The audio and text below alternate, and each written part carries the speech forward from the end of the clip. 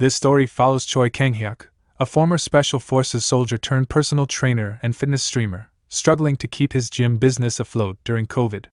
To de-stress, he reads a Murim novel about a Shaolin monk named Mujin but suddenly wakes up inside the novel as the protagonist, losing his muscular body and finding himself in a strict monastery. Confused but convinced it's a dream, he decides to play along. However, as he faces harsh training and discipline, he starts to question whether he's truly dreaming or if he's trapped in this new reality. Let's start the recap. The manhwa starts inside of a fitness center in Seoul. Inside one of the staff room, we see a man named Choi Kang-hyuk live streaming. He goes by Best Gym Rat TV. Kang says he's going to do a mukbang today, then starts to pig out. He says it's good, then takes a sip of his beer. I'm sure you can tell from his body that he enjoys working out. He wasn't always a gym rat, but he was heavily injured in a deployment during a Special Forces mission, and he started doing physical therapy but fell in love with trying to figure out what was optimal for the body. He ended up becoming a Chad personal trainer and focused on rehabilitation. For those who are wondering why he's doing a mukbang, it's because of COVID. In order to keep up with the cost of the gym's maintenance, he ended up trying streaming, although the profits weren't good enough to maintain all 5 gym locations. He does his outro to all of them, saying to like and subscribe. He instantly sighs after he ends the stream. He says he's worried about tomorrow. He ate so many calories and he wants to work out, but it'll be hard because of the alcohol. He starts to wonder how things got like this. It jumps to a doctor telling him that he's balding due to a high amount of stress, which hurts him. The doctor says if he doesn't de-stress, his body will continue to break down. Kang asks what he means, and the doctor says he'll become bald. Kang doesn't want to turn into a Korean Johnny Sins, so that's why he's resting so much too. He says he doesn't know what to do. He starts to scroll on his phone and says, "Not this one." We see that he's looking at Murim novels. He grew up with his grandparents, and he would often go to the nearby bookstore and read them.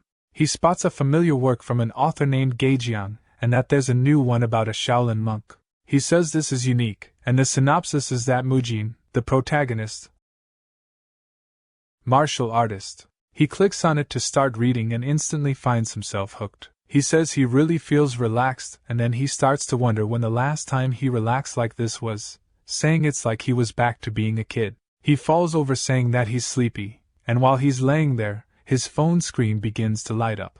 Then he hears someone trying to wake up Mujin for the morning workout. Kang raises up and looks up to see a bald head and a Shaolin in uniform as a little boy says they need to hurry up or else they'll be yelled at. Kang asks the kid how he got into his house and the kid asks what he means, saying he's older and bigger than him. Kang is 180 centimeters and 8% body fat, so he's confused. He asks the kid if his eyes are okay and looks around wondering why he's in his house, but he quickly realizes that he is not in his house and he's confused. Then he touches his head to see he's bald. He stands up wondering where the hell he is and why he's bald. Then he remembers the kid called him Mujin, and says it's the same as the novel he was reading. He wonders why he's here and why he had to lose his muscles. He quickly says it must be a dream. The kid says they'll really be late, and Kang, we'll call him Mujin from now on, stands up and says he's an adorable kid. They start to run off and he says he'll enjoy the situation since it's a dream. An older man yells, saying being late first thing in the day they need to be taught a lesson. He tells Mujin and the kid to take their places. Mujin says it feels so real for a dream. The man says they'll start with the horse stance first, and Mujin looks around to see everyone shaking like after a bad batch of Taco Bell. But he says they'll hurt their knees like this. Do proper exercises due to the rehabilitation training, so he understands how important the lower body and core are to bodily health. There were times he saw trainers teaching the wrong technique and that they would focus on the upper body and ignore the core, so he can tell their posture will lead to issues in the future. Their backs are too rounded and their legs are too spread. The man yells, saying the lower body is the foundation of martial arts.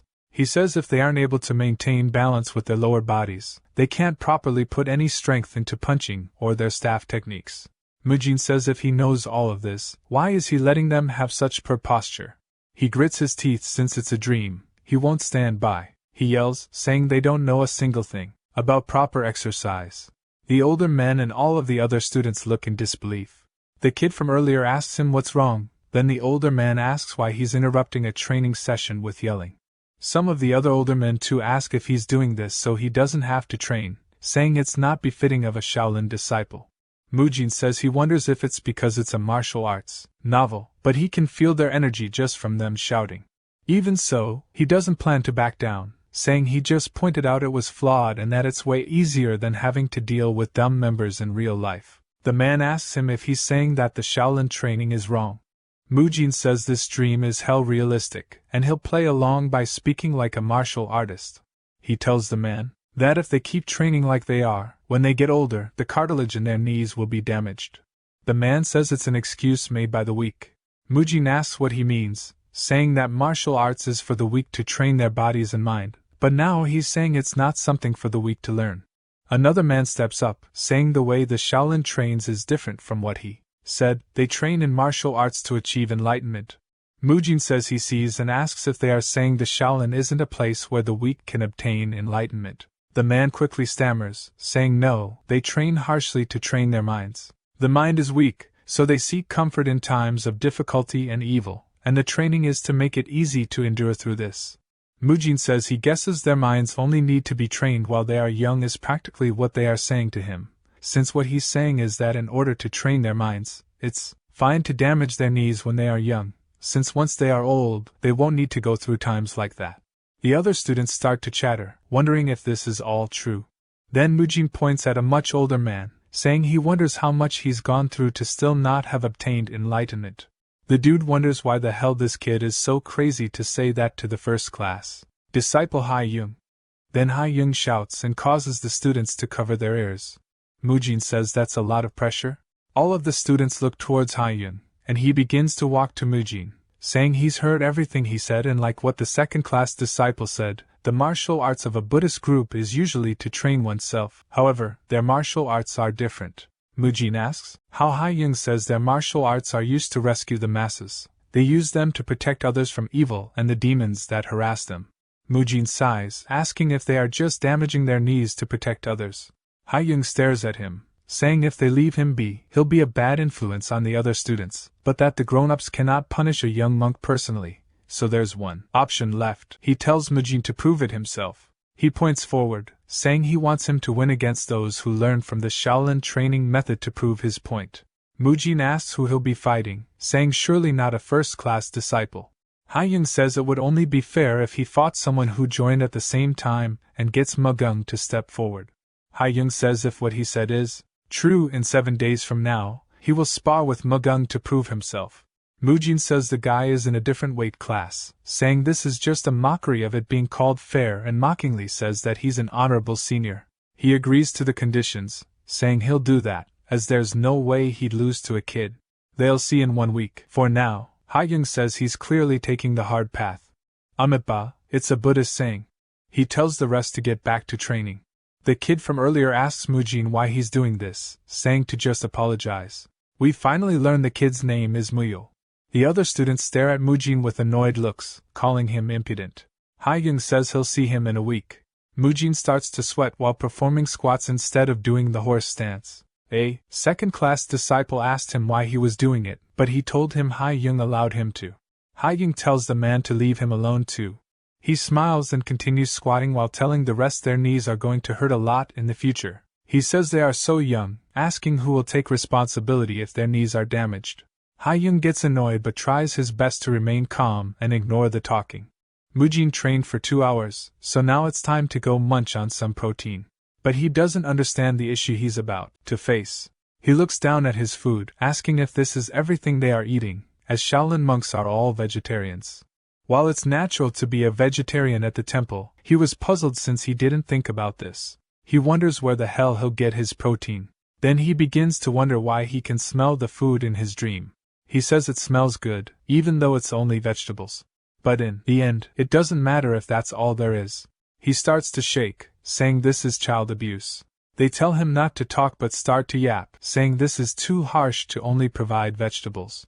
The second-class disciples tell him to stop talking during mealtime, saying this is disrespectful, and one of them says he'll teach him a lesson. Mujin wonders why the dude's angry since he's the one who should be pissed. They need protein. He grits his teeth, saying he won't let his training go to waste. A man opens the door and starts to laugh. Everyone looks up to see him, and the second-class disciple shouts, saying Hall Leader Hyunmun, he takes care of the food here. He looks at Mujin, says he must be hungry, and if the food isn't enough, he'll get more. Mujin says there's enough food, and Hyunmun asks if he wants more of the side dish. He decides to be generous and overlook his grumbling. Mujin then asks if he has any chicken breasts. Everyone is outraged, asking what the hell he's talking about. Muyul says he's been acting strange, asking if there's something wrong with his head.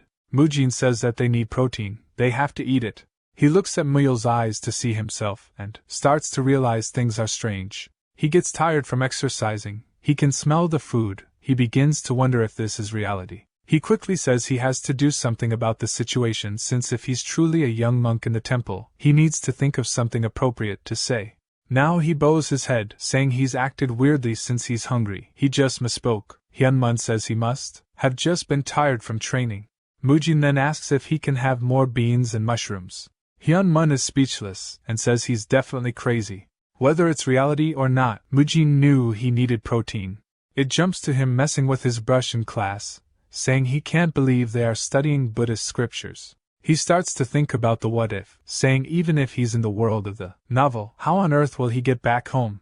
Then he wonders if he'll get out when the story is completed. He says based on that perspective, it's not bad at all. He's the protagonist, so he has exceptional talent. The Shaolin Temple is the strongest among the Orthodox Alliance.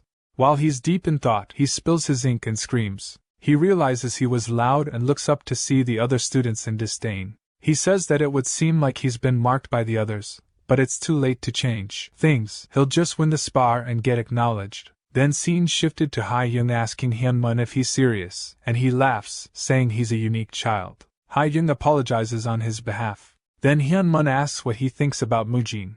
He says that they'll find out in 7 days if Mujin is correct or not. Hyunmun laughs, saying that's truly a great idea. They can't punish a disciple because of their thoughts, so they can just prove their point by testing it. He also says that he's heard that Mugung is one of the most competent disciples among the new disciples. The temple recruits hundreds of kids every year, but most drop out and they end up with only 10% of the original number, which is why the other disciples or elders don't generally know the names of the new monks. But Mugung was a rare case, as they all knew who he was. Ha-young says Mugung will teach him a good lesson. Then the scene shifted to both of them walking up to the middle of a platform as a week has passed since they agreed to spar. Ha-young tells both of them to get ready for the fight. It cuts back to Muyul asking Mujin what he's doing. He says that he's stretching. Muyul asks what that is, and Mujin explains it in martial arts terms, calling it tendons extension technique. Of course, we all know what stretching is in the modern world, but within the novel, it's not that well known, especially the benefits of the increased range of motion.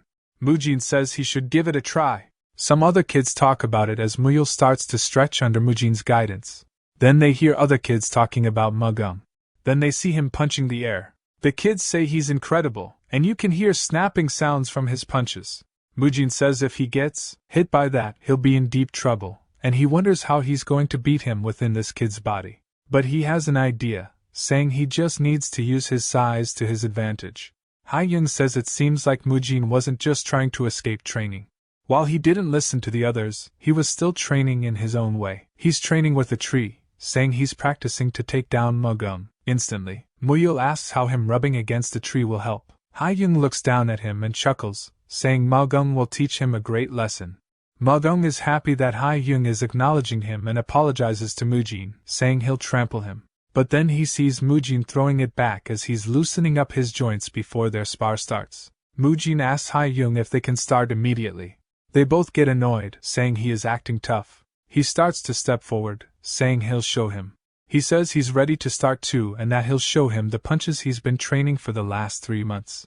It starts, and Mujin runs straight at him. This startles Mugung, and as Mujin gets closer, Mugung tries to back away from him. He punches straight at his head, but it gets dodged. Everyone is surprised. Instantly, Mujin uses the dodge trajectory to grab onto Mugung's leg.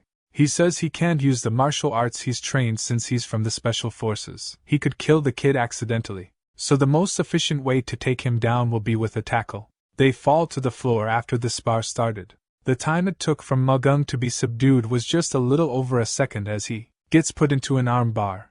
The students ask what's going on and wonder if Mugung can get out of this. Some of them are worried, saying it is impossible for him to be subdued so quickly and be in such pain. Mugung wonders what the hell is going on here. The second-class disciples begin to give Mugung some advice, but even though they don't know what an armbar is, they can tell it's bad. They know exactly how painful it must be for his arm. Mujin calls out to him, saying if he resists, his arm will break, so just surrender. The second-class disciples still try to tell him to get up, but Mujin assures him that if he exerts any more strength, he will snap his arm, so he needs to give up immediately. Mugung starts to grunt as his arm gets closer and closer to snapping, and then starts to just cry. Mujin is surprised, and so are the other kids. Mujin quickly lets go, saying he's sorry, and they all turn towards Haiyung, asking him what they should do now. Mujin helps Mugung get up, asking why. They had to make two kids fight, and Mujin is declared the winner. We learn that the chain punch is one of the 8 extremities fists, which uses the entire upper body to generate powerful force, allowing you to quickly defeat your opponent. It's known for being very powerful. Mugung has the most proficiency among the younger monks. Even the second-class disciples were impressed by Mugung's chain punch, yet he pathetically lost without any form of resistance to some weird techniques. Mugung keeps crying, saying that this is unfair. Mujin asks what he means. Mugung says he charged as soon as they started using something that wasn't the chain punch. He shouts, saying he can win against anyone in a fair fight. Mujin tries comforting him but messes up his name, which made him cry more. The other disciples say that Mugung has a point. Mujin turns around and sees them.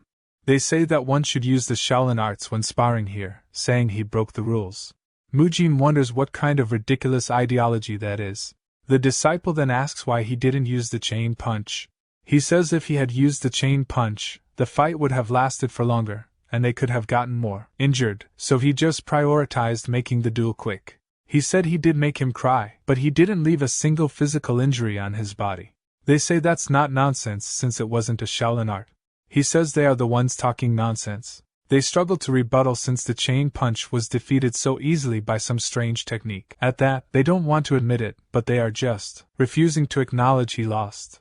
They don't want people to doubt the Shaolin arts, or that the new disciples might be discouraged and leave. They look back at Haiyung, wondering what the plan is, but they see him smiling at the whole situation. Haiyung calls out to him, asking if he truly did that technique just to not cause him harm. Mujin says yes. Haiyung says that is the true essence of Shaolin and smiles, saying he's the winner. Everyone is surprised by this. However, the reason his skill was more effective was because the opponent's level was that of a loser. The ultimate reason they learn martial arts is to take down evil and the demonic heads who've learned martial arts. So he'll show the true essence of Shaolin, the real power that can take down their enemies. He orders the rest to bring him a boulder. They bring one over. I think that's a big demonstration of their power. They start to wonder if he's going to break the rock with his fist, and Haiyung tells them to watch closely. This is the true power of the chain punch. He takes a deep breath and then ready himself, channeling his energy into his fists, then exhales upon punching the rock. The rock begins to crack and shatters as he punches a hole through it. The rock shatters to the ground, and everyone is pigging out of their gourds. Haiyung looks smug and turns after receiving all of their compliments. Even Mujin is stunlocked and says, "Whoa." He starts to grin, saying, "That's a real martial artist." He says, "This is how it should be. One hit being enough to break open a mountain. One swing can take down hundreds of enemies. A single punch putting a hole through someone." Then he realizes something. He says that Haiyung mentioned overpowering the enemy without harming them. Haiyung says yes like it's a question. Mujin points out he broke the boulder into pieces, and they all look at it and realize it doesn't make sense. Now they are thinking about it, so nobody could say anything. Later that day, we see another man named Hyun Sung talking about the fight with Haiyung. Then Haiyung says Mujin may be rather arrogant, but he trains his chain punch the most out of the students. He's worried though. Hyun Sung asks if he's worried that he's only training the chain punch to learn its weakness. He says yes, saying it could be bad if Mujin is a spy of one of the unorthodox sects, or the demonic cult. Of course, Mujin is just a modern-era gym rat. Hyun Sung says he probably isn't, and he wouldn't do something so eye-catching if he were. Haiyung suggests maybe it's reverse psychology, but Hyun Sung tells him not to worry. He's just a new disciple, and they'll find out over time if he's a spy or not. But he has an idea and says maybe he's from a martial family. Ha-young says it makes sense, as he doubts Mujin came up with those ideas by himself about the training. Hyun-sung says the greatest figure in a child's life is their father. Maybe he wanted to.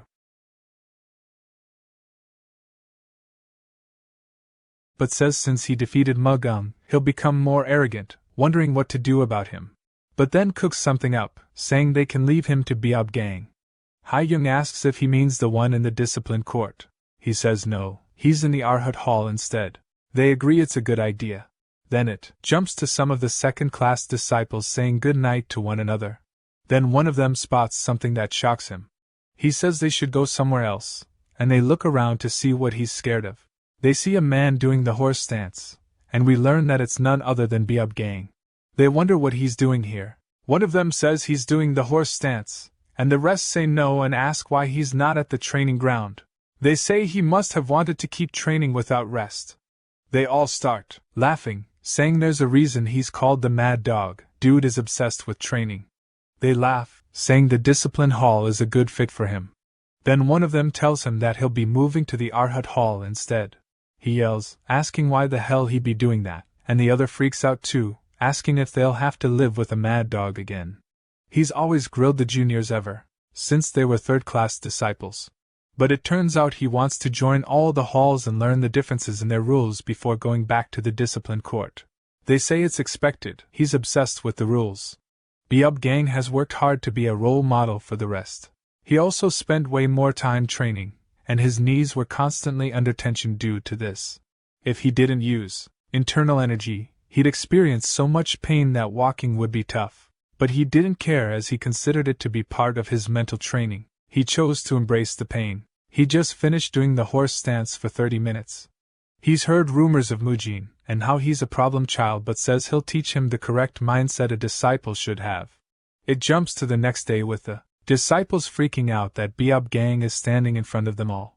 They ask, and he says he'll be joining them all today. Mujin sees him, and Beob Gang laughs, saying he's looking forward to working with them all. Mujin says he's absolutely diced to the gills. He notices the second-class disciples aren't happy about him being here, but the first-class disciples have no idea who the hell he is. Mujin quickly understood what's going on, and says he must be Beob Gang, almost like they haven't been saying it for so long. They start their morning training, and the first thing up is horse stance. Beob Gang says the first thing to do is find the root problem. If he knows the problem, he can solve it. He walks behind Mujin while saying all of this, then spots him saying his legs are spread wider than his shoulders. He comments on how his posture is different, and starts to mimic the way he's doing it. He starts copying the squats he was doing and says it's not any different, and he feels the same pain as from the horse stance. He gets angry, thinking it's just a trick, and goes to say something to him. Beob Gang asks what he means, and he tells him his posture is wrong. Beob Gang asks him to explain, and Mujin realizes he'll have to teach him so much, and says he doesn't know why he's copying him, but he can hear his knees screaming with every squat, and he can't ignore this. He thinks about how it would be beneficial to have him on his side and decides to win him over since he has authority here.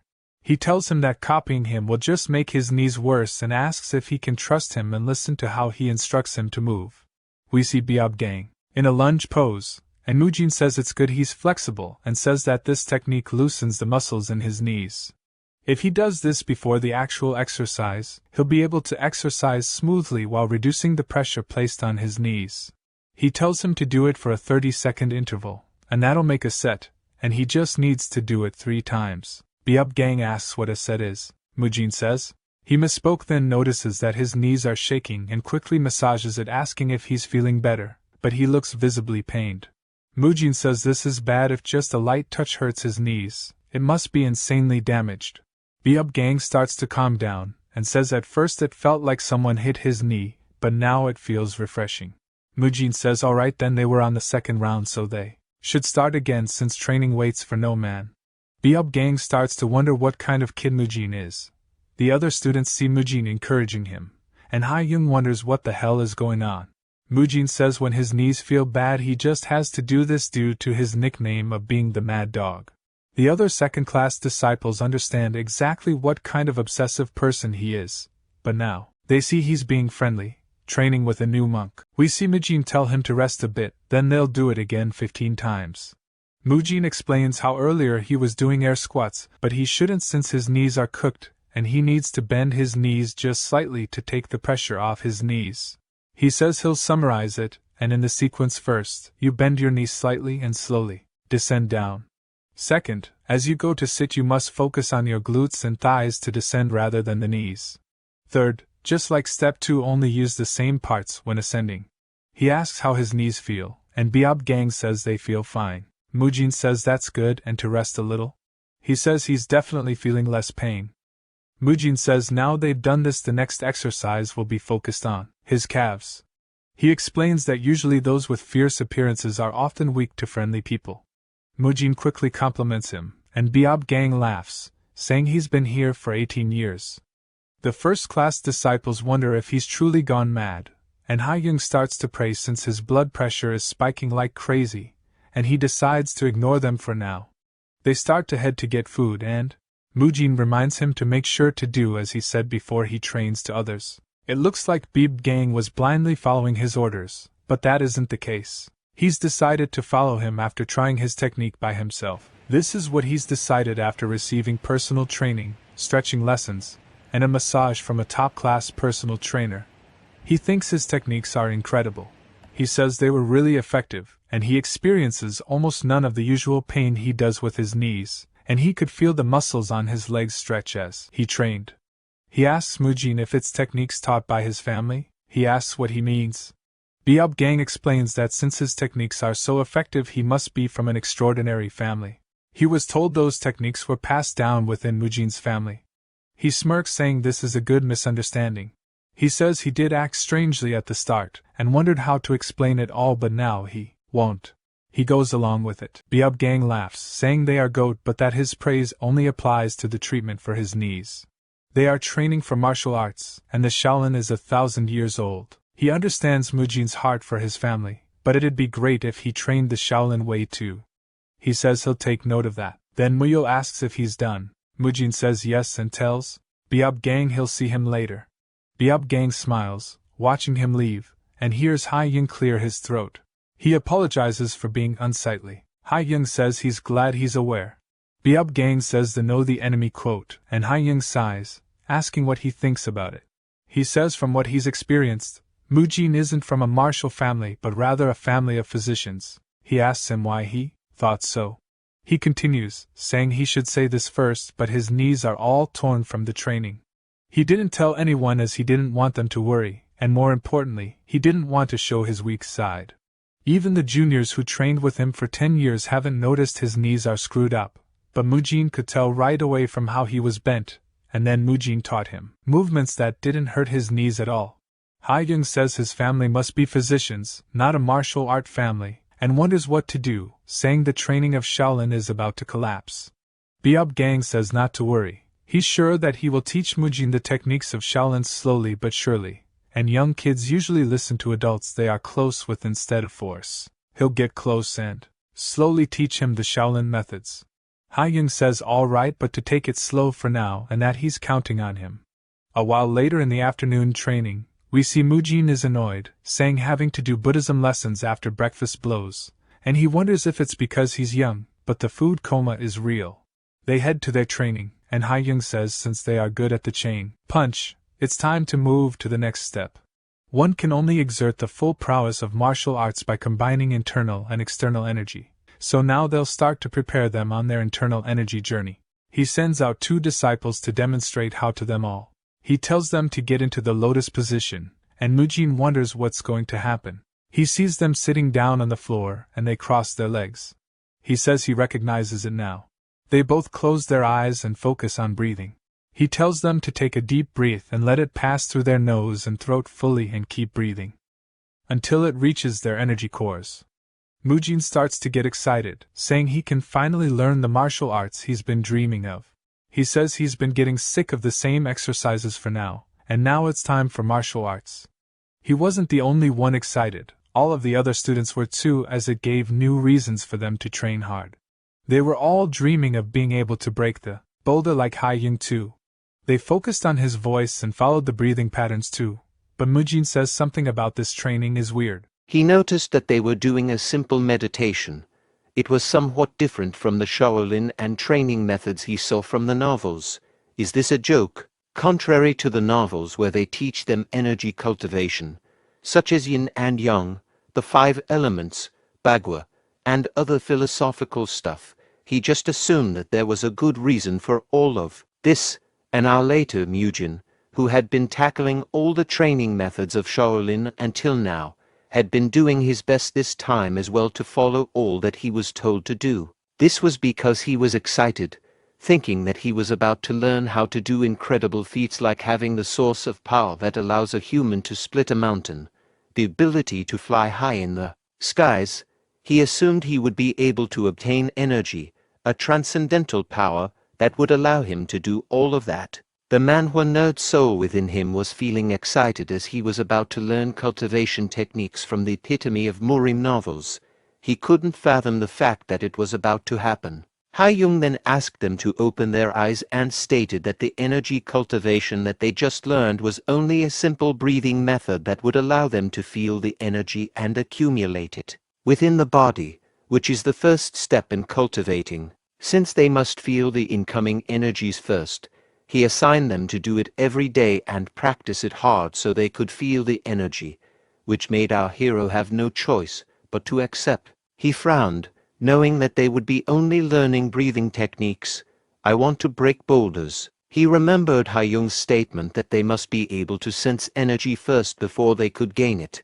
A senior then gave him a book. It was the book that the second-class disciples used, and it has images of human meridians. Ha-young informed them that there was no need for them to memorize the whole book, just memorize the meridians, which they could use when circulating energy and subduing opponents. Fortunately, Mujin had an idea about meridians, all thanks to his contemporary knowledge.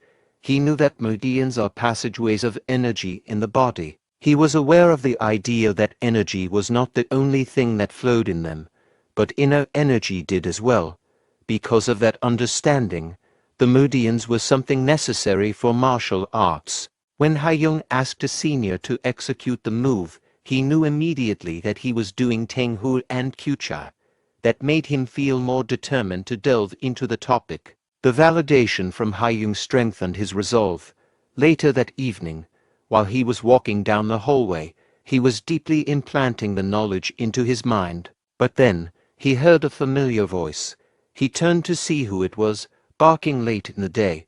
It was none other than Mad Dog, trying to beat David Goggins' baddest MF record. He explained that his knees weren't hurting anymore, thanks to his training regimen. Now he could turn back to his old fetish of domestically abusing his joints. Mujin was dumbfounded. He could hear his knees cracking. It was as if his effort went into not in Biab gang defense. He stated that he must push through the pain because iron gets only stronger when it's struck. But Mujin explained, true, but it could only get stronger if you strike it right. It might break if you overdo it. He asked him to take a seat, to which he gladly did so. He warned him that he was about to show him a new technique that would hurt him for a bit, which was called the pressure-relieving technique. The Mad Dog tried his best to endure the pain each time our hero massaged his knees. The discomfort was intense, but he knew it was necessary for his recovery. Massaging, Mujin was reminded of something about the past, a mistake that led him to struggle. Back when he was a member of the Special Forces, his body got severely injured when he tried to just grip through the training after having a sprain. Even though he suffered greatly, he was assigned a task to cross a river. Because of the traumatic event, he was forced to retire from the service. At that time, he lived through every day without any energy. Each day felt like a struggle just to get through. His lack of vitality made even the simplest tasks seem insurmountable, and he felt like he saw a ghost from the past every time he looked at Biab gang. He told him that if he were to get injured, he would be the only one who would suffer in the end because no one would take responsibility for it. Therefore, he wished that he took care of his own body more often. That made him smile, knowing that his junior was concerned for him. So he gave them assurance, stating that a Shaolin practitioner won't abandon their fellow disciples no matter what they went through. He gave them a bright smile and confidently said, "We won't abandon anyone, regardless of what happens." Mujin felt relieved after hearing that. Who would have thought that along with huge muscles, the mad dog also has a huge heart? Beabgang informed him that he should trust him with everything starting tomorrow and train in the ways of Shaolin. After feeling relieved, he asked, "By the way, where were you going?" He replied that he would be going back to his room to practice the energy circulation technique he learned earlier. That confused him, knowing that he came from a family of physicians. He should already be able to feel energy from the inner energy cultivation techniques that were taught by his family. That caught Mujin off guard. He forgot the fact that they thought he came from a family of physicians, so he told him instead that he forgot to learn it due to some personal circumstances at home. In that case, the mad dog offered to practice the energy circulation technique in the exact place they were standing, since he was also thinking of circulating his own energy after he was done with his training. He added that they must train together from now on every time he circulates his energy, and it might help him more, as he might be able to sense energy easier when Beabgang was around. "So, do you want to do it?" Mujin was amused hearing his convincing words. He wouldn't let go of this opportunity to train with the notorious mad dog because no matter how much he tried to feel his energy, he still had no idea what it felt like. But things might be different if Beabgang cultivates beside him. He sat down in the lotus position, determined to give it a try. He was thrilled and wished to start circulating energy as soon as possible. The prospect of revitalizing his cultivation technique along with a pro filled him with excitement. The mad dog was feeling the excitement. He wanted to serve as a role model for his junior, determined to lead by example. He asked him to pay attention and learn from what he was about to see. He breathed deeply from his nose into his diaphragm. The deep inhale filled his lungs completely, bringing a sense of calm and focus, which left Mujin in awe. Witnessing such mastery of breath control and concentration impressed him deeply. Just by looking at him, Mujin knew that he was doing real energy circulation. The air around Beabgang felt different. He took that as a chance to see what was different between him and Beabgang. He wished to refine his own techniques to match his mastery. He started seeing an ominous aura engulfing Mad Dog, which he wasn't even able to see when he was doing it by himself. He wondered if that was what Haiyong was talking about previously, that same energy that was capable of slicing a mountain in half. All of the evil energy must gather within the body and be breathed out through the mouth. When breathing in, breathe in as deeply as you can. Then absorb the pure energy of nature until it reaches your energy core located at the center of the body. That's the difference he found between him and Beabgang. Although he struggled a lot, he did his best to perfect his technique, showing his determination to learn Shaolin martial arts. After a while, his core started glowing, indicating that he managed to reach the flow of energy. "I can feel it." Despite feeling the urge to celebrate, he maintained his composure. He understood the importance of staying focused and calm in the moment, ensuring that he must gather all of his energy. But then he found out that he only had a tiny amount of energy within him, unlike Beabgang's energy. In fact, it was so small that it was even a miracle that he was able to feel it. But then he remembered that back in his world, people called the truffle chips despite only having 0.01% truffle. Meanwhile, we saw Beabgang's surprised face, as if he saw a monk breakdancing during morning meditation. He couldn't fathom the fact that our hero had already felt the energy, confirming that the master's assumption about Mujin was correct. He was indeed a genius that could become a pillar that will hold up the 1,000-year history of Shaolin. Back to our hero, he was able to get a rough grasp of how to sense energy and store it. He was able to stabilize his breathing technique a lot thanks to his determination to learn. But then he suddenly felt a chill in the air. When he opened his eyes, it was already dark. Observing this, he noticed that Mad Dog was patiently waiting for him. exuding a sense of maturity and supportiveness to his junior. He apologized, admitting he didn't know it was already late. However, the senior didn't mind it and reassured him instead. He suggested that he should go back to his accommodation, asking him to take a rest. While Gang stared at him, he saw something different around him. This kid never fails to amuse me. There was an unusual aura or presence that hadn't been there before. This newfound energy or change in Mugen's demeanor intrigued him, as he had already exceeded the expected level of someone who just started sensing energy. He complimented him, saying that he would be able to learn the enlightenment cultivation technique of Shaolin from now on. So Mugen asked, "I don't need to memorize meridians anymore." Mad Dog replied calmly, "You came from a family of physicians. Shouldn't you know it all by now?"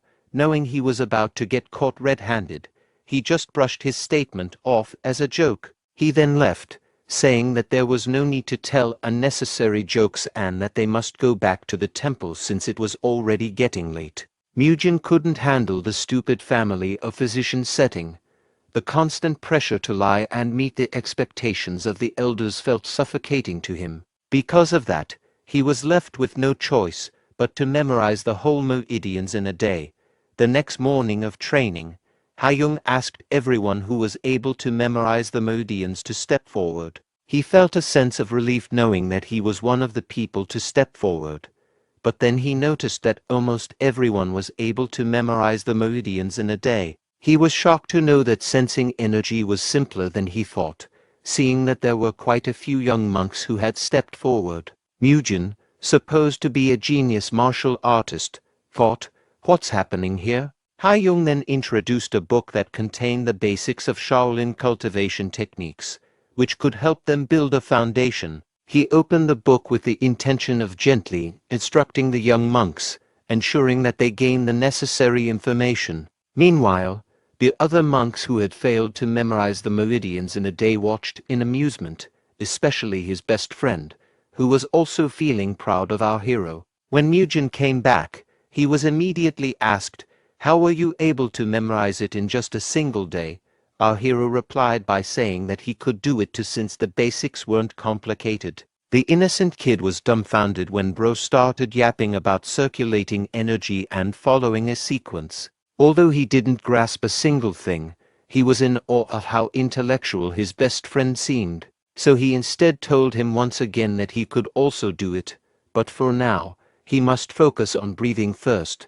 Mugen then continued memorizing the meridians and sequences until he got it perfectly. He memorized the book Hayoung had given previously. Thanks to that, he felt his energy filling up faster, even though it only lasted for a short time. He was proud of it. He found it unbelievable that he was finally delving into the study of inner energies, a topic he had only encountered in novels before, a perfect feat of a martial arts protagonist. His training progress went smoothly. Every second he spent training brought small wins. However, his concentration vanished as soon as Miyu called him.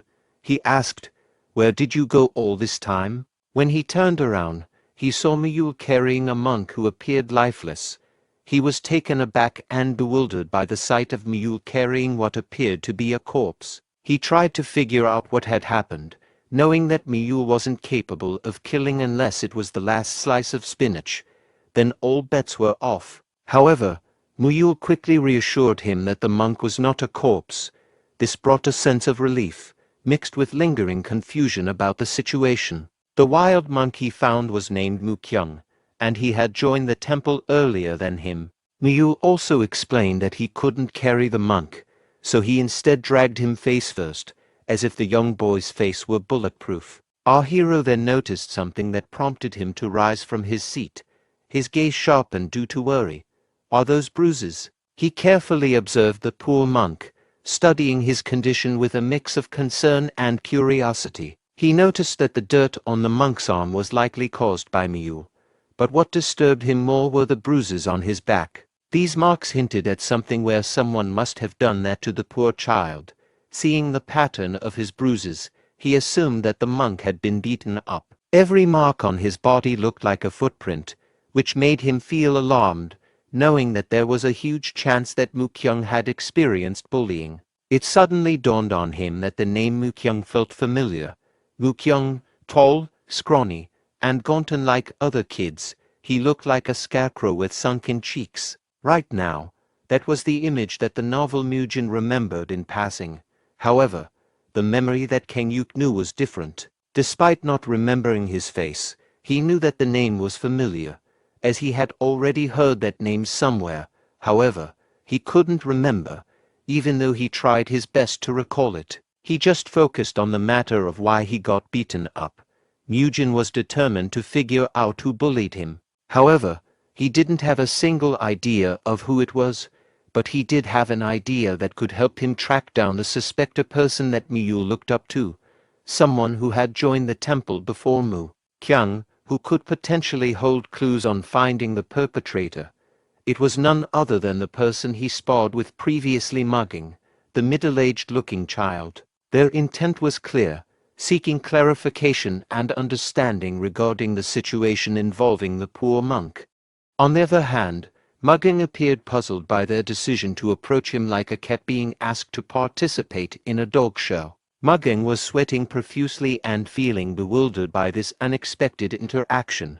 His confusion was evident as he tried to comprehend the reason behind their approach. But things went from serious to an 80s comedy show atmosphere when Muyul accidentally dropped the poor kid. It was like he used the finish him combo from Mortal Kombat on Mu Kyung. A tense silence hung in the air thanks to the little dude's random head drop. Back to the main point. Mugging refused to help them, saying that he wouldn't waste his precious time on our hero and his friend. But our hero looked him dead in the eye and stated, "You're our senior. It is a must that you help us." Mugging clenched his teeth and told him that he was his junior, therefore, he must follow him. However, Mujin provoked him by asking if he was fine with becoming a senior who lost to his junior. But Mugging stood his ground, saying that he only lost because he let his guard down. However, his patience finally wore thin when our hero informed him once again that he had been defeated by someone younger. He delivered his chain punch, intent on knocking him out. His precise movement, along with his determination to end the confrontation, was imminent. But once again, our hero ducked, dodging the punch. His reflexes were sharp, allowing him to evade the attack with ease. He firmly grabbed his gi and executed a judo throw, showing another, unusual move to Mugging. He covered Mugging's neck with his arm, attempting to execute a twister chokehold. Mugging grew increasingly frustrated, realizing that his chain punch was ineffective against our hero. It was as if he was fighting an epic 20 kilograms champion. Mujin smirked and confidently told him that the outcome would always be the same, no matter how many times they fought. His words carried a challenge and a hint of superiority. Mugging, however, refused to give up.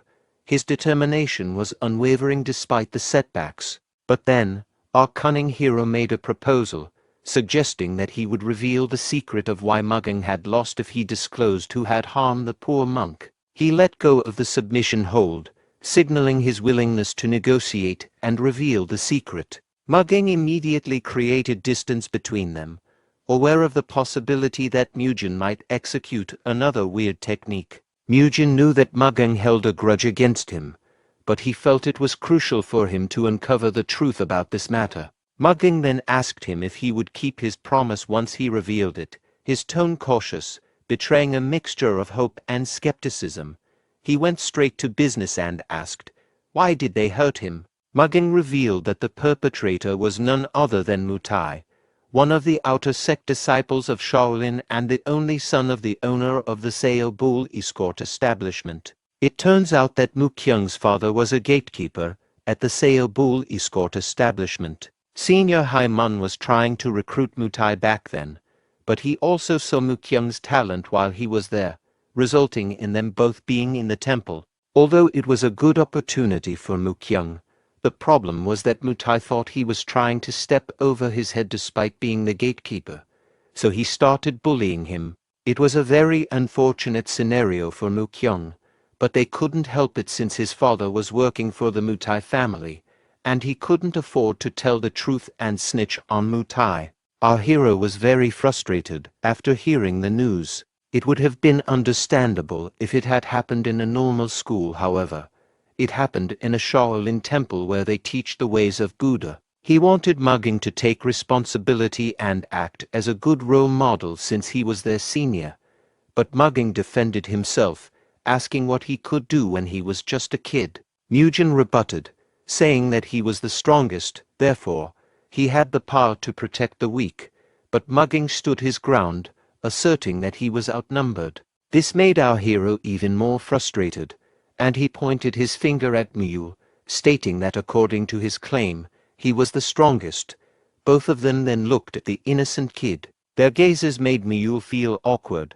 Mugging went into tomato mode after knowing that Mule looked up to him, prompting him to reveal that Mutai and his friends weren't taking the training seriously. He frowned when Mugging told him that since Mutai was a disciple from the outer sect, they naturally used the martial arts of the Shaolin Temple as a basis. He added that Mutai and his group had probably already learned the basics, and that's why they didn't need to take the training seriously. That reminded him that Mutai and his friends might be the same people who stepped forward back then.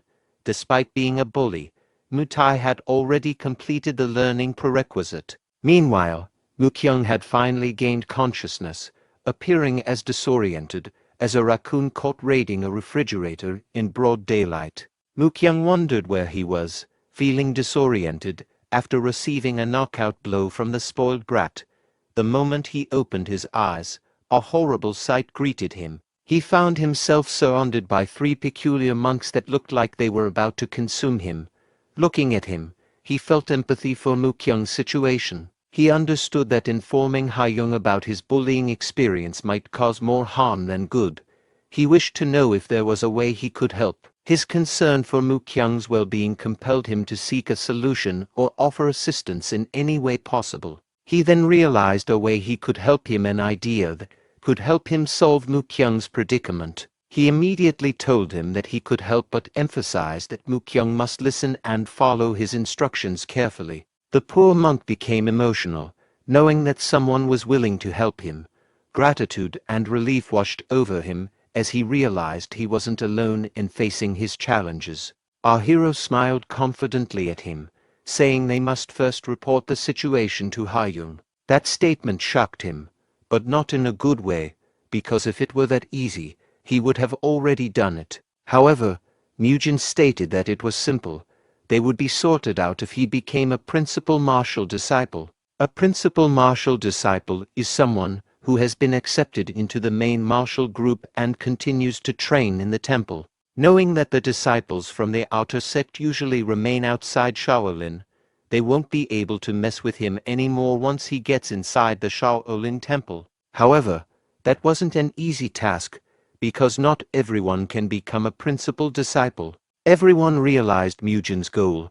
They were shocked to hear such an ambitious plan except for Mule, who looked too cute and innocent to understand a complicated topic. Come to think of it, they won't be able to threaten a principal martial disciple of the Shaolin temple. Although there was a possibility that it wouldn't work, there was a big what if inside his mind. He remembered what Mad Dog had told him previously, therefore, he needed to test whether what he said was true. He offered his hand to the poor kid and told him that Hayoung and the Shaolin temple would never abandon their people.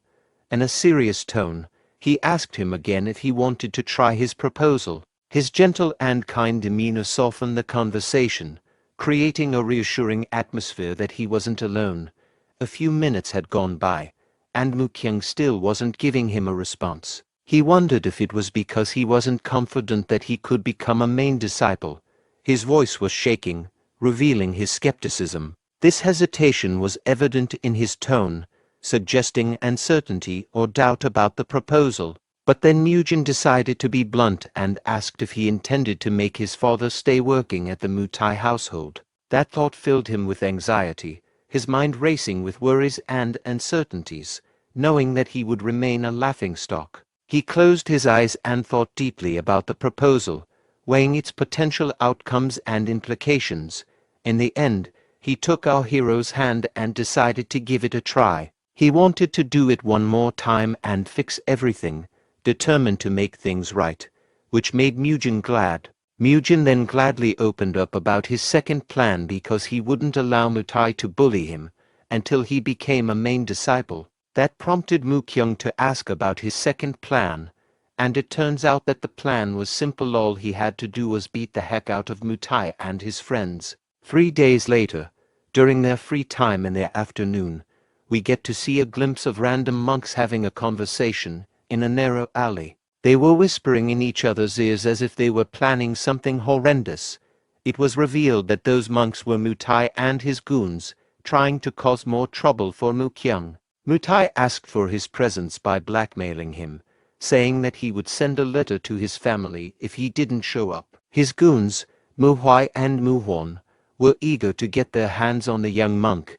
They wanted to beat him as soon as possible. News came to them that our hero Mugen and his best friend Mule had started hanging out with Mukyung, but further rumors had come saying that Mugging was also with them. They wondered why the gorilla-looking monk, who always acted like a role model, had started hanging out with them. However, that only gave them more excitement, as it would give them more practice targets.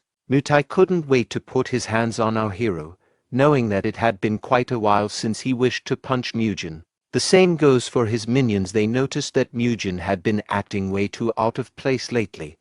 They then proceeded to mock Mugging, saying that he was a crybaby after losing in a duel. Coincidentally, Mugging, along with his friends, arrived on the scene.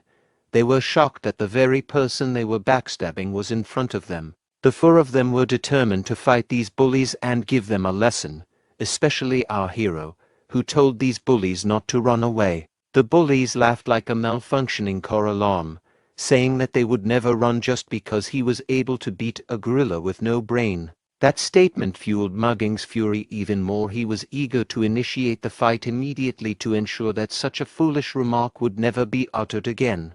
Mohwon, with his large nose, stepped forward to face Mugging, while our hero chose to confront Muhwai. Our hero then reminded Mukyung about their deal. You know what to do. You'll deal with him. He reminded him if he still recalled what he had said, to which he assured that he did, therefore he must not worry. But that wasn't the case for Mukyung. He was skeptical about whether he could beat his bully. Mutai then provoked Mukyung, sarcastically complimenting him that he finally made a friend. The young monks stood facing each other, their gazes locked in a tense stare down, implying that an epic fight was about to come. Meanwhile, Mutai's intimidating presence had an effect on Mukyung, causing him to hesitate momentarily as he assessed his opponent's imposing demeanor. His body began to tremble at the sight of Mutai's menacing look, so Mutai took advantage, saying, "You know what would happen to you and your father if you were to hit me, right?" That statement caused Mukyung to hesitate momentarily, unsure of how to respond to the implied threat. He remembered how diligently his father worked for the Mutai family, and he didn't want to jeopardize that relationship. But then he remembered Mugen's statement, claiming that his father would remain in that horrible household if he kept being a coward. Moreover, if he wanted to alter the situation, he needed to teach them a lesson and strive to become a main disciple. Despite his tears of fear, he summoned the courage to proceed. He charged at Mutai, demanding that he leave his father alone and face him directly instead. However, Mutai managed to dodge the attack, sidestepping out of harm's way. He was shocked to see that the one he once thought of as a coward was now defending himself. He retaliated with a punch of his own and asked if Mukyung had lost his mind. On the other hand, Mugging effortlessly caught his opponent's hand, gripping it firmly and preventing any further movement. His opponent was impressed, realizing that Mugging had reacted swiftly to his punch, recognizing that he wasn't just a gorilla-looking kid. Mugging then strengthened his grip even more, to the point that his opponent had started asking why his mama brought him into the world. He couldn't fathom the sight of Mugging, who was now exuding a completely different vibe compared to before. Flashback. It turns out that Mugging had previously refused to join their forces. However, Mugen's statement that he was scared had triggered him to cooperate. He reluctantly listened to Mugen's proposal, his mind racing with conflicting emotions. But when our hero brought up the topic of why he lost to him, it piqued his interest. Our hero admitted that his chain punch was indeed strong, but that was actually all there was to it. Knowing that Mugging was still confused, our hero advised him that he would learn faster by experiencing it firsthand with his own body. He told him that he would be hitting him with his own chain punch and wanted Mugging to avoid it.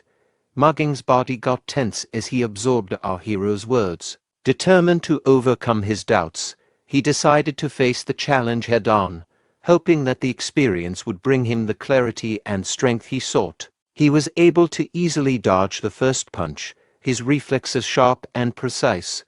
Our hero asked Mugging to prepare himself again and try dodging his second technique. Our hero wound up his punch and channeled his strength, aiming to test Mugging's reflexes. Mugging was determined to evade the attack, his eyes locked on our hero's movements, his body tensed in anticipation as he prepared to dodge with all his might. But instead of a punch, our hero delivered a kick that caught Mugging off guard, and he failed to dodge it. Mugging screamed in pain, demanding to know why he had been deceived. However, Mugen offered him a revelation, saying, "That's precisely your mistake. You're too predictable." He explained that in order for an attack to work, one must deceive their opponent. That revelation sparked a realization in Mugging's mind, opening up a new understanding of combat strategy. He added that although he acknowledged that Mugging had a fast and powerful punch, he was able to dodge it simply by judging his posture. But Mugging refused to accept it. He explained that he just needed to be faster so his opponents wouldn't be able to dodge it, even though they knew it was coming. Mugen knew that he had a point, however. He needed to be the strongest in the world if he wanted that to happen. It turns out that he learned those techniques from all the novels that he had read, such as the unorthodox Tyrant Chronicles, where the blade techniques of the protagonist were considered the strongest in both unorthodox factions and in the world. In other words, if you were not the strongest, that knowledge wouldn't apply to Mugging. So until then, he suggested that he must deceive his opponent by winning the psychological warfare, just like in the game Rock, Paper, Scissors. Mugging was hesitant, but in the end, he accepted his advice, understanding the necessity of improvements as their senior. Back in the present, Mugging smirked at his enemy, thrilled to show his new knowledge. The bully agonized in pain with each passing second that Mugging firmly held his hand. Rage was evident in his voice when Mugging demanded that the bully dodge his chain punch at all costs. Our hero's advice echoed each time he fought the bully. He remembered the time when he contemplated whether to acknowledge the usage of deception. For him, using deception was a cowardly act. However, he couldn't justify why. In the end, he admitted that Mugen was right, and since he learned something new from him, he wanted to show him something. Mugging claimed that it would be dangerous for our hero to fight Mutai and his goons. At first, our boy thought that he was coping. What is this boy yapping about? Mugging revealed that there was a way for him to become even stronger, which he didn't use in their previous fights. He added that if it had been a real fight, he would have used the martial arts of his family. Mugging guided them to an empty spot in the temple, determined to demonstrate their family's martial arts prowess. Our hero asked, "Why did you bring us to such an empty spot?" But Mugging clearly stated that he didn't want to upset the elders by using their family's martial arts. He asked Mule to stay on the lookout, as he was about to execute something amazing. He closed his eyes and breathed deeply, and then an ominous green and yellow aura engulfed his body, followed by a menacing stare. Mugging prepared to showcase the formidable skills passed down through generations in his family. With all of his might, he demonstrated the art, showcasing the precision and power honed through years of practice. His fist looked as solid as a rock, reflecting the strength and intensity of his martial arts technique. Mugen was amused to witness such a powerful punch, which left him breathless and unable to formulate speech. He noticed that the form was different compared to when Mugging used his chain punch. It was as if he was looking at a high school level kickboxer. He was left in awe considering that Mugging was still young yet possessed such power. Every kick or punch Mugging delivered left a snapping sound, heightening Mugen's awareness of the potential danger when facing Mutai and his crew. I see, so if I fight Mutai and the others now, they'll all use their own martial arts against me. With the skill he demonstrated, Mugging was confident that it would leave a lasting impression on our hero. Our hero admitted that Mugging had impressed him, now understanding why he was regarded as the strongest young monk. But he knew that all of the young monks were still unable to freely control their own inner energy.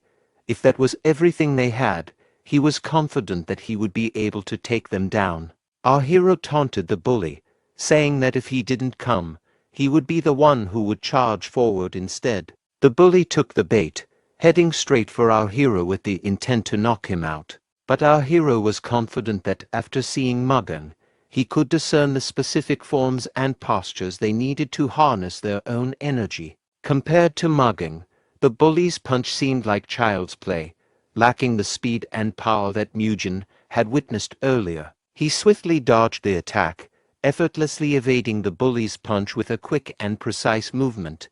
He anticipated that the young kid would use a chain punch. The move felt too predictable, almost like watching a scene from a 90s movie. The bully was baffled and frustrated to see that the technique he had harnessed was easily dodged. He stepped back, recognizing that his beating Mugging wasn't a fluke. But our hero wanted to conclude their duel. He charged forward like a madman, determined to end the confrontation decisively. He employed the iconic Dempsey roll to close the distance swiftly. That made the bully panic and flinch, allowing our hero to close the distance even more quickly. He noticed that the bully tried to defend his face, trying not to ruin the skincare routine that he had followed for years. So our hero instead punched the body, aiming for a vulnerable spot just below the ribs. The bully felt extreme pain as our hero's punch landed with precision. However, he mustered the courage to retaliate from the attack, only for him to leave himself wide open for a counter. Our hero tripped him, causing a huge bang that reverberated across the alley. When the bully opened his eyes, he saw our hero standing over him, looking like he had transcended from heaven. Our hero then punched the ground, sending debris flying in all directions. The punch served as a warning to the bully never to mess with him and his friends again. The bully started crying, realizing the mistake he had made. He reflected on the consequences of his actions, knowing he had crossed the line. When our hero realized that he had overdone it again, he made another kid cry. The bully started acting like a spoiled brat, threatening to tell his father about what had happened. He was left with no choice but to scratch his shiny head, contemplating his next move on what to do with this troublemaker. When he turned around to check on his comrades, Mugging had already incapacitated the opposition, leaving them unconscious on the ground. When he was able to confirm that Mugging was safe, he was horrified when he saw Mukyung, who mercilessly gave Mutai a beating to the point that he wasn't recognizable anymore. He pleaded with him to stop hitting him, as the fight was already over. That was when he remembered the name Mukyung, a name that had been bothering him for quite some time. Mukyung, the one who stained both of his hands with blood, eyes full of madness. He felt a chill run down his spine with the realization. In Shaolin Chronicle, author Gokyoung's first novel, there was a character in The Return of the Demon Supreme, and it introduces the most insane character of all time, Mukyung, also known as the Blood Monk. As always, the novel that our hero liked when he was young, he had forgotten it all as time passed by. But there was an illustration of a memorable character that was hidden away in a corner of his memories. This character would always say that all humans were evil, and that he would use blood to wash away the cycle of sins from them, a lunatic blood monk. As he witnessed this horrible scene, he was reminded of the madness and horror of the Mukyung that he had read about in the novel. Seeing Mukyung with bloody hands and crimson red eyes of anger, our hero was gripped by deep fear. What have I awakened? Mugen only wished to raise his self-confidence. However, he did not expect to see such an appearance. He quickly snapped himself back to reality and realized that he must stop Mukyung, or else he might kill Mutai. He and Miyu rushed forward as fast as they could to stop this soon-to-be madman. They tackled and locked his fist to prevent him from inflicting more harm, but Mukyung was persistent and shouted at them, saying that they must let him go because he had tried to bully his dad. Eventually, he fell to his knees and gave up, feeling frustrated that he couldn't punish his opposition more. Our hero noticed that Mukyung's strength was impeccable despite having the build of a scarecrow. Mujin stared at him, trying to figure out what to do next. But then Mukyung started crying like a baby, his tears streaming down his face uncontrollably, transforming his intimidating face into a blotchy redness. He felt a sense of relief knowing that he wasn't a blood monk yet, but an ordinary child instead. He remembered that the blood monk only appeared as a crazy person in the novel, but it did not mention how he became a blood monk. He wondered if it was because he crossed a line that wasn't meant to be crossed, after enduring such absurd situations where he was constantly bullied. But then, Mad Dog arrived, spoiling the party and making these troublemakers anxious. Our hero immediately realized that they were in huge trouble because Mad Dog, of all people, was the one who saw them. Mad Dog was furious, demanding a good explanation for what had just happened. His eyes bore into them, conveying both disappointment and anger. It looked like there was no escape in such a situation. Bodies on the floor and one kid was grieving while crying. Mad Dog even noticed that mugging was involved, even though he should be a role model, not a subject of chaos. Our hero knew that the situation was perilous, and with each second they did not talk, the more Mad Dog was getting furious. He closed his eyes, debating whether to tell the truth or not. He approached Mukyung and put his hands on his shoulder.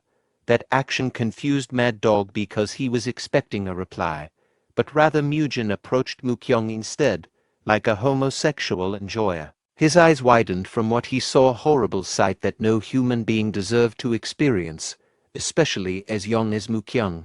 Our hero asked Mad Dog to take a good look at Mukyung and grasp his pain. Mukyung's bruises were everywhere, marking his body with vivid evidence of the pain he had endured. Each contusion told a story of pain and struggle, highlighting the severity of Mutai's bullying. Mad Dog was disgusted. He demanded to know what had happened, his voice tinged with a mix of frustration and concern. "Tell me immediately what happened," he ordered. Our hero revealed that those injuries had been inflicted by his fellow monks, who had bullied him ever since he came to the temple. That's why Mujin decided to help him. Knowing they had called Mukyung once again to beat him up, Mad Dog became even more furious after hearing this news. He looked at the bullies, demanding to know if what Mujin had said was true. He asked the bullies to raise their heads and look him in the eye as they answered his question. Noticing that they wouldn't give him an answer, he approached them directly and warned them that there would be severe punishment if they lied. The other seniors then arrived, as late as cops in movies, and asked why they were hearing loud yells. The bullies, realizing they had no escape, cried out guilty for their sins. The seniors couldn't believe that such a thing had happened in the sacred monastery.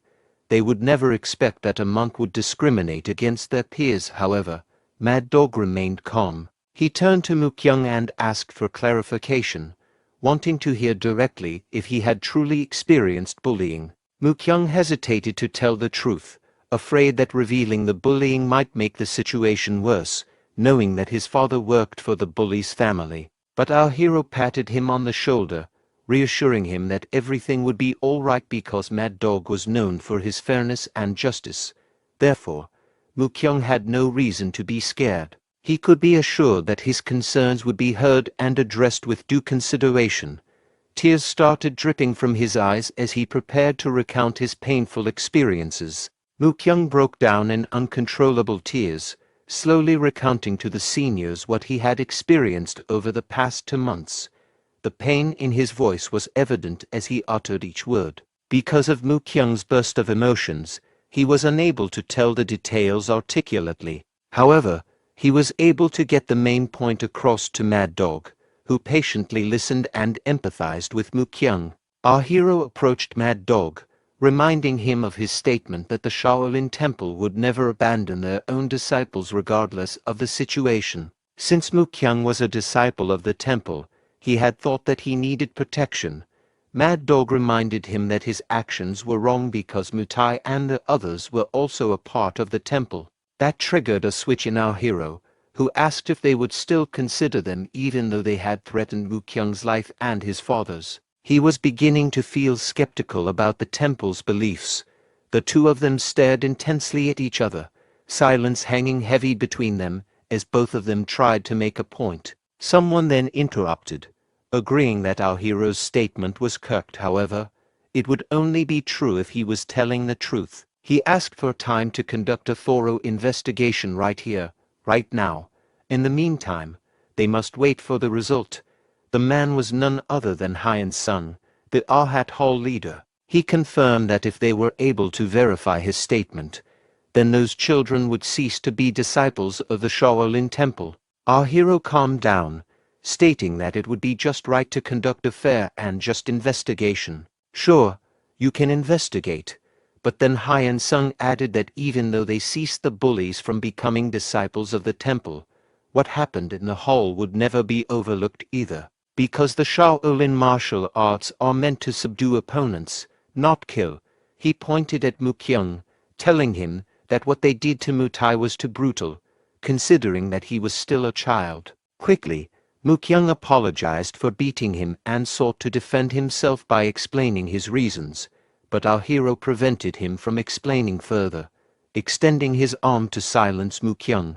Mid-sentence, Mujin decided to take the blame, saying that he was the one who did that. He was too frustrated, after seeing Mukyang's wounds, which resulted in him losing control of his emotions. Mukyang was shocked. He did not expect Mujin to take the blame, especially after everything he had helped him to regain his confidence. He started looking at Mujin with inspiration, seeing him as someone he could look up to for his courage and selflessness. It turns out there was a purpose for that action, as our hero knew that if Mukyang's belief was formed after shouldering all the unwanted responsibilities and being betrayed by the world, he must do everything to prevent that, to stop him from becoming the blood monk. Therefore, by trying to protect him from becoming the blood monk, he aimed to be the best comrade that Mukyang could ever have, a person that someone he could rely on. In the aftermath of the fight, Mad Dog took our hero to the place where they meditate while facing the wall to attain enlightenment. He was tasked to stay there while looking at the wall and meditate repeatedly. Not long after that, they arrived at their destination, where he was assigned to meditate in a small cave. It served as a punishment for his previous action. Our hero took his punishment like a man, enduring it without complaint or resistance. He knew it was necessary to uphold justice and fairness within the temple. His compliance earned him the respect of Mad Dog and the other seniors. He began facing the wall and meditating, seeking inner calm and clarity amidst the turmoil from before. As he meditated, he recalled a plot twist from Gakyang's novels. His life mirrored the world of Shaolin Chronicles, yet unexpectedly aligned with characters from Return of the Demon Supreme. He knew that the novels he wrote shared the same world. On second thought, he thought that it was just the world that was the same. He knew that the protagonists from the novels were in the same period. However, they were active in different areas, so it would be unlikely for them to run into each other. In the second half of Return of the Demon Supreme, the protagonist of the Shaolin Chronicles appeared. That concluded that all of his novels were in a similar period. This prompted him to think that his actions might influence the events that took place in other novels. He started overthinking, saying, "Can my interference cause a butterfly effect? What if it gets in the way of other novels' protagonists' growth?" He decided that if he wished to get stronger, he would need to find the right place and connections. However, he couldn't remember anything other than the ones that would affect the growth of the other protagonists because it had been 10 years since he read a novel. He only remembered the overarching stories, but his memories were still vague as he was unable to recall the exact details. He thought that if he stole those opportunities from the protagonists, the story development might be screwed up. He was worried that he might mess up Shaolin Chronicles and turn it into a cheap Chinese novel. He had already taken in Mukyun, who was supposed to become the Blood Monk. He must make sure that it works somehow, because the protagonist of Return of the Demon Supreme would gain enlightenment and become stronger, and his fight with the Blood Monk. However, the Blood Monk had now disappeared, along with the enlightenment that he was supposed to gain, which happened because of our hero's mistake. He realized that he was in a messed up situation. He tried to think deeply about what to do next. However, there was no single idea that came to his mind. Meanwhile, Mad Dog was still lurking behind, as if he was a low-key pedophile. He stared at him intensely, carefully observing his posture and focused during meditation with a scrutinizing gaze. He assessed whether every breath was deliberate, every thought centered. Looks like he is focused on his repentance right now. He was captivated that a 12-year-old child was able to have that kind of concentration and repentant mindset. In addition, he also witnessed the special techniques and talents that he had shown. He knew for a fact that this child would become the pillar of Shaolin. A while ago, the whole leader blamed himself for what happened. However, Haiyung took full accountability instead, saying that he failed to watch them. They focused on the matter, and the whole leader asked about the current status of the investigation. Haiyung revealed that after interrogating everyone, their testimonies were the same. The truth had prevailed, and Mutai and his friends were found guilty because of the incident. It brought great shame to Shaolin, and the atmosphere in the Arhat Hole went bad. Not long after that, Mad Dog arrived. Mad Dog asked Haiyung if he noticed the same thing as well, to which he replied that he did. They were able to find out easily that Mukyung was the one who beat up Mutai, judging from the obvious wounds on his hands.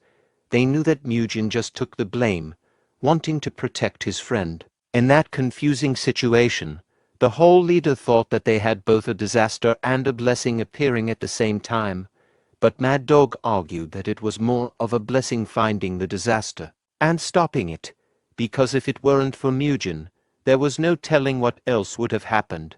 The three eggheads sighed and contemplated the situation. Mad Dog then said that he would like to give his opinion about the incident, to which Hyen Sung allowed him to go ahead. Whole leader, I think this incident isn't due to any certain individual's fault, but rather is the fault of everyone. Mad Dog knew that it would be better not to blame anyone but to focus instead on making sure it wouldn't happen again. Hyen Sung got his point and asked if he had an idea in his mind. Mad Dog furiously yet passionately stated that he believed the root cause of the issue was a lack of proper training. He argued that more rigorous and disciplined training was essential to prevent such incidents in the future. The whole leader thought deeply about Mad Dog's masochistic proposal, but Mad Dog wanted to confirm if he was allowed to proceed with that. Hyen Sung stood up, saying he would leave the matter to him and Haiyung, and he would be busy for a few days to wrap the matter up. Now that they knew the children were guilty, they must punish them accordingly. That's why he must go to the discipline court first. Mad Dog accepted and promised that he would do his best to guide the children, which he did as he was still observing our hero. Even though 2 hours had already passed, he was impressed that our hero hadn't moved in the slightest after 2 hours of meditating. He realized that there was no more point in monitoring him. Just by simply judging our hero's discipline, he left the scene using his movement art technique and promised that he would bring Mujin water and rice balls from time to time, so he doesn't need to worry and just focus on his meditation. Now back to our hero, who was close to being Buddha himself for cultivating for hours. He was glad that the creep had finally disappeared. He boasted that he was in the special forces for 7 years, and it wasn't for nothing. That was why he was able to sense that Mad Dog was nearby. He lay down, thinking about what he should do to kill time for his 7-day punishment. He was worried because he didn't have beans or mushrooms to give him the protein he needed for exercising. That was when he realized it had been ages since he last ate meat. He remembered that he ate fried chicken right before he got transmigrated to another world. He reminisced about the crispy skin that crunched with every bite, along with its tender meat that would make you forget your name. His stomach started growling, craving the taste of meat. He felt an intense hunger gnawing at him, making it hard to focus. He pondered where he could get meat, briefly considering if the monks would notice a missing chicken from the coop. He quickly stood up as he realized a brilliant idea. Since he was already in the forest, he decided he should go for a hunt. After all, it couldn't be that hard to catch a squirrel or two, right? We then get to see a glimpse of a little girl and a rabbit, both curiously eyeing our hero's hunting trap. However, the stupid rabbit still fell into the trap, and our hero couldn't help but chuckle at the unexpected success of his trap. The little girl immediately hid behind the tall grass, peeking out cautiously to see what would happen next. She watched as our hero approached the trap, wondering if he would notice her presence. Our hero shouted like a madman, exclaiming that protein had finally arrived. As a result, he instantly became a 0 out of 10 in the girl's eyes. His eyes started glowing, and his mouth began watering from the sight of the meat, like a carnivorous disco ball ready to party. The girl, however, patiently watched our hero's protein obsession. On the other side, in an area near Mount Songshan where the Shaolin Temple is, in a peaceful prefecture called Yucheon, the Shaolin disciples spread out in the area to gather information. They would talk to the people there and thus hear from them about what happened in the place. Shortly after, they all gathered at the entrance of the Sao Bull escort establishment. A monk named Haigul introduced himself. He is the vice hall leader of Shaolin Outer Hall. An escort was delighted that he was able to meet the esteemed monk. The escort introduced himself, and his name was Simon Piang. He was Mutai's father and the owner of Sao Bull establishment. He felt honored to meet a person known for his invincible fist. However, his smiling reaction disappeared when he saw his son. His son was barely recognizable from the bruises and injuries he received from Mu Kyung's previous attack. That angered Simon Piang a lot, and he demanded an answer as to why his son was trembling badly. However, the monk stood their ground. Haigul was determined to state the truth despite being against someone as powerful as Simon. He exclaimed that the reason for his son being in that state was due to his own wrongdoings, because rather than training his body and mind to be pure, he bullied his friends instead, causing conflict in the Shaolin Temple. Not only that, they also found out that there was an anomaly within the Yucheon prefecture. Hearing that made Simon panic, as his disgusting behavior was about to be revealed. It turns out that the Sao Bull escort establishment had been coercing money out of the people. Haigul was very frustrated. He couldn't believe that an outer sect that followed the Shaolin Temple would do such an evil deed. He immediately commanded everyone to take action so that these evildoers would never be able to use martial arts ever again. Panic arose in the prefecture. The escort commanded his private army to stop the monks in an instant, but the monks were determined to give justice. They knew that the outer sect deserved to be punished because they brought shame to the monastery. The fight between the bolds and the long hair was very intense. However, the less hair, the better you were in martial arts. In the end, the monks had successfully removed all of their martial arts, leaving not a single trace of their past skills or abilities. The second thing they must do was to take everything that the outer sect had taken unfairly from the common people and return it back to them. Meanwhile, Haiyung noticed that the citizens were panicking from the commotion. He realized that something had to be done quickly to restore order and calm the people, so he looked for Mr. Bang Jion, Mu Kyung's father. The man raised his hand and confirmed that he was the man they were looking for. He was shocked when he heard the news that his son was the one who got bullied. Haiyung did his best to apologize to the man. He took full responsibility for the bullying that his son had experienced and promised that it would never happen again. Still, the poor father couldn't believe that such a thing happened at the monastery. He thought that his son was in a place he could consider as safe. Once again, Haiyung apologized for not being able to stop it earlier. He knew that saying sorry wasn't enough, but he assured that the Shaolin Temple would take full responsibility. On that day, Haigul and the other Shaolin disciples helped Mutai's father transfer to work under other escort establishments affiliated with the Shaolin Temple as a porter. Meanwhile, our hero was still spending his days in the forest. He saw a sloppy trap set up ahead and couldn't help but feel confused because who the heck in the world would use a small branch to catch prey? He noticed that the trap was a little similar to the rabbit trap he made yesterday. However, there was a huge difference compared to his trap. This one was trash. But our hero was smart. He knew that there was a person trying to copy him, so there was another person on the mountain beside him. He quickly turned around upon hearing someone bustling in the bushes. He scanned the area carefully, knowing that the person behind the bush was the person who imitated him without copyright. He was shocked to see that it was just a starving little girl. Her clothes were too fancy for someone who was in the forest, and her eyes were wide with fear and hunger.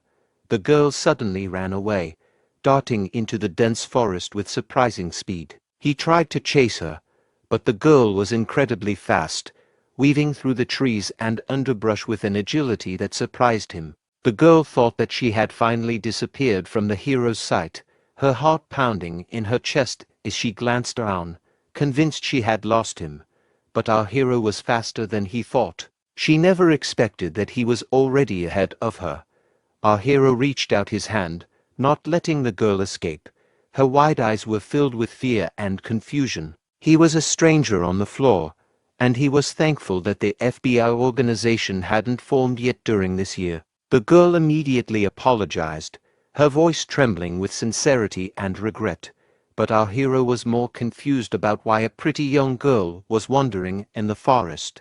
Our hero apologized for startling the girl and offered her some food instead. The little girl delightfully accepted his proposal, enjoying every bit of the meat. Mugen started acting cunningly, remarking that she must be hungry and jokingly boasting that she tried to copy his trap. She confirmed that she indeed copied him. However, she asked, "You are a monk, aren't you? Not allowed to eat meat?" The atmosphere got awkward, so Mugen stated that he had his own circumstances and that she didn't need to mind the minor details. Mugen then asked, "Why are you so deep in the mountain?" He added that the place was under the Shaolin Temple, but judging from her clothes, she seemed like she was from the outside. The little girl lost her appetite after hearing our hero's answer. She glanced away, uncertain how to respond to his question. It turns out that her father left her, leaving her wandering in the dense mountain forest. Our hero realized that she had her own circumstances and decided not to ask about them. He gently changed the topic. "By the way, can you please keep my rabbit hunting a secret?" The little girl innocently asked for his reason. "Is it because you couldn't be caught eating meat?" Mugen stated that there was another reason besides that. Our hero proposed that if she kept it a secret, she would help her return home. In exchange, he told her that an influential shirtless monk would come and be able to help her easily. The little girl was skeptical. She asked, "How did you know that he's coming?" Our hero smiled and said, "Because I can feel his presence." He told her that he just needed to wait at the entrance of the cave, and the shirtless dude would arrive. While Mad Dog was about to check on our hero, the little girl asked for his help. She stated that she got separated from her group and lost her way. Of course, Mad Dog would always be willing to help, but he realized that there was something he needed to do first. He asked the little girl if she perhaps saw a boy inside the cave. Our hero suddenly got chills as they talked about him, which made the little girl chuckle. She was able to realize why Mugen asked her to keep it a secret that they met. She covered for him, saying that she did not approach the cave because she was scared. Mad Dog bought the cover. He stated that he knew Mugen wouldn't disappoint him. Knowing that he was doing well, he decided to go back down along with the girl. He smiled at the girl and said that he would bring her back home. Mad Dog asked for her name, and she revealed that her name was Rusilwa. Meanwhile, our hero was glad that the rule-abiding monk had finally disappeared. He lay down and realized that he had forgotten to ask the girl's name, but since it was none of his business, he brushed it off. Later, at the temple, Mad Dog asked for Mukyung's attention. Mad Dog wanted to inform him about something and involved his father too. Mad Dog revealed everything that happened in Yicheon Prefecture, the fact that the Seo Bull escort establishment, which was run by Mutai's parents who bullied him, had completely closed down. In addition, they introduced his father to a new workplace. Mad Dog told him that he didn't need to worry anymore, he should instead focus on becoming a true disciple of the Shaolin. Instead, Mukyung started trembling and cried profusely. Feeling a sense of relief that everything was finally settled, he told Mad Dog that he would do his very best. Mad Dog patted his egg-shaped head while Mukyung told him his promise. It was all thanks to Mujin, who reminded him that the Shaolin Temple would never abandon a disciple. On the fourth day, our hero was glad that the survival training he received from Special Forces paid off, helping him to hunt easily. But there was one thing that he didn't think of.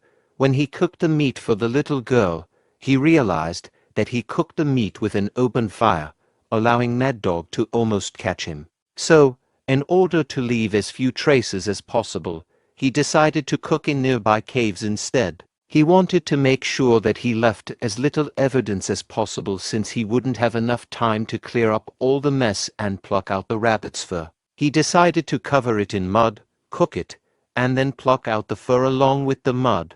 Although it wasn't perfect, he would be able to get his protein that way. It was also his first time eating meat after coming to the Shaolin Temple, so he felt much relief from it. The fifth day had arrived. He decided to get up earlier than the bell striking the Shaolin Temple to face the world in a lotus position. But that was not for the sake of training hard in meditation. It was because of the presence of a certain someone who regularly checks the cave. Mad Dog was amazed. He thought that he was already hardworking, but to think that our hero would meditate early in the morning was impressive. He slowly approached, trying his best not to break his concentration. He took the empty water container to change it into a refilled one.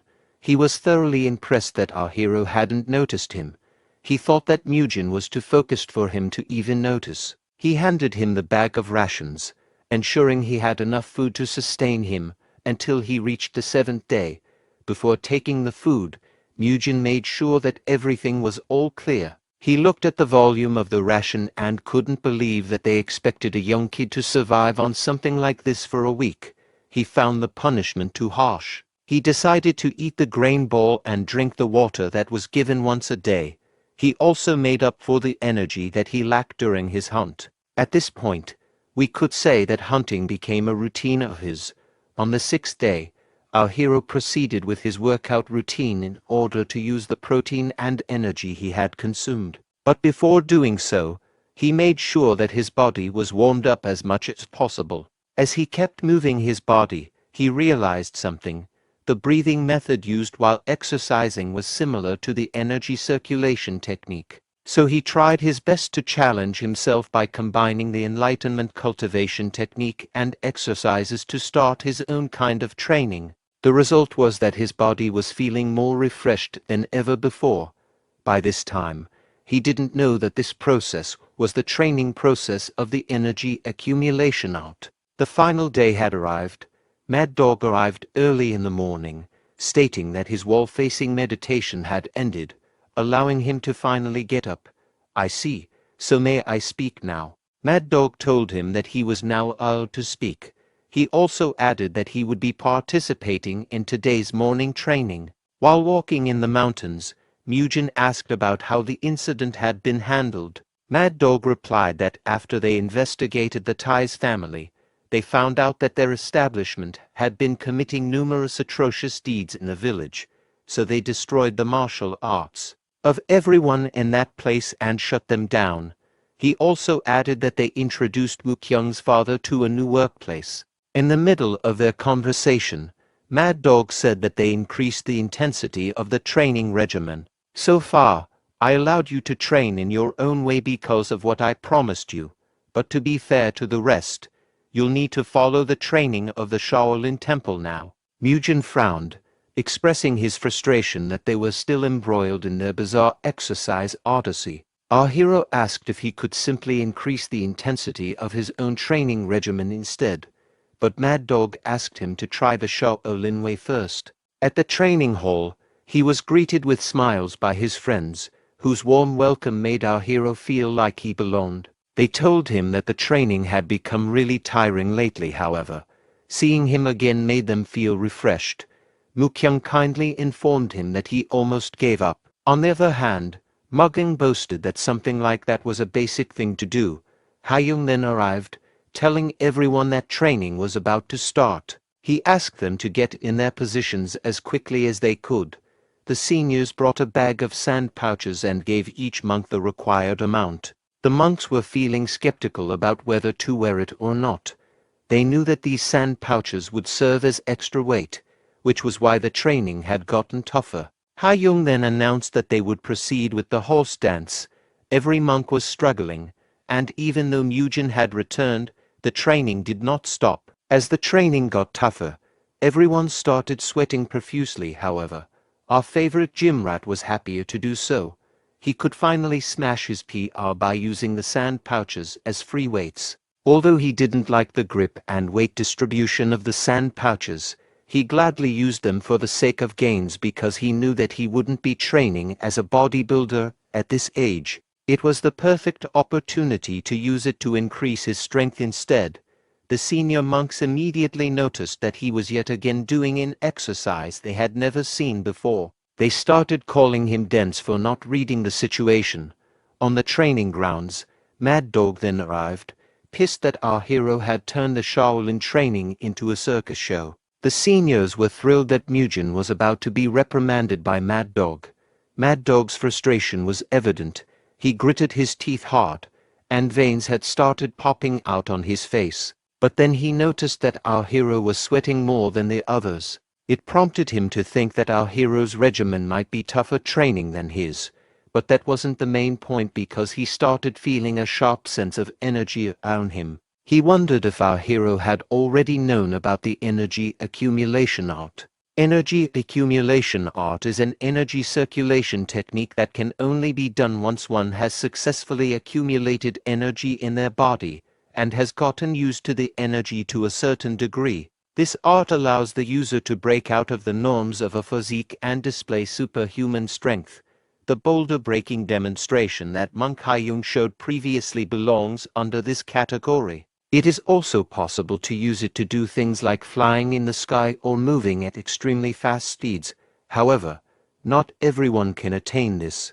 It is something that can only be attained after an epiphany of energy has been achieved after numerous trials and errors. That was how it was supposed to be, but Mad Dog was shocked by what he was witnessing. Meanwhile, our hero was still performing this weird exercise. He stated that he was getting tired of bodyweight exercises.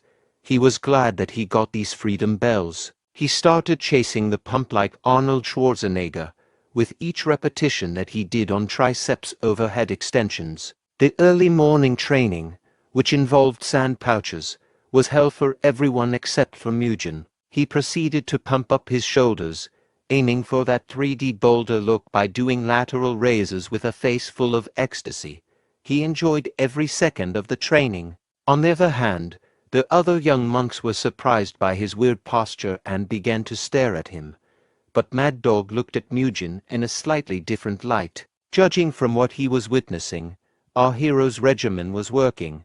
He wondered how he managed to use the accumulation of energy art at such a young age. Mad Dog interrupted Mujin, asking to give him a second. He told him to follow and insisted they have a private talk because he wanted to ask him about something. He brought him to Hayoung, who stood there in disbelief. He was also deeply shocked by the event because the auras emanating from our hero were a result of his energy accumulation art. He said to himself that it was probably the result of the wall meditation training, but he was worried that if he told them that, he would basically be admitting that he was doing other stuff and not serving his punishment, so he brushed it off, saying that he was just testing things out. He told them that his family had emphasized a lot of breathing techniques, and it seemed that he got excited about today's exercise. He added that his family's breathing techniques were similar to the energy circulation technique, so he applied the same principles. The eyes of the two widened in shock, their expressions frozen in disbelief at what they had just witnessed, like they'd seen a monk with long hair for the first time. Ha-young knew that energy accumulation art should only be possible after the basic enlightenment cultivation had been mastered. Although that technique was only a basic technique, it would still take a few years for someone to master it. Among those who mastered it, only a few were able to effectively use the energy accumulation art, a technique requiring profound skill and deep understanding. The required process is for everyone to build a foundation first using the enlightenment cultivation technique, then go to the next level compared to accumulating energy with the energy accumulation art after they've mastered the enlightenment cultivation technique. But if someone's able to attain the energy accumulation art after learning the enlightenment like Mugen, they'll be able to accumulate energy faster than their peers. If they learn the next level's cultivation technique on top of that, then their prowess will increase by folds.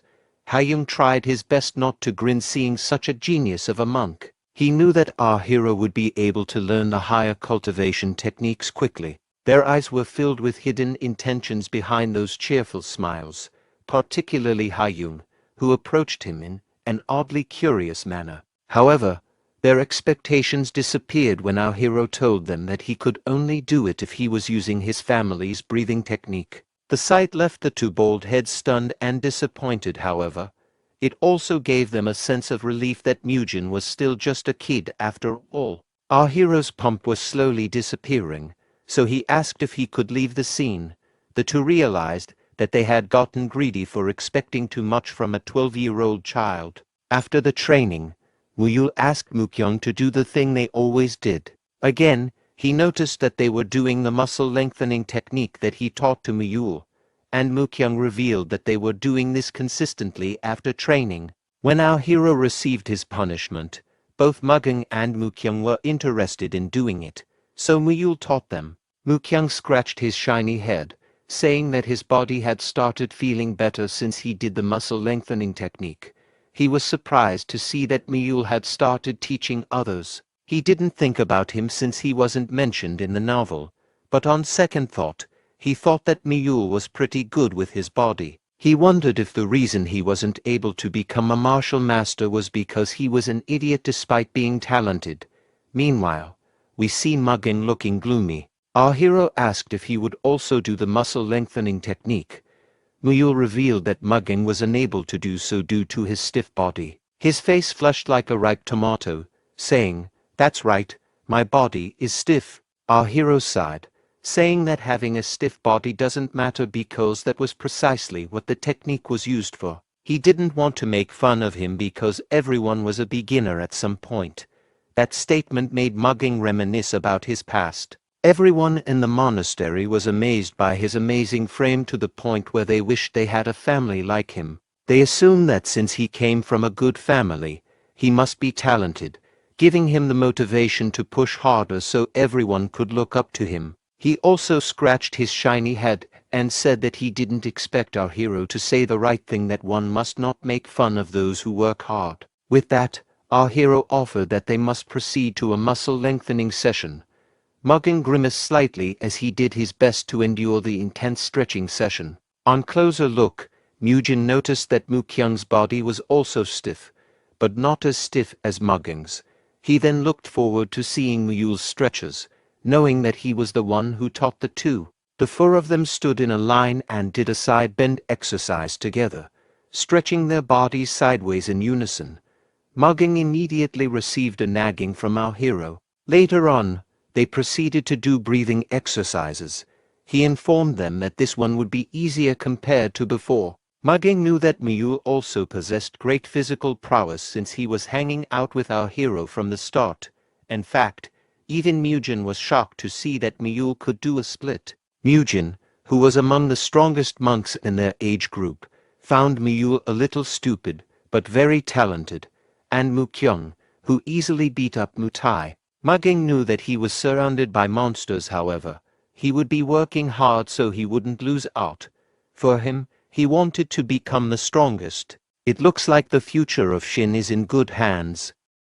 Days passed, and thanks to the addition of sand pouches into the dawn training, our hero enjoyed his time doing various free weight exercises. I can feel that my muscle is pumping, he said. During his free time, he practiced energy accumulation. He managed to accumulate more energy through energy breathing and was able to grow stronger. He would also stretch with his friends between training sessions, an activity he thoroughly enjoyed. Keep your back straight. Don't lean forward while doing those sessions, he reminded them. He couldn't escape the glances of his seniors. Their eyes seemed to follow his every movement, and they couldn't help but notice how his body was getting swole. As the days went by, his shoulders, especially, had broadened and become more defined, a testament to his intense exercises. They wondered if his impressive gains were due to the special method he was training along with his friends. After 10 days had passed, a change occurred for the training sessions. From now on, each monk would begin to focus on learning the inner energy cultivation technique. As most of them had already mastered the enlightenment cultivation technique, this new phase in their training promised to unlock even greater potential within them. Ha-young brought out his favorite students to demonstrate the feat to the young bucks. These were the very students who tried to gaslight Mujin after beating Mugging.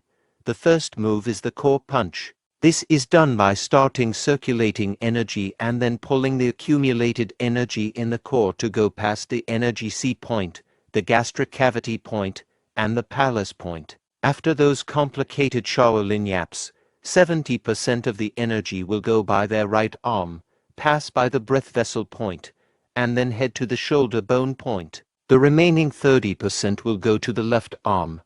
Our hero tried his best to apply those complicated techniques. He focused intently, accumulating all of his energy and transferring it deep within his core. The process requires good concentration, but such a feat is nothing for a gym rat. He then split the energy in a 7:3 ratio, carefully directing the larger portion to the right arm and the remaining to his left. After that, he took his stance, ready to execute the chain punch. With a deep breath, he initiated the chain punch, and it created a spark-like eruption of energy. He was shocked by the result. Although it wasn't enough to break a boulder, the difference was substantial compared to his previous attempts. He knew immediately that the concept behind his breakthrough lay in the way a portion of his energy was being strengthened. As his acupoints were stimulated by his own energy, he understood that distributing the energy instead of channeling it all into one arm was to maintain his balance by dispersing the energy throughout his body. He ensured that his movements remained stable and controlled. However, he realized that as his energy continued to grow, this method might pose challenges, particularly for his left arm. He thought that he also needed to channel energy to other areas, such as his legs, to execute the chain punch properly without losing balance. He overheard Senior Ha-young advising the other young monks to transfer energy to their legs as well, which confirmed his deduction. This confirmation from Ha-young motivated him further to master the technique. He started spreading his energy across his legs as well, aiming to control his body as a whole. This approach allowed him to maintain a solid stance and foundation for his chain punch, but his experience wasn't enough to let him fully master the technique. He realized that the feat was harder than he had initially expected. He wondered how much training he would need to execute such a complicated step effectively in a real fight. Still, he was determined to face the challenge head-on. He was driven by a strong desire to gain the same power and mastery as the protagonists from the novels he had read before. But then he saw his best friend Mule performing some random dance moves as if he were engaging in a ritual dance to summon a legendary dragon. He knew for a fact that Mule would find the process complicated, as even he struggled with the daunting task of spreading his energy. But the vibe Mule was giving was the same as middle-aged white women doing anything except a normal workout. Mule's actions were enough to make him facepalm and say, "This guy is screwed." Concerned, he approached Mule in a calm and composed manner, trying to understand what was going on. Muyul looked up with a sheepish grin and admitted, "I can't remember what we were told to do." Our hero tried his best to be mature and asked, "Can you tell me what you can't remember?" He instantly regretted asking when it turned out that this egghead had everything upside down.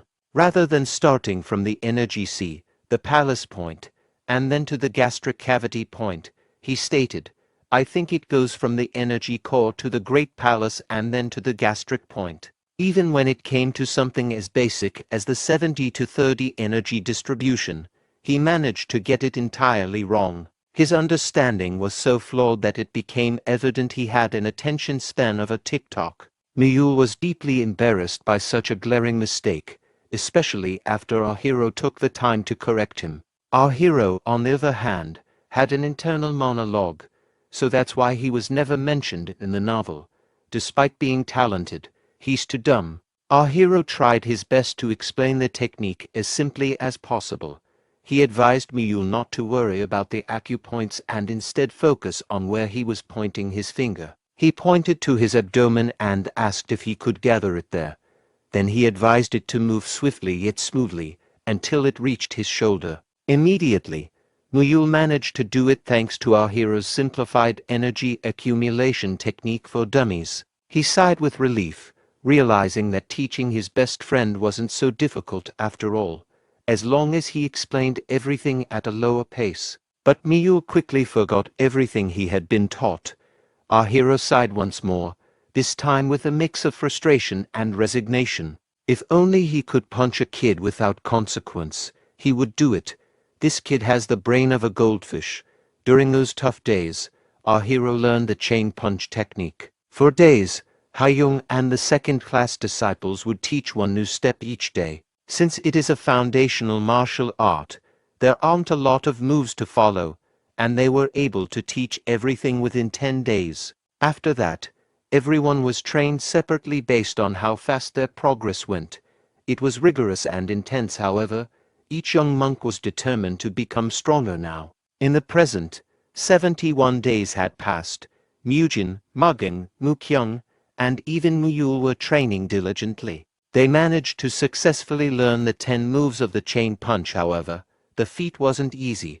Mugging, who was sweating profusely, told our hero that 20 seconds had passed when our hero stood up. We were treated to a glimpse of his impressive, well-defined back. Those muscles were a testament to his hard work and discipline for the last few days. Our hero smiled at Mugging and suggested they move on to their next training session.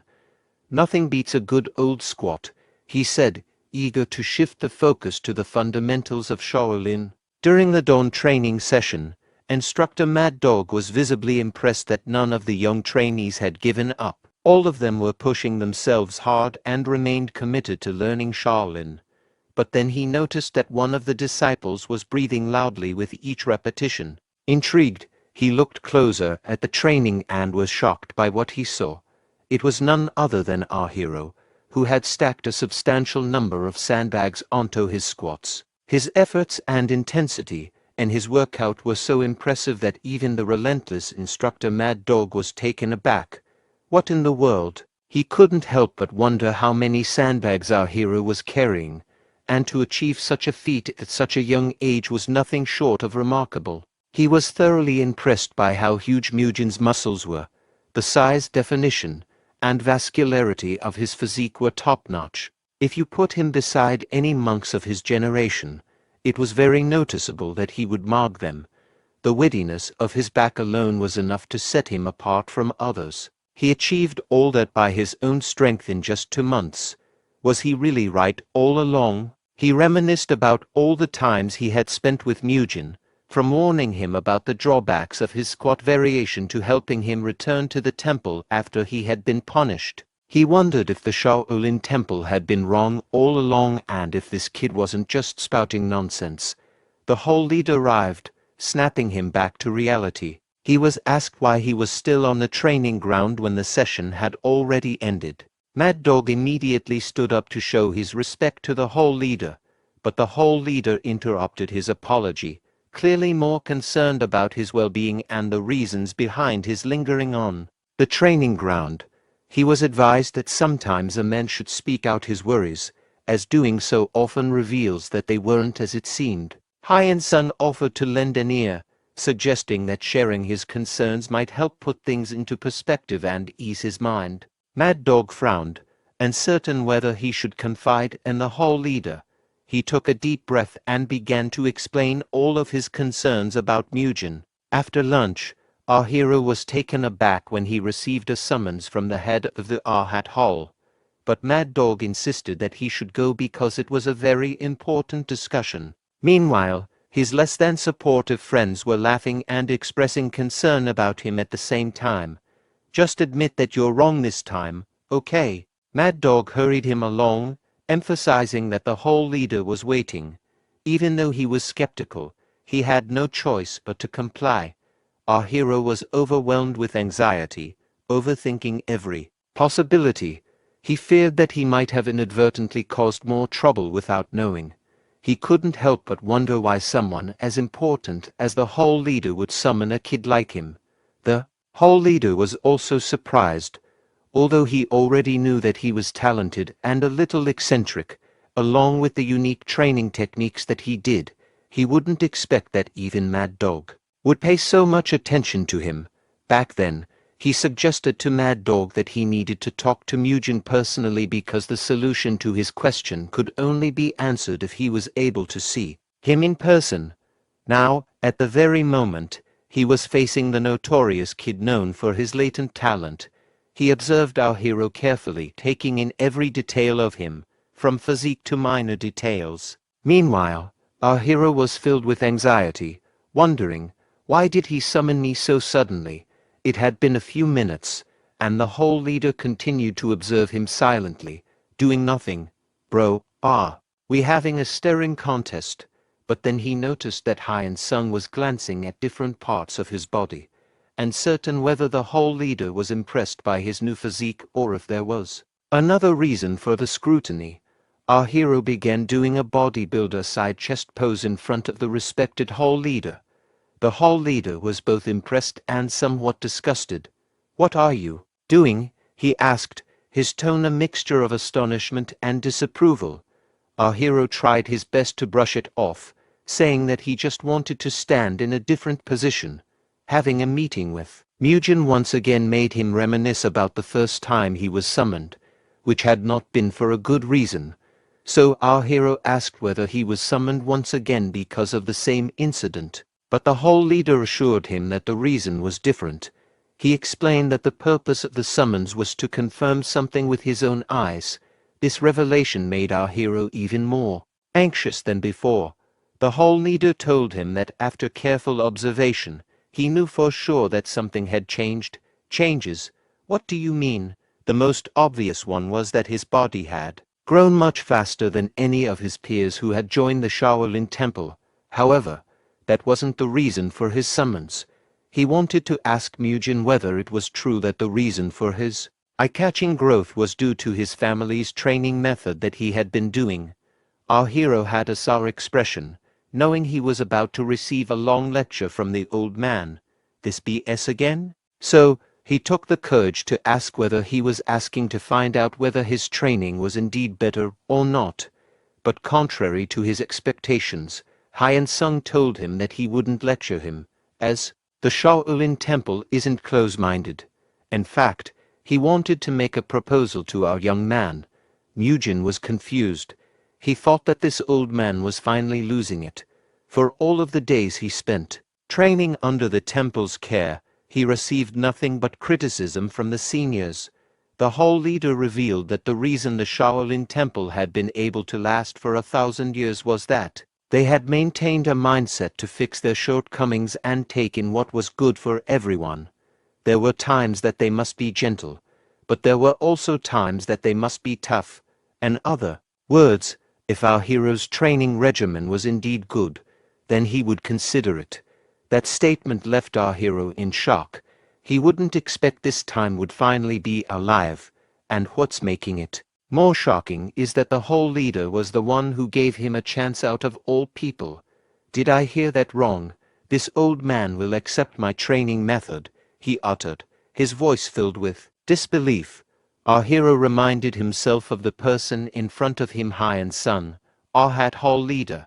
Before becoming a martial artist, Hyein Sung had practiced aestheticism in pursuit of becoming a Buddha. He knew that receiving approval from someone with such a profound background would be a monumental decision, marking a significant validation of his training methods.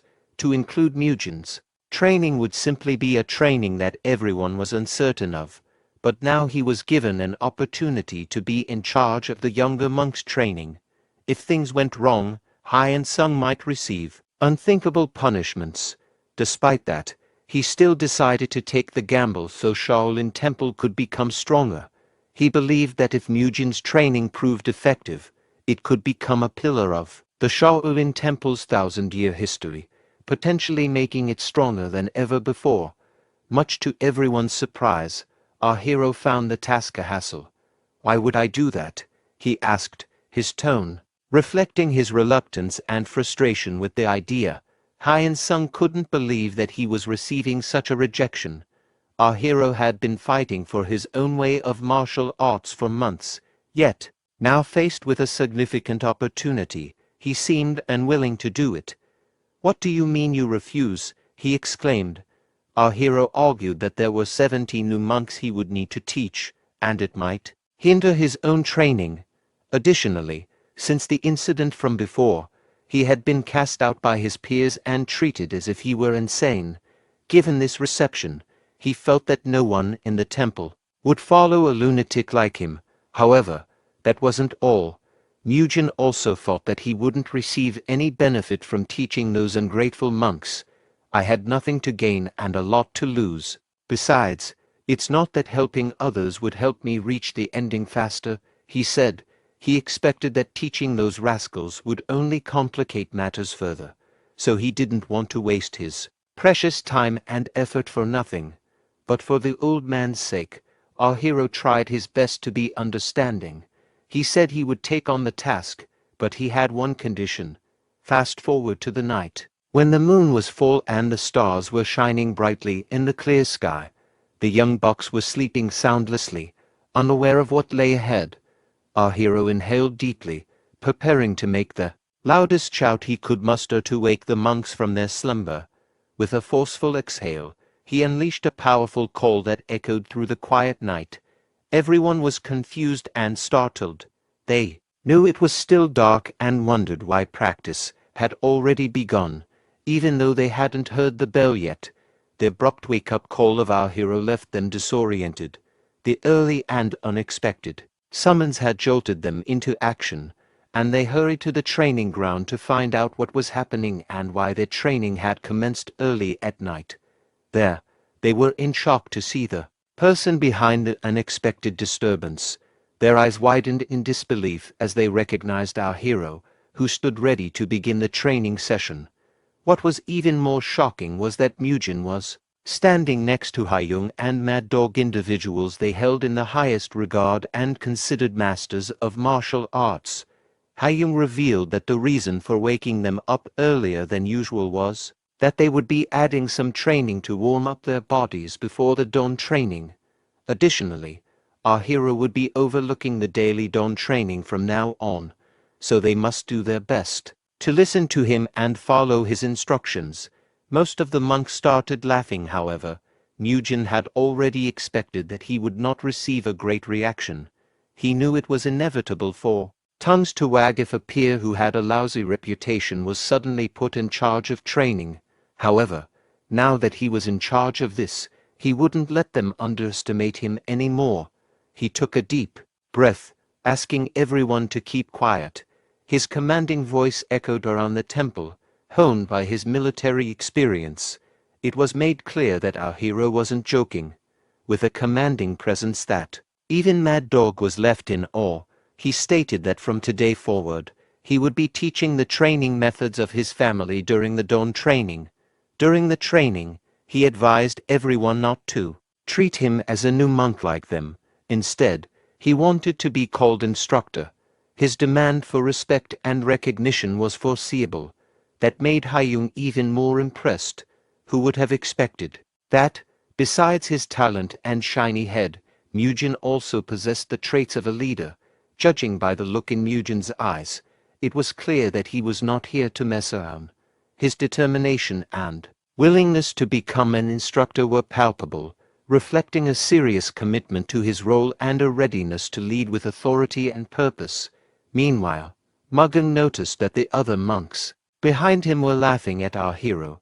Their mocking laughter and whispered insults angered him because he knew Mugen was the real deal. Our hero wouldn't allow such disrespect. He gritted his teeth, his resolve hardening as he prepared to address the mockery and defend his position. He looked at them and asked, "Why are you laughing? Do you think this is a joke?" His voice was sharp and demanding. That statement struck fear into the young monks. They were visibly intimidated, and their laughter faded as they realized the seriousness and commitment of our hero. To finish their skepticism, he asked anyone who had issues with him being their instructor to step forward. He also included the two who had laughed earlier, making it clear that he would put a stop to their doubts and disrespect. Of course, the young monks seized the opportunity to step forward, eager to voice their objections and challenge his authority. For young monks had cornered him, but he stood tall, unwavering in the face of their challenge. His posture and demeanor exuded confidence and resilience, making it clear that he was prepared to address their concerns by finishing them all in the sparring. As soon as the sparring started, the monks rushed forward, their intentions clear as they closed in on him. However, their attempt backfired. Our hero ducked swiftly, causing the monks to collide with each other. They forgot to turn off the friendly fire before the sparring started. One of the monks began to panic, realizing that Mugen was nowhere to be found. Anxiety gripped him as he feared that Mugen might reappear unexpectedly. We then see our hero in a cool, relaxed sitting posture, exuding confidence. He claimed that he had bulked up so much that there was no way he would lose. He moved swiftly, getting behind one of the monks. His quick and precise action caught the monk off guard. He immediately tried to choke the monk out by performing his iconic rear naked choke. The monk immediately called for reinforcement, realizing that he was in a tight spot. With powerful punches, Mugen scattered his opponents in different directions, and they were still unable to damage him. All four of Mugen's opponents were lying on the ground, and the boy asked if there were any who wished to spar again. There was no one willing. All the students lowered their heads. Mugen said that from today onwards, he would be in charge of the training and should be addressed as mentor during their time. Now everyone, get into a supine position. The one whose belly touches the ground will have to do twice as much. On the count of 2, extend your arms and raise your body. Biob Gang watched the boy practicing and thought that he was acting like an experienced coach. Mugen's method of training gradually developed, but he could not handle all the students alone. So he took some of his companions to help him, so they could train and supervise everything with him. The boys began their duties. Mugen hoped that peer education would help him become more confident. Although Biob Gang was a monk, he was more like a soldier. Thanks to Mugen, he had learned a training method that suited him perfectly. The children, who were so silly at training, obeyed all the commands without question. Mugen would let them loose when necessary, but if they crossed the line, he would make them train harder. Biob Gang decided to try this method with his students. The effect of the training became apparent very quickly. Perhaps the reason for this was the age of the students. The physique and stamina of the boys grew noticeably. The senior monks, who were initially distrustful of Mugen's training, eventually began to trust him when clear results appeared. They made, at Mugen's request, what he had asked Hyun-sung for in exchange for agreeing to train: a barbell rack, a barbell and discs, a weight rack, and a bench press set.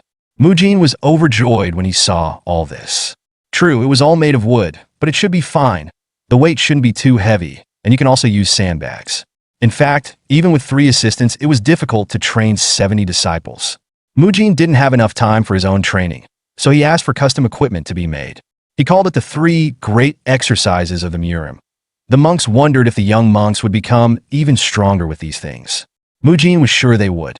He was thrilled at the thought of how his muscles would grow. Now, 4 months later, through constant training, Mugen's body had changed a lot.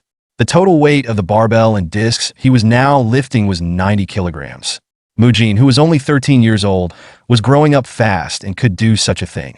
He performed regular squats with a barbell, finally completing 12 lifts.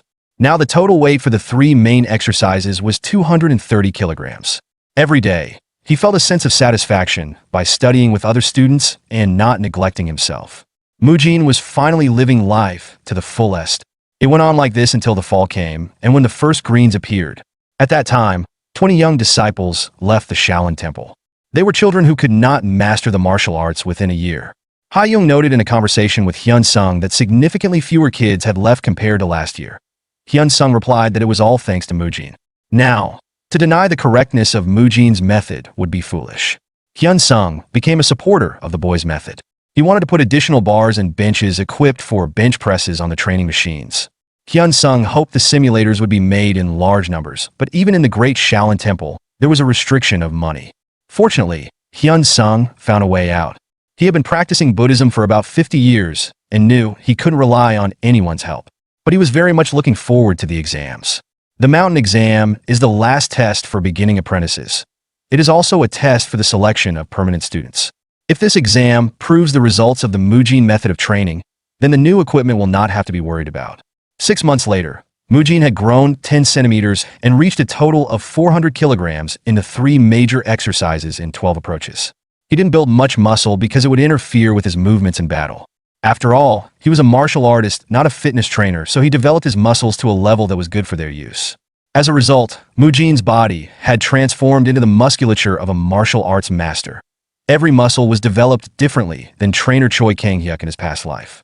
While Mujin was busy practicing, Hyun-sung went somewhere. He came to see the Shaolin Temple's chief abbot to talk about the exam that would take place in 5 days. Word had reached the abbot that there were far more students left in the Hyun-sung Temple this time than in past years. Hyun-sung confirmed this. The abbot saw that Hyun-sung was very confident in his abilities. He also said that this time, the exam would be different from the previous ones. The Shaolin Temple chief abbot, Hyun-chun, listened to his subordinate attentively. He would be eagerly waiting for the exam to begin. He was also curious. Time passed, and the day of the examination came. All the high-ranking guests had gathered in Arhut Hall. Although there were usually far fewer guests for the final exam, this time, thanks to Mujin, 49 children made it to the test, not counting those who chose to become secular disciples. There were 42 children. Everyone wanted to see for themselves the veracity of such a large number of students. Of course, it wasn't without a lot of fuss. There were rumors that Hyun-sung had left so many students out of personal sympathy, but many thought that was unlikely. Haigul, the deputy head outside the walls of Shaolin, recounted that Hyun-sung personally visited him yesterday and said that all the disciples had exceptional abilities. He advised his interlocutor to look at the children who were allowed to be tested. He saw young men with muscular, pumped-up bodies. What kind of children are these? Just by looking at their physiques, one could tell that they were at a completely different level of discipleship. Head Hyun-sung had complete confidence in them. Head Hyun-sung came to the bleachers and thanked everyone for coming out despite being busy. Given the large number of participants who would be taking the test, it was not necessary to prolong the greeting. The test was about to begin. Mujin asked Mule not to be nervous and Mugung not to overdo it with his strength. Now it was time for everyone to go to the arena. Mujin ran first. It's time to have fun. For junior monks to official entry into Shaolin is very simple. An elementary level student fights one-on-one with a senior level student, and potential teachers from different schools watch the bout, picking and choosing the child they want to teach next. Usually, a duel between elementary and senior level students goes on exactly until the former is able to show their skills. But in today's challenge, the spectators were not sure who was senior and who was junior in the sparring.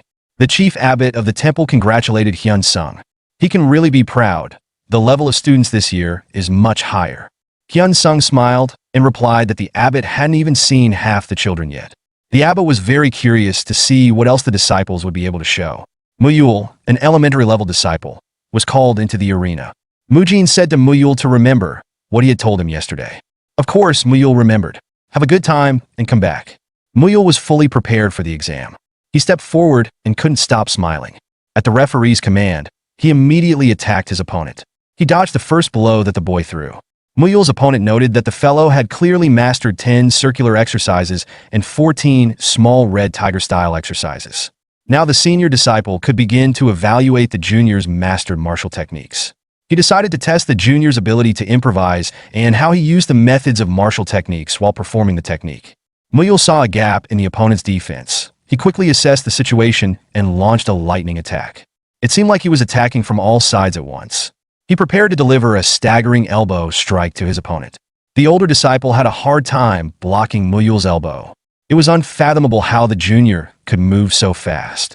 While holding Muyul's elbow, his opponent caught him in a grapple and delivered a strong left punch. It was impossible to dodge, and Muyul's defeat seemed inevitable. But Muyul twisted like a duck and released his elbow from the grip. In the same second, he leaned back and the blow missed its target. All the while, the boy was smiling. A surprised murmur went up among the spectators in the stands. A child moves instinctively like an animal. How can you learn to control your body like that at such an age? The boy has a flexible and unique body that responds to his instincts in the blink of an eye. Teachers told their students to watch carefully and learn. Hai Gul, the Shaolin head spotter outside of Shaolin, who was called Invincible Five Fists, said that this child should definitely be trained by him. He would fit in perfectly with his five-fist martial arts school. The duel was over. Mujin analyzed it. Muyul's animal flexibility was undoubtedly innate, and Mujin had long thought about how to improve it. Muyul was confused about his arms and legs at first while concentrating on blood pathways and flows. Then Mujin advised him to train only the connections between techniques, ignoring the flows. As a result, he memorized the movements of the techniques and the flow of internal energy in his body. If you couldn't memorize with your head, you had to memorize with your body muscles. Muyul was thanking his opponent for his work in the fight. The head abbot asked Hyun Sung how he managed to raise the level of his students so much. Did he secretly hand out talismans to them? Hyun Sung was very pleased. Many more amazing things are ahead of them. An entry-level student, Mugung, was called into the ring. Mujin advised him to just stay calm. During this year, Mugung had turned into a mountain of steel muscles. He wasn't nervous at all. The bleachers erupted in shouts of bewilderment. This one is a junior apprentice. There's some kind of deception. Maybe they're hiding his age. Mugung's opponent looked up at him from below. How could a junior disciple grow to 186 centimeters? Mugung thought that for this day, he had endured the toughest training. There's no way he'll lose. The referee ordered the start of the sparring match, and Mugung rushed like a bulldozer to attack. Mujin recalled that despite his outstanding physique, Mugung's body was like wood, so they emphasized stretching and then built up muscle mass. His appearance added to that, and now Mugung was an impenetrable and attacking tank. Mugung's opponent barely had time to dodge the impact of the hammer's power. Although the elder was considered a referee for the younger ones, he thought that if he held back against such power, he would definitely end up in the other world. He decided to urgently increase his internal energy and continue the fight. His fist was enveloped in a cloud of power. He attacked Mugung, but Mugung dodged the blow and took a swing. The older student put up a defense, preparing to block his opponent's strike. Mugung loomed over him like a black rock. The teachers on the podium noted that the boy had incredible strength, but he attacked with intelligence and used strategy. So far, he was the only one fighting on equal footing with an older student. Teacher Haidam, a follower of the Buddha hand technique and the immovable diamond technique, was pleased with Mugung's sparring. He liked the student. The experienced teacher could see how the boy was trying to reduce the number of unnecessary movements. This was an indicator of his diligence. With this level, he had a chance of mastering the martial teachings of their hall. Mugung attacked again and was pleased that everyone was only looking at him. He rushed forward recklessly. His opponent saw a gap in his defense and immediately attacked. Mugung took a kick to the body with his foot. Haidam was very displeased. This disciple likes to show off because of the young blood boiling within him. He still has a lot to learn. Haidam decided that he would personally train Mugung. Mugung came back in a very depressed mood. Mujin cheered him up by saying that everyone makes mistakes, but the fight was fun. Mu Kyung was called to the stage. Next, Mujin remembered that the boy had never fully recovered from that fight with the other students. Therefore, constant training was required so that he could suppress his madness and not become the blood monk from the novel. But Mujin knew that Mu Kyung was much more dangerous than both Muyul and Mugung. The older disciple was analyzing Mu Kyung's fighting technique. 6 sun hands, diamond fist, stone stand, stone finger. He used an infinite number of techniques. The guy seemed to know absolutely every technique. The older student was reflecting them and couldn't go on the attack, but it occurred to him that this kid was a genius. Mujin watched the fight. Mu Kyung was a little scared at first, but then everything went well. What Mujin was worried about was that in long battles, Mu Kyung gets into a haze and can no longer stop in time. The referee yelled out that the match was over. Mu Kyung seemed not to hear this and continued to attack. His face contorted into a crazy smile. He thought he was having a lot of fun and continued to strike. Mujin was horrified to think that Mu Kyung had snapped again, just like during that fight. He remembered that it was with this exact expression on his face that Mu Kyung had beaten up Mu Tae. An aura of anger enveloped the boy's entire figure. Mujin mentally conjured him to come to his senses. A man sitting on the roof was watching the duels and drinking wine. He came here when he heard the noise and thought the abbot was having a feast, but it turned out to be just an exam for the novices. The first kid is good at dodging. The second kid is just a fool but strong. He'll probably like Mr. High Dam. And who's this wonderful boy? Look at the look in his eyes. The watcher on the roof was very interested in this student. He's going to take him in. He jumped off the roof. Even though the referee had stopped sparring, Mu Kyung didn't think of stopping. The older disciple had already been knocked down. Mu Kyung flew at the lying opponent and applied the 18 Commandments Dharma technique. Mujin was already shouting in his voice to stop. Chief Abbot and Hyun Sung looked anxiously around the arena. Mu Kyung's fist flew at his defenseless opponent. At this critical moment, a man appeared in the arena who did not stop drinking wine, grabbed Mu Kyung's hand, and stopped his movement. Many people recognized him as Hai Guan. Mentor Hai Dam shouted, "How dare the mentor drink during a duel? What kind of example is he setting for his disciples? After something like this, he dares to seek to enter the repentance hall." Hai Guan threw the jug onto the stand. Hai Dam was surprised to realize that the jug contained just water. He didn't deny Hai Guan's usefulness to the temple, but there had to be some limits. Hai Guan addressed the abbot's disciples and the rest of the audience. He apologized for getting into the middle of a fight, but he felt that he should be the one to take this young monk under his wing. Everyone agreed that young monk Mu Kyung's skills were amazing, but only Hai Guan, the head of the Demon Slayer's order, would be able to deal with his madness. He was the only one among Shaolin disciples who had gone beyond the law of "thou shalt not kill." A group of those who were willing to do anything to eradicate the most heinous evil. The head of the Demon Slayers is Hai Guan. The Shaolin Temple Abbot also thought that it was a good idea if the boy started training under the guidance of Hai Guan, the one who confronted demons. Would he be able to take control of his madness? At this time, Hai Guan himself was stroking Mu Kyung's head and saying that the boy was simply made for their clan. Mu Kyung came to his senses and screamed. Hai Guan laughed and admitted that he was shocked. He never thought he would take on a student who was crazier than he was. Seeing Mu Kyung and being overjoyed by this discovery, Hai Guan left the examination venue as if he was not interested in what was happening at all. This situation agitated the audience a bit, but soon it subsided and the exam continued. Only one man was worried. He was as nervous as if he were about to be swept away by a tsunami. The senior apprentice conducting the trials thought, if the junior apprentices had turned out to be such monsters before, who would come out next? Mujin was called into the arena, and he stepped forward confidently. The senior apprentice appreciated that this guy looked like he had a good physique and not bad flexibility. At first glance, he looked like a normal guy. Hyun Sung recommended Mujin to the abbot as the best student of the entire school. If Mujin could be considered as the one who was able to collect and complete all the existing Shaolin martial arts, Mujin is the engine of martial arts progress. He, like all the guys, had undergone serious training. During his training, he would often ask his mentor, Gang, about his inner strength. He had already mastered the technique of quick feet and combat steps by then, and even achieved the ultimate mind liberation technique, which left Gang in utter amazement. But Mujin said he had difficulty with this technique. It usually goes smoothly, but sometimes it just doesn't work. For example, when he eats, drinks, or sleeps, the technique fails. Gang realized that the boy was a genius and went crazy on that basis. No one uses techniques when eating, drinking, or sleeping. He asked if the guy knew about the iron clothes technique. Mujin knew that it was a low-cost technique used by mountain Brins. Gang disagreed with him. This martial technique allows you to strengthen your body and protect yourself from metal weapon attacks. It was popular at one time, but then it became less and less common because it doesn't help much against masters who have reached a high level, as it is unable to protect against their swords and strong energy.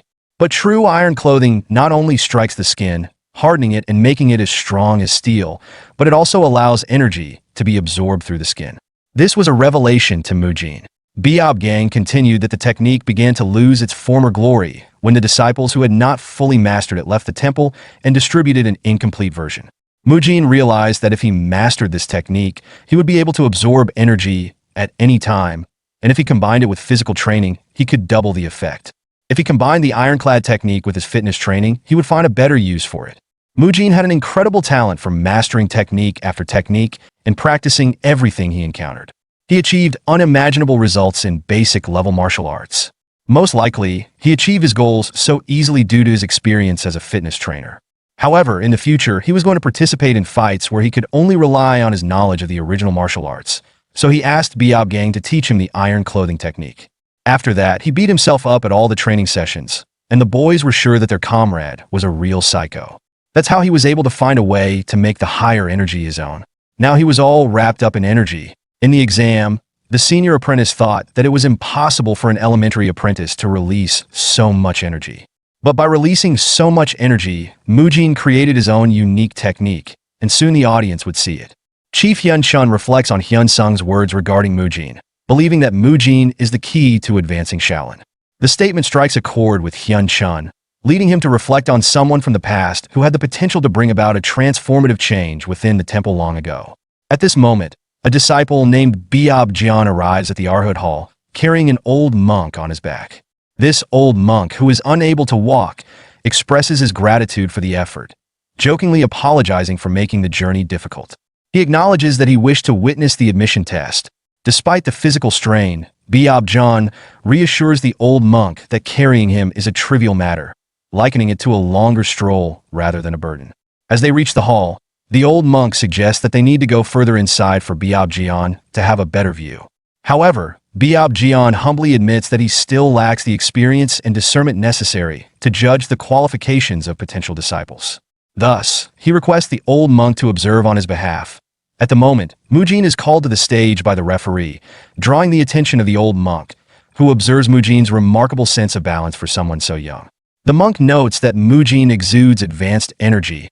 As the referee instructs both fighters to take their stances and prepares to start the match, Mujin swiftly charges forward with incredible speed. His opponent feels the pressure of this explosive advance, wondering what kind of technique Mujin will employ. Mujin unleashes his 9 regal kicks technique to propel himself toward his opponent, followed by the Guanyin strike and the initial technique of the chain punch, known as the corp punch. The force of his punch connects with the senior fighter, pushing him back significantly. Despite this, Mujin reflects on his technique, explaining that he gathers strength in his lower body by integrating the principles of the 9 regal kicks with the swift whirlwind sweep. He then employs the 6th technique of the Guanyin strike to reinforce his core, amplifying his power. Finally, he adds strength to his shoulder through the first technique of the chain punch, creating a unique hybrid martial art style that combines various principles. With momentum from his initial attack, Mujin charges forward again for his second strike. Meanwhile, the senior fighter grapples with the impact of Mujin's first blow, feeling astonished that so much force penetrated his defenses despite having harnessed 10 years' worth of energy to block it. His thoughts are abruptly interrupted as he sees Mujin rushing toward him once more, preparing for another attack. Mujin prepares to attack his senior again. The senior believes he can dodge Mujin's punch by moving to the left. However, to his surprise, Mujin executes a feint with his punch, quickly changing the direction of his attack. This forces the senior into a hand-to-hand grip with Mujin, leaving him no choice but to engage directly.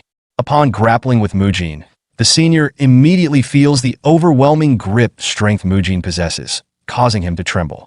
He realizes that he cannot afford to reserve any energy while fighting Mujin. In an attempt to counter, the senior throws a punch, but Mujin skillfully dodges it. The senior then attempts to evade Mujin's follow-up swing, but is unable to escape the onslaught. Watching from a distance, the old monk is astonished by Mujin's ability to exert such power with seemingly little energy. He observes that Mujin employs a variety of techniques: punches, palm strikes, kicks, and finger strikes, all rooted in basic martial arts principles. The monk notes that Mujin has mastered techniques like the swift whirlwind sweep and 9 regal kicks, which are fundamental Shaolin martial arts that utilize the legs. Despite being limited to basic martial arts, Mujin demonstrates an extraordinary ability to overwhelm his opponent. Instead of merely progressing to more advanced techniques, he innovatively combines what he has learned, creating something entirely new. This realization strikes the monk profoundly as he reflects on Mujin's potential. He recognizes that Mujin, despite his youth, is already on the path of a grandmaster, echoing the journey that the monk himself once traversed. As the fight unfolds, the old monk calls out to Biob Jian, requesting him to move closer to the training ground. Meanwhile, Mujin is fully immersed in the battle, reflecting on his journey over the past 2 years of rigorous training in both body and martial arts. He has rarely had the chance to unleash his full strength without the fear of seriously injuring an opponent. This moment represents the essence of true sparring, the thrill of facing a formidable opponent and fighting with everything he has. In this heightened state, it feels as though time slows down, allowing Mujin to focus solely on his adversary. Suddenly, Mujin's opponent steps back, prompting Mujin to ponder the reason behind this change in demeanor. Just then, he hears a commotion behind him and wonders why it is so noisy. The senior disciples murmur among themselves, speculating about the presence of an important figure. Meanwhile, Biob Jian approaches the training ground, carrying the old monk on his back. Mujin is puzzled by the scene unfolding before him. As the commotion escalates, Mujin observes Hyun Sung and Abbot Hyun Chun, who are taken aback and quickly drop to their knees in respect. The first chief, Hyun Chun, addresses the figure approaching, stating, "Grandmaster Hyun Guang." He pays his respects. This prompts all the other senior members present to also greet Grandmaster Hyun Guang with deference. Mujin reflects on the influence of Grandmaster Hyun Guang, noting how everyone, including senior disciples and respected figures, quickly paid their respects without hesitation. The atmosphere is thick with reverence as the Grandmaster addresses Abbot Hyun Chun, apologizing for disrupting the admission test. The abbot acknowledges this with an understanding nod, expressing that there must be a valid reason for the Grandmaster's presence. Grandmaster Hyun Guang then turns his attention to Mujin, directly stating that he has a question for him. This catches Mujin off guard, and he thinks, "For me?" The Grandmaster requests Mujin to lower his robe, which leaves Mujin puzzled. Although he feels somewhat unsatisfied with his own body, he reasons that there's nothing to be embarrassed about. Once Mujin complies, Hyun Guang observes him critically, noting that Mujin possesses a natural martial body. He then poses a question to Mujin regarding his fighting style, specifically asking if his body training was aimed at combining the 6 basic martial arts into a single form. This inquiry shocks Mujin, as he wonders how the Grandmaster figured out his approach to martial arts so quickly. The other senior disciples present are equally astonished, with Hyun Sung recognizing the connection between Mujin's fighting style and that of the Grandmaster himself.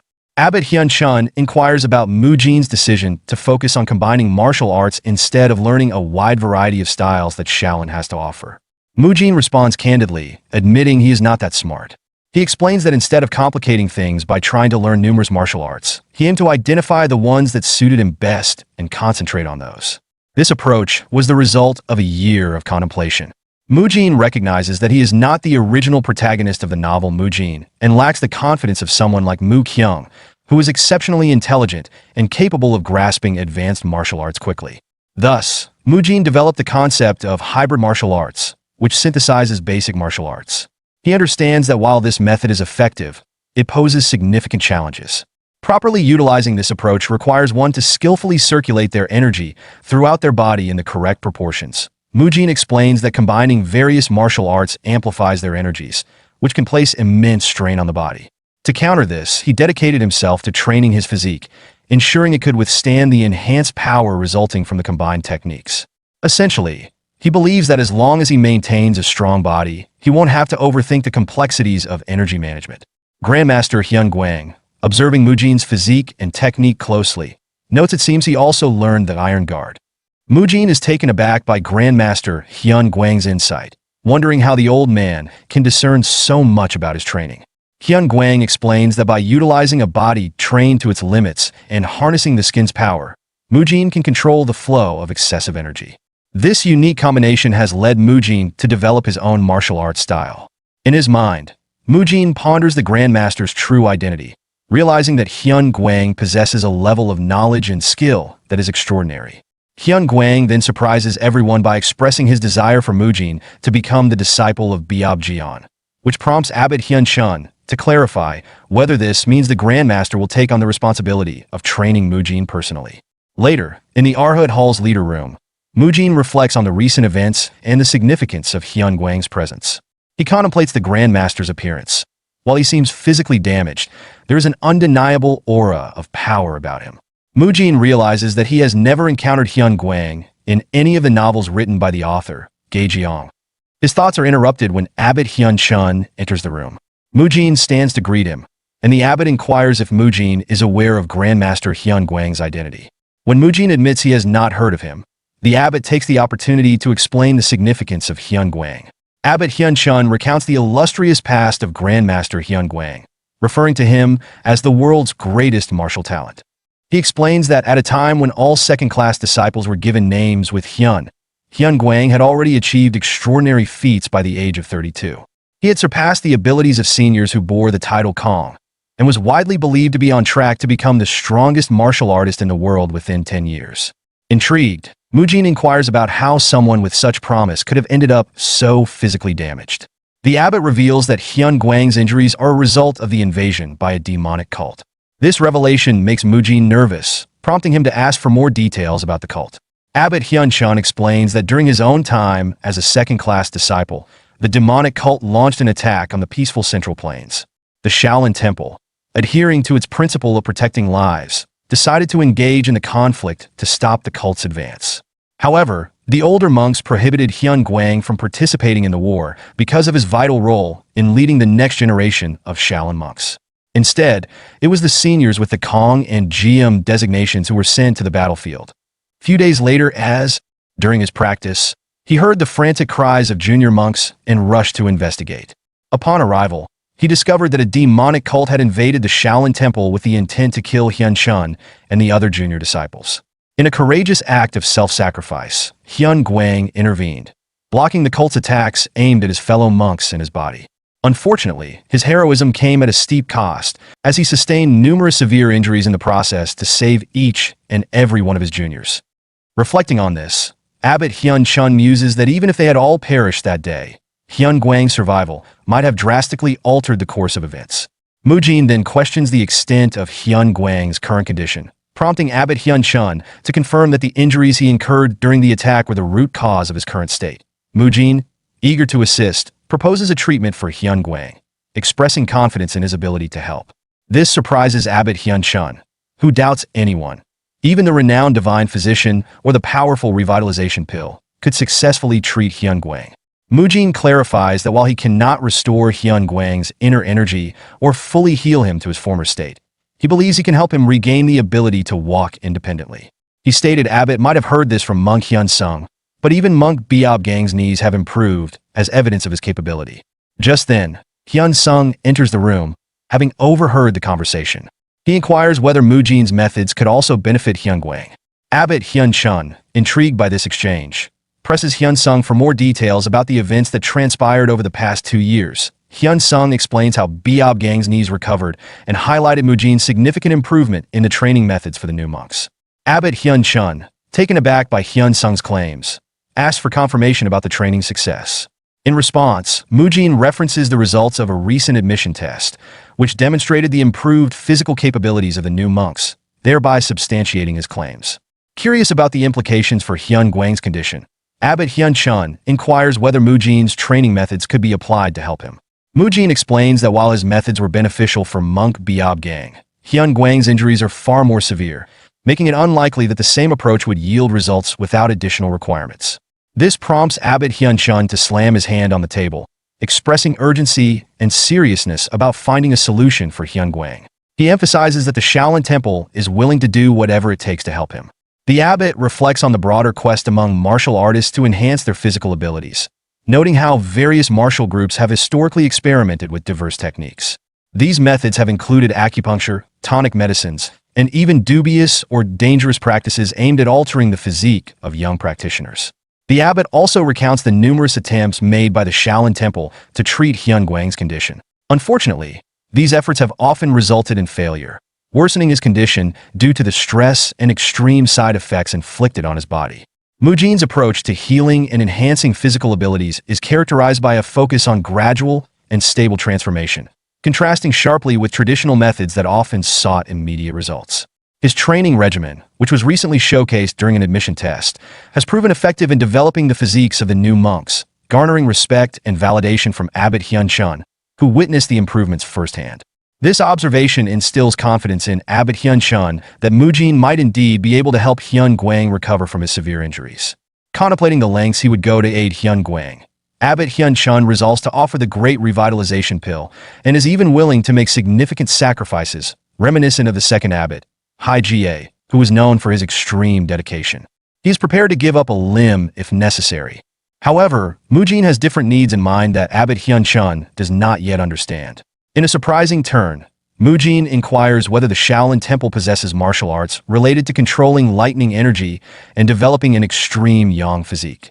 This question puzzles both Abbot Hyun-chun and Hyun-sung, leaving them confused about the relevance of such techniques. Shortly thereafter, two senior monks arrive at Abbot Hyun-chun's call. One is Hyun-gong, the leader of the discipline court, and the other is Hai-dam, who is recognized as the successor of the unmovable invincible body art and Rulai divine palm strike. As they arrive, Mujin recognizes Hai-dam, the successor of the unmovable invincible body art and Rulai divine palm strike, as the one who previously took Mugung in for training. Hyun-gong acknowledges that he is aware of the situation as he approaches. Mujin recognizes Hyun-gong as the senior monk who trained monk Biab-gang. Both Hyun-gong and Hai-dam express their readiness to assist in any way possible to help Grandmaster Hyun-gwang. Mujin makes a specific request. He asks if Hyun-gong can utilize the lightning divine palm strike, but at a diminished intensity, applying it to his arm. This request surprises Hyun-gong, who is taken aback and wonders about the rationale behind such a peculiar demand. He initially anticipates that Mujin might ask for something more conventional, like using the techniques to burn away blockages in blood vessels. Mujin quickly clarifies that he isn't asking for a destructive procedure. Instead, he simply wants a subtle application of lightning energy to be introduced into his arm. Hyun-gong, after some hesitation, agrees to attempt this, cautiously channeling a weaker version of the lightning divine palm strike. He checks with Mujin to see if the intensity is acceptable, but Mujin reacts strongly, expressing alarm that Hyun-gong's current feels dangerously intense, suggesting it could harm Grandmaster Hyun-gwang. Hyun-gong seeks to gauge the situation, questioning whether his initial attempt was excessive. Mujin insists that the intensity needs to be further reduced, specifying that it must be less than half of what Hyun-gong had just used. Hyun-gong, feeling challenged but committed to helping, agrees to make the adjustment. Mujin expresses a sense of urgency regarding Grandmaster Hyun-gwang's safety and treatment, saying if these methods are not feasible, he is willing to accept that. However, Hyun-gong, the leader of the discipline court, asserts his confidence, insisting that he can indeed assist in the treatment. Mujin thinks Hyun-gwang will require physical therapy equipment for his treatment. However, such equipment is not available in this worldview. While Biab-gang responded well to treatment due to his youth, Hyun-gwang's situation is different because he is older and weaker. To demonstrate his capabilities, Hyun-gong attempts to use the lightning divine palm strike on Mujin, this time employing a much weaker version of the technique. When he asks Mujin for feedback on this level of power, Mujin responds positively, affirming that it is perfect. Mujin's new approach was quite straightforward. He wanted Hyun-gwang to use equipment that is commonly found in modern physical therapy clinics, that is electrical muscle stimulation. Hyun-gong, intrigued by Mujin's proposal, asks if the goal is to send electricity directly into the muscles. Mujin confirms this, explaining that a small electrical current can significantly enhance muscle metabolism and blood circulation. He further elaborates that such stimulation can lead to increased muscle fiber size through repeated contractions. Skeptical, Hyun-gong questions the efficacy of merely sending electricity into the muscles and inquires about the time frame for observable results. Mujin responds that the true effects will only be clear once they start treating Grandmaster Hyun-gwang, but he estimates that noticeable improvements should begin to manifest after approximately 1 month of consistent treatments. Next, Mujin turns to monk Hai-dam, indicating he has a specific task for him.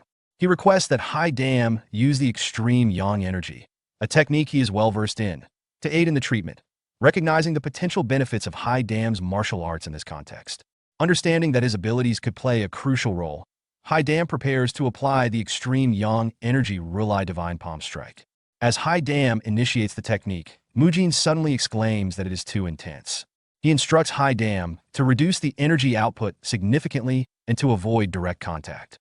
Instead, he suggests that Hai-dam should merely place his palm near Mujin's hand, akin to how the sun radiates warmth from the sky without direct contact. In response to Mujin's guidance, Hai-dam adjusts his approach, using a 2-finger technique of extreme yang energy positioned near Mujin's hand. Observing the resulting heat, Mujin assesses the level of energy being emitted and internally acknowledges that this intensity is ideal for the treatment. Hyun-gong is designated to perform the electrical stimulation treatment, while Hai-dam will take on the role of the shortwave diathermy device, a method intended to provide therapeutic heat. Mujin instructs them to carry out the treatment for 15 minutes, explaining that the heat from the energy touching Hyun Guang's skin will help relieve muscle fatigue and enhance blood circulation.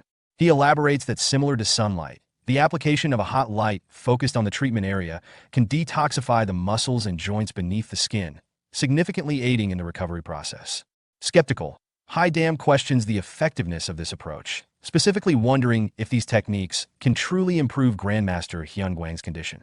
He expresses concern over the differences between Hyun Guang's severe injuries and the successful outcome seen with Monk Biobgang and the children in Arhut Hall. Haidam emphasizes the need for caution and questions how they can trust techniques that are unfamiliar and untested in their current context. Mujin acknowledges Haidam's valid concerns, recognizing the cautious perspective of the monks. He understands that they are understandably wary of relying on methods that he alone advocates. Despite this, Mujin is driven by his expertise and genuine desire to assist them. Drawing on his background from another world, where he was known as Choi Kang-hyuk and worked as a personal trainer, Mujin thinks of his extensive qualifications. He possesses a recognized physical therapist license from Korea and is also certified in rehabilitation massage. His dedication to learning various forms of exercise, including yoga and weight training, along with his knowledge of nutrition, stems from his personal experience of wanting to rehabilitate his own damaged body from the past. Through his rigorous study and practical application, Mujin successfully rehabilitated and strengthened his own physique. Mujin reflects on his journey of acquiring knowledge and skills, recalling the late-night classes he attended in technical colleges to earn his various licenses. He recognizes how young he was at that time, yet his dedication has led him to become well-versed in personal training, nutrition, yoga, Pilates, and rehabilitation techniques, along with expert knowledge in physical therapy. He realizes that he is uniquely positioned to assess and potentially improve Grandmaster Hyun Guang's severely weakened condition, which is considered untreatable in their current era. Mujin expressed his shock at seeing Grandmaster Hyun Guang in a weakened state, noting that his condition is quite serious. However, his commitment as a practitioner of medical techniques compels him to step forward and offer his help, driven by a sincere desire to assist. He openly invites the senior monks to voice any objections they may have about his proposed methods, assuring them that he will seek alternative approaches if they are dissatisfied. The senior monks contemplate their own struggles to help Hyun Guang, acknowledging that despite their best efforts, they have been unable to restore him to a standing position. The possibility of utilizing a completely new treatment method that they have never before considered ignites a glimmer of hope. They recognize that if Mujin's medical techniques hold even a small chance of success for Hyun Guang, it could be worth pursuing. Haidam, who had previously expressed skepticism and concern, finds himself unable to respond after hearing Mujin's earnest intentions. Finally, he asks Mujin if the estimated time frame for noticeable improvement is indeed 1 month. Mujin confirms this in a measured tone. Haidam states that they will adhere to Mujin's instructions for 1 month. However, he adds a caveat. If there is no visible difference in Hyun Guang's condition after that period, they will ensure that Mujin faces consequences for what they perceive as potentially ridiculing their elders. Mujin emphasizes the need for Haidam and Hyun Gong to refine their techniques, specifically increasing the accuracy of the lightning divine palm strike and the extreme yang energy. He requests that they demonstrate the power of their martial arts honed through rigorous training. Haidam, initially skeptical, begins to reconsider Mujin's knowledge, pondering that his insights might indeed hold truth. After 2 hours of intensive practice, both Haidam and Hyun Gong appear exhausted. Recognizing their fatigue, Abbot Hyun Chun instructs Mujin to return and rest, suggesting that he reconvene with them the following day. Mujin agrees, saying his goodbyes as he leaves the temple. Once Mujin departs, Abbot Hyun Chun queries the other monks about their thoughts on the day's training. Hyun Gong reflects on the unexpected difficulty of applying the same force to a specific area, noting that the task of delivering a precise and measured amount of energy is far more taxing than he anticipated. He acknowledges that aside from the treatment aspects, this focused practice will benefit their own martial training. Haidam also expresses surprise, admitting that he had never considered utilizing the lightning divine palm strike and the Rulai divine palm strike in the way Mujin suggested. The monks are coming to appreciate the value of Mujin's proposed methods and how they could enhance their existing practices. Abbot Hyun Chun then elaborates on a deeper philosophical understanding of the martial arts, explaining that most techniques involving extreme yang energy are typically combined with other energy types. He discusses how martial arts can reflect the practitioner's personality, noting that those who wield icy, yin-infused techniques often possess colder dispositions, while users of fiery, Yang techniques tend to exhibit more passionate traits. He emphasizes that Shaolin martial arts harness the power of yang energy to combat evil. Mastering this energy necessitates not only proficiency in fire and metal energies, but also the ability to control them effectively. Specifically, practitioners must develop the patience akin to metal to suppress the volatile nature of fire energy, fostering harmony within their techniques. Crucially, Abbot Hyun-chun points out that Mujin's proposed treatment method aims to transform the huge bursts of strong energy characteristic of traditional martial arts into a continuous weak energy. This shift could bring about a more harmonious and stable application of their skills. Haidam reflects on the destructive potential of skilled monks using martial arts, acknowledging that such power can quickly wreak havoc. He shares his surprise at the idea of employing inner energy to enhance their patience, expressing his intent to continue practicing even after returning to his quarters. Hyun Gong agrees, expressing a desire to adopt the new techniques and teach them to other monks once they gain a better understanding of the methods. Abbot Hyun-chun supports this initiative, recognizing its potential benefits, particularly for martial arts that utilize fire energy. With this newfound determination, Haidam and Hyun Gong commit to further training, marking a significant advancement toward integrating Mujin's concepts into their martial arts practices. This moment signifies the initial step towards developing electrical stimulation devices and diathermy within the Shaolin Temple, laying the groundwork for innovative healing techniques. The next day, Abbot Hyun-chun visits the vicinity of Hyun Guang's Pena Pavilion, where he encounters Biob Jian. Upon arrival, Biob Jian expresses gratitude for their visit, but inquires about the purpose of their gathering. Abbot Hyun-chun explains that they have come to see Grandmaster Hyun Guang, and more importantly, that Mujin might be able to assist in healing him to some extent. Surprised, Biob Jian exclaims that Mujin can accomplish such a feat, inadvertently waking Hyun Guang. Abbot Hyun-chun then takes the opportunity to inform both Hyun Guang and Biob Jian about the events in the Arhut Hall and the various contributions Mujin has made thus far. With preparations complete, Mujin states that they are ready to commence the treatment. As Mujin closely examines Grandmaster Hyun Guang's body, he is taken aback by the extent of the deterioration. He notes the alarming lack of muscle in Hyun Guang's calves, remarking to himself that the condition is far worse than he initially anticipated. It raises questions about how long Hyun Guang has been carried around in such a frail state, leading Mujin to wonder about the toll it has taken on his body. Mujin begins to physically assess Hyun Guang's leg and instructs him to vocalize any pain he feels. As he touches Hyun Guang, the Grandmaster starts to tremble, indicating he is in significant pain. This reaction flusters Mujin, who reflects on the seemingly stoic nature of Shaolin monks. He recalls similar experiences with monk Biob Gang and contemplates why they suppress their pain rather than express it openly. Determined to proceed, Mujin announces the start of the treatment. He explains that they will first apply a warm, damp towel to Hyun Guang's body to warm him up, followed by acupressure techniques aimed at relieving tension. Mujin outlines the initial focus on stretching, particularly targeting Hyun Guang's legs and ankles, which have become contracted over time. He recognizes the fragility of Hyun Guang's body, likening it to delicate pottery that could easily shatter if not handled with utmost care. Mujin understands that precise control over strength is critical during the treatment, requiring considerable mental fortitude. Despite the challenges, he remains resolute and dedicated, demonstrating remarkable focus for the entire 2-hour session. Those present observe his unwavering commitment, noting his wide-open eyes and unyielding concentration on the task at hand. However, beneath his composed exterior, there is an undercurrent of desperation in Mujin's gaze. This desperation stems from his thoughts of his grandfather, fueling his determination to succeed. He is driven by a deep-seated desire to heal Hyun Guang and also reflecting a personal commitment that extends beyond professional responsibility. As Hyun Guang observes Mujin's sad expression, he contemplates the weight of anguish that such a young monk must carry towards such a sorrowful demeanor. This moment highlights Hyun Guang's sensitivity to the emotional states of others, revealing his wisdom and empathy despite his own dire condition. After some time, Mujin informs Hyun Gong that his part in the treatment has come to an end, signaling the transition to the next phase of care. Hyun Gong acknowledges this and prepares to begin the diathermy and electrical stimulation treatments, which proceed smoothly, adhering to the methods they practiced the night before. Once the treatment concludes, Mujin officially becomes Biob Jian's disciple and moves his belongings from the Arhut Hall to Hyun Guang's pavilion. As he settles into the new environment, Mujin reflects on his situation with a hint of irony, thinking he had escaped the close quarters and sweat-smelling bald monks, but finds himself sharing a room with others again. He resigns himself to the necessity of staying close to Hyun Gwang for care, despite his initial hopes for a private space.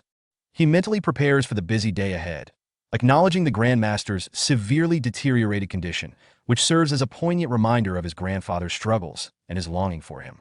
Mujin's thoughts drift back to his childhood, recalling a tender moment when he was massaging his grandfather's leg, asking if it felt better.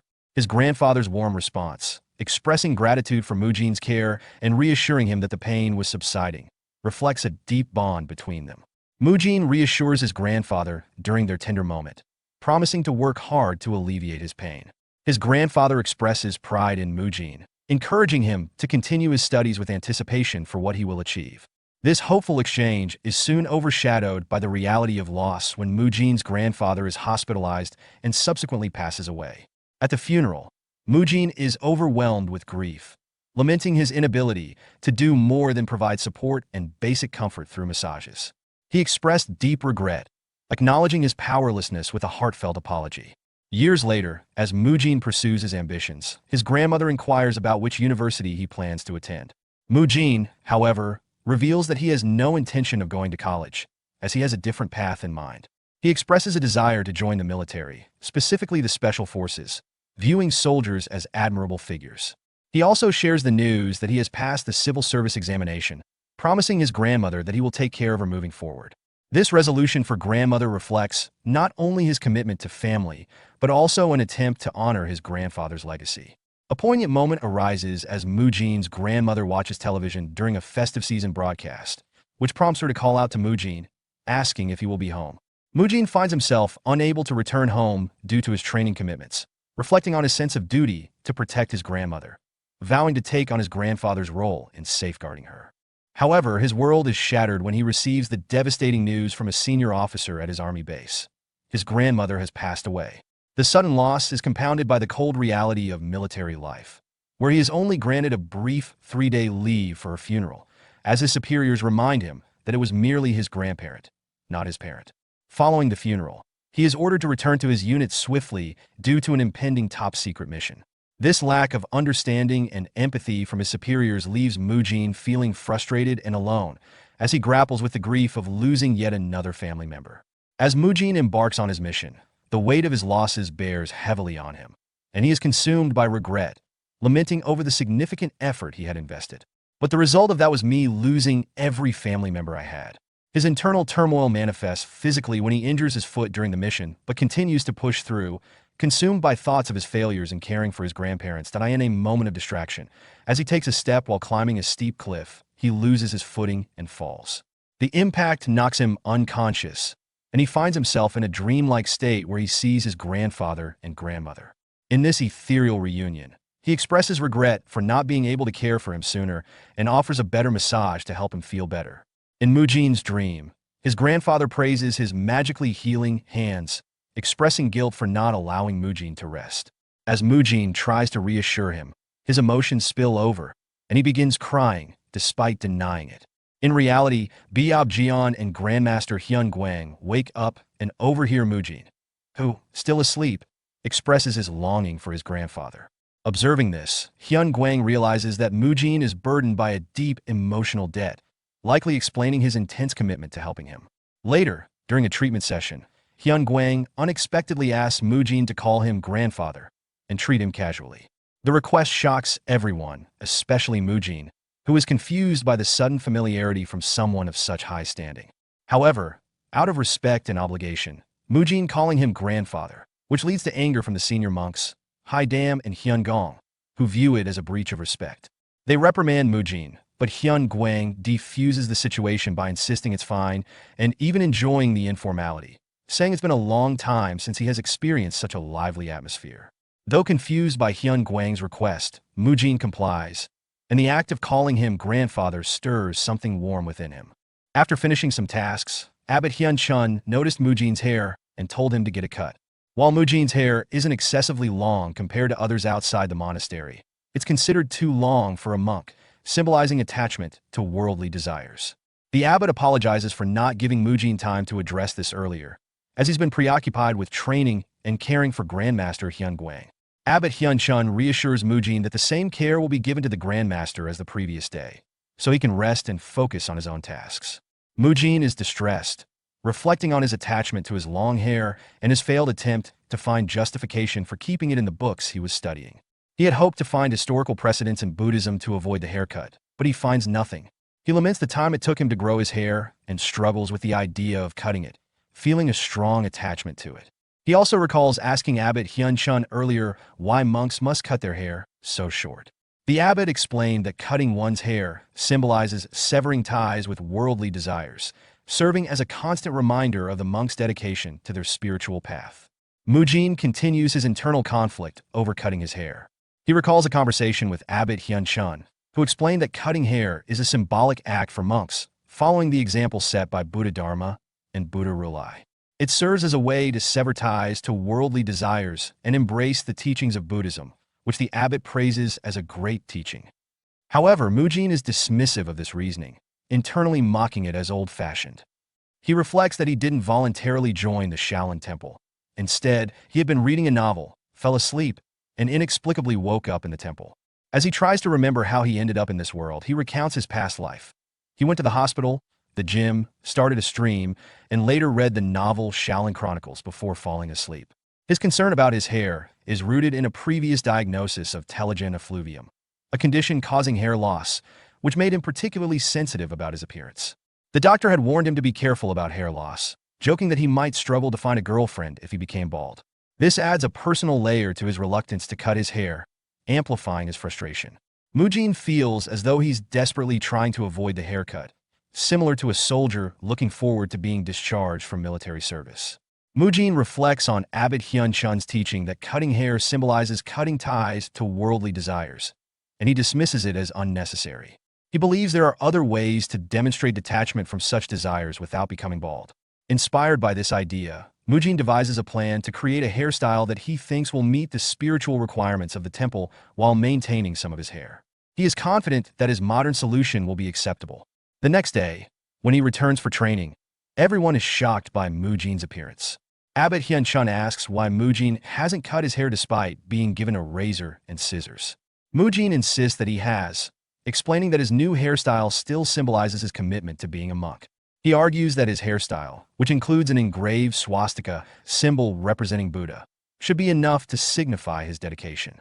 He claims that this creative approach honors Buddha's will and shows a deeper level of understanding.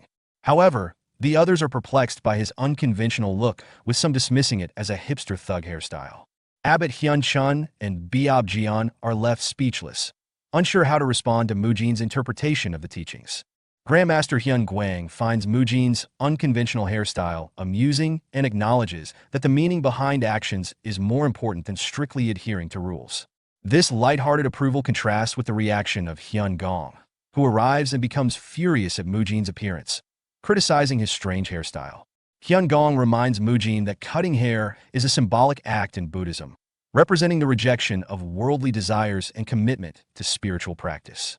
Mujin defends his hairstyle, saying it reflects his attempt to honor Buddha's teachings and cut ties to worldly desires, even mentioning that Hyun Guang approved of it. Hyun Gong, however, insists that leaving any hair untouched shows that Mujin hasn't fully let go of those desires. Flustered, Mujin argues that Buddha Rulai didn't just cut his hair, but intended to cut away vanity altogether. He provocatively suggests that if the goal is to eliminate the agony of wanting to look good, monks should shave all body hair, including eyebrows and beards. This remark hits close to home, as both Abbot Hyun-chun and Hyun Gong sport beards, making them uneasy and unsure how to respond. Mujin continues to defend his unconventional hairstyle by pointing out that even in the portrait of Buddha Dharma, the founder of the Shaolin Temple, he only shaved the top of his head, leaving the sides and back untouched, and kept his eyebrows, mustache, and beard. Mujin argues that what's important is not the appearance, but the symbolic cutting of ties to worldly desires. Both Abbot Hyun-chun and Hyun Gong are momentarily swayed, realizing that Mujin's observation about Buddha Dharma's hairstyle is accurate. Mujin's hairstyle, with the swastika symbol engraved, is indeed unattractive by worldly standards, supporting his claim that it represents detachment from vanity. Mujin notes that this era does not have styles like the modern mohawk with two blocks that he is referencing. Grandmaster Hyun Guang finds the situation amusing and challenges Hyun Gong to decide. Although Hyun Gong is reluctant, especially since he doesn't want to cut his own beard, he ultimately allows Mujin to keep his hairstyle as long as it doesn't grow any longer. Mujin accepts the decision respectfully. The next day at dawn training, Mujin's fellow monks and Biob gang are shocked by his new look. When asked about it, Mujin casually explains that the discipline court leader, Hyun Gong, gave him permission, leaving the others surprised. Biob gang is surprised that the discipline court leader, Hyun Gong, allowed Mujin's unconventional hairstyle. While it seems unbelievable, he accepts it and instructs Mujin to join the training. Mujin's fellow monks, particularly the younger ones, see his unique hairstyle as a sign of individuality, and it starts to inspire them, especially those in their rebellious phase or seeking attention. Mugung is particularly interested and asks Mujin how he managed to get approval for such a hairstyle. Mujin, however, doubts Mugung will be able to use the same excuse successfully. Mugung later tries to convince his own in-charge masters that keeping some hair still honors the will of Buddha and demonstrates commitment to Buddhism. However, as Mujin predicted, Mugung's masters, who are strict and passionate, react angrily. Master Haidam immediately orders Biob Y to catch Mugung. Haidam, using extreme yang energy, prepares to shave Mugung's head himself. Mugung's plan to keep his hair quickly falls apart, unlike Mujin's, and he is forced to submit to the rules. Despite this, Mujin's influence begins to take root among the younger monks, with his hairstyle eventually set to impact Shaolin in the future, though that change will happen much later. Mujin continues administering treatment to Grandmaster Hyun Guang, whose body is in a severely deteriorated state. Each part of Hyun Guang's body requires attention, but treating everything simultaneously would be overwhelming and counterproductive.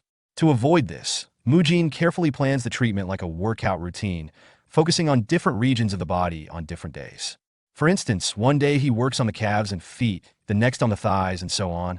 His treatments are coordinated with the electrical stimulation and diathermy treatments provided by Hyun Gong and Haidam. Despite playing a significant role in Hyun Guang's recovery, Mujin's primary position in the Shaolin Temple is that of a third-class disciple, not a medical practitioner. Even so, his dedication to both the treatments and his training remains strong. One day, after finishing his work with Biob Jian, Mujin tells the Grandmaster that he's going out to train. Hyun Guang encourages him to take his time, and Biob Jian reassures Mujin that he will take care of the Grandmaster in his absence. Mujin reflects humorously on the situation, comparing the scene to parents sending their son off to school. As he leaves for training, it reminds him of eating bread on the way out like a typical student. A while later, the leader of the Arhut Hall, Hyun Sung, mentions that the hall has received additional funding, thanks to the abbot. Mujin inquired whether they would be obtaining additional exercise equipment. Hyun Sung explains that the administration hall approved the budget because they recognized and valued Mujin's unique exercising methods. This news fills Mujin with pride, as his once-dismissed methods are now acknowledged and accepted. However, Mujin quickly realizes that this also means he may be expected to teach his methods to others in the Arhut Hall. When he asks if he has to instruct everyone, Hyun Sung reassures him that he will only need to teach the second-class disciples how to use the new equipment, which Mujin finds manageable. Hyun Sung then hands Mujin some papers, prompting Mujin to wonder about their purpose. Hyun Sung asks Mujin to write down the additional equipment and its details on these papers.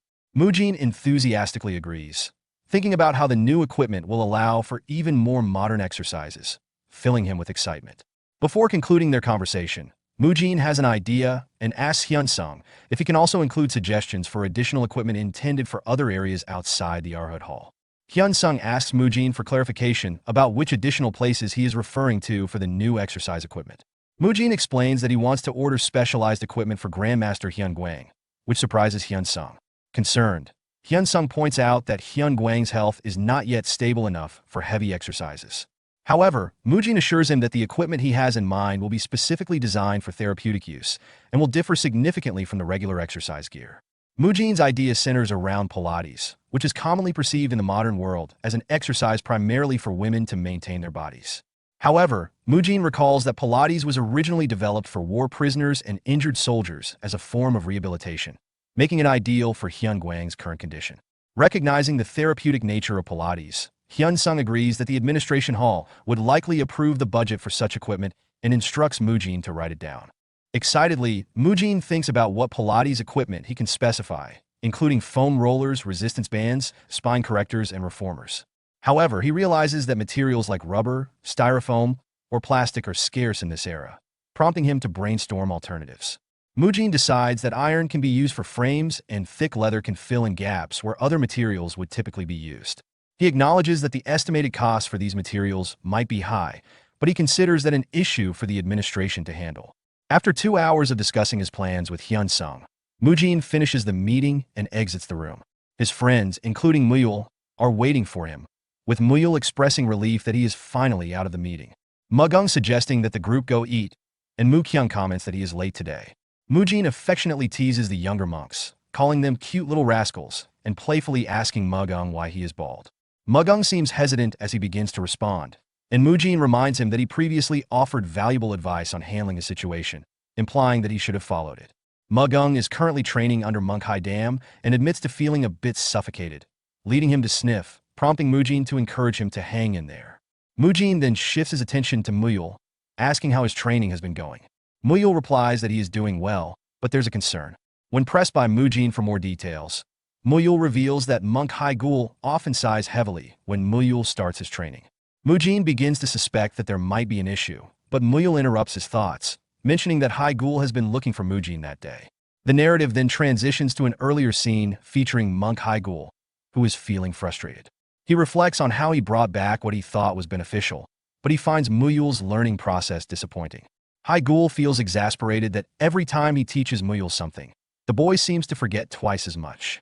He worries that if this continues, the Shaolin 5 Punch, a foundational technique, may not be passed on to future generations. Haigul approaches Muyul, who greets him with a bright smile. Haigul, despite his frustration, thinks that Muyul's kindness and good nature make it difficult for him to be harsh with him. He then inquires how Muyul managed to learn martial arts despite being a new addition to Shaolin. Muyul credits Mujin for his help, mentioning that both Mugung and Mu Kyung also provided some assistance in his training. Monk Haigul is taken aback upon realizing that Muyul's mentor is Mujin, the boy who had previously been taken in by Grandmaster Hyungwang. He is impressed that Mujin has been able to teach Muyul, whom he considers to be somewhat slow-witted, to such an extent. Curious about Mujin's teaching methods, Haigul decides to approach him for insights. Haigul then asks Muyul if he would like to accompany him to meet Mujin, to which Muyul eagerly agrees. The scene shifts to the present, where Haigul greets him. Mujin, surprised by Haigul's presence, inquires about the reason for his visit. Haigul informs him that he has business to discuss with both Mujin and Grandmaster Hyungwang, suggesting that they should meet after Mujin finishes his meal. Mujin, feeling puzzled, wonders why Haigul would want to talk to him, as he understands the need to discuss matters with Hyungwang but is unsure of his relevance to the conversation. After their meal, they arrived at Hyungwang's place. Haigul and Mujin find themselves face to face, and Mujin feels a surge of nervousness. Meanwhile, Muyul offers his greetings to Grandmaster Hyungwang, who responds warmly, appreciating the cheerful demeanor of the young monk. Mujin becomes anxious, questioning why Haigul is staring at him in a way that makes him feel uncomfortable, fearing that he might have done something wrong. Grandmaster Hyungwang acknowledges the visit and expresses openness to receiving guests, but he hints that there must be a significant reason for Haigul, who is typically busy, to come all this way to see him. Haigul then clarifies that his visit is indeed to discuss matters concerning Mujin. Grandmaster Hyungwang inquires about it. Haigul leans in closer and reveals that he is struggling to teach Muyul, as the young monk is having difficulty grasping even the basic steps of the Shaolin 5 Punch. Haigul hopes to seek Mujin's assistance, as he has heard that Mujin helped Muyul significantly in the past. While this conversation unfolds, Muyul excitedly offering Mujin some ants he has brought with him, asking if he wants to eat one. Mujin declines, maintaining his composure despite the oddity of the offer.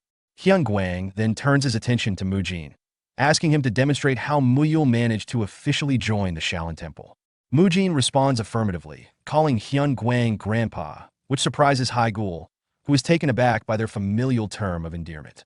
Hyungwang asks Mujin if he can duel with Muyul, to which Mujin agrees, stating that they often dueled during their training days. He reassures Muyul that it will be a fun and playful experience, instructing him to enjoy the moment while reminding him that they should go outside for the duel. Haigul is left puzzled by Mujin's suggestion that the duel would be about having fun and playing. He contemplates the meaning behind Mujin's words, unsure of how play can be integrated into training, and questions the appropriateness of such an approach in serious martial arts practice. As Mujin and Muyul step outside, preparing for their sparring match, Haigul remains perplexed by Mujin's earlier comment to have fun and play. Despite the odd phrasing, Haigul resolves to observe closely, hoping to learn something new from Mujin's unconventional approach. The sparring begins with both Mujin and Muyul rushing toward each other, exchanging strikes and saying, "It's been a while, let's have some fun." Their lighthearted energy contrasts sharply with the serious atmosphere surrounding Shaolin martial arts. Grandmaster Hyun Guang reflects on the nature of the Shaolin five-hand strikes, a martial art said to have been created by Dharma, inspired by the movements of 5 animals: dragon, tiger, leopard, snake, and crane.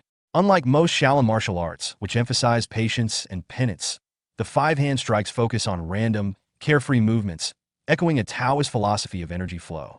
Hyun Guang notes that although this martial art differs significantly from other Shaolin practices, it still aligns with the Buddhist goal of freeing oneself from anguish and worldly attachments. However, the Shaolin 5-hand strikes are on the verge of being forgotten, with only Haigul left as its sole practitioner. Haigul bears the responsibility of preserving its legacy. This burden explains Haigul's anxious demeanor. Watching Muyul's unorthodox mannerisms and unusual behavior, Hyun Guang realizes that Haigul is likely wondering if he made the right choice in selecting Muyul as his disciple. The thought that Muyul might be unsuited to carry on this unique martial art weighs heavily on Haigul's mind, as the potential extinction of the Shaolin 5-hand strikes hangs in the balance. Hyun Guang calls an end to Mujin and Muyul's sparring match. Both stop immediately, with Mujin smiling and telling Muyul it was nice to play after such a long time. Muyul happily agrees. Hyun Guang then instructs Haigul to take Mujin with him, surprising both Haigul and Mujin. Hyun Guang goes on to ask Haigul to teach Mujin the Shaolin's 5-hand strikes, alongside Muyul, trusting Haigul to train them both. While Muyul is excited to train with Mujin, Haigul hesitates, noting that the 5-hand strikes are different from other Shaolin martial arts. Hyun Guang reassures Haigul that the training will benefit Mujin as well, emphasizing to Mujin that the true essence of things is more important than their outer appearance. Mujin is left confused by this advice as Hyun Guang and Biob Jian depart. Mujin promises to remember the elder's words. The next day, Mujin arrives at the training ground to begin learning the Shaolin's 5-hand strikes. Muyul notes that this is the first time they'll be training together since they learned the muscle-lengthening techniques. Mujin agrees. Meanwhile, Haigul feels uneasy, wondering why he's been tasked with teaching Mujin as well. He muses that he might have just taken on another idiot, struggling to understand Hyun Guang's request to train Mujin in the complex Shaolin 5-hand strikes. Mujin reflects on how Haigul must feel overwhelmed, suddenly being asked to teach him in addition to Muyul. He reasons that Grandmaster Hyun Guang likely has a good reason for his decision, given his wisdom and strength. As the lesson begins, Haigul starts by introducing the Shaolin 5-hand strikes, specifically focusing on the crane strike, one of the simpler techniques. Haigul asks Biob Hyun, Muyul's master and a practitioner of the Shaolin 5, to demonstrate the technique. Biob Hyun performs fluid, crane-like movements, emphasizing the importance of breath control and the use of the entire body, not just the fists. Mujin notices that Muyul struggles with the movement. Despite Muyul's exceptional physical control, he seems stiff and awkward during the practice.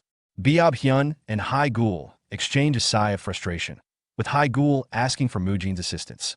Mujin sympathizes, realizing that Muyul's stiffness stems from his inability to seamlessly transition between forms. He observes Muyul's posture and is surprised to see that while Muyul remembers the form itself, he has trouble making his movements continuous and natural. Muyul admits that something feels awkward, either when moving or stopping his body, which confuses Mujin. At this point, Haigul explains why he sought out Mujin. He had heard that Mujin had helped Muyul when they first joined the Shaolin Temple and hoped that Mujin could assist in solving Muyul's current issue.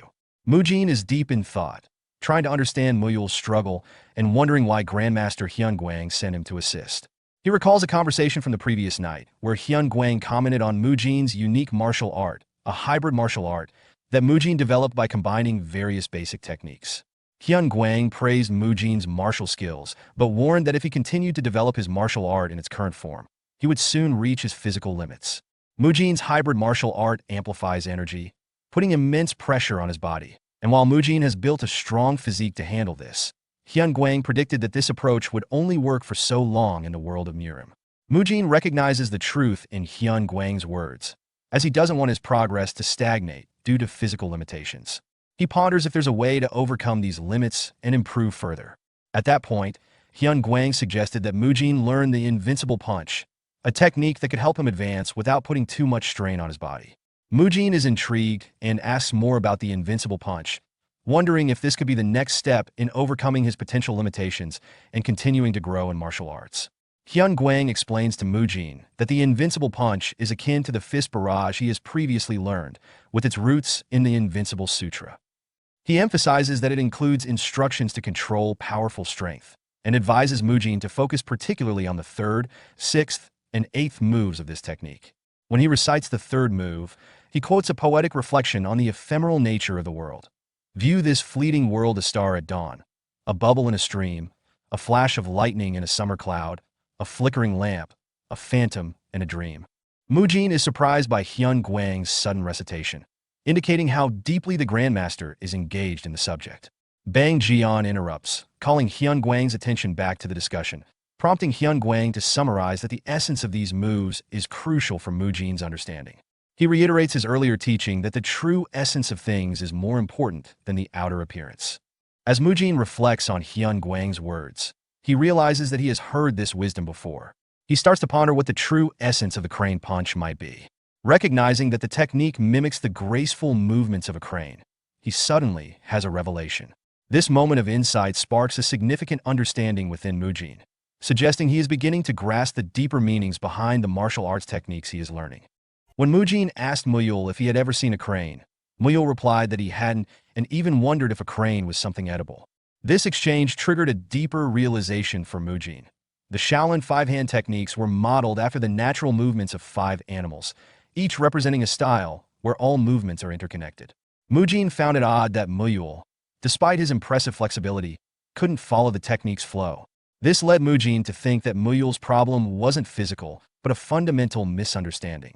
Mujin shared his insight with Biob Hyun and Hai Gul, explaining that Muyul's difficulty likely came from trying to imitate a crane's movement without ever having seen one.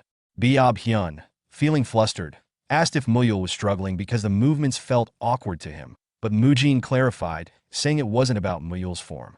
Instead, Mujin noted that the crane strike was derived from the natural movements of an actual crane. Since animals move naturally according to their own forms, humans attempting to mimic them are, at best, imitating through a human perspective.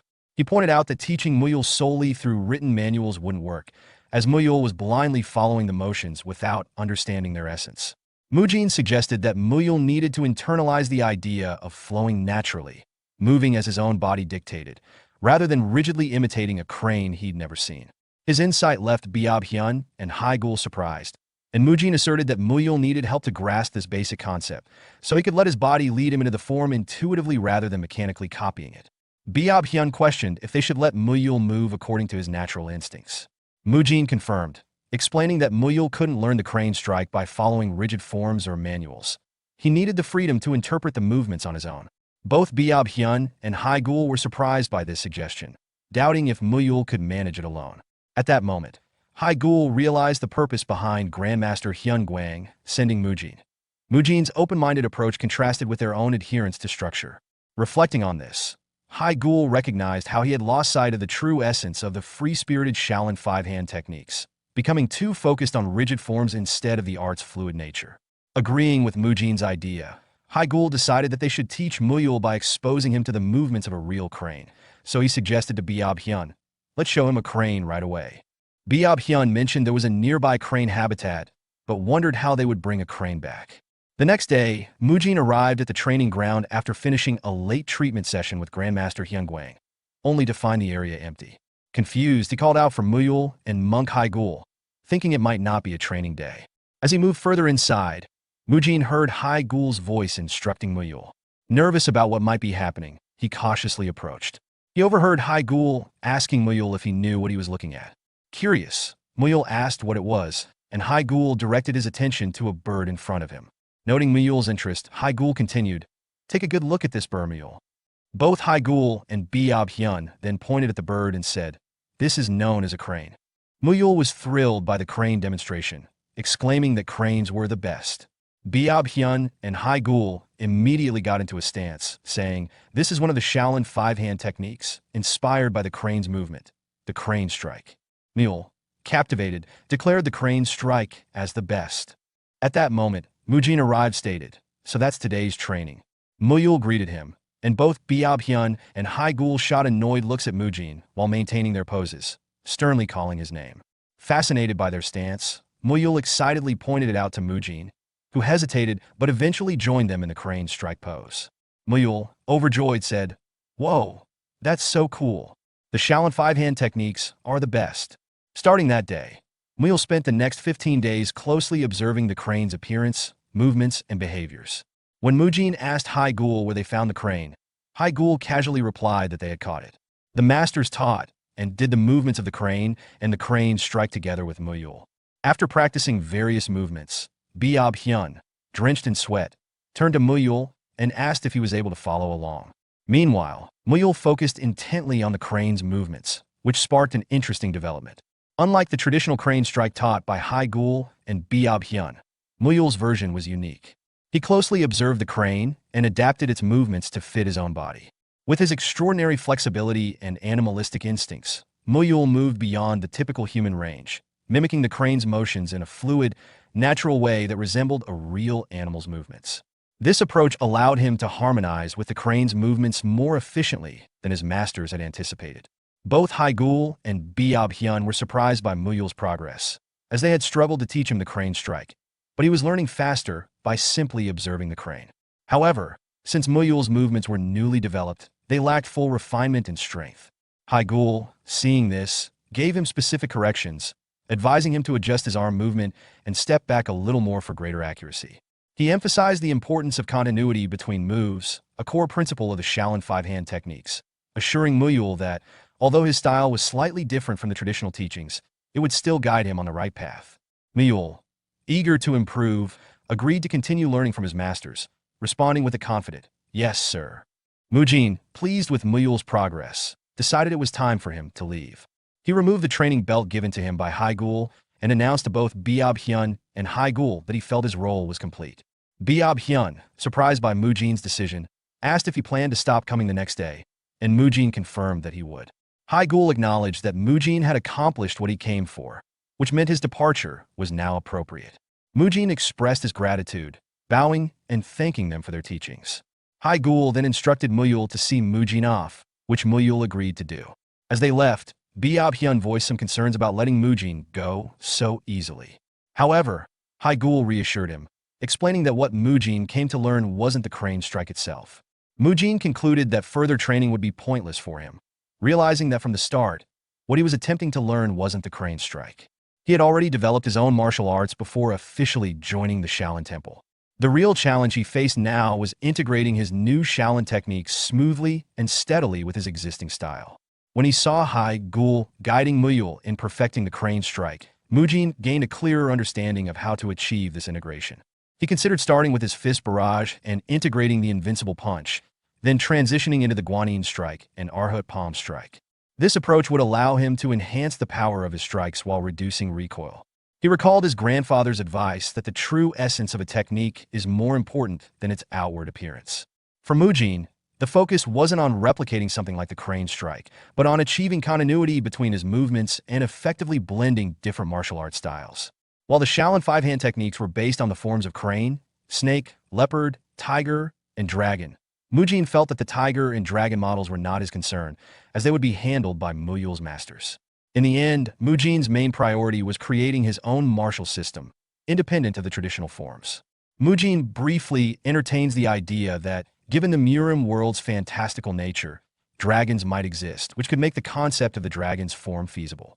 As for the tiger, Mujin believes that Muyul's masters will likely figure out a way to handle that particular animal's form.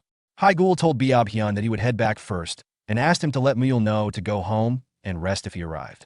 Biab-hyun agreed, and in that moment, both Haigul and Mujin realized something unexpected.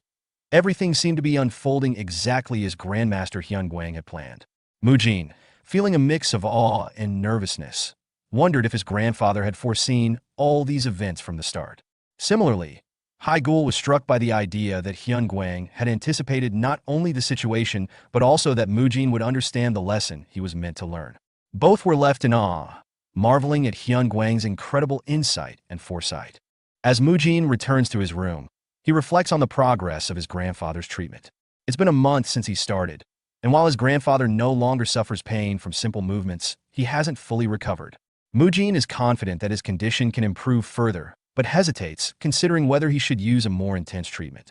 He realizes, however, that special circumstances demand bold actions and concludes that he must take the risk, muttering to himself that it's the only option left. Meanwhile, as Hyun Gong and Hai Dam head towards the abbot's quarters, they discuss Mujin's dedication to the treatments. Hyun Gong wonders aloud when Grandmaster Hyun Guang will fully recover, to which Hai Dam responds that the Grandmaster already seems more cheerful than before. Hyun Gong teases Hai Dam, reminding him of his earlier comment about making Mujin pay if there were no improvements within a month. Embarrassed, Hai Dam admits that he only said that as a way to motivate Mujin. Hyun Gong urges Hai Dam to hurry, so they won't be late. Meanwhile, at Hyun Guang's place, Mujin is preparing to start a treatment section when Abbot Hyun Chun arrives, curious about why he was called. Mujin, focused on Hyun Guang, asks the abbot to wait a moment until he's finished. To the abbot's surprise, Hyun Guang, with a bit of support from Mujin, manages to move from lying down to sitting up. Hyun Guang, amused, asks if Mujin is working on his back since he did his legs the previous day. Abbot Hyun Chun, shocked by this progress, anxiously asks if it's safe for him to move so much. Hyun Guang chuckles, noting that he feels much better than before, even though he's only moving a bit. Abbot Hyun Chun reflects on the remarkable progress in Hyun Guang's health, recalling how even slight movement once left him breathless and in pain. His body, nearly lifeless, was unable to move without severe discomfort. Yet now, with some support, he managed to sit up on his own. Later, in a nearby room, Hai Dam and Hyun Gong arrive, shocked by the abbot's confirmation of the treatment's effectiveness. Hyun Gong asks if the treatments are genuinely working, and Hai Dam also inquired in surprise if Mujin provided some support. Hyun Guang was able to sit up mostly by himself. Abbot Hyun Chun acknowledges the results, noting the visible improvements within a month, just as Mujin had predicted. Hai Dam, still surprised, admits he was skeptical of using unfamiliar techniques, yet the treatment is indeed proving effective. Outside the door, Mujin arrives and, feeling nervous, overhears their conversation. Hyun Gong suggests that, since they were summoned right after Hyun Guang's treatment, they should ask Mujin for further details once he arrives, and Hai Dam agrees.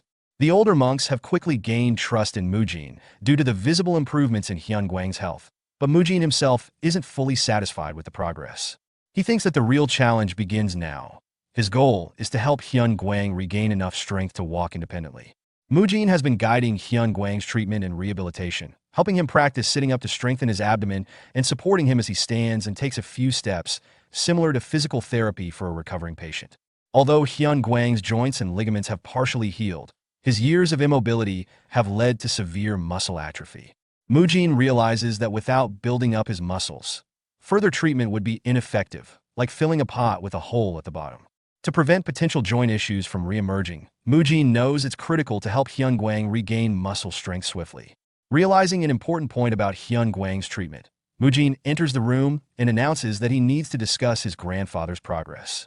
Abbot Hyun Chun, Hai Dam, and Hyun Guang, who had seen positive signs in Hyun Guang's health, express concern, asking if there's an issue despite his improvement. Mujin explains that while Hyun Guang's recovery is progressing, a complication has arisen in the next phase of his treatment. Mujin clarifies that although Hyun Guang is gradually regaining strength, his joint cartilage has deteriorated significantly due to age. Ideally, the solution would be to build muscle around the joints to support the cartilage. However, in Hyun Guang's current weakened state, any excessive movement intended to strengthen his muscles could risk placing too much pressure on his joints, potentially leading to injury. Abbot Hyun Chun, trusting Mujin's skill, encourages him to share his solution openly, while Hai Dam praises Mujin's competence and assures him they will listen without doubt. As they press him for an answer, Mujin finally states that his grandfather must eat meat to recover properly. This response shocks the monks, darkening their expressions as they look at Mujin in anger, as eating meat goes against Shaolin principles. The need for meat in building muscle remains controversial, as many argue that a healthy, muscular body can be maintained on a vegetarian diet. When he was Choi Kang-hyuk, Mujin studied exercise science and learned that muscle growth on a vegetarian diet is possible, but requires complex dietary planning. A key factor is the body's ability to absorb proteins. Animal-based proteins tend to be more easily absorbed. Given Hyun Gwang's age and limited ability to eat, meat-based proteins would be more effective for his recovery. However, in the Shaolin Temple, a respected institution with a 1,000-year history, eating meat is strictly forbidden. Hai Dam and Hyun Gong, unable to contain their anger, unleash their energy-infused voices, shouting at Mujin for his impudence in suggesting meat consumption within the Shaolin Temple. The intensity of their inner energy causes Mujin physical discomfort, forcing him to cover his ears and think, unsurprised, that their reaction is even stronger than expected. Abbot Hyun Chun, remaining calm, asks why Mujin insists that meat is necessary for muscle gain, pointing out that Mujin himself achieved a muscular physique without eating meat. Nervously recalling that he did consume meat during his intensive training days, Mujin explains to the abbot that while he did gain strength without it, beans and mushrooms are still just substitutes and cannot fully compare to the nutritional effects of eating meat. Abbot Hyun Chun suggests that Hyun Gwang could simply consume high-quality beans and mushrooms. Mujin responds that his grandfather's situation is different. While Mujin and monk Biab Gang are young and resilient, Hyun Gwang doesn't have the luxury of time for slower recovery. Mujin then questions the reason behind Shaolin's prohibition on meat, stating that it's intended for monks to practice penance, to overcome earthly desires like the craving for meat. He explains that he willingly gave up meat for this purpose, but argues that such atonement holds no value for someone whose body urgently needs nourishment. Determined to convince them, Mujin reflects that failing to persuade the monks could mean Hyun Gwang's death, a loss he's unwilling to face again. With resolve, Mujin challenges them by shouting that, by denying the necessary nourishment, they would be contradicting the Buddhist law of no killing. Hearing Mujin's challenge, Hyun Gong becomes enraged, his energy manifesting as vines sprouting from his bald head. He moves toward Mujin, preparing to strike with an electric attack, accusing Mujin of becoming arrogant by relying on Hyun Gwang's coattails and daring to speak of Buddhist laws in front of him. As Hyun Gong attempts to grab Mujin, Abbot Hyun Chun intervenes, placing a hand on Hyun Gong's shoulder and calmly instructing him to calm down. With a simple touch, Abbot Hyun Chun disperses Hyun Gong's immense energy, leaving Mujin in awe of the abbot's power. Abbot Hyun Chun acknowledges that Mujin's point has merit, but questions whether meat is truly the only solution to Hyun Gwang's recovery. He asks why Mujin insists that meat is necessary for muscle growth. Mujin realizes he could easily explain his reasoning using modern concepts like proteins and super recovery theory, but knows these monks would not understand such terms. Determined to persuade them, he prepares to explain his position in a way they can grasp. Mujin, aiming to explain his point more clearly, compares the concept of reincarnation not just to death, but to the cyclical nature of life itself. He explains that everything in the world is in a constant state of reincarnation. Rain falls from the sky, nourishes the earth, and eventually returns to the sky. Similarly, the bodies of animals and humans go through cycles of birth and death. To grow and replenish the human body, Mujin argues a certain amount of meat must be consumed. He asserts that just as death and rebirth are natural laws, eating both vegetables and meat is also part of this natural order. Mujin emphasizes that while harming life for pleasure can be sinful, consuming meat for survival is not a sin. He stresses that humans, being animals themselves, are part of nature's cycle, and it's natural for them to eat the meat of other creatures to sustain themselves and grow. Using simple analogies, Mujin tries to persuade the monks, carefully explaining his reasoning in a way they can understand. After a brief silence, Abbot Hyun Chun acknowledges that Mujin's argument has some merit, but points out that there is no concrete evidence to support it, so they cannot break the long-standing laws of the Shaolin Temple. As Mujin begins to explain further, Abbot Hyun Chun stops him and emphasizes that they cannot turn a blind eye to Grandmaster Hyun Gwang, who sacrificed his life to protect the temple. Moved by his thoughts on Hyun Gwang, Abbot Hyun Chun then turns to Hyun Gong and declares that they will change the temple's laws. He announces that, under the authority of the abbot's sacred emerald jade Buddha staff, they will make an exception to allow the consumption of meat for those who are ill and need it for treatment. This declaration shocks both Hai Dam and Hyun Gong, leaving them speechless in surprise. Meanwhile, Mujin, relieved and happy, thinks to himself that this change will allow him to save Grandmaster Hyun Gwang. Abbot Hyun-chun explains that there is a way for Grandmaster Hyun-guang to eat meat without breaking the Shaolin Temple's rules. He would have to eat the meat and then face punishment for it. When Mujin nervously asks what kind of punishment this would entail, the abbot states that Hyun-guang must face the wall for a month. He then asks Mujin, who has previously undergone a 7-day wall facing, if he is willing to accept such a long punishment. After a brief moment of silence, Mujin, undeterred, confidently says that he will gladly accept the punishment. Haidam and Hyun-gong look nervously at the abbot, questioning whether this is truly the decision. Abbot Hyun-chun reassures them, stating that this isn't a matter of whether it should be done, but rather the necessity of it for Grandmaster Hyun-guang's recovery. He then concludes the meeting. The next day, Abbot Hyun-chun explains the decision to Grandmaster Hyun-guang at his abode. Grandmaster Hyun-guang expresses his understanding of the events that took place the previous night. Abbot Hyun-chun, explaining his reasoning, admits that he is now willing to take a risk on Mujin for the sake of the Shaolin Temple's future. He reflects on the temple's past, considering that their strict adherence to tradition may have been a contributing factor to the stagnation of the Shaolin Temple over the past 1,000 years. While the temple has maintained its reputation as a great martial institution, it has lost its former title as the strongest in the world. The abbot believes that, due to his own limitations, the temple has declined under his leadership, and he feels responsible for this loss of glory. Hyun-guang, however, cautions that change is not always beneficial. Abbot Hyun-chun acknowledges this, but insists that he has chosen Mujin because he believes Mujin will bring positive change to the temple. He expresses a desire to trust in Mujin's potential for reform. At this point, Abbot Hyun-chun calls for Mujin to enter, and Mujin, who had been waiting outside, responds affirmatively, stepping into the room. Mujin enters the room carrying a bowl of soup, which Hyun-guang immediately recognizes as containing meat. The porridge has a small amount of meat, considering Hyun-guang has not eaten any for decades. Initially, Hyun-guang hesitates to eat, but after reflecting on the efforts of Abbot Hyun-chun and the risk Mujin took to challenge the temple's rules, he decides to eat. The mixture of regret and resolve fills his heart, and after offering a prayer over the food, he eats meat for the first time in many years. Meanwhile, Mujin spends 7 days teaching Biab-jian the treatment process, focusing on the methods that don't involve the electrical and heat treatments, which are handled by Hyun-gong and Haidam. By the time Biab-jian has memorized everything, Hyun-guang is able to eat boiled meat without difficulty. Thanks to Mujin's treatments and the restorative properties of the meat, Hyun-guang begins to show significant improvement in his condition. On the day of his promised wall-facing punishment, Mujin reflects on how he really didn't want to return to the cave, the place where he was previously forced to do his punishment. He resigned himself to the fact that he must follow the higher-ups' orders. While he had planned to focus on training, hunting, and eating meat as he had in the past, he finds himself confused and flustered about why he's back in this situation.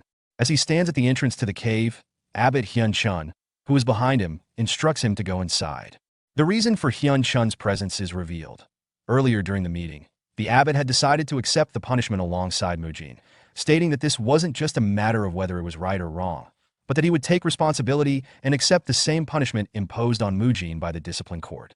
Hyun-gong asks Abbot Hyun-chun if he is really going to take the wall-facing punishment alongside Mujin.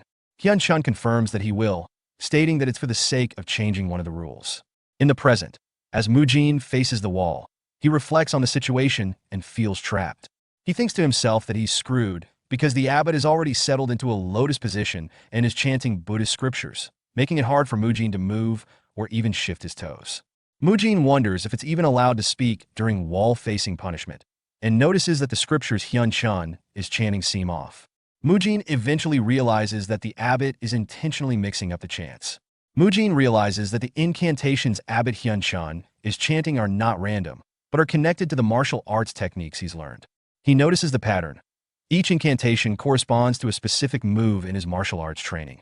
Hyun-chun begins chanting different sutras in sequence, like the Diamond Sutra, Lotus Sutra, and Buddhavatamsaka Sutra, and Mujin starts to recognize the martial steps hidden within these chants. As he focuses more, he imagines how the martial arts techniques flow with each chant, connecting the words to specific movements in his mind. When Hyun-chun chants a flickering lamp, a phantom, Mujin associates it with the first move of the chain punch, a straight punch. The incantation and a dream follows, prompting Mujin to further delve into his image training, visualizing how the movements tie together. Mujin considers the next move in the swift whirlwind sweep, planning to raise his right leg for a kick. However, something feels off, so he decides to insert the step from the invincible punch to fix it. He spends the next 30 minutes mentally interpreting the incantations as steps and training in his mind. As he trains mentally, the intensity grows, and Mujin finds himself struggling to hold back the desire to physically practice what he's imagining.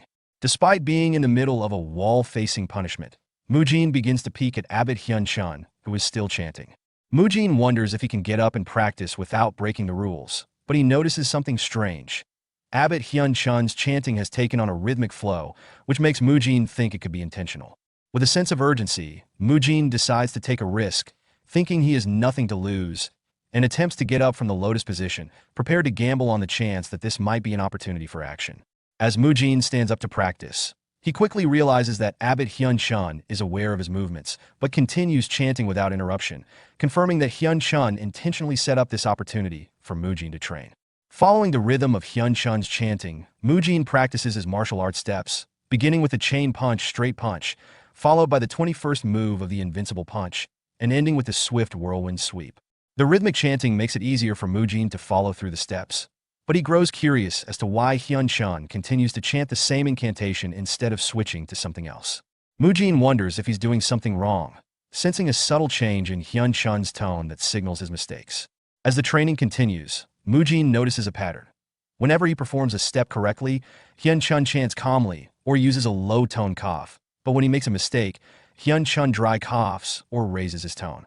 Through this communication, Mujin begins to align his movements with the rhythm of the chanting, refining his technique over time. This secret training session goes on until sunset. Despite the successful training session, Mujin is left wondering why Hyun-chun is helping him. Hyun-chun, on the other hand, reflects on the time he's dedicated to treating Grandmaster Hyun-gwang and realizes that it has taken a significant chunk of his own training time. He decides that Mujin should use this time to make up for the training he's missed, ensuring that he won't lose any more time in his development.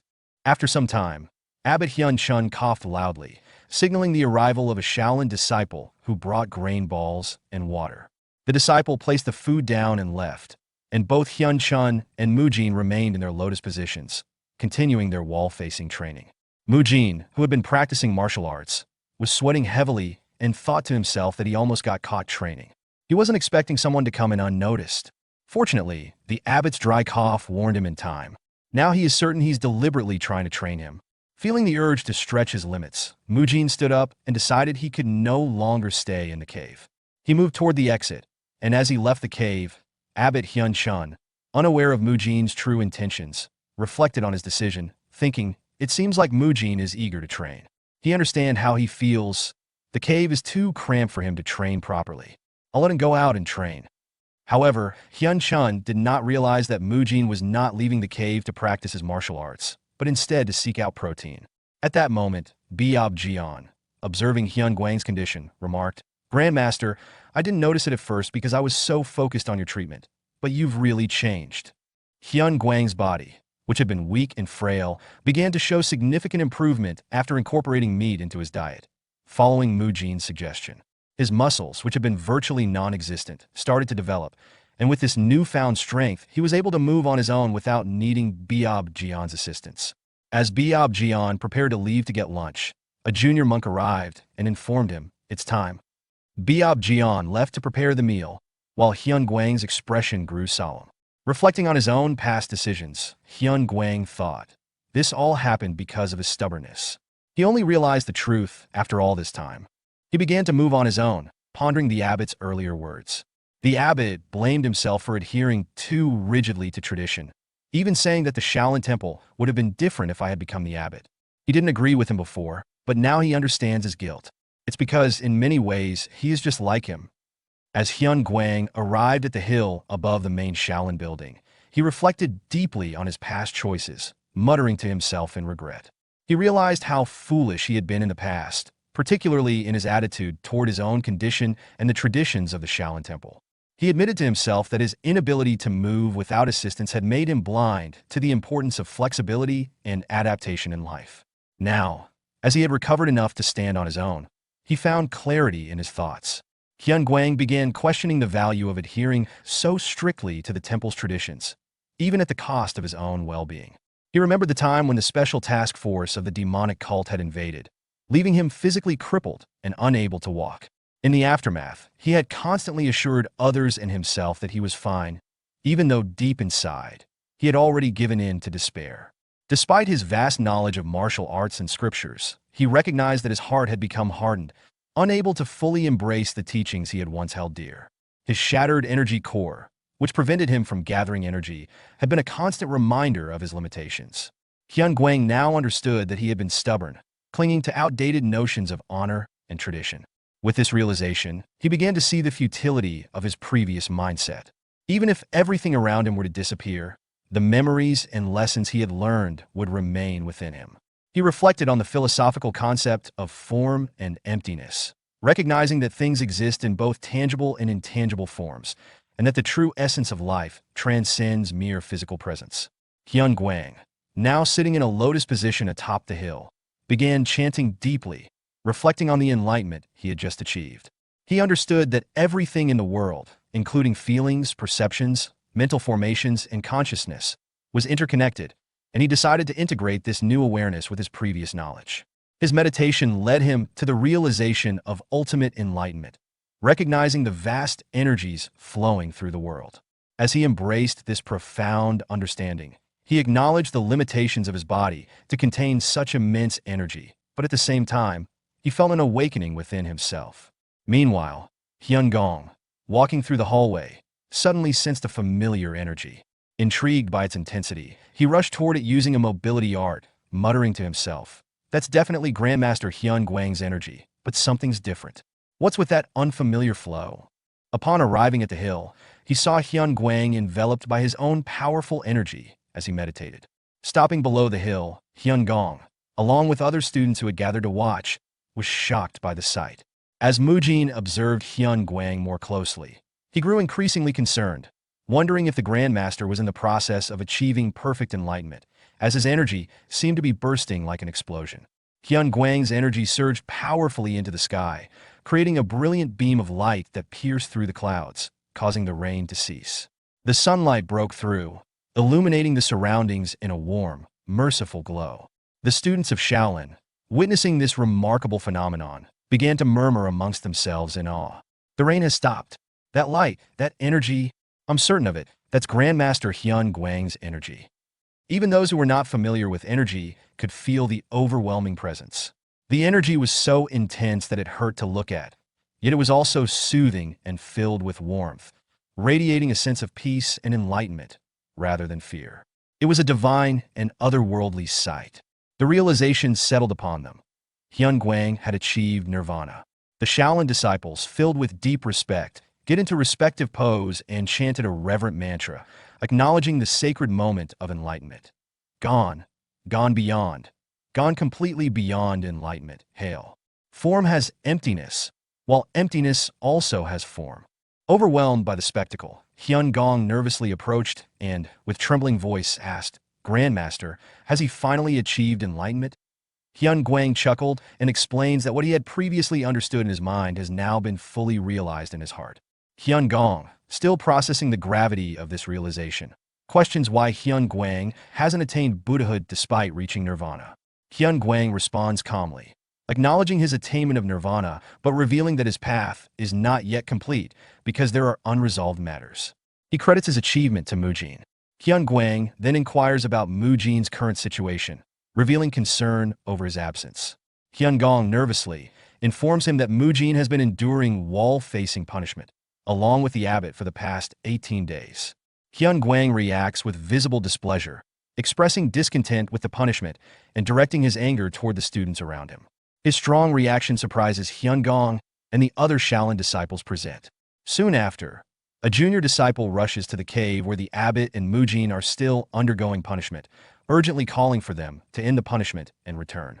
Abbot Hyun Chun opens his eyes and calmly reminds the junior monk that there are still 10 days remaining in their sentence.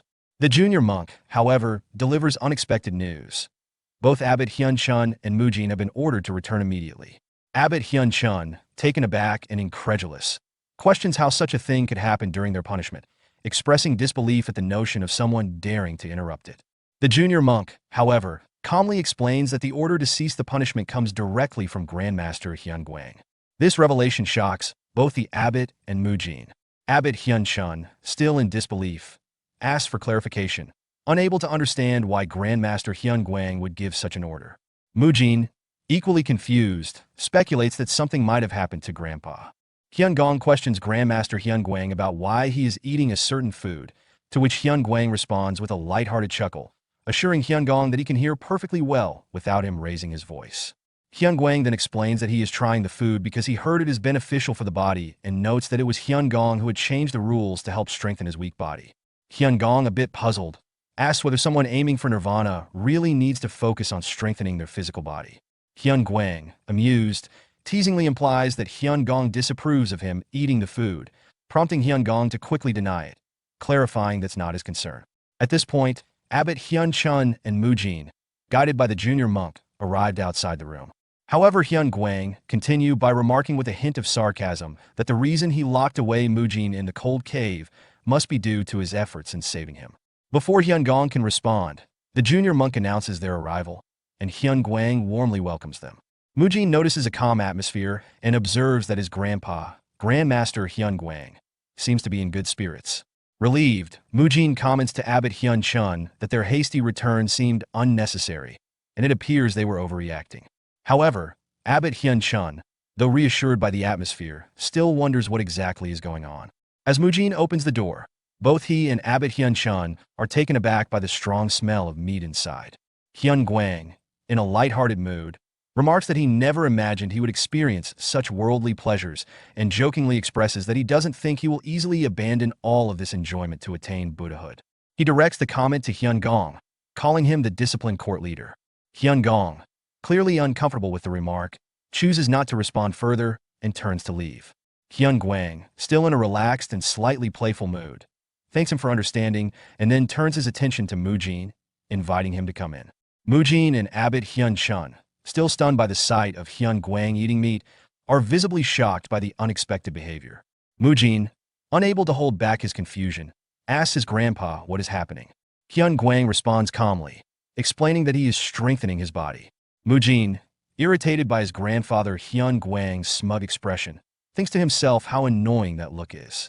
He turns to the disciplined court leader, Hyun Gong, seeking an explanation. Hyun Gong, avoiding eye contact with both Mujin and Abbot Hyun Chun, explains that it was Grandmaster Hyun Guang who insisted on eating all the food. He himself hadn't touched any of it. Hyun Guang then defends both Mujin and Abbot, explaining that despite his inactivity, he already feels the benefits of eating meat. He emphasizes that neither Mujin nor Abbot Hyun Chun has done anything wrong and states that this is why he summoned them back. He couldn't bear to leave those who had helped him confined in a cave. Abbot Hyun Chun, still cautious, seeks confirmation and asks if that's truly the case. Hyun Guang affirms it, saying everything is fine now that they've returned. He then directs Mujin to resume his training and invites the abbot to stay and chat, adding that Hyun Gong has no interest in speaking with him. Abbot Hyun Chun, however, politely declines, citing his mounting workload and suggesting that Mujin remain instead. Before he can finish, Mujin quickly excuses himself, and Abbot Hyun Chun, surprised, asks where he's off to. Eventually, Mujin learns the full story behind the situation from Biob Jian. Mujin was stunned, muttering to himself that Hyun Guang had been so close to reaching nirvana but was derailed by his attachment to the taste of meat. He decided to let go of his thoughts for the time being, realizing not everything that happened was negative. Biob Jian then informed him that he'd brought the equipment Mujin had requested from the Arhood Hall leader, which Mujin was pleased to hear. As they arrived at the training grounds, Biob Jian confirmed that Mujin could start strength training there. Mujin was surprised to see monks training with dumbbells and various exercise equipment, marveling that such a scene was unfolding in the Shaolin Temple of this era. Just before leaving, Biob Jian mentioned some equipment they weren't sure how to use, asking Mujin to teach the others. Excited, Mujin agreed, his enthusiasm growing as he examined the training gear. He thought, this isn't quite like the gym I used to have, but it's great, it brings back memories. A place to work with iron and sweat to build up strength. Mujin's focus is interrupted when he overhears Muyul asking Mugung for guidance on using a piece of equipment. Mugung suggests they wait for Mujin to arrive, prompting Mujin to approach and greet them. Noticing that Mu Kyung is absent, Mujin asks if he's training elsewhere. Mugung explains that Mu Kyung found the training difficult and is likely practicing on his own. Muyul, seeing Mujin, teasingly asks if he's finally out of jail. Mujin, brushing off the comment, responds, "Don't call it jail." Noticing a piece of equipment, Mugung asks Mujin if it's also meant for exercise and how to use it. Mujin recognizes the item as a tire and, with a bit of humor, corrects himself by calling it a rubber wheel. Preparing to demonstrate, Mujin explains that the exercise involves lifting one side of the wheel and flipping it repeatedly. He mentally draws a parallel to the modern tire flip exercise, feeling a sense of accomplishment at incorporating an innovative training method using the temple's limited resources. Mujin, after testing the weight of the rubber wheel, estimated it to be around 150 kilograms. He explained to Mugung that using this for exercise would train not only the lower body, but the entire body, helping with strength distribution. Offering Mugung a turn, Mujin asked if he wanted to try it out. Mugung, feeling challenged, asked if Mujin thought he couldn't handle it. Mujin warned, jokingly, that he would strike his head 10 times if he used inner energy, to which Mugung insisted he wouldn't cheat. At that moment, Muyul interrupted, calling for Mujin's attention with a question. Before Mujin could explain, Muyul suddenly started running, leaving Mujin puzzled, who asked what he was doing. Muyul replied that he was playing around with the equipment, testing if he could use it in this way.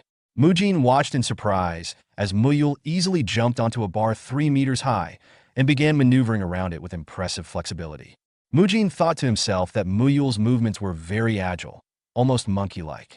Reflecting on this unique style, he wondered if monkey might be a natural addition to the Shaolin techniques alongside the crane, snake, leopard, tiger, and dragon styles. Muyul asked Mujin if he was using the bar correctly. Mujin replied that Muyul's approach was fine, then mused to himself that even if this type of movement didn't currently exist, Muyul might eventually create it. Mujin noted there was a variety of equipment beyond just bars and the rubber wheel, equipment often used in CrossFit rather than traditional gyms.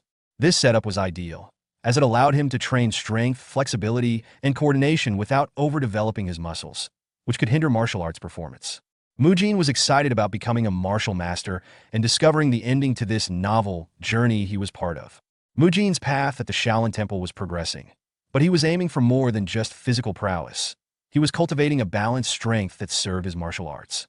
Later, as evening approached, he returned to Hyun Guang and suggested incorporating the new equipment into his treatment routine. Hyun Guang, noticing the new equipment Mujin had brought, asked if it was the same gear he'd requested from the Arhut Hall leader.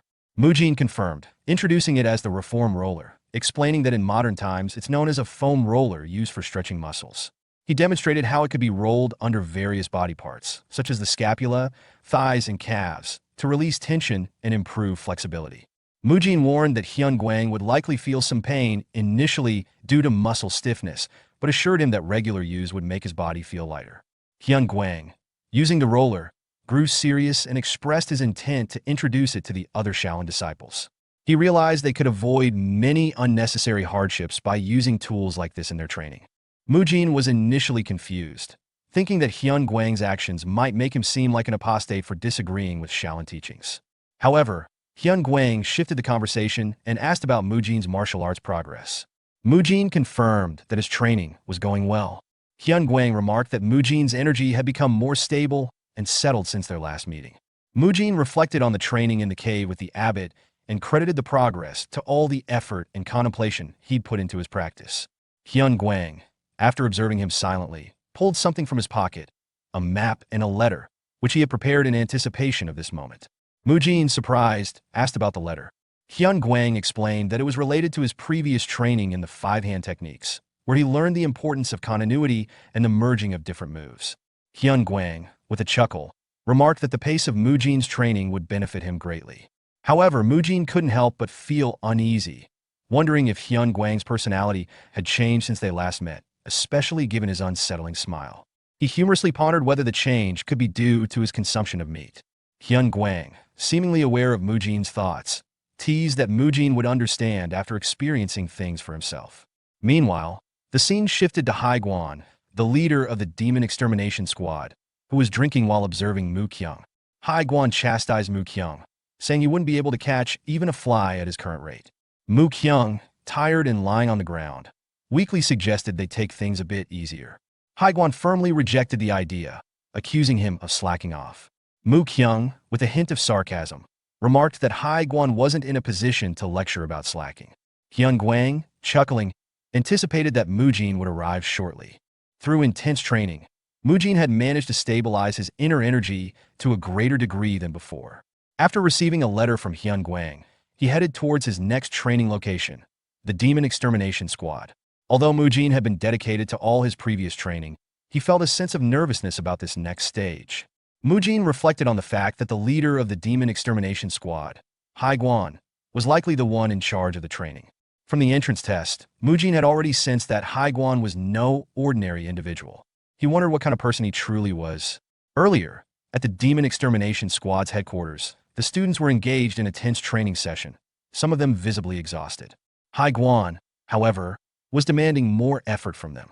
He urged the students to put more spirit into their movements, warning that if they didn't step up their game, he might eat all of them while smiling maniacally. With that, the students charged at him, and Hai Guan, throwing a bottle into the air, began dodging and countering their attacks, urging them to be more original with their approaches. Hai Guan, demonstrating his incredible agility and skill, leaped into the air and struck one of his incoming students with his stick. As the student was distracted by the strike, Mu Kyung seized the opportunity to approach Hai Guan from behind, thinking that he could land an attack. However, just as Mu Kyung was about to strike, Hai Guan surprised him by dodging the attack with a quick sitting motion, leaving Mu Kyung shocked. Without missing a beat, Hai Guan launched a powerful thrust at Mu Kyung's neck, hitting him and causing him pain. He then continued his assault, delivering several more precise thrusts with his stick, knocking back the other students who were still standing. The students crashed to the ground, piling on top of one another. Afterward, Hai Guan effortlessly caught the bottle he had thrown into the air and, while pointing his stick at the fallen students, mockingly declared that he would boil all of them and eat them up. As he was laughing at his students, Mu Kyung approached him from behind and prepared his 18 Dharma strikes.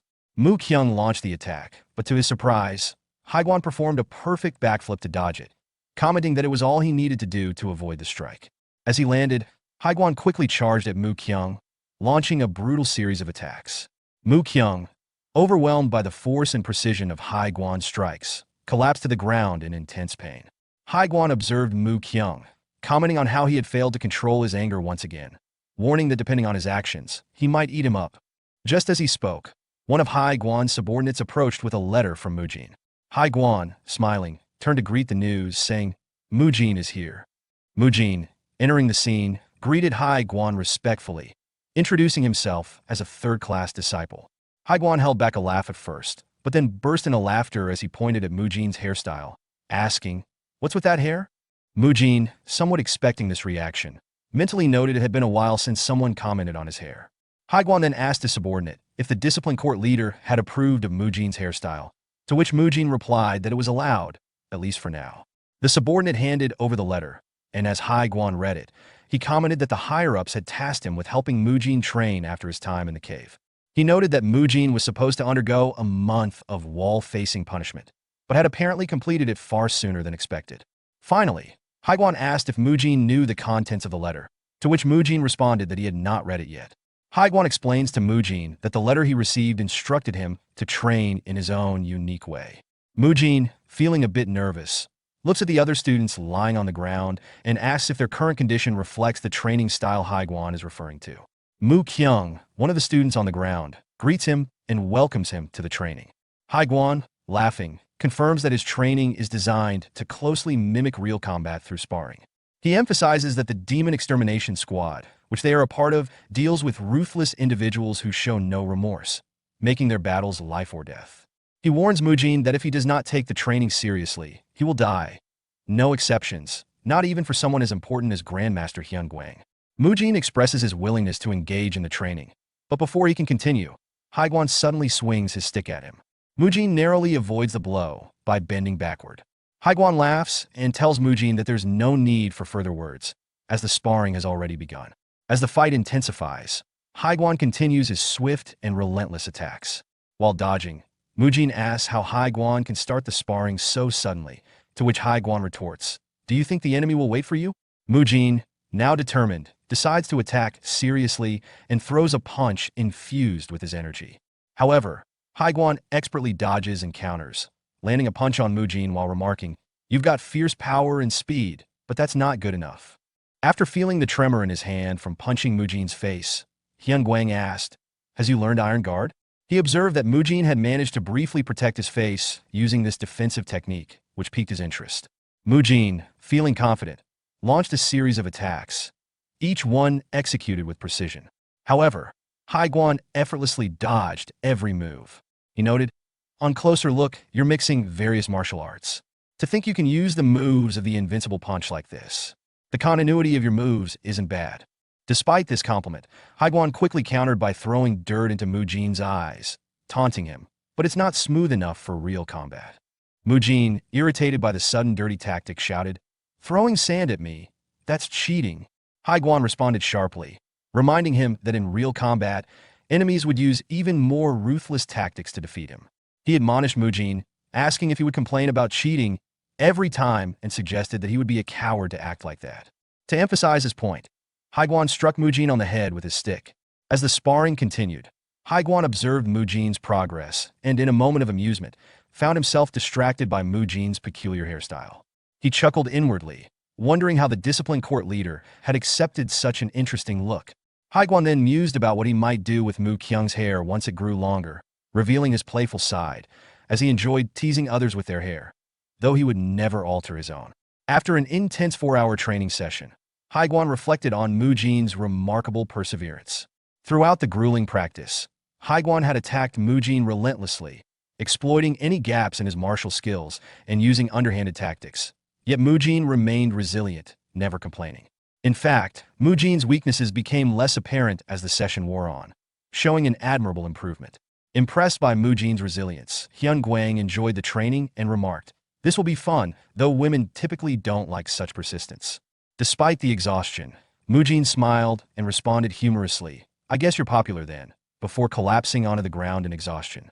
Haiguan, satisfied with the session, called for a 15-minute break. As Mujin rested near Mu Kyung, he teasingly asked, "Mu Kyung, how long are you going to act like you're fainted?" Mu Kyung, who had been pretending to be unconscious, was caught off guard and asked, "How did you know?" Mujin, grinning, responded, "Of course I would. You welcomed me earlier." Mu Kyung then confessed that he had been waiting for Haiguan to let his guard down before making his move. Mujin, reflecting on his intense training with Haiguan, became frustrated with the fact that despite all his hard work, he couldn't land a single hit. He realized that his one-sided beatings weren't just a result of Haiguan's superior skill, but also his own lack of experience in actual combat. Although he had been training tirelessly, focusing on image training and trying to understand the continuity of different martial arts, he now saw that his biggest flaw was his lack of practical combat experience. Determined to improve, Mujin turned to Mu Kyung and said, "Let's come up with a plan." Mu Kyung, curious, asked what kind of plan Mujin had in mind. Mujin replied confidently, "What else? He asked us to act like cowards, didn't he? I have a good idea." Meanwhile, Haiguan's subordinate entered the scene, announcing that the administration hall leader had arrived. Haiguan inquired about the reason for the visit. His subordinate explained that the hall leader had come to discuss the distribution of funds within the Shaolin Temple. Haiguan, slightly annoyed, responded that all they needed was food and his liquor, questioning why the hall leader had to come all the way to discuss something so trivial. The subordinate then mentioned that the hall leader wasn't alone. This piqued Haiguan's curiosity, and he asked who else had come. Meanwhile, Mujin, determined to land a hit on Haiguan, stood up despite his earlier exhaustion and told Mu Kyung that no matter what, he would make sure they could land a blow on the drunk monk. He was confident that, regardless of Haiguan's strength, the monk would eventually show an opening. Mu Kyung asked how they would create such an opening, but Mujin revealed that he already had a secret plan. He instructed Mu Kyung to simply punch Haiguan when Mujin charged at him, leaving the details of the plan to himself. Mu Kyung frowned with doubt as he turned to Mujin, voicing his skepticism. That he doesn't know what Mujin's secret plan is, but he doesn't think it'll work on someone as monstrously strong as him. Mujin, however, remained unfazed. With a smirk of confidence, he reassured Mu Kyung, saying that it'll work, so trust him. If Haiguan still has even a shred of gratitude left, it will definitely work. Mu Kyung's confusion deepened as he pressed further, clearly struggling to comprehend Mujin's mysterious strategy. Meanwhile, Haiguan remained unaware of Mujin's plan. Curious about the commotion, he asked his subordinates, who did the administration hall leader bring with him to make him cause such a fuss? Before the subordinate could respond, A calm and unexpected voice interrupted them from behind. Startled, Hai Guan and his subordinate immediately spun around to find the source of the voice. Hyun Guang. The Grandmaster entered the training ground with a faint smile, his presence serene yet commanding. Addressing Hai Guan directly, Hyun Guang inquired, is there a problem with him visiting? He doesn't believe he is forbidden from being here. Or have he been forgotten after so long? Not that it bothers him much, but it's a little disheartening, Hai Guan. However, Hai Guan froze in place, utterly stunned. His eyes widened in disbelief as he stammered. Grandmaster Hyun Guang, he is standing up on his own? The sight before him, the once ailing Hyun Guang, now standing tall and composed, was almost incomprehensible. It shattered his assumptions, shaking him to his core. Without hesitation, Hai Guan rushed toward him, while saying greeting to Grandmaster Hyun Guang. Seeing how Hai Guan shows respect to Grandmaster Hyun Guang, an act so unprecedented that it shocks his subordinate to the core. The subordinate, unable to contain his astonishment, murmurs aloud, comparing this display of respect to Hai Guan's refusal to bow even to the abbot. This reaction underscores how extraordinary and impactful the moment truly is. From a distance, Mujin observes the exchange with a knowing smirk, his composed demeanor revealing a sense of satisfaction. His internal monologue reveals that he had anticipated this reaction from Hai Guan, reinforcing his belief in the unfolding plan. Mujin's confidence grows as he turns to his companion, Mu Kyung, and informs him with quiet certainty that it's starting. Mu Kyung blinked, still uncertain, asked, is it the secret plan? Mujin confirmed with a resolute tone. A determined glint appeared in his eyes as he thought to himself that he could relate to that feeling better than anyone. His thoughts drifted back to a significant memory with Grandmaster Hyun Guang, who had once made an unexpected announcement that Mujin is going to train with the Demon Extermination Squad. At the time, Mujin had been taken aback and alarmed by the news. The mention of the squad had immediately brought to mind its leader, Monk Hai Guan, a figure Mujin had encountered briefly during the entrance test. The image of the leader remained vivid. Monk Hai Guan had appeared powerful and dangerous, leaving a lasting impression on Mujin. Hyun Guang chuckled in response, explaining that Monk Hai Guan only appeared intimidating because of his work, but in reality, he wasn't a bad person. To Hyun Guang, Hai Guan was like a little puppy. He added, almost humorously, that it was probably time to pay Hai Guan a visit. Curious, Mujin asked if his grandfather knew Hai Guan well. Hyun Guang replied that Hai Guan used to follow him everywhere and had once claimed Hyun Guang saved his life, though Hyun Guang didn't recall doing anything significant to warrant such deep gratitude. In the present, Mujin dashed toward Monk Hai Guan, reflecting on this memory. He thought to himself that he didn't care how childish Hai Guan may have been in the past because, at this moment, Hai Guan was rushing to his grandmaster, just like Mujin had as a child. Mujin vividly recalled running to his grandfather, shouting excitedly about catching a rhinoceros beetle. Now, Hai Guan sprinted toward Hyun Guang with excitement. He exclaimed, Grandmaster, you've finally recovered. Watching this, Mujin thought back to his own excitement as a child, but noted that Hai Guan's enthusiasm left him vulnerable. Seizing this opening, Mujin prepared to act. As Monk Hai Guan neared Hyun Guang, Mujin and Mu Kyung launched a surprise attack from behind. Hai Guan, taken aback, turned to see Mujin on his right, preparing a combination of chain punch and an invincible punch, while Mu Kyung stood on his left, readying his 18 Dharma strikes.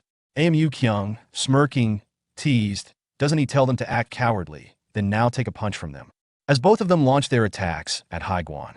However, to their shock, Hai Guan effortlessly blocked both of their attacks. Both Mujin and Mu Kyung were stunned. They cursed to themselves, and frustrated that their attack had been blocked.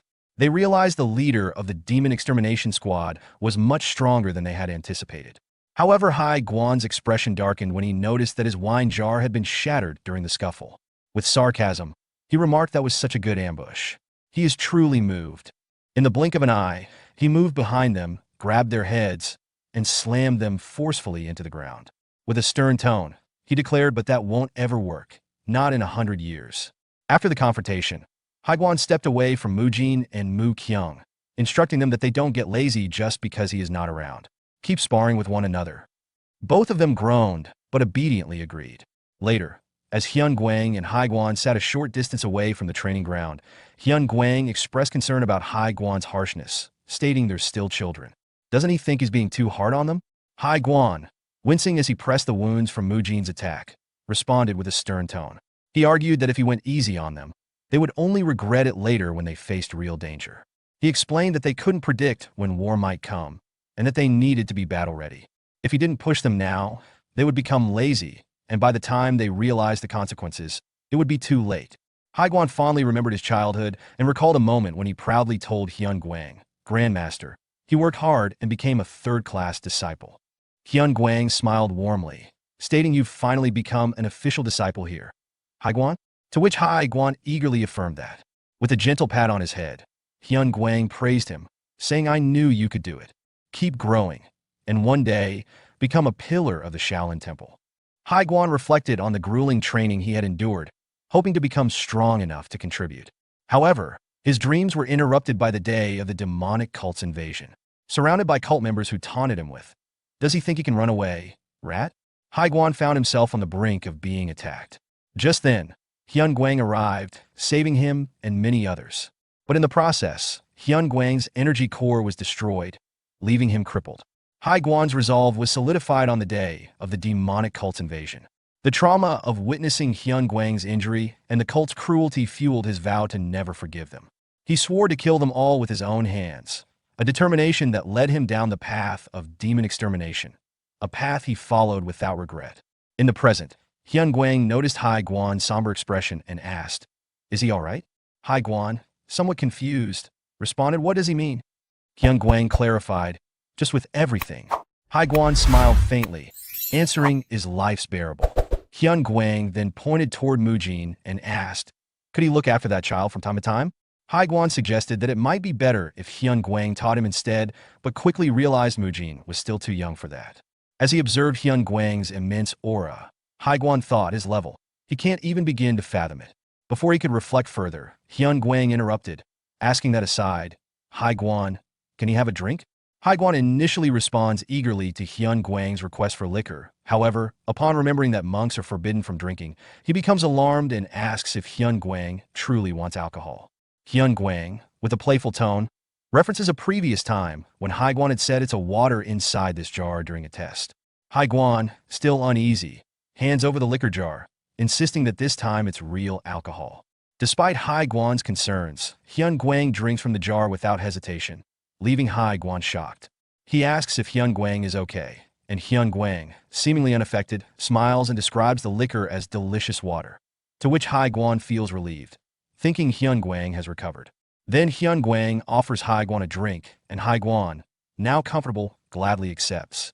Meanwhile, Mujin and Mu Kyung are sparring in the training ground, engage in a physical display, while Hyun Guang and Haiguan enjoy a quiet moment, pouring drinks for each other. The atmosphere is calm and serene, almost like a beautifully composed painting, though this tranquility is unusual for the typically disciplined Shaolin Temple. The peaceful scene is disrupted when Hyun Myung, the administrator of Shaolin, sitting beside them, visibly troubled. He reflects on the temple's financial struggles, worrying that the budget is too tight to provide enough food for the disciples during the upcoming winter. Worse yet, he fears they may not be able to accept new monks the following year. Looking at Mujin and Mu Kyung, he silently blames them, thinking that their actions are contributing to the temple's financial difficulties. After Mujin and Mu Kyung finish their sparring session, Mu Kyung compliments Mujin, saying he's gotten much stronger, to which Mujin responds by acknowledging Mu Kyung's own strength. Mu Kyung credits his improvement to his hard training since joining the Demon Extermination Squad. Mujin agrees, noting that the intense training, which feels like real combat, would naturally lead to increased strength. As the two continue talking, Mujin noticed Hyun Myung and immediately became aware that something was off.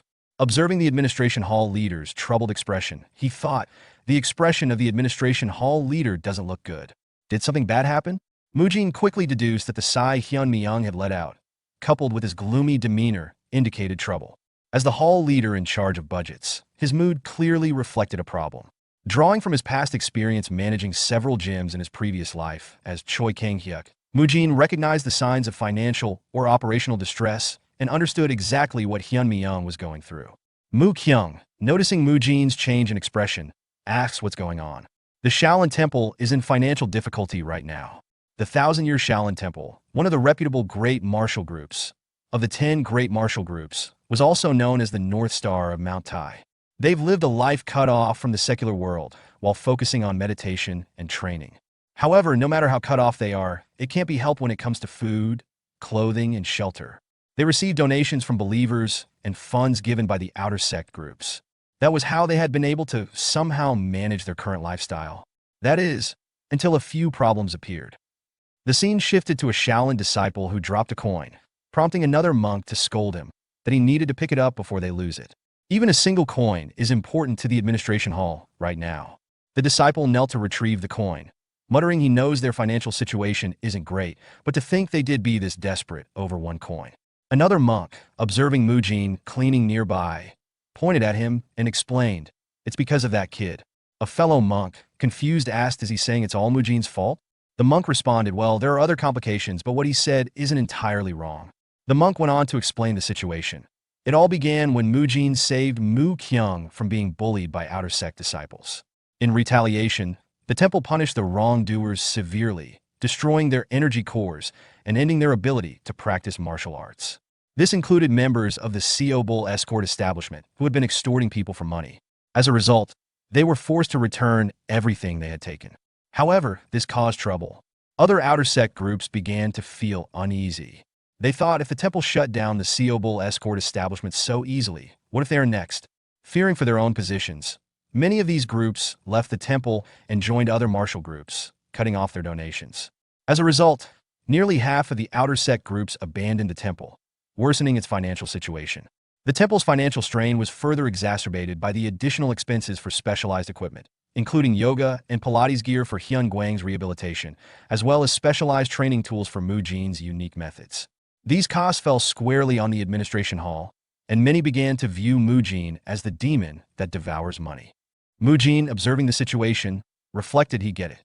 They probably don't have a good impression of him now, but it's thanks to him that the other disciples are seeing better results, and Grandpa's health has improved. They're being too harsh.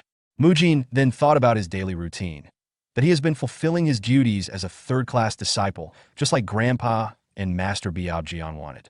He trained his stamina, studied scriptures at dawn, practiced martial arts, cleaned the temple, and welcomed visiting guests. He couldn't help but feel like he had been demoted to a regular grunt, recalling his past life as a medic. As Mujin was reflecting on his routine, a fellow disciple approached him and asked, "Mujin, is he done with cleaning?" Mujin replied, "Yes, he finished it." The monk checked the time and said, "It's almost 1 p.m. Let's go receive the visiting guests." Mujin agreed, but as they walked, he thought to himself, even though H is doing the same trivial tasks as the other third-class disciples, Grandpa probably set this up so he could spend more time with his peers. At the gate, the Shaolin monks warmly greeted their guests, guided them along the paths, and thanked them for visiting the temple. Mujin, assisting for the first time, commented to a fellow disciple, "Receiving visitors isn't as hard as he thought." The other monk agreed. Mujin reflected that it was similar to how he used to welcome gym members in his past life. However, his thoughts were interrupted when he heard a labored breath. Looking down the long staircase leading to the gate, he spotted an elderly woman struggling to climb the steps. Turning to his fellow disciple, Mujin said that he is head down for a moment. The fellow monk asked, "What's going on down there?" Mujin replied, "Someone needs help," and descended the stairs. He approached the elderly woman, who was clearly out of breath, and greeted her. The woman looked up at him and smiled, replying, "Hello, young monk." Noticing her fatigue, Mujin stated she seems quite tired. "What brings her all the way here?" The woman explained that she came to pay her respects to Buddha. Realizing she was heading to the Mahavira Hall, Mujin offered, allow him to carry her there. When the woman initially declines his offer to carry her, she thanks him, saying there's no need for him to trouble himself. Despite her polite refusal, Mujin, displaying determination and care, insists that it's no trouble. He reassures her by mentioning his physical training, subtly emphasizing that he is strong enough to help her. As Mujin carries the woman on his back up a set of stairs, he remains humble and reassures her once more, telling her not to be so formal with him and reminding her that he is just a child monk. His statement surprises the woman, leading her to ask if he is not a teenager. For Mujin, the act of helping the woman is not motivated by any sense of moral obligation or ethical duty. Instead, it comes naturally to him, driven by an ingrained respect for the elderly. This respect was cultivated through his past life as Choi Kang-hyuk, where he was raised by his grandparents. Their care and guidance have shaped his instinctive nurturing behavior, which he now applies in his life as a monk. The respect and care he offers the elderly woman are akin to the way he feels about Hyunguang. After the woman finishes her prayers at the Mahavira Hall, she expresses her gratitude for Mujin's help, thanking him before preparing to leave. Mujin, still focused on her well-being, asks if she has any other plans for the day. The woman stops and turns to look at him. The scene unfolds in Hunan Province, specifically in Dangfeng County, where the Heavenly Merchants, one of the most powerful merchant factions affiliated with the Shaolin Temple, reside. The Heavenly Merchants Manor is a grand structure, filled with luxury and opulence. At the heart of this wealth is Ryu Jiguang, the leader of the Heavenly Merchants and one of the 5 wealthiest merchants in the world, who is currently facing a mounting crisis. Inside his office, Ryu Jiguang is overwhelmed by a series of reports. His frustration grows as he slams his hand on the table, angry at the actions of a rival faction from Sichuan. He accuses them of scheming against him, which has caused significant problems, particularly concerning suspicious activities at his business's countryside branches. This ongoing issue is adding to the stress of managing such a vast empire. In an attempt to alleviate some of the pressure, he wonders whether he should recruit more people for his elite group, the Azure Gold Squad, to deal with the complications. Despite this, he realizes that simply reviewing the reports is exhausting, and he feels the need for a break.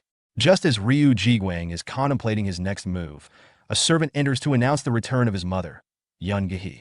Upon hearing this, Ryu Jiguang is surprised and somewhat frustrated, asking whether his mother had gone out again. The servant confirms that she had, and specifically mentions that she returned on an 8-man palanquin. Immediately, Ryu Jiguang leaves his office to meet his mother. Upon finding her, he asks if she had visited the Shaolin Temple again, which seems to be a regular activity of hers. Yun Gehe greets her son with a smile, appearing somewhat nonchalant and expressing that she wasn't expecting him because he is so busy these days. Ryu Jiguang expresses deep concern for his mother, Yun Gehe, who has not been feeling well. He earnestly implores her to take care of herself and questions how she could have traveled such a distance while unwell. His tone is filled with worry as he genuinely cares for her well-being. Yun Gehe, who is revealed to be the elderly woman that Mujin helped earlier, reassures her son with a chuckle, telling him not to worry about her on this occasion. She reveals that she received treatment at the Shaolin Temple, which piques Ryu Jiguang's curiosity. When he inquires further, she describes the treatment she received, explaining that a monk performed a procedure she referred to as a massage. The monk rubbed her back, pressed on her knees, and rotated her feet at extraordinary angles. Yun Gehe is impressed by the treatment, claiming it was far more effective than any acupuncture or tonic she had previously tried. Ryu Jiguang remains skeptical, doubting that such a treatment could have been so impactful. However, as he observes his mother, he notices visible improvement in her condition. Her overall health seems better, and even the chronic trembling in her leg has diminished, leading him to reconsider his earlier doubts. Yun Gehe then mentions that the monk who performed the treatment was a remarkable child monk. Intrigued by the monk's skill, Ryu Jiguang decides he must meet him in person and insists that he will accompany his mother to the Shaolin Temple the following day. Back at the Shaolin Temple, Mujin sits alone in a quiet room, reflecting on the events of the day. Despite having helped the elderly woman earlier, he feels an uneasy tension, but not because she reminded him of his grandmother or because of her wealth. The source of his discomfort stems from something he noticed on the palanquin that the woman left on. The words written on it clearly stated Heavenly Merchants, a name that carries significant weight. Mujin's mind races as he recalls the reputation of the Heavenly Merchants. In his previous knowledge of another universe, referred to as Ga Kyung's universe, the Heavenly Merchants were one of the 5 wealthiest and most powerful factions in the unorthodox world. They were also known as a villainous organization that had clashed with the protagonist in a series called Unorthodox Tyrant Chronicles. The fact that this name appeared now, in this context, raises a troubling question for Mujin. Could this truly be the same Heavenly Merchants he remembers? The next day, Mujin continues his duties as a third-class disciple at the Shaolin Temple. At the gate, he encounters Ryu Jiguang and Yun Gehe, who have arrived as guests. With a polite bow, Mujin introduces himself, offering a humble greeting and expressing gratitude for their visit. Yun Gehe responds with a warm smile, commenting to her son, Ryu Jiguang, on how charming she finds Mujin.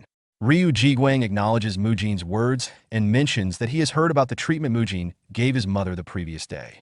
Mujin quickly downplays it, clarifying that it wasn't a formal treatment, but rather a simple act of spending time with her. He then greets Yun Gehe, teasing her about her return. Young-gi laughs and explains that she came back to offer prayers again and to receive another massage, which Mujin corrects with a smile, informing her that the term is actually massage. As they walk toward the prayer site, Young-gi, continuing the lighthearted conversation, suggests that if Mujin weren't a monk, she would introduce him to her granddaughter. She catches herself and apologizes for rambling, but Mujin responds kindly, expressing that he would love for her to visit often so they could offer prayers and recite scriptures together. Young-gi beams at his response, calling him a sweet boy. Ryu Jiguang watches the exchange between his mother and Mujin with a sense of resignation. He notes that his mother is far more affectionate with Mujin than with her own grandchildren, but he inwardly accepts it, prioritizing his mother's happiness over any concerns about her behavior.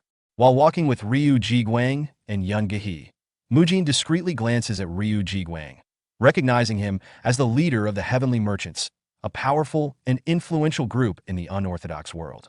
Although Ryu Jiguang is still the current leader, Mujin wonders if this is the same person he remembers from a previous universe, as he associates the Heavenly Merchants with criminal activities such as illegal drug trade and human trafficking.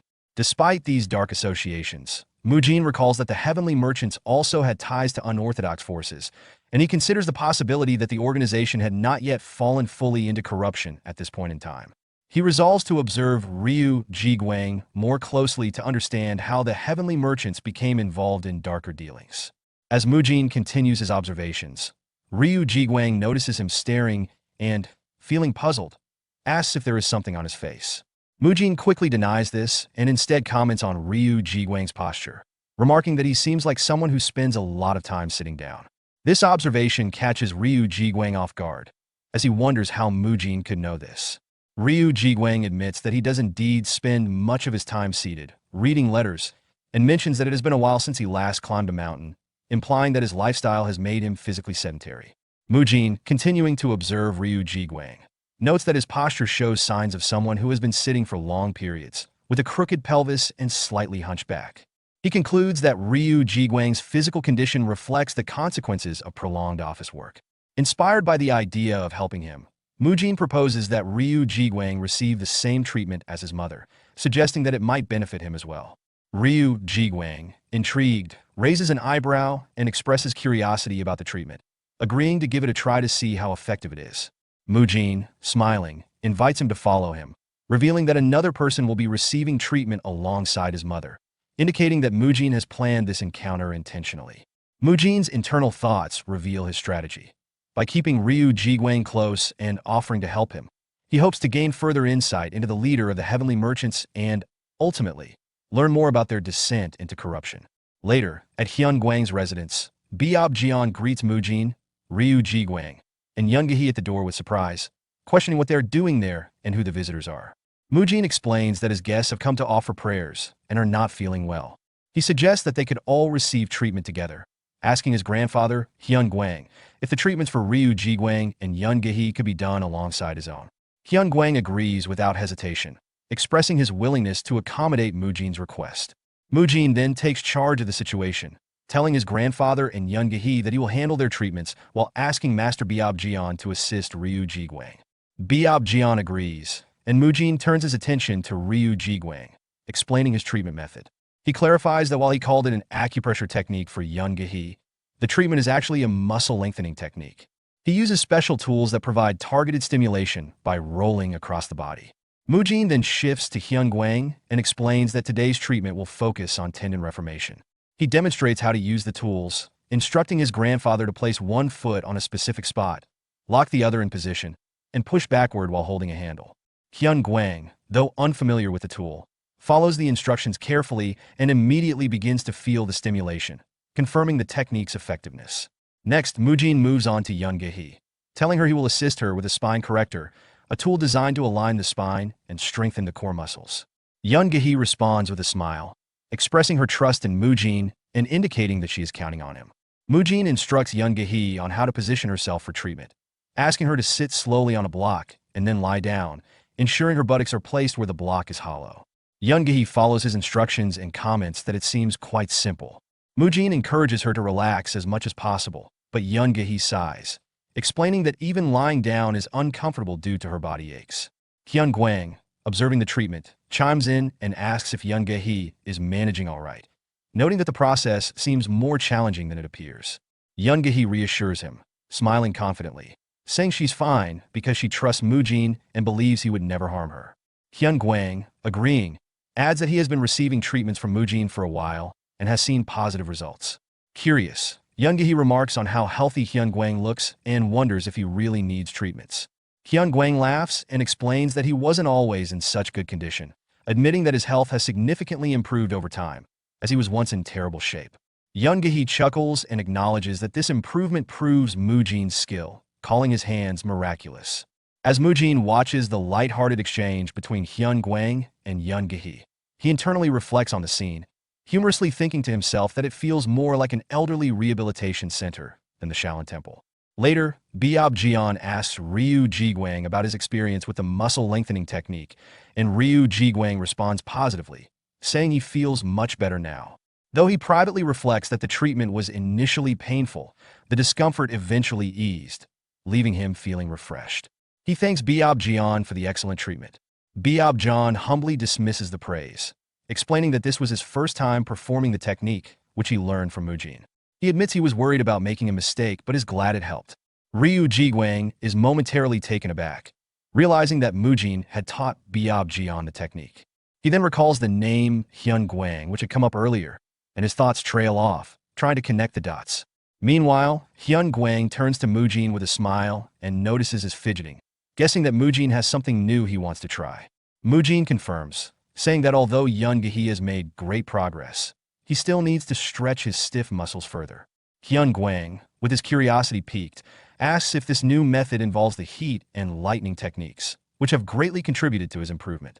He feels confident that he could start performing the tasks on his own. He then used his energy to generate both heat and lightning techniques in his hands, and asks for feedback, wondering what Moojin think about it. Moojin is amazed by Hyun-gwang's mastery and realizes that Hyun-gwang has reached such a level of martial skill that he can now use his internal energy to create natural energy and manifest it in his hands. Moojin recognizes Hyun-gwang as an exceptional martial artist, realizing the true extent of his capabilities. Yoon-gi, observing Hyun-gwang's mastery, comments on his exceptional skill, to which Hyun-gwang modestly laughs it off, calling it just a small trick. Meanwhile, Ryu Ji-gwang, who is quietly observing, leans over to Byeop-jeon and whispers, asking if the man is truly named Hyun-gwang. Byeop-jeon confirms that it is. Upon hearing the name, Ryu Ji-gwang begins to tremble, realizing the significance of the person he is in the presence of. He recalls that Hyun-gwang is the legendary figure who single-handedly drove away the demonic cultists that had invaded the Shaolin Temple decades ago, a story known across the land but rarely spoken of in detail after the invasion.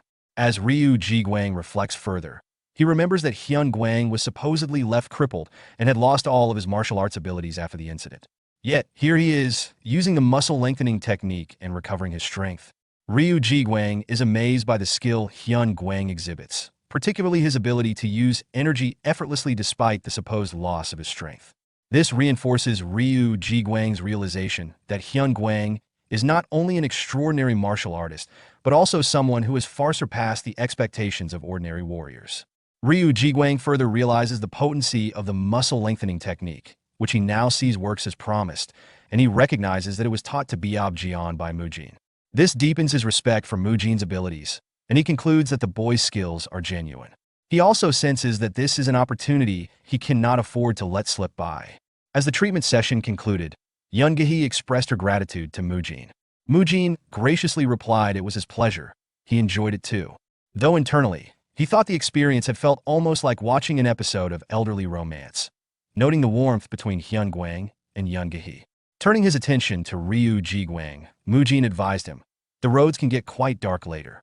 It's best to head back home soon." Ryu Ji-gwang agreed, but before leaving he mentioned there's something he did like to say. He will come back early tomorrow morning. Could he bring him to the administration hall? Moojin was taken aback by the request and asked, "The administration hall? He can guide him there. But may he ask why he'd like to go?" Ryu Ji-gwang gave a faint smile and replied, "He has some business there. He'll explain everything tomorrow. It involves something that requires his presence.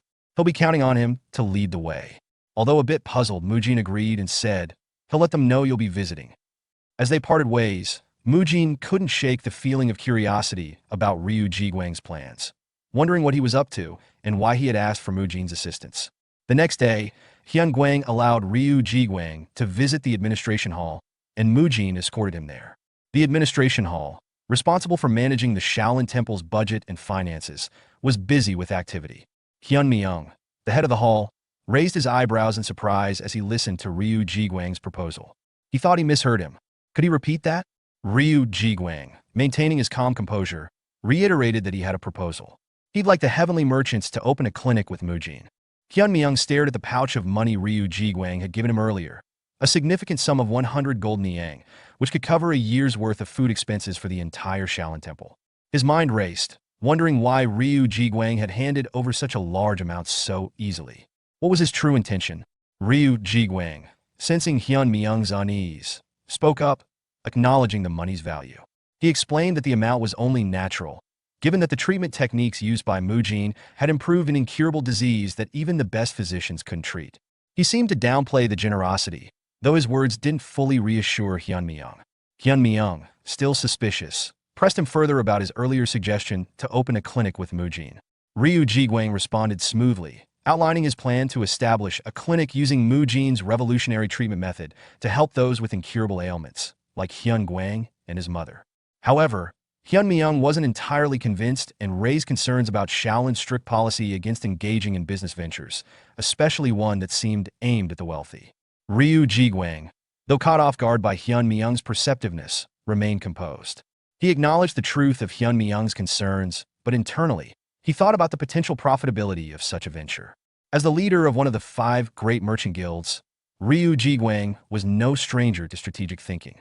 He recognized that the aging population and their inevitable health problems presented a lucrative opportunity if Mujin's treatments could be introduced to the right audience. However, Ryu Jiguang knew that there were deeper, more personal reasons behind his proposal that he wasn't ready to reveal yet. For now, his primary goal was to build a strong relationship with Shaolin, a critical step for his long-term plans. Ryu Jiguang, trying to appeal to Hyun Myung's sense of duty, suggested that the clinic's profits could be partially used by Shaolin to help the poor. However, Hyun Myung remained cautious, explaining that charging the wealthy for treatments could lead to public criticism of Shaolin, and that it was vital for the temple to maintain trust and integrity. He emphasized that a single misstep could damage the temple's reputation, which had been built over time through sincerity and transparency. As the discussion continued, Mujin, who had been silently observing, grew frustrated with the resistance to what seemed like an obvious solution. He thought to himself about Shaolin's ongoing complaints about a lack of funds and how this opportunity could solve their financial problems. Drawing from his past experience in managing gyms, he felt compelled to intervene. Mujin cleared his throat and spoke up, asking, "May he speak for a moment? From what you've said, the main issue seems to be earning money while only treating the wealthy, right?" Hyun Myung confirmed that. Mujin then suggested why not treat both the poor and the wealthy without distinction. Both Hyun Myung and Ryu Jiguang were surprised and asked in unison, "Treat both groups? What does he mean?" Mujin explained, "Simply put, if they charge a set fee for treatments, poor people won't be able to afford it, which would decrease demand and make the effort pointless.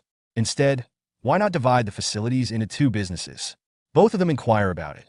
Mujin elaborated, one facility would be free, while the other would cater to the wealthy. Ryu Jiguang then asked, "Wait, so only the wealthy would pay for the treatments?" However, Hyun Myung urged Mujin to continue. Mujin continued, "The wealthy might complain about fairness, questioning why they're the only ones paying. To address this, the free facility could provide treatments on a rotating schedule, focusing on different parts of the body each day. For example, one day could be leg treatments and the next could focus on the pelvis. Meanwhile, the paid facility would offer more comprehensive care, including basic treatments alongside advanced techniques, like combining heat and lightning therapies, which we specialize in. This way, the wealthy would get more advanced care, and the poor would still receive treatment."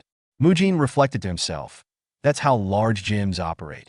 They offer cheaper memberships for general gym use while charging additional fees for personal training sessions." Confident in his idea, he said aloud, "Also, he knows merchant leader Ryu will understand this well." Ryu Jiguang tilted his head and thinks with mild surprise, "They could do it that way too, but is this really something a child came up with?" Mujin continued, "The wealthy love to spend on luxury. They'll always prefer expensive tea like Longjing tea over something cheap, even if the difference is minimal. Vanity and pride will definitely come into play. Ryu Jiguang's eyes lit up in agreement. He understands what he is saying: free facilities that can be used by everyone and paid facilities reserved for premier individuals. The wealthy would naturally gravitate toward the paid facilities to satisfy their vanity and pride. Mujin nodded. Well, isn't that exactly what the wealthy want? Meanwhile, Hyun Myung, the head of the administration hall, listened to the conversation with increasing frustration. His veins visibly pulsed on his bald head as he fumed internally. And then he shouted at Mujin, how could a disciple of Shaolin openly speak of vanity and using it to earn money? Seeing Hyun Myung's irritation, Mujin confronted him, asking what is he so afraid of? Taken aback, Hyun Myung retorted sharply. Mujin calmly explained, when you suggested using money earned from the wealthy to help the poor, you were afraid people might criticize Shaolin for being obsessed with money. But with this proposal, they can treat the poor while also using the contributions of the wealthy. Is he truly that afraid of what people might say about Shaolin? Hyun Myung gritted his teeth in frustration, snapping, how dare he insult Shaolin? Remaining composed, Mujin replied, he is not insulting Shaolin. Let him clarify something. He says Shaolin's reputation might suffer because they're earning money by catering to the wealthy? Well, you're right. That could happen. He too worry about what people might say. But he is in far greater anguish when they can't help those who truly need it because they are too afraid of criticism. Mujin's tone turned resolute as he continued. And so what if people don't understand them? What matters more is the truth, that Shaolin is working hard to help the world. That truth is far more important than strict adherence to rules and the fear of baseless judgment. Hyun Myung experiences a moment of deep reflection as he notices an uncanny resemblance between Mujin's words and demeanor and those of Grandmaster Hyun Guang. The memory of Hyun Guang appears to strike a chord, causing Hyun Myung to momentarily drift into thought and murmur the Grandmaster's name. Mujin, snapping out of his own focus, is startled and politely asks for clarification. Hyun Myung quickly composes himself, seemingly brushing off a slip, and acknowledges Mujin's input. He concedes that Mujin's idea holds merit, but he emphasizes the need for official approval. Hyun Myung explains that they must consult internally and gain the abbot's permission before moving forward. He assures Mujin that they will convey the decision to Ryu Jiguang in due time. Hyun Myung acknowledge Mujin's proposal, but they will need the abbot's permission for this. They'll first discuss internally and update Ryu Jiguang on the results later. Hearing this, Ryu Jiguang thought to himself with excitement, it worked, and expressed his gratitude aloud, thanking him for his decision to consider it. Meanwhile, Mujin, though outwardly calm, felt frustrated. He reflected, he really gave his all to convince him and barely succeeded. The higher-rank monks here are always unpredictable. Despite his frustration, Mujin saw the situation as an opportunity. With this, they will be able to build a closer relationship with the heavenly merchants. Even if they later become the dark forces of the unorthodox Tyrant Chronicles, he will use their business relationship as an excuse to investigate their internal workings. He will also uncover what happened with the countryside branch of the heavenly merchants. As the meeting concluded, Ryu Jiguang stood up and said, he will take his leave now. Hyun Myung agreed and replied they will contact him again. That night, Hyun Myung reported the entire discussion to Abbot Hyun Shun. After hearing the details, the abbot responded with a delighted yes, approving the proposal and signaling his support for Mujin's plan. Abbot Hyun Shun turned towards Grandmaster Hyun Guang and, expressing confidence in Mujin's abilities, states that Mujin's efforts will enable Shaolin to progress further and use the resources he brings to benefit the world. Grandmaster Hyun Guang, recognizing Mujin's achievements, suggests that Mujin deserves a reward for his hard work. Curious, Hyun Shun asks what kind of reward Hyun Guang has in mind. Hyun Guang immediately proposes giving Mujin an elixir. Surprised and uncertain, Hyun Shun questions what kind of elixir Hyun Guang is referring to. Hyun Guang responds with slight impatience, implying it should be obvious, as they're discussing a significant reward.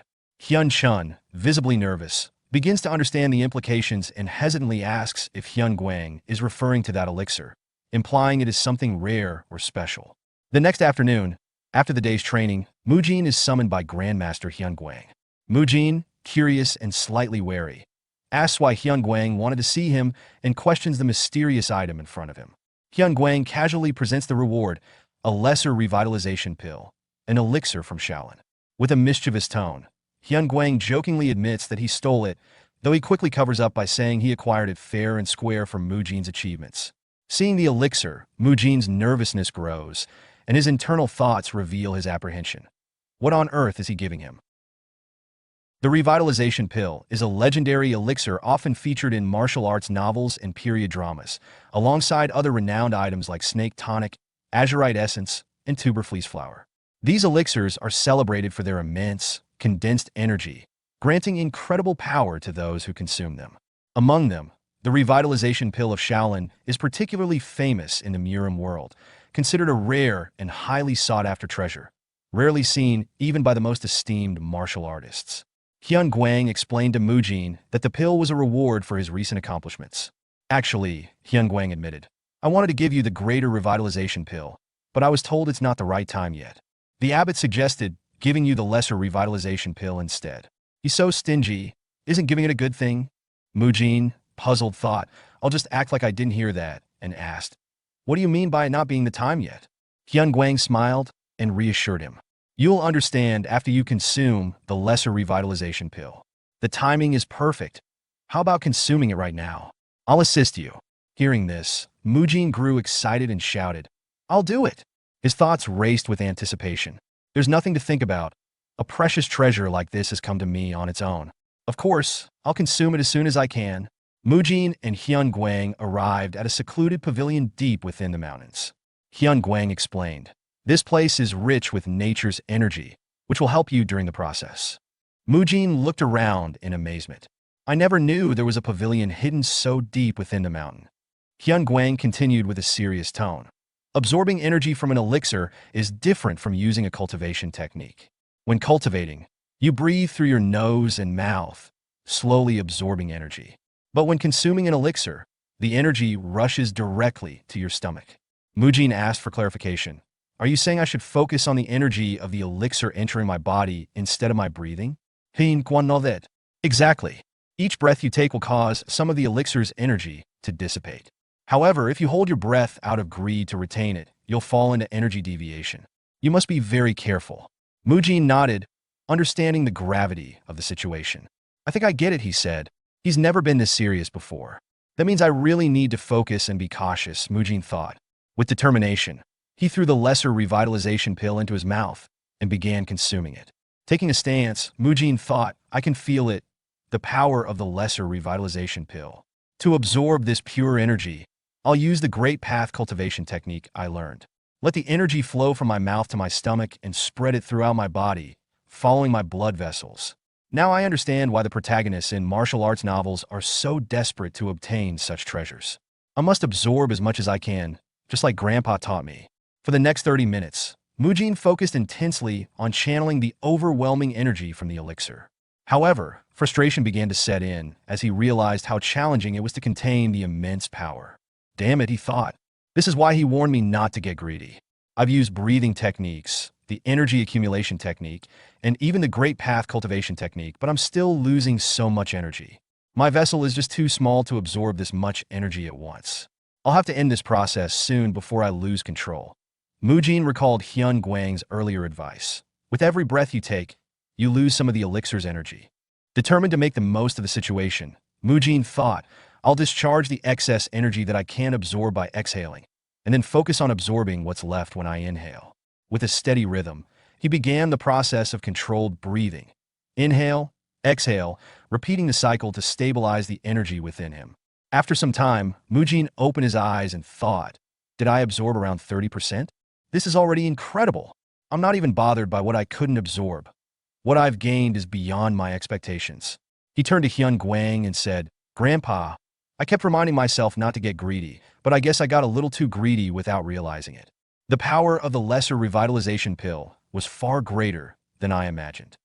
Hyun Guang, observing him, thought to himself, that's to be expected. Mujin, you've actually absorbed the entire lesser revitalization pill. What Hyun Guang didn't reveal immediately was that this outcome wasn't solely Mujin's doing. It was a miracle created by Hyun Guang's intervention.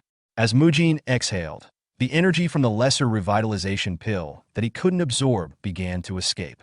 Hyun Guang, using an advanced and nearly impossible technique, wrapped the escaping energy with the natural energy from the surroundings to prevent it from dissipating. Then, without Mujin realizing it, Hyun Guang sent the energy back into his body during each inhalation. This method required immense skill and precision, far beyond the capabilities of ordinary martial artists. Hyun Guang thought, I went through so much trouble to get this lesser revitalization pill for Mujin. I couldn't let any of it go to waste. After ensuring Mujin had absorbed the energy fully, Hyun Guang said, I think your body will collapse if you try using martial arts in your current state. Mujin, feeling overwhelmed by the sheer power coursing through him, asked, Grandpa, is this immense energy really just from the lesser revitalization pill? My body feels like it's on the verge of exploding. Hyun Guang smirked and replied, Follow me. There's a way to handle your current state. I'll teach you something that will help. Mujin asked, There's a method to deal with this? Hyun Guang know that. Yes. The best way to calm energies that are running rampant is by cultivating an unwavering heart. This training will help you stabilize both your body and mind. Hyun Guang explained further, An unwavering heart is a state of calmness and mental fortitude, a heart that does not waver under any circumstances. This training is commonly used by those who possess extreme yang energy, like Hai Dam and his disciples, to control their volatile energies. The methods can vary, such as counting beads while chanting scriptures or focusing on happy memories. Simply put, it's a way to maintain a calm and steady mind. The real reason Hyun Guang brought Mujin to this secluded place was to help him control the immense energy that was now surging through his body. For hours later, Mujin sat under a waterfall, focused on calming his mind and thinking about the steps of the chain punch technique. Hyun Guang finally said, All right, you've been visualizing the chain punch steps for 4 hours. Now, let's see if you can execute it in your current state. Mujin stood up after his 4-hour meditation under the waterfall, his mind finally calm and focused. With controlled determination, he prepared to execute the basic technique of the chain punch. As he turned and struck the mountain wall beneath the waterfall, his blow split the waterfall in two, a demonstration of his newfound control over his energy. This was the moment when Mujin advanced to the next level, both mentally and physically. The once uncontrollable strength and stimulation in his body had been normalized through the unwavering heart training, allowing him to harness his inner energy. Hyun Guang, observing Mujin's progress, felt immense pride. Not only had Mujin grown, but he had also gained new insights into his own path. The two exchanged a silent understanding, acknowledging their shared journey. 2 days later, at the Shaolin Gate, Mujin stood ready to depart, accompanied by the 5 second-class disciples assigned to him. Hyun Guang, overseeing the preparations, asked, Are you all ready now? Abbot Hyun Chun, however, expressed that Mujin wasn't quite ready to venture into the outside world alone. He entrusted the 5 second-class disciples to look after Mujin during his journey. Hyun Myung, the leader of the administration hall, reported that the framework for the clinic business with the heavenly merchants had been nearly completed, with only the final steps in Dangfeng County remaining. The abbot thanked Mujin for his contributions, and Hyun Guang encouraged him with a chuckle, saying, Do your best when you're there, Mujin.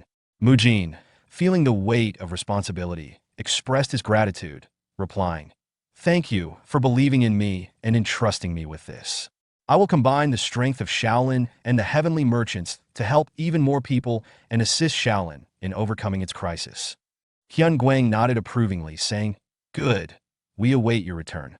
Mujin, determined, replied, I'll see you when I'm back. The scene then shifted to a dimly lit room where a girl, referred to as young Miss Siwa, sat in a chair. Her servant asked, Shall we leave soon, young Miss Siwa? After leaving the temple and descending Mount Songshan, Mujin finally set his sights on his destination, Dangfeng County. The journey through the mountainous terrain brought him closer to a place that seemed straight out of a wuxia film, with landscapes that seemed to promise adventure and intrigue. As Mujin reflected on the events during his travels, he recalled the various encounters along the way that had shaped his journey. He had run into members of the Green Forest Bandits, enjoyed the lively atmosphere of an inn, and got swept into an unexpected conflict. Along the way, he had also rescued a mysterious veiled beauty, dealt with local thugs, and uncovered a series of schemes that seemed to connect to shadowy figures lurking in the background. With an excited look on his face, Mujin mused about how the dream of a man within a wuxia world truly begins at this moment. He felt that he was inching closer to the legendary Shaolin Chronicles and that destiny was calling out to him. Make way for me, he thought with anticipation. 1 week later, 2 elderly figures were having a conversation. The person with the man bun hairstyle asked, Hey, have you heard the news? The other, wearing a do-rag, inquired, What news? The first person explained that some monks from Shaolin had come down the mountain recently, and, to their surprise, they had opened a clinic. The do-rag-wearing man, puzzled, asked. A clinic? The monks opened a clinic? Why would they do that? Did they get their money stolen, or have they become greedy for money or something? The person with the man bun shook his head and dismissed the idea. Nonsense, he replied. They're monks, you know? They're offering treatments for free. This caught the attention of the do-rag-wearing man, who, intrigued by the idea of free medical care, said, I have to go check this out. The person with the man bun, slightly skeptical, remarked, Wait, you're only going because it's free, right? You're not even unwell, are you? The do-rag-wearing man shrugged and replied, Of course, I'm unwell. Hauling heavy loads every day has made my legs shaky. I need to go get some acupuncture before it gets worse. The person with the man bun chuckled and said, You're in luck. The treatment area changes by day. I hear that today they're treating backs and legs. The do-rag-wearing man, surprised, asked, What, different physicians for different body parts? That's weird. The person with the man bun explained, Their clinic is quite unique. They use both acupuncture and tonic medicine. There's even a separate treatment specifically for the abdomen. The scene transitions to the two clinic buildings where Mujin stands smirking, overseeing the operations of both the free and paid clinics. He recalls the early advice given by Ryu Jiguang on how to manage the two facilities. Two separate buildings were purchased near the manor, one dedicated to free treatments and the other for premium services. The left hall, focused on free treatments, is well equipped with various tools, storage, resting areas, and even space for meditation by the monks. The right hall caters to high-ranking or wealthy individuals, offering paid services that include advanced treatments like electric and heat-based therapies, using tools crafted from luxurious materials. Despite the contrast in ambience and materials, both clinics use the same core treatment methods. At this moment, the elderly person with a man bun and the other with a do-rag arrive at the free clinic. Mujin, standing there, greets them respectfully, introducing himself as a third-class disciple in charge of their treatment. The person with the do-rag quietly questions whether Mujin is really a third-class disciple, given his physique. His companion, the one with the man bun, also wonders about Mujin's appearance, especially his hair. Mujin, overhearing them, playfully acknowledges their comments and proceeds to address the person with the do-rag, asking if he came for leg treatment. Mujin invites him to sit down, ready to begin. As the treatment begins, the person with the do-rag watches carefully, skeptical about the method being used. He expects either acupuncture or tonic medicine, but is instead confronted with a folk remedy-like technique. Doubtful of its effectiveness, he wonders if the clinic's practice of focusing on specific body parts on specific days is just a gimmick. Mujin presses on the person's leg and begins massaging it, causing the person to experience sharp, intense pain. He screams out in discomfort, prompting Mujin to calmly explain that the pain is normal. Mujin reassures him that the intensity of the pain is a result of long-standing muscle stiffness, and the pain is proportional to the condition of the legs. Mujin continues treating the patient with intense care, introducing a reform roller to help alleviate the pain. He assures the patient that the treatment will gradually reduce the pain, and, once it subsides, the muscles and fascia will be loosened with the roller, promising noticeable results within an hour. The patient endures the extreme pain as Mujin works on the stiff areas, but over time, the excruciating discomfort begins to lessen. After 3 minutes, Mujin explains that the condition of the legs will improve as the stiffened areas are worked on.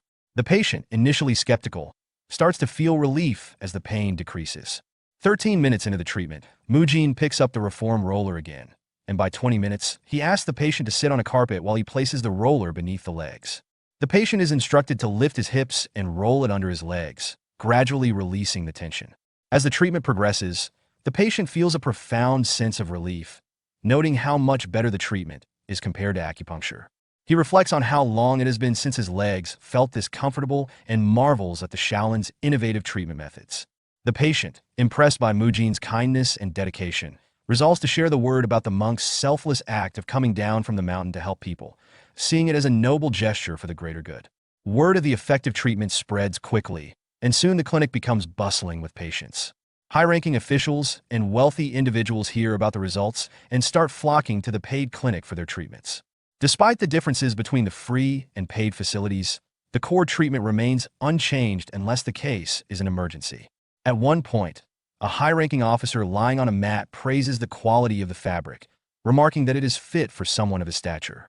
Mujin, observing this, finds it superficial, considering it just a reskin version of what others are using. Nonetheless, no one is bothered by the distinctions in the clinic, perhaps due to the monk's genuine dedication to treating everyone or their ability to meet patients' needs. As an emergency patient arrives, Mujin directs the treatment with the help of Monk Biob Gang, who assists with the electric-based therapy, and Monk Biob Y, who handles the heat-based treatment for an elderly patient. Mujin takes charge of the muscle-lengthening treatment for others. His tireless and unbiased care for all patients earns him the title of the Blessed Monk, as people believe his healing abilities are touched by divine hands. The clinic becomes a well-established and respected institution. A few weeks later, Mujin meets with Yang Jinpyong, the external chief administrator of the Heavenly Merchant Guild. Mujin acknowledges the journey has been difficult, but expresses relief that they've managed to settle down without attracting undue suspicion. Yang Jinpyong responds, thanking the Shaolin monks for their hard work and assistance, expressing the Heavenly Merchant Guild's gratitude. Mujin, however, counters, saying that it's the Shaolin who owe thanks to the guild for their invaluable support, especially considering how close Shaolin came to financial ruin without their help. Mujin notes the growing success of the clinic, commenting on the long line of people waiting outside, something he hadn't expected. He also mentions it's time for Monk Biob Gang to switch shifts. Before Yang Jinpyong can respond, Monk Biob Gang arrives, signaling the shift change. The two exchange pleasantries, and Yang Jinpyong expresses surprise at seeing Biob Gang again. The monk reveals that they have met before, during the time when Mujin was meditating in isolation. This revelation catches Mujin off guard, and he wonders if he was caught eating meat, which could have been a breach of his monk duties.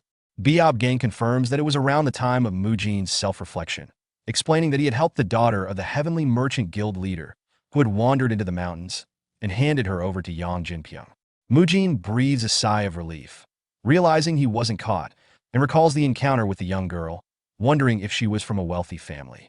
He hadn't realized that she was the daughter of the Merchant Guild leader. Yang Jinpyong mentions that the young lady, now grown, is visiting today. Just then, there's a commotion outside as people shout greetings to a young lady. Yang Jinpyong confirms that she has arrived, and Mujin, reflecting on how much time has passed, wonders if she's grown into an accomplished individual. However, when the young lady enters, Mujin is taken aback. He notices she seems unusually well-built for someone of her stature, and seeing the way everyone bows to her, he realizes who she must be. Mujin nervously asks Yang Jinpyong if the young lady is indeed the same one from before. Yang Jinpyong confirms that she is the youngest daughter of the Merchant Guild leader, Lady Ryu Seowa. Shocked, Mujin realizes that the little girl from his past encounter is truly the same person, as he sees her looking a little fatter than he had ever anticipated. As Lady Seowa and her servant move through the clinic staff, who are busy cleaning the streets, greet her respectfully. Two servants, observing the interaction, wonder why people are being so polite towards her. One servant explains that Lady Seowa is the youngest daughter of the Heavenly Merchant Guild leader and played a significant role in the establishment of the clinic. The first servant, surprised, comments that she doesn't look as elegant or pretty as he imagined a wealthy family's daughter would. His fellow servant picks up on the implication and whispers back that Lady Seowa is a bit fatty. Mujin, standing nearby, overhears the conversation and observes Lady Seowa moving away with her servant. He silently notes that she seems to have gained weight. Mujin then enters the free clinic where an elderly man wearing a do-rag greets him warmly, calling him the Blessed Monk and expressing concern for his well-being. Mujin chuckles and reassures the old man that he is happy to see the patients recovering quickly and that he doesn't deserve the title of Blessed Monk. The old man, impressed by Mujin's selflessness, insists that such a title is deserved, praising Mujin's kindness, strength, and youth. Another elderly man, with a bald head, adds that Mujin is also handsome, calling him a perfect human being. The old man in the do-rag jokingly says he hopes Mujin will meet his granddaughter. The bald-headed old man responds, suggesting that he will be the one to introduce Mujin to his granddaughter instead. The old man in the do-rag grumbles in response, but the conversation lightens as Mujin laughs along. He thinks to himself about how many elderly people are using the free clinic and reflects on how expensive specialized medical care would have been in this era. He wishes he could have provided such treatments for his own grandparents. Mujin then tells the elderly men that it would be wonderful if they brought their grandchildren to the clinic, especially to learn rehabilitative techniques and muscle-lengthening methods that would help them maintain a healthy body as they grow older. The old men praise his thoughtfulness. As the conversation continues, Mujin reflects on his role and the way he needs to act. He He considers how, if it weren't for the senior monks watching him, he might have already taken the elderly men's proposal seriously. However, as a monk, he feels the need to maintain distance and discipline, thinking to himself that once he becomes stronger and able to leave the temple, he will escape from the responsibilities that come with his position. Mujin observes Ryu Seilwa once again as she passes by, and he recognizing her as Ryu Seilwa. Though her appearance is drastically different from the character he knows from the novel Unorthodox Tyrant Chronicles. In the novel, Ryu Seilwa is a key figure in the corrupted Heavenly Merchant Guild, where she is responsible for the human trafficking operation. Her character is depicted as severely obese, with layers of fat covering her body, and she secretly kidnaps beautiful women to torture and kill them, possibly driven by an inferiority complex about her own appearance. However, the Ryu Seilwa Mujin encounters now is a complete contrast. She is a timid, chubby, and shy young girl, without the hidden madness that characterized her novel counterpart. This stark difference confuses Mujin, leading him to wonder if something significant happened to her that caused her to change, potentially tying into the guild's corruption. Mujin's thoughts are interrupted by an old man's voice, greeting someone and expressing surprise at the presence of the merchant guild leader, Ryu Jiguang. The old man humorously comments that the guild leader must have time for something besides clinic business. Mujin listens carefully, considering the possibility that Ryu Jiguang, the guild leader, might not be the source of corruption after all. He concludes that an external party must be involved, prompting him to begin investigating the guild more thoroughly. With his growing influence, Mujin feels empowered to investigate the situation and starts to form plans to identify potential suspects. The scene then shifts to Ryu Seilwa walking down the street with her servant, Hong So-hee. Ryu Seilwa complains that So-hee is walking too fast and asks her to slow down. In response, So-hee, nervously aware of their public surroundings, tells Ryu Seilwa to refrain from acting so casually in public, as there are many people around. Nearby, two people whisper about the unusual display of familiarity, commenting that it's surprising for a servant to be treated so casually by her mistress in the Heavenly Merchant Guild. One of them warns the other to keep quiet, lest they be overheard. Hong So-hee takes Seilwa into a secluded back alley and, once they are alone, advises her that as someone destined to become a key figure in the Heavenly Merchant Guild, she must show authority and not appear weak. Seilwa, acknowledging her shortcomings, apologizes for her behavior. She mentions feeling uncomfortable in public spaces and anxious around her father, Ryu Jiguang. So he encourages her not to show weakness, urging her to take a more active role in the new business venture the Merchant Guild leader has set up. So he reminds Seilwa that, while she suggested the idea, it will eventually belong to Seilwa, and this effort will help her gain her father's trust. Seilwa agrees, but her thoughts shift to a childhood memory. She recalls showing her father the mustard plant she had gathered, hoping for his approval, but he dismissed her with the cold response that she should address him as the Merchant Guild leader in front of others, as he was busy with his work. Seilwa becomes sadder as she reflects on how her father has always been too busy to pay attention to her, and she feels the pressure to prove herself through hard work. However, she also feels terrified at the thought of failing or continuing to be overlooked by him. Hong So-hee, sensing Seilwa's fear and uncertainty, places a hand on her shoulder and reassures her that it's understandable to feel scared. She tells Seilwa that while it may take time for her father, the Merchant Guild leader, to acknowledge her, she is the daughter of one of the top 5 merchant guilds in the world and should take her time without worrying about what others think. So he expresses her unwavering support, offering to always be by her side if it gets too hard. Seilwa, feeling comforted by So-hee's words, agrees and resolves to meet So-hee's expectations, feeling grateful for her friend's help. As they converse, Mujin happens to pass by the alley and observes them from a distance, noticing their interaction. The scene then shifts to Seilwa's bedroom later that night, where she is asleep. So-hee, checking on her, softly calls out to see if she is truly asleep, and once confirming, she slips away from the room. As So-hee walks through the streets, she reflects on her true intentions. Despite suggesting the idea of Seilwa participating in the Shaolin clinic business, So-hee internally deems the effort as futile, believing there's no way Seilwa will ever catch her father's attention through such a trivial task. She sees Seilwa's naivety and believes it has been beneficial for her own plans, using Seilwa's insecurities to her advantage. So-hee reveals her role in Seilwa's transformation, having manipulated her into becoming fat and timid after being abandoned on the mountain, making it easier for So-hee to infiltrate the clinic without raising suspicion. As So-hee walks, She notices a black bird in the sky and eagerly anticipates the moment when Seowa will learn the truth. She watches as the bird lands on her arm, bringing with it a letter.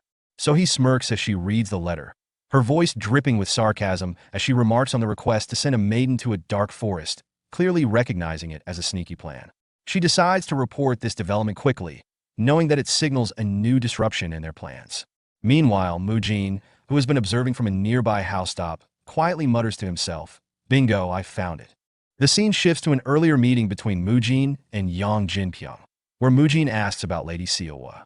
Yang Jinpyong explains that she is the youngest daughter of the merchant guild leader, but her life has been marked by loneliness. Her mother passed away while giving birth to her, and her father, consumed by work, was unable to care for her. As a result, Lady Seowa was raised by the guild servants. Her father, though emotionally distant due to his grief, was not a bad person, but his inability to care for her led to her growing dependence on the servants. Lady Seowa's loneliness deepened as she experienced multiple changes of nannies and servants. She became increasingly withdrawn and closed off after the sixth change, deciding not to rely on anyone anymore. Hong So-hee, who had worked in the merchant guild for over 10 years and had cared for Seowa in her youth, became Seowa's servant after this change.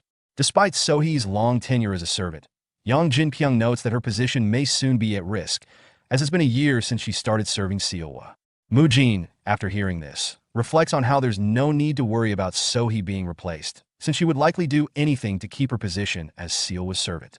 He remembers the version of Seowa from Unorthodox Tyrant Chronicles, where she became a key figure in the human trafficking operations of the Merchant Guild. In that version, Seowa, suffering from her inferiority complex and obesity, left most of the dirty work to her servant, who was Hong So-hee. Mujin begins to suspect something fishy is going on. The scene then shifts to Hong So-hee, who arrives at a forest where a person's voice greets her, saying, "You're late today." So-hee responds that she had some things to attend to. The figure, wearing a samurai hat and concealing his face, asks if her delay is connected to the Merchant Guild's new business, and So-hee affirms. He warns her to be careful, mentioning that while the Shaolin monks may not understand the world, they are still highly skilled. He then disappears. So-hee, annoyed by the warning, dismisses the figure's concerns. She reflects on her long-term infiltration mission, which has been ongoing for 10 years without anyone discovering her true identity. She intends to continue manipulating both the monks and Seowa to her advantage, eventually taking the figure's position for herself. So-hee is confident that no one will uncover her secret. Meanwhile, Mujin, observing all these developments, quietly comments to himself, "The Heavenly Merchant Guild would be in such deep trouble without me." The next day, So-hee and Seowa were walking through the streets when a group of children called out to So-hee, referring to her as Pretty Miss. When So-hee and Seowa turned toward them, So-hee asked if they were talking to her. One of the children pulled out a letter from his pocket and handed it to her, explaining that a mysterious man, dressed entirely in black and with his face covered, had asked them to deliver it. The children were curious about the contents, but admitted they couldn't read and found the man strange. So-hee read the letter, her expression shifting to a devilish smile. She thanked the children for delivering it and rewarded them with money, encouraging them to buy snacks. Excited, the children happily accepted her offer. Seowa, curious about the letter, asked So-hee what it was about, referring to her as Servant Hong. So-hee explained that it appeared to be a love letter, assuring Seowa there was no need to worry. However, as So-hee read the letter's contents, she recalled the message inside. The letter praised her for her success in a previous infiltration mission within the Heavenly Merchant Guild and expressed admiration for her skills. It also hinted at a new opportunity, one that involved her writing a report on her past activities and meeting the sender at an abandoned house on the outskirts of Dengfeng County before midnight. So-hee arrived at the location at midnight, feeling a sense of excitement and opportunity. She laughed inwardly, realizing that this unexpected chance might allow her to surpass her superior. At the meeting place, Mujin, cloaked in full black attire, appeared before So-hee and addressed her by name, saying he had been waiting for her. So-hee, showing respect, expressed her honor in meeting him in person. Mujin then asked about Ryu Seowa, to which So-hee replied that Seowa was likely resting in her bedroom. She explained that, due to her role as Seowa's servant, she couldn't stay away for too long and asked what Mujin needed her to do. Mujin requested the report from So-hee, which she quickly handed over, noting that her position as Seowa's servant made it difficult for her to leave often. She asked about how they could maintain contact in the future, Mujin revealed his plan to infiltrate the Heavenly Merchant Guild himself and stated that he would contact her once inside. So he, surprised, questioned why he was planning to infiltrate as well, given that the higher-ups had only trusted her with the mission, believing that adding another infiltrator could cause confusion. She emphasized her experience, having worked within the guild for 10 years. Mujin, realizing his mistake, thought to himself, "Did I talk too much?" So he, feeling threatened, asked if she was being replaced after all her hard work. In response, Mujin struck So-hee with a powerful punch to her face, sending her flying backward and causing her to cough up blood. However, So-hee quickly regained her balance and, using her ki, launched an attack that tore the cloth covering Mujin's face. To her shock, she recognized him as the damn monk and confronted him, accusing him of luring her into this trap. Mujin smiled at her and remained calm. So-hee then questioned how he had deciphered the secret code in the letter, as it contained a code structure for her organization. Mujin, dismissing her inquiry, responded that it was none of her business, and added that she and her group were already at his mercy. He reflected that he had learned the secret code structure from the unorthodox Tyrant Chronicles after some difficulty recalling it. Realizing that Mujin now knew about her identity and their top secret mission, so he threatened to kill him, releasing a menacing bloodlust. Mujin, unfazed, took a fighting stance and remarked that he likely appeared as an ordinary monk to her, but he would soon show her the difference in their strength. So he charged at Mujin with incredible speed, determined not to lose to someone she considered a mere brat. Mujin, smirking, thought it was time to test the effectiveness of his skills. Mujin knew that if he didn't give this fight everything he had, there was no doubt he would be the one to die. His opponent was not holding back, and hesitation meant death. He took a deep breath, forcing his mind to sharpen. This was his first real battle, and his life depended on it.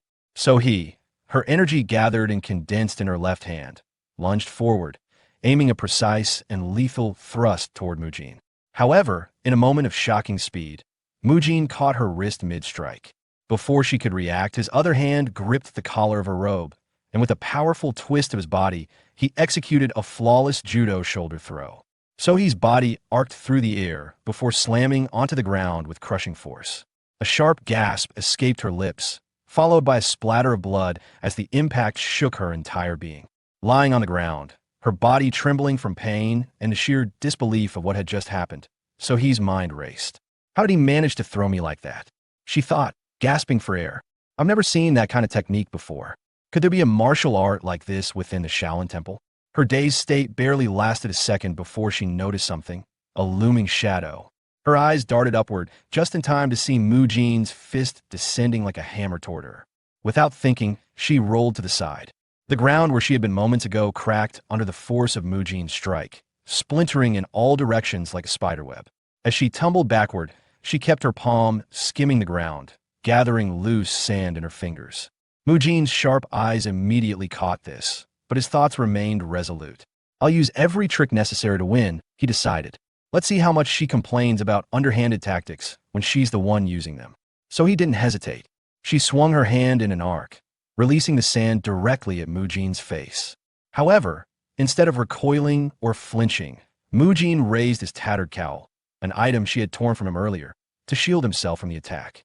The grains bounced harmlessly off the fabric, dissipating into the air. So-hee's eyes widened in shock. He used the very cowl I ripped off? She thought. Would it even grab it? And more than that, he had the composure to use it effectively?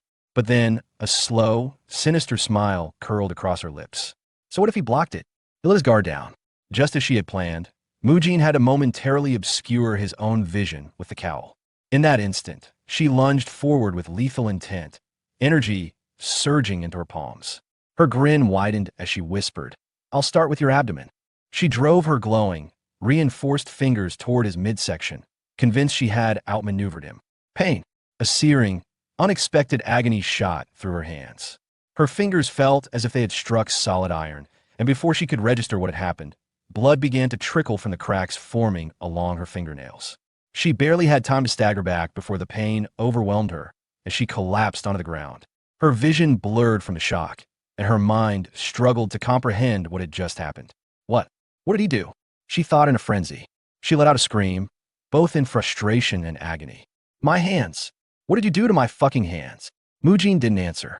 He simply grabbed her by the head, his grip firm and unrelenting. His voice was cold, almost indifferent. Now, then, time to put you into the ground, you damn spy hag. With a swift and forceful motion, he slammed her head against the dirt. The world spun for So-hee, her consciousness fading into darkness. Time passed before awareness began to creep back in her mind. A throbbing ache pulsed through her skull. It hurts, she thought groggily. What happened? Did I faint? That monk. The muffled sounds of voices reached her ears. The noise grew louder, more distinct. Then a sharp, alarmed realization hit her. No, this can't be. Her eyes snapped open. A voice boomed in the room. Are you asking us to believe what you just said? Someone turned to Ryu Jiguang and insisted. Sir, I am certain Monk Mujin is wrong. Ryu Jiguang, standing at the center of the commotion, raised a hand in a calming gesture. Let's not jump to conclusions just yet. The accuser, his expression resolute, pressed on. She's been working with us for over 10 years. There is no way she's a spy. Monk Biab Gang, his brow furrowed, turned to him. Are you suggesting that Mujin is lying? Are you questioning the integrity of a Shaolin disciple? At that moment, So-hee coughed, drawing all eyes to her. Despite the pain, she smirked. You're finally awake. I guess it's time I explain things, huh? Internally, however, she seethed with fury. I will kill this little bastard. Mujin turned to Ryu Jiguang and calmly began. After finishing my duties at the clinic last night, I was on my way back to rest when I saw her walking alone. That struck me as odd. She's Lady Sielwa's servant, yet she wasn't with her. I followed her and ended up witnessing something shocking. A man dressed in black met her in an abandoned building. They spoke of the clinic's business and confirmed she was operating as a spy. Mujin then pulled off his upper robes, revealing deep, bleeding claw marks across his abdomen. Would an ordinary servant be capable of this? If I hadn't learned Iron Guard, she would have impaled me. I would be dead. As the room absorbed his words, he produced a letter. And here's more proof. A mission report she handed over to the man in black. It's her handwriting. So he felt her stomach drop. That report. That damn monk tricked me into writing it. Silence stretched before Yang Jinpyong finally spoke. The handwriting is indeed hers, and her hand size matches the wounds on Monk Mujin's body. Moreover, she hasn't provided a single counterargument, only protests. Realization rippled through the gathered people. The tide had shifted. Ryu Jiguang's expression darkened. I understand this request may be unorthodox, but could you leave this matter to us? As this is the Merchant Guild's internal issue, we would like to handle her personally. So-hee's blood ran cold. No, no way. Mujin nodded. I understand. I overstepped, and I apologize. Ryu Jiguang gave him a firm nod. Thank you. You'll be rewarded for this. With a final command, Ryu Jiguang ordered, imprison that servant immediately. As So-hee was dragged away, her desperate screams filled the halls. That monk set me up. Why don't you believe me? Sielwa, watching from a distance, remained frozen in place, trembling, silent tears rolling down her cheeks. Sometime later, the scene shifted to the Heavenly Merchant Guild estate, specifically to the Shaolin monks' accommodation. After the intense events that had just unfolded, Mujin finally stepped inside, rolling his shoulders and rubbing his neck, exhaustion evident in his posture. He exhaled deeply, his mind still racing, but he reassured himself, fortunately, this matter ended well. Time to get some rest. Just as he took another step forward, a towering figure loomed before him, blocking his path. He instinctively looked up, and his stomach dropped when he saw who it was. Standing there, with arms crossed and an unmistakable fury burning in his gaze, was Monk Biabgang. His expression was stone cold, but his eyes were practically searing into Mujin. Mujin swallowed hard, his pulse quickening. Right, he's here too. Gritting his teeth, his face red with barely contained anger, Biabgang spoke in a firm, demanding voice. Mujin, we need to talk. There's a lot we need to discuss. Why did you act alone without consulting any of us? As the weight of those words pressed down on him, Mujin felt a bead of sweat trickle down his temple. His mind scrambled for an answer, but all he could think was, I can't tell him the truth, that I was the man in black who tricked Hong So-hee to get evidence. If he knew, it would cause an even bigger mess. With this, the matter should have been settled, or at least, that was what I thought. Meanwhile, in the depths of the Heavenly Merchant Guild's prison, where Hong So-hee was confined, a heavy silence filled the dimly lit cell. Bound and unable to speak, due to the cloth gag tied around her mouth, she sat against the cold stone wall, her breathing shallow. Then, the silence broke as footsteps echoed down the corridor. A figure entered the cell, their presence looming over her like a shadow. Without hesitation, they reached down and untied the cloth, pulling it away from her mouth. Finally, I can speak, gasping slightly, so he quickly gathered herself and spat out, "Sir, I swear, I didn't do it. It's Mujin. That demonic monk deceived all of you." The man standing before her remained unshaken. His tone was sharp as he asked, "How exactly did he deceive us?" So he clenched her fists, anger flaring in her chest. "That's right. That demon," she hissed through gritted teeth. "He's the one in black. He was the man who asked to meet with me that night." At that, the man's eyes narrowed. He tilted his head slightly and then, in a measured voice, said, "Let me ask you something else then." He took a step closer, his shadow stretching across the floor. "Why did you hand over that letter to Monk Mujin when he asked to meet with you?" The question struck her like a lightning bolt. Her breath hitched. How does he know about that? That damn monk never mentioned it. So how does this man know? Seeing her reaction, the man's expression darkened. His next words were slow and deliberate. "Tell me, does Mujin still believe I'm just another member of the Heavenly Merchant Guild?" His eyes bore into her. "Answer me. What is the 3 rules of being a spy?" Sohee's throat ran dry. Instinctively, the words surfaced in her mind, ones that had been drilled into her since the beginning. She swallowed hard and replied, "The first rule is to only follow the information and instructions that we are given. The second rule is to commit suicide without hesitation if our identity is exposed." She hesitated before muttering the last one. "The third rule," her voice dropped to a whisper, "we are everywhere." A sinister smirk played on the man's lips. "Good," he said. "You know them well." And then, in an instant, his eyes turned blood red, glowing like those of a demon. His voice, now a deep, menacing growl, roared through the cell. "So why didn't you commit suicide?" Her body went rigid as pure terror surged through her.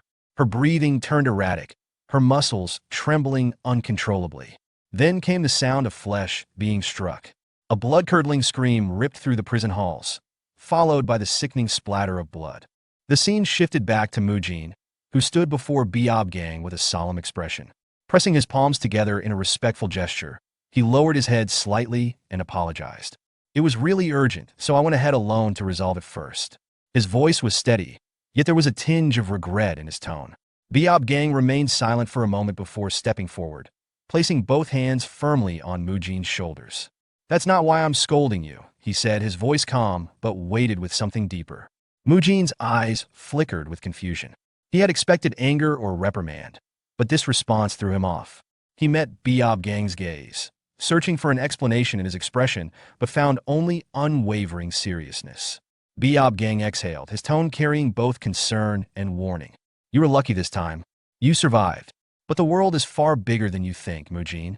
There are countless people out there, people with abilities beyond your comprehension. Some are strange, some are abnormally strong. What would you have done if that woman and the black-clothed individual had been highly skilled fighters? If that had been the case, you wouldn't have escaped unscathed." Mujin's mind raced as he processed Biob Gang's words. "I never thought I'd get scolded over something like this," he mused to himself. He opened his mouth to respond, but before he could, his breath caught. His eyes instinctively focused on Biob Gang's expression, and the words died in his throat. There was something in the older man's face, an unspoken concern that made Mujin hesitate. "I hope you'll trust the adults next time," Biob Gang finally said, his voice softer now. Mujin swallowed his pride and nodded. "I'm Soda. I'll make sure to do that." Despite his calm reply, Mujin had to suppress the emotions stirring inside him. Biob Gang had always been someone who followed the rules strictly, rarely allowing sentiment to cloud his judgment. But right now, the way he looked at Mujin, it reminded him of his grandparents. The same deep worry, the same unspoken fear of losing someone precious. For a brief moment, Mujin saw past Biob Gang's strict nature. There was genuine concern in his voice, a protective instinct that Mujin had never fully recognized before. Looking up, he met Biob Gang's gaze once more and said, this time with unwavering sincerity, "I really will make sure to ask for help next time."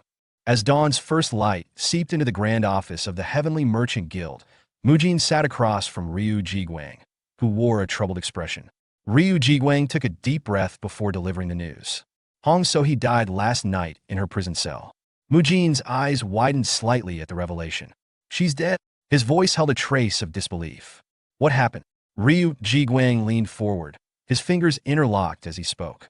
"Early this morning, Just as I was on my way to interrogate her, I was informed that she had suddenly died. The timing is suspicious. I believe there's someone inside the merchant guild who is either assisting her or monitoring her movements. Mujin's brows furrowed in thought as he listened carefully. Ryu Jiguang continued. Even after deciphering the letter you handed me, there was nothing particularly unusual about its contents, just records of what she had done. However, we've confirmed that she was working as Sealwa's servant, leaking sensitive information about both the Shaolin and our merchant guild. Mujin felt unease settle in his gut. He chose his next words carefully. But why are you telling me this? His voice carried an edge of uncertainty. You said before that this was an internal matter for the Heavenly Merchant Guild. You even insisted on handling her imprisonment yourself. So why bring it up to me now? Is there something else I should know? Did I miss something important? At that moment, Ryu Jiguang's expression darkened slightly. A brief flicker of nervousness crossed his face before he composed himself. As expected of Monk Mujin, he thought, not only did he devise an entirely new approach to running a clinic business, but he also uncovered suspicious activities within our guild and swiftly handled a spy. If it's him, I should be able to trust him with this. After a brief pause, Ryu Jiguang's demeanor shifted. His initial hesitation faded, replaced by quiet determination. He finally spoke, his voice carrying an unusual weight. Actually, he admitted, the reason I decided to work with the Shaolin wasn't just for business. There was another, far greater reason. He met Mujin's gaze with a steady resolve. That's why I asked to meet with you now. Taking a deep breath, he prepared to reveal the truth. The second reason I chose to align with the Shaolin is the scene shifted to before the clinic was founded, Ryu Jiguang's office. On his desk was the overall report for Hubei Province's Wuhan County. Garment purchase, Gansu Province receipt. The overall report for Gansu Province's Tianshui County. And the overall report for Shaanxi Province's Hejin County. As he got through all of them and reached the last one, he thought, after I'm done with this, I'll be done with today's work, but then he noticed something strange. Using a Chinese abacus, he calculated the figures again, verifying his suspicions. He thought, the purchase report of the Mianyang branch aligns with the received goods in the report of Shaanxi Province's Hanzhong County as expected. But one item is being sold at an especially higher price than the market rate. What is this? Don't tell me. He immediately called for Chief Administrator Yang and started writing something at his desk. Yang promptly responded, yes, guild leader. Ryu Jiguang handed him letters saying, I want you to send the Azure Gold Squad to the Mianyang branch and Hanzhong branch. I'll write the details in a letter, so make sure that they only open it after they arrive. Yang nodded. Yes, sir. In the present, Ryu Jiguang said to Mujin, I can tell it's dangerous because of the decades I have trained my senses running the Heavenly Merchant Guild. The movements of our branches seem suspicious. That's why I decided to work with Shaolin, to keep them in check. Up until now, based on my experience and instincts, I had sensed that something was slightly out of place. Then you came and helped us catch a hidden spy. I had wanted to believe that the main branch I oversee had no issues, but unfortunately, that wasn't the case. We almost ran into huge trouble, but you prevented it for us. I thank you from the bottom of my heart.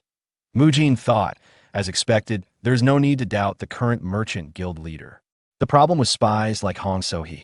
He then said, I simply did what was supposed to be done. That aside, you mentioned that other branches have problems. Mujin hesitated.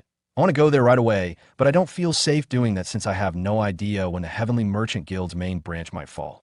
I need to come up with some kind of countermeasure for it. Let's think. If I don't completely solve this matter, no one will know what kind of disaster will befall the Heavenly Merchant Guild and the whole world of Shaolin Chronicles. I got rid of the first problem, which was Hong So-hee. The next villain would be Lady Sealwa. Thinking about that, Mujin asked, May I know what happened to Lady Sealwa? Ryu Jiguang replied. Since Hong So-hee was able to steal information while she was Sealwa's servant, we also investigated Sealwa. Mujin asked, Were they in cahoots together? Ryu Jiguang shook his head. Not at all. But Sealwa is under room confinement now. I can't believe she didn't even know her own servant was scheming against our merchant guild. That deserves to be punished. Mujin thought. Yeah, I guess, Ryu Jiguang then asked. But is there a problem? Why are you suddenly asking about Sealwa? Mujin replied. There's something I'd like to propose to Lady Sealwa. Have you noticed a problem with our clinic facility? I realized it after an incident that happened recently. As he was treating a patient at the clinic, a man had asked, Monk Mujin, I have a question. Does this place not accept female patients? Since I've come here for treatments a few times, I naturally talked about it with my wife. She has some problems with her back as well, so she'd also like to receive treatment here. Mujin thought back to that moment. Come to think of it, we've only accepted male patients so far. Even in the modern world, for a male fitness trainer or Pilates instructor, there are always issues since there's usually a lot of physical contact. But in this martial arts world, they take the idea that men and women should not sit together after the age of 7 very seriously. It's not a place where people can fool around or refuse to listen to their seniors. In the case of Yoongahee's treatment, because she treated me like her grandson, she was able to undergo treatment without any problems. But for me to personally treat a woman of high status who can afford luxurious treatment, Mujin considered the issue further. Even if I perform treatments without directly touching the patient, some women might still complain to their fathers or husbands. Even if I explain that physical contact is necessary for the muscle lengthening technique, they wouldn't listen to me.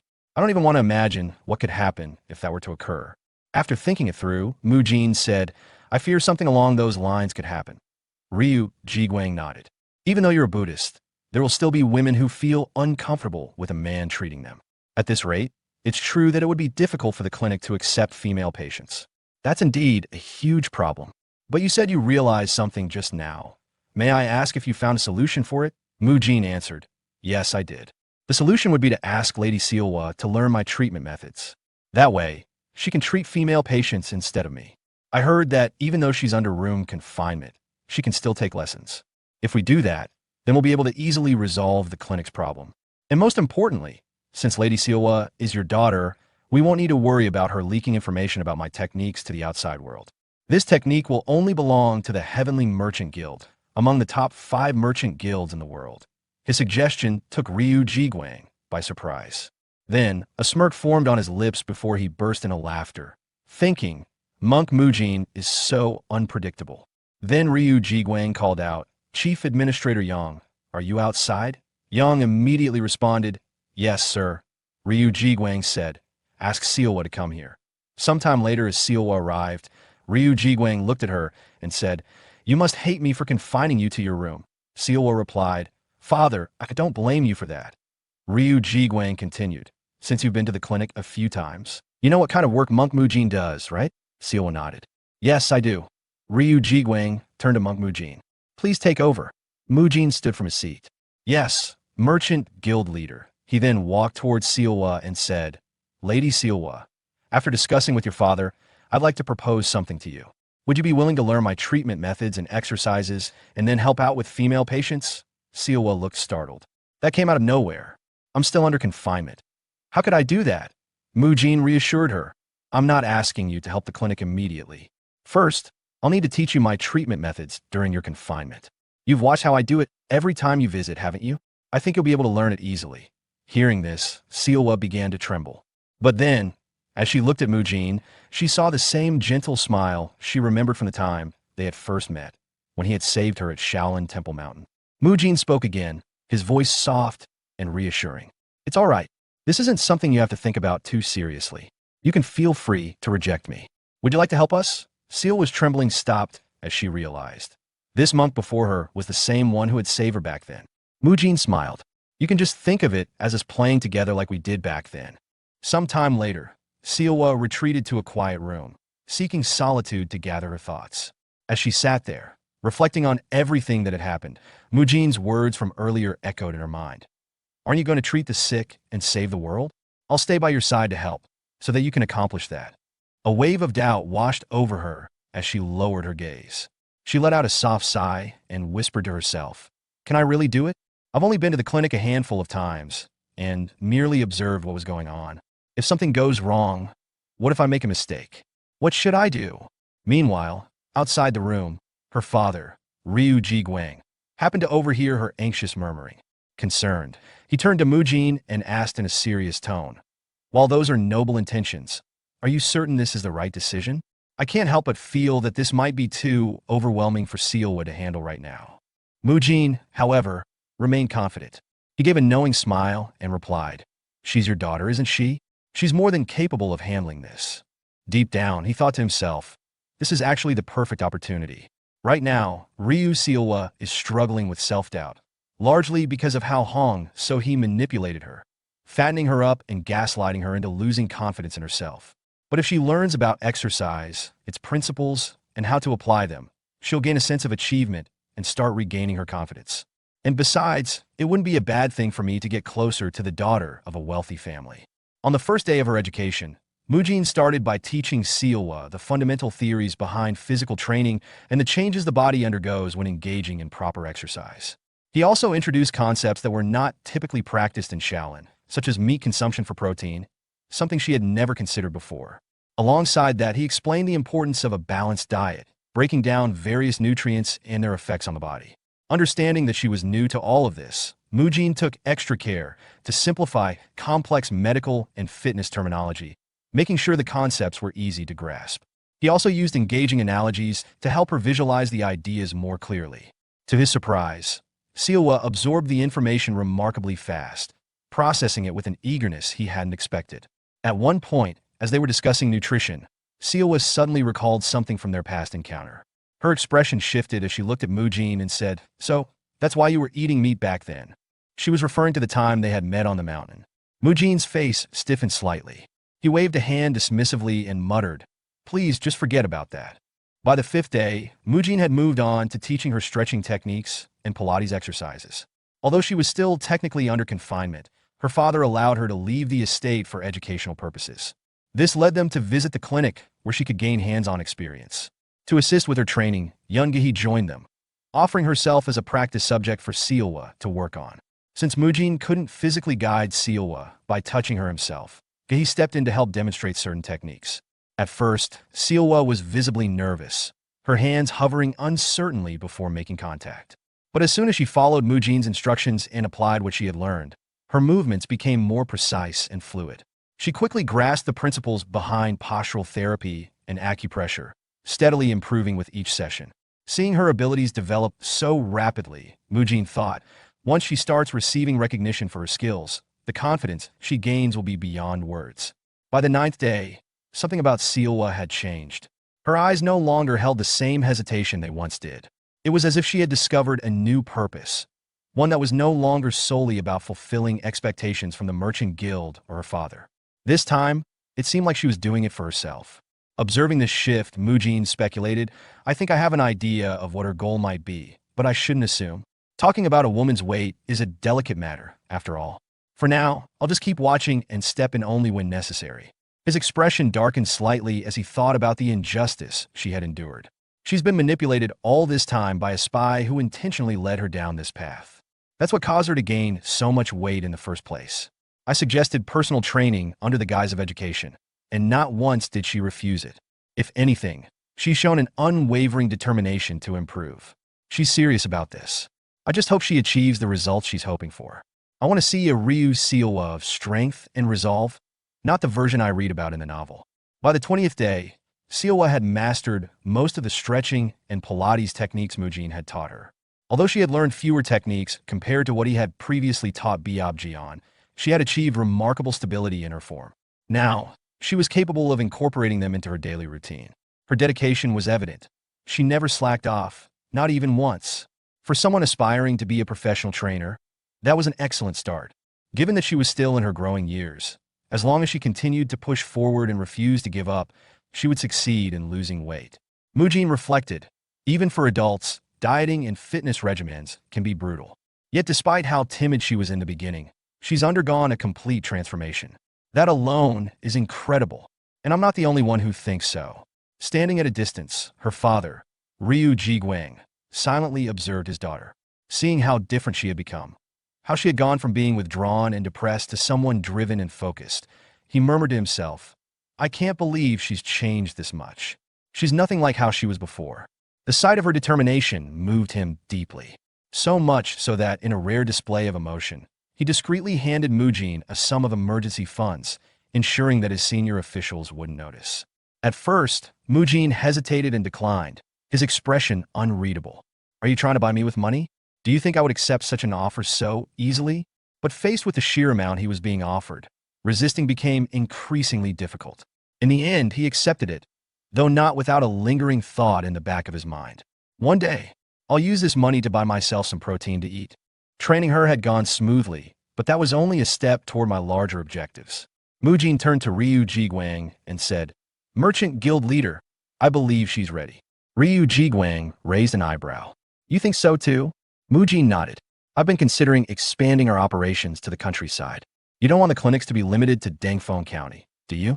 If we establish additional branches, we can provide medical aid to more people and, in the process, generate additional revenue. I mean, contribute to the well-being of even more individuals. Yet beneath those words, Mujin harbored another thought.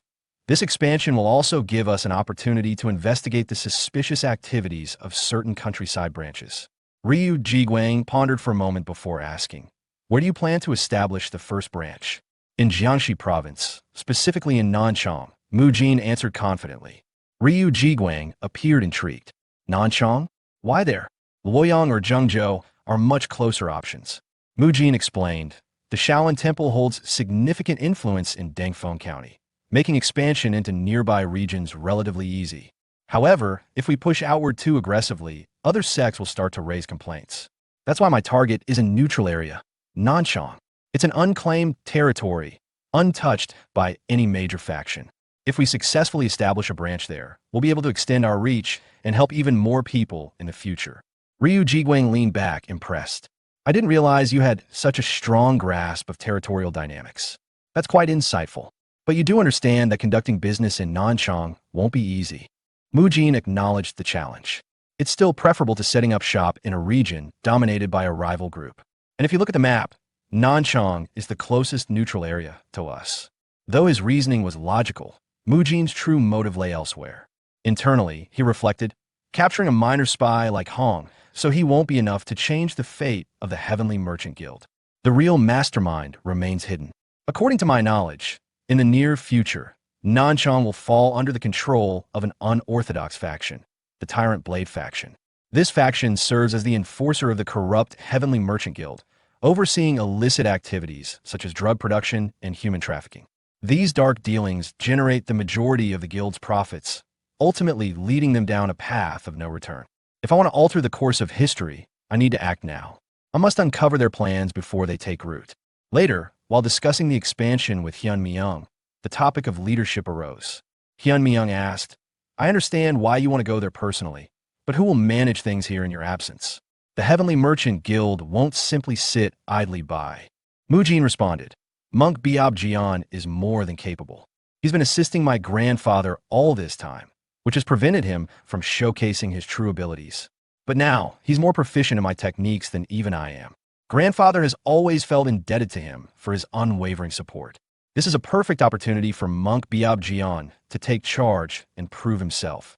Still, Mujin's true thought was, this arrangement allows me to travel to Nanchang alone. Maybe I can even treat myself to some good meat while I'm there. His excitement, however, was short-lived. Hyun Myung interjected, that region is too distant for you to travel alone. Fortunately, I have the perfect companion in mind. Mujin's plan was instantly derailed. He later found out that Abbot Hyun Chun had been informed of their discussion and had given his approval with a broad smile. Grandfather, too, had readily agreed to the arrangement. In the end, Mujin was left with no choice but to take Monk Biab Jian along. Despite the unexpected addition to his journey, Mujin meticulously planned every detail of the expansion, drawing from his past experiences as a gym owner when he was still Choi Kang-hyuk. With most preparations falling into place without issue, he turned his attention to his departure. That evening, after concluding his training session with Sealwa, Mujin announced, that's all for today. Sealwa bowed respectfully. Thank you, Monk Mujin. Curious about her progress, Mujin asked, how did you find the muscle lengthening technique class? I apologize if my teaching wasn't up to standard. Sealwa quickly reassured him. Not at all. You taught exceptionally well. Thanks to your guidance, I was able to use my time effectively during my house confinement. After a brief pause, she hesitantly asked, are you leaving tomorrow? To Nanchang? Mujin nodded. Yes, we'll be departing early in the morning. I initially thought I would remain in Hunan after leaving the Shaolin Temple, but fate seems to have other plans. Sealwa's expression darkened as thoughts weighed on her mind. We've only just grown close, and now he's leaving already. He saved me when I was a child, and now he's saved the Merchant Guild. I haven't even had the chance to properly thank him. People around me always seem to leave. It's hard to form bonds when they all eventually disappear. Noticing the shift in her demeanor, Mujin gently called her name, pulling her from her thoughts. Flashing a reassuring smile, he said, I'm only going on a business trip. I'll return once my work there is complete. In the meantime, you'd better keep training diligently. When I come back, I'll be testing your progress, so be prepared. I won't be going easy on you. Understood. Sealwa gave a firm nod, sealing her promise to continue training. With that, Mujin had provided her with the final push of motivation she needed. Now that everything was set, the journey to Nanchang was about to begin. Early the next morning, as they set off on their travels, Mujin turned to the coachman and asked, "How long will it take to reach Nanchang?" The coachman replied, "If all goes smoothly, we should arrive in approximately 4 days." Mujin nodded. "Understood. We'll be counting on you." The coachman assured him, "Rest easy. I'll get you there safely." As the journey commenced, Mujin's mind remained preoccupied. Now that Hong So-hee has been eliminated, the enemy organization will undoubtedly take action. If possible, I want to confront the Tyrant Blade faction directly and cross paths with that individual. Ryu Sealho, the second son of Ryu Jiguang. According to Gay Kyung's novel, Unorthodox Tyrant Chronicles, he will play a pivotal role. Meanwhile, in a distant office, Ryu Sealho was meticulously reviewing a stack of documents when a servant entered and respectfully informed him, "Branch leader, guests from the Merchant Guild Leaders faction are en route to see you." Ryu Sealho's gaze sharpened. "From main guild? What kind of guests?" The servant replied, "They are from the Shaolin Temple." Upon hearing those words, Ryu Sealho immediately turned his head, his crimson eyes narrowing as he focused intently on the messenger. The scene shifted back to Mujin, who was seated inside a carriage as it made its way toward its destination. The rhythmic clatter of horse hooves filled the air, and the gentle swaying of the carriage signaled that they were nearing their stop. The coachman, holding the reins firmly, turned his head slightly and addressed Mujin in a respectful tone. "Blessed monk, will be arriving shortly." Mujin's gaze shifted towards the horizon, his eyes narrowing as he spotted a city emerging in the distance. His voice carried a note of curiosity as he asked, "That place we see ahead, is that Nanchang?" The coachman gave a small nod and responded, "Yes, please prepare to disembark." Mujin took another look at the approaching cityscape, its bustling energy already palpable from afar. He leaned slightly to the side, glancing nervously into the dimly lit interior of the carriage. As his fingers absent-mindedly tapped against the wooden seat, a thought crossed his mind. "That's my second place of business, Nanchang. It would have been better if I had taken this trip alone." Pushing those thoughts aside, Mujin straightened up and spoke, "We've arrived. Please wake up." Just as the words left his lips, a sudden, sharp impact landed on his head. The dull thud echoed inside the carriage, and pain shot through his skull. Startled, he clutched his head and looked up to see the culprit, a wooden stick held in the firm grip of an old man. "You little brat," a gruff voice snapped at him. "Did you not hear what the coachman just said? He clearly told us, we'll be arriving shortly, didn't he?" The one wielding the stick was none other than Haiguan, the head of the Demon Slayer's order.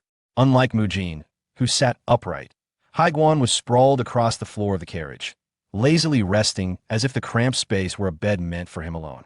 His voice carried an unmistakable irritation as he continued, "I told you to wake me up only when we have actually arrived. Do you not understand words, or are you just deaf?"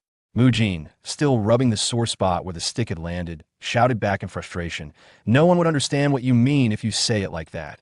Haiguan yawned, stretching his arms before rolling over dismissively. "In any case, I'm going back to sleep," he muttered. Mujin clenched his jaw, his teeth grinding together as he tried to contain his irritation. Why did it have to be this old man? He thought, barely restraining himself from kicking Haiguan out of the carriage. The scene shifted to a discussion that had taken place 2 days prior, within the halls of the Heavenly Merchant Guild. Mujin stood before Hyun Myung, his brows furrowed in disbelief. "What? You want me to travel with Monk Haiguan?" he asked, his tone betraying his reluctance. Hyun Myung nodded and explained, "Yes. You might not be aware, but in the vicinity of Nanchang, there have been rumors, whispers about underworld gangs and unorthodox martial groups making occasional appearances. While these are merely rumors, I'm not comfortable sending you there alone. That's why I'm considering asking Haiguan to accompany you. He has extensive knowledge about unorthodox groups, and it's always safer to take extra precautions. Nothing bad will come from being careful." Back in the present, Mujin exhaled a heavy sigh as he leaned slightly against the carriage wall. His fingers drummed against the wood as he mulled over the situation. "This is actually good. My main goal on this trip is to deal with the Tyrant Blade faction, a group that does the dirty work of the corrupted Heavenly Merchant Guild. That means there will be fighting. Having someone as strong as Haiguan around definitely puts me at ease. But then a troubling thought crept in. Can I really depend on him? Meanwhile, just as the carriage rolled forward, Haiguan's ears twitched slightly. Though his eyes remained closed, his other senses remained sharp. He picked up on a subtle but distinct sound coming from a distance. The corners of his lips curled into an eager grin as an amused thought crossed his mind. Just as I thought, something fun's about to happen. His fingers instinctively tightened around the wooden stick in his grasp. To think those little rats have come out to meet us already. This trip won't be a boring one after all. At that moment, hidden within the thick canopy of trees overlooking the road, two figures clad in dark robes observed the carriage. Their blood-red eyes gleamed ominously from the shadows, locked onto their target. The scene shifted once again, this time to the interior of the Heavenly Merchant Guild's Nanchang branch. Within a private chamber, Ryu Sealho, the second son of Ryu Jiguang and the branch leader of the guild, sat in quiet contemplation. Turning to a subordinate standing before him, he asked in a calm but firm tone, "So, have you confirmed it?" A man dressed in black, the same one who had been watching Mujin's carriage earlier, took a seat across from him. With a nod, he replied, "Yes, we've confirmed that they've arrived by horse-drawn carriage." Ryu Sealho narrowed his eyes. "The Shaolin disciples have come here?" Before he could inquire further, a sharp knock echoed through the room. "Branch leader, the guests of the merchant guild leader are here." Ryu Sealho barely spared a glance at his hidden subordinate before giving him a curt signal. "Hide," he ordered, then turned his attention back to the servant. "Let them in." The doors swung open, and Mujin entered the chamber. As he stepped inside, his gaze subtly swept across the room, his sharp instincts tingling. There's a presence here, something faint. Am I overthinking things? Pushing the thought aside, he turned to face Ryu Sealho and greeted him with a polite nod. "Nice to meet you. I am Mujin, a third-class disciple of Shaolin." Ryu Sealho responded with a measured smile. "I am Ryu Sealho, the branch leader of the Heavenly Merchant Guild's Nanchang branch. It must have been exhausting for you to make such a long journey. I've already received a letter from the Merchant Guild leader, so I have a rough understanding of the situation. Our Nanchang branch intends to commission a workshop to craft the tools your clinic requires. If you need anything else, you may speak to the chief supervisor." Mujin raised an eyebrow. "Pardon?" Ryu Sealho's tone turned dismissive. "Today is your first day here, so I made time for you. But as the branch leader, I have a great deal of work to attend to." Mujin's expression remained neutral, but internally, he scoffed. "So that's how you want to play it? How rude, befitting for a future villain." With a polite but insincere smile, he said, "May I take my leave now, branch leader?" Ryu Sealho gave a small nod. "It'd be nice if you did. I have a lot of work to do. Please take your leave." Without hesitation, Mujin turned and exited the office. As soon as the door shut behind him, the black-clad figure reappeared before Ryu Sealho. Ryu Sealho smirked. Even though he wasn't entirely sure, "I can't believe he managed to sense your presence." The figure nodded. "He's certainly no ordinary monk." Ryu Sealho leaned back in his chair, his fingers steepled together. "Underestimating him could disrupt our plans. The merchant guild leader must have had a reason for praising him so highly. I suppose I'll have to test it myself." The figure tilted his head. "And how exactly do you plan to do that?" Ryu Sealho's lips curled into a knowing smile. "I just recalled an incident where a large number of Shaolin Outer Sect disciples left. The world is a place that reacts sensitively to rumors, as long as they sound interesting. Spread that rumor." The figure bowed. "Yes, sir." As the scene shifted back to Mujin, he was busy unloading supplies from the carriage with the assistance of a local disciple. The two worked efficiently, transferring various packages and equipment into the temple in the area. Wiping a bead of sweat from his forehead, Mujin turned to his helper and expressed his gratitude. "Thank you so much for helping with the luggage. I really appreciate it." His helper, a man named Mak Jihyok, offered a warm smile in response. He was an outer sect disciple under the Jiangxi Buddha Fifth Sect leader. "I was also once a Shaolin disciple," he revealed. "We should all help each other out whenever we can. When I was still a disciple, my Buddhist name was Hai Shin." Mujin took a moment to reflect on this. He had been under the impression that monk Hyun Myung was deeply concerned about the security of Nanchang. Yet, from what he had seen so far, the Buddha Fifth Sect leader and his disciples appeared to be kind and welcoming. It was a comforting realization. As Mak Jihyok glanced over the various tools Mujin had brought with him, his curiosity was piqued. "By the way, can these fancy-looking things really help the world?" Mujin nodded firmly. These are medical treatment tools that have already provided a great deal of aid to countless people. We can't be the only ones benefiting from something so valuable. That's precisely why we came here, to share them with those in need. Before their conversation could continue, a sudden knock on the door broke the moment. A voice called out from outside. Is the Buddhist sect leader in there? Is anyone inside? Both Mujin and Mak Jaehyuk exchanged puzzled looks before turning their attention toward the door. Wondering who could be calling upon them so urgently, Mak Jaehyuk took the initiative to approach the gate. Please excuse me for a moment, he said. It seems we have an unexpected visitor. As he pulled the door open, his eyes widened at the sight before him. A large group of people had gathered just outside, their expressions tense and confrontational. Immediately, he addressed them. Why are there so many of you here? What is the matter? From within the crowd, someone spoke up in a sharp tone. We have something to say to the person who came from Shaolin. We've heard some troubling rumors. Mak Jaehyuk's brows furrowed. What rumors? He asked cautiously. Mujin, observing the assembled individuals, quickly assessed the situation. These people, they seem to be representatives of the local sections, but they don't appear particularly strong. Just then, an older man with silver-white hair stepped forward. His presence commanded attention. This was none other than Kong Taigu, the leader of the Jiangxi Tai sword sect. His voice carried a stern edge as he demanded, is it true that the noble Shaolin disciples, who have supposedly cut off all worldly desires, are attempting to conduct business using medical techniques? His accusation stirred murmurs of discontent among the onlookers. Soon, others joined in, voicing their displeasure. The Shaolin Temple is getting involved in business now. Is it because you're struggling financially after so many outer sect disciples left? I thought Shaolin monks were above such things. Never imagined they'd be corrupted by money. Mak Jaehyuk, remaining composed, responded calmly. As you can see, this place is intended to serve as a clinic. It exists solely to provide medical treatment for those who are suffering, but the dissenters were unmoved. Then do it for free, one of them shouted.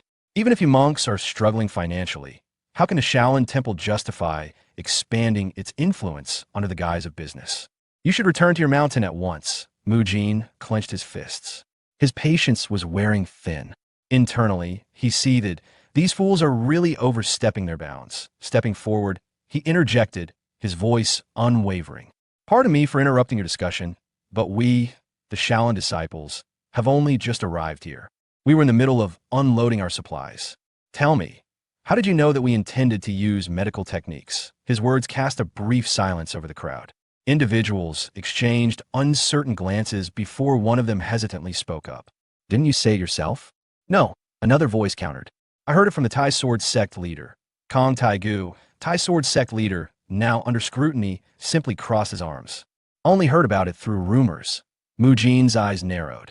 So that's how it is, he thought.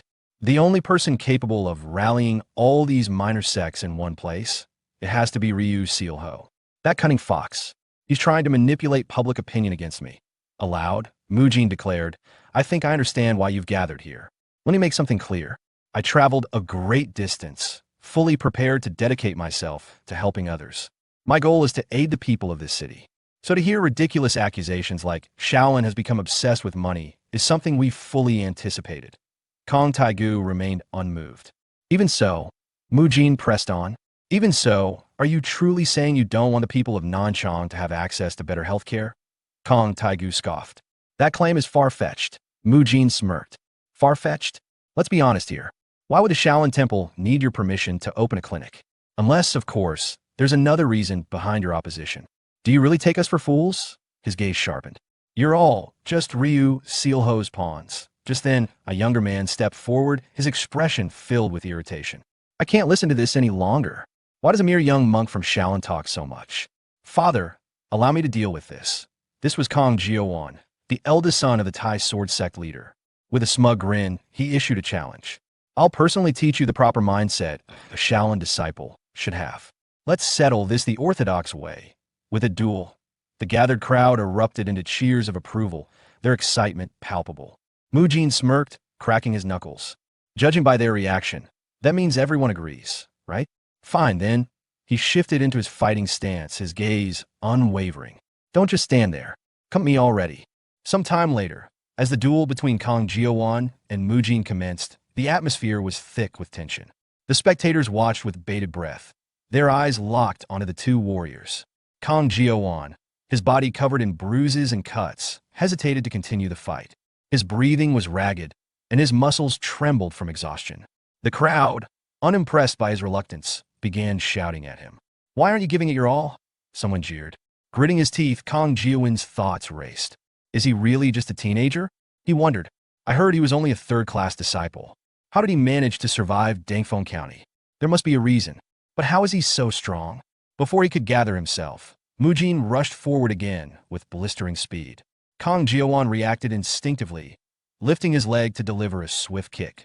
However, Mujin dodged it effortlessly, his movements fluid and precise. There it is again, that strange technique. Kang Jiowon thought, his mind struggling to comprehend Mujin's unpredictable footwork. In a split second, Mujin seized the opportunity. He grabbed Kang Jiowon's extended leg with one hand while simultaneously gripping his robe. With a swift, calculated motion, he executed a powerful leg hook, sending Kang Jiowon crashing onto the hard ground. The impact rattled his body, and as he lay there, blood trickled from his forehead, mixing with the dust beneath him. His limbs felt heavy, his mind clouded by fatigue. Mujin stood over him and scoffed. Your attack was so predictable that even a child could have dodged it, he remarked coldly. I've won. Don't make any more trouble. And don't even think about going back on your word. Act like an orthodox martial artist should. Meanwhile, perched atop a nearby rooftop, Haiguan observed the fight with mild amusement. Watching Mujin's win, he muttered under his breath, I didn't even have to step in. That was reckless, but it looks like things worked out in the end. He let out a small sigh, then shook his head. But how foolish. He's already left a terrible first impression on the locals. From the very start, he's done nothing but make enemies here. Kid, what's your next move? As night fell, the streets of Nanchang were bustling with life. Lanterns cast a warm glow over the roads, illuminating the throngs of people who moved about, engaged in lively conversation. Dressed in a disguise, Mujin blended seamlessly into the crowd, his steps careful and deliberate. His altered appearance kept him from drawing unwanted attention, at least from those who weren't particularly observant. A small group of women nearby caught sight of him and began whispering among themselves. My, he's so handsome. One of them gushed, her eyes sparkling. Look at his physique, another murmured. Even through his clothes, you can see how toned his muscles are. And that hair so thick and flowing. The third one giggled and called out playfully. Handsome man, want to have some fun tonight? Oh my, don't be so shy. Mujin sighed inwardly. I can't believe I'm actually wearing a wig. Damn, that Shaolin temple. If not for this disguise, everyone would immediately recognize that I'm a monk. His gaze swept over the streets as he continued walking. In this era, the Tyrant Blade faction hasn't fully seized control of Nanchang yet. I need to gather every scrap of information on them, no matter how insignificant it may seem. As he passed by an inn, the rich aroma of roasted meat filled the air, stopping him in his tracks. The scent was intoxicating, making his stomach tighten in protest. His gaze shifted towards the entrance, where the inviting glow of lanterns illuminated the faces of diners indulging in hearty meals. I can't go in there now, he reminded himself, clenching his fists. I have to stay focused on my mission. That's why I went through the trouble of disguising myself in the first place. Sweat formed on his brow as he struggled to suppress his desires. Calm down, he told himself. My priority is tracking down the Tyrant Blade faction. I need to find Ryu Sealho and the other villains and deliver a devastating blow to them. But his stomach twisted with hunger. For the past few months, the only protein I've had has come from mushrooms and tofu. Shaking his head vigorously, he scolded himself. No, Mujin, snap out of it. I need to focus on gathering information, not meat. At that precise moment, a deep, rumbling sound echoed through the street. Mujin froze. People around him stopped and turned their heads. I think I just heard thunder, one man said, looking up at the sky. No, another man whispered. That sound came from that young man's stomach. A third person hushed them. Sure, how can you be so tactless? Mujin's face burned with embarrassment. Some time later, he finally gave in and entered the inn. As soon as he sat down, he ordered several meat dishes and wasted no time devouring them. Nothing is more important than filling your stomach first, he murmured between bites, his mouth full. This is the perfect time to use the money I received as a gift. It's been ages since I've had high-quality protein. The last time I had a proper meal was during the wall-facing punishment. He stuffed more food into his mouth. I don't know when I'll get another chance to eat like this, so I need to take full advantage of it. Taking a deep breath, he admired the dish in front of him. Dompa pork? Grandpa used to love this stuff. The smell alone is divine. All right, little pork belly. I'll make sure you're reborn as strength within my body. Lost in his thoughts and his meal, Mujin remained unaware that he was being watched. From a nearby window, Hai Guan sat comfortably, observing the scene with an amused expression. His eyes gleamed with mischief as he watching Mujin eat like a starving man. Mujin, mid-bite, suddenly felt a strange sensation, an eerie sense of being watched. He glanced up and met Hai Guan's gaze. The monk was smiling directly at him. Mujin's body tensed. His chopsticks clattered against the plate as shock coursed through him. He felt his stomach sink, his mind scrambling for a way to explain himself. Hai Guan let out a low chuckle and said, "Well, I never expected to run into a fellow monk here. That's quite the feast you have in front of you. Are you enjoying yourself?" His smile widened as he continued. "So, you're the one who corrupted Grandmaster Hyun Guang? Is that why you fought so hard to stay in Nanchang? I saw the way you went after that big oaf earlier. Eyes full of fire. Quite the passionate little monk, aren't you?" Mujin swallowed hard, his mind racing. If I play this right, this could be my chance to take down the Tyrant Blade faction. Hai Guan stood from his perch and gracefully made his way toward Mujin's table. With a smirk, he said, "Now then, as the price for me turning a blind eye to this, you'll be paying for both of our meals." Sometime later, as Mujin continued explaining the situation, more liquor bottles arrived at their table, the wooden cups clinking softly as the waiter placed them down. Hai Guan leaned back slightly, crossing his arms as he summarized. "So, Ryu Jiguang, the leader of the Heavenly Merchant Guild, informed you that an underground organization has embedded itself in Nanchang. They've been committing unspeakable crimes, kidnapping children and women, selling them off like cattle. In response, you disguised yourself, entered this establishment, and ordered food in hopes of gathering intelligence on them. Is that correct?" Mujin gave a firm nod. "Yes, that's right." Hai Guan lifted his cup, taking a slow sip of his liquor before exhaling. "I see. The name of that organization is the Tyrant Blade faction." Hearing those words, Mujin couldn't help but glance at the liquor in Hai Guan's hand. A fleeting thought crossed his mind. I want to drink liquor too, but he quickly dismissed it. Hai Guan's lips curled into a sinister grin as he set his cup down. "If what you're saying is true, then this might be a good opportunity for me. It's been a while since I've had a chance to truly stretch my muscles." He then leaned back slightly, narrowing his eyes as his thoughts continued. "There's a strong chance that the people watching us earlier belonged to the Tyrant Blade faction. But what's strange is, even after detecting my energy, they chose to do nothing. They didn't react at all, even when faced with my anti-demon Buddha energy. Does that mean they're still rational enough to avoid unnecessary conflict?" Just then, Hai Guan suddenly called out, "Waiter!" A man hurried over saying, "Yes, sir." Hai Guan casually lifted a silver niang between his fingers. Mujin's gaze immediately locked onto the coin, his expression shifting. "Wait, that's my silver niang. I only took them out for a moment. When did he take one?" Hai Guan, unfazed by Mujin's silent frustration, spoke smoothly. "Do you happen to know anything about a group called the Tyrant Blade faction? If you have any information, tell me now, and I'll make sure you receive another one of these." He flipped the silver niang in his hand, letting the light glint off it enticingly. Some time later, after gathering information from the waiter, Mujin and Hai Guan arrived at the headquarters of the Black Death faction.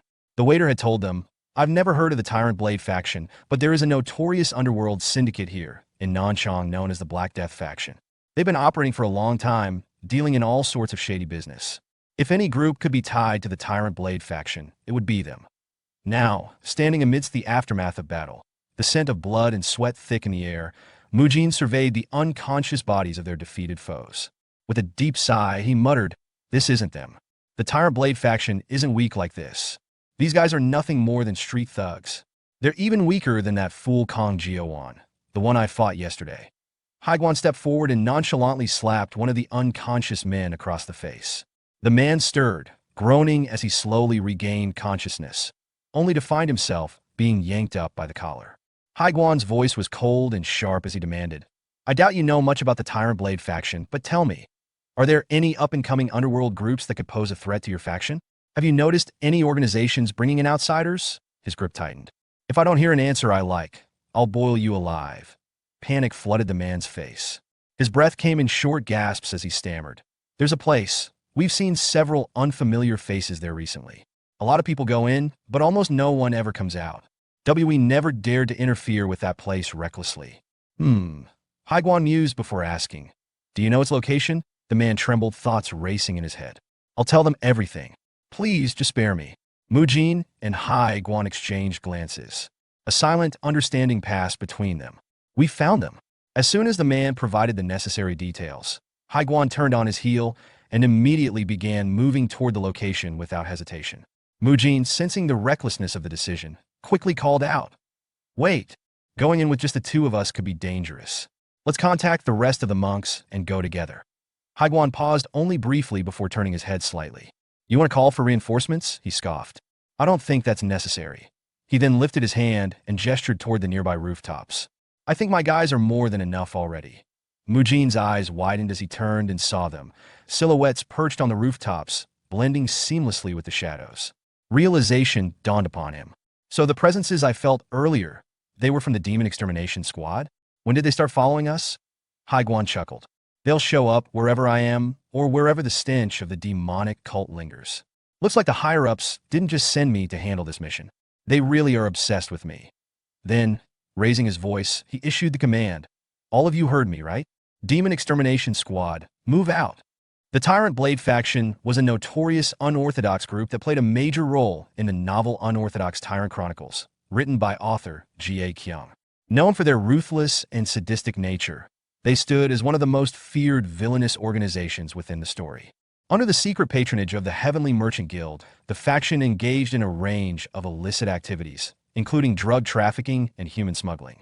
To ensure that their operations remained undetected, they deliberately chose a secluded and well-hidden base in the outskirts of a remote village, making it nearly impossible for outsiders to stumble upon their whereabouts. Meanwhile, deep within the hidden stronghold of the Tyrant Blade faction, the air was thick with tension. The leader of the faction sat upon his ornate seat, his eyes gleaming with a mixture of irritation and expectation. His voice was sharp as he addressed the subordinate kneeling before him. You failed, he asked, his tone devoid of patience. The subordinate kept his head low, suppressing a nervous gulp. Yes, unfortunately, he admitted. As per your orders, we attempted to manipulate the sects in the area to force the Shaolin disciples into retreat. However, our efforts were thwarted by a single monk, the one they call the Blessed Monk. Because of him, our plans to drive them out ended in failure. The leader narrowed his eyes, his grip tightening on the armrest of his chair. You're telling me that all of you failed because of one young monk? He scoffed before shaking his head in disgust. This is exactly why I despise the Orthodox factions. Those self-righteous hypocrites can't even stand on their own without clinging to their so-called morality. They're dead weight, yet somehow you still lost to them. The subordinate hesitated for a moment before voicing his concern. But will this really be fine? If the rumors are true and Haiguan, the demon exterminator, is accompanying the blessed monk. Before he could finish his sentence, a club came to an abrupt stop just inches from his forehead. The sheer force behind it caused the air to tremble. The subordinate froze in place, barely able to breathe. His trembling eyes darted upward to see his leader gripping the heavy weapon with an ironclad grip, his expression unreadable. So what? The leader sneered, tilting his head slightly. Do you think I'll lose? He let out a low chuckle before leaning forward, eyes gleaming with a dangerous glint. Well, I suppose Haiguan has slaughtered quite a number of people. But tell me, his smirk widened. Aren't you curious as well? The subordinate, still staring at the club hovering near his face, struggled to suppress his fear. The leader grinned, exuding confidence. If the so-called demon exterminator and I, the great leader of the Tyrant Blade faction, were to clash at full power, then tell me, who would emerge victorious? At that moment, outside the base, one of the guards standing watch heard a faint, unfamiliar sound. His brows furrowed as he turned in the direction of the noise, his senses on high alert. What was that sound? He thought, gripping his weapon tightly. Before he could react further, something strange appeared on the surface of the outer wall, a blazing imprint, flickering with an intense heat. As he stared in confusion, his eyes widened in horror. It's getting hotter. Wait. Now that I look closely, his breath hitched. Those are palm-shaped. Before he could even process the revelation, the entire wall was obliterated in an instant. A massive explosion of force sent debris flying in all directions as a devastating palm strike crashed through the barrier. The sheer power of the attack sent the guard hurtling backward, his body colliding with the ground in a violent tumble. Standing amidst the wreckage was a lone figure, Biao Bui. His outstretched hand still crackled with residual energy from the Rilai Divine Palm Strike, the very technique that had just torn through the fortification as if it were paper. The guard, despite his injuries, forced out a desperate shout. An enemy ambush from the east. Get everyone out here now. No sooner had he called for reinforcements than another explosion erupted from the opposite side of the base. This one was different, charged with brilliant, crackling electricity. The stunned guard barely had time to think. The other side, too? From the midst of the chaos, a voice rang out, calm yet mocking. "TSK, you're making a big fuss over nothing," Biob Gang remarked as he stood amidst flickering arcs of lightning. "That little attack wasn't enough to kill you, was it?" From within the fortress, alarmed voices began to rise. "They're all Baldies," someone shouted. "The intruders are from the Shaolin Temple. We're being ambushed from both the east and the west at the same time." Before the panic cries could spread further, another loud crack echoed through the battlefield. Haiguan had stepped onto that shouting enemy's face. "You should really pay more attention," Haiguan taunted, his tone dripping with condescension. "We're coming in from the front too. You guys are so incompetent. At least now I understand just how low your standards are." With that, he grinding him into the ground with a force that made the earth beneath them fracture, forming spiderweb-like cracks. Rising to his full height, Haiguan scanned the battlefield with sharp eyes. Then his voice rang out, unwavering and full of authority. "Unorthodox martial artists who have plagued the world with your atrocities, today marks your end." Lifting his weapon, he called out to his allies. "Demon Extermination Squad, move out." The battlefield erupted into chaos as the battle raged on. The monks of the Shaolin Temple unleashed their overwhelming strength, cutting down their enemies with precision and expertise. The unorthodox warriors who had once terrorized the region were now being swiftly and mercilessly dismantled. Mujin, observing the battle from a short distance away, felt a shiver run down his spine. "I never realized it until now, but the older monks, they're unbelievably strong. They're barely even trying, yet they're mowing down the enemies like it's nothing." His gaze swept over the battlefield, watching as seasoned Shaolin monks dispatch foes with effortless efficiency. Is this the true power of the Shaolin Temple? The so-called world's strongest guiding light? Before he could contemplate further, a voice called out to him. "Mujin!" It was Biob Gang. He turned his head just in time to see the older monk pointing forward. Monk Haiguan went on ahead, Biob Gang said firmly. "Leave this place to us and catch up to him." Mujin gritted his teeth and muttered, "All right," before breaking into a full sprint toward the interior of the stronghold. His heart pounded in his chest as an overwhelming pressure filled the air around him. He could feel it, the clashing of two immense energies ahead. "This is insane," he thought. "I can sense incredible forces colliding. Just what kind of battle is happening inside?" Without hesitation, he rushed toward the door and threw it open. His voice rang out urgently. "Monk Haiguan, are you all right?" There were more enemies than expected. However, the moment he laid eyes on the scene before him, his breath hitched in his throat. The battle inside the room was unlike anything he had ever witnessed. In the center, two figures clashed with terrifying force. Monk Haiguan and the leader of the Tyrant Blade faction. Their attacks sent shockwaves through the room, splintering wooden beams and cracking the stone floor beneath them. Mujin's thoughts raced as he took in the intensity of their fight. "What? This is insane. I've never seen such a brutal clash before. That man, he's strong enough to fight on equal footing with Monk Haiguan. That must be the Tyrant Blade faction's leader." As Mujin stood frozen, the battle continued with relentless ferocity. The faction leader suddenly propelled himself into the air, his massive club whistling through the air as he swung it downward in a devastating arc high. Guan barely evaded the attack, shifting his stance at the last possible moment before leaping skyward. Twisting mid-air, he retaliated with a precise strike from his wooden staff, aiming directly for the enemy's shoulder. But the Tyrant Blade faction leader was fast, unnaturally fast. He twisted out of the way, the staff barely grazing past him as he landed back on his feet. Seizing the moment, Haiguan issued a command in a powerful voice. "All members of the Demon Extermination Squad, begin the search within the compound. Free everyone in prison here. Search every corner thoroughly and gather any evidence that can be used against them." Even as he spoke, his battle against the Tyrant Blade faction leader continued without pause. Both fighters leaped into the air once more, their weapons clashing with thunderous force. The sheer impact sent ripples of energy through the air, and suddenly, crack, spiderweb fractures spread along Haiguan's staff. The force of their collision flung both warriors backward. Hai Guan landed in a crouch, his grip tightening around his now weakened staff. The Tyrant Blade faction leader, on the other hand, crashed violently against a set of wooden doors, splintering them upon impact. But instead of frustration, the man simply laughed. "This is so much fun," he bellowed, rising to his feet with an exhilarated grin. "You're just as strong as the rumors say, Monk Hai Guan." Mujin, still standing near the entrance, felt a cold sweat run down his back. He's enjoying this? His fingers trembled slightly. Should I step in and assist Monk Hai Guan now? Meanwhile, Hai Guan remained kneeling, his gaze locked on his broken staff. He exhaled sharply. He's this strong. The fractured weapon on the ground in front of him trembled slightly. Calling for reinforcements was the right decision. I assumed this faction was nothing but a band of weaklings. I was wrong. The Tyrant Blade faction leader dusted himself off and smirked. "It's such an honor to be recognized by someone as renowned as you." Hai Guan stood, his eyes narrowing. "That's not something you should be proud of. Every villain I've acknowledged has hoped that I'd soon join them in hell." The faction leader chuckled darkly. "Your weapon is already shattered. How much longer do you intend to keep up this act?"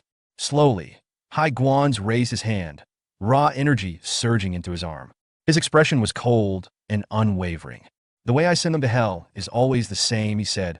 "They think they've won once they make me drop my weapon. But don't forget this. While I may be at a slight disadvantage, I am still from the Shaolin Temple.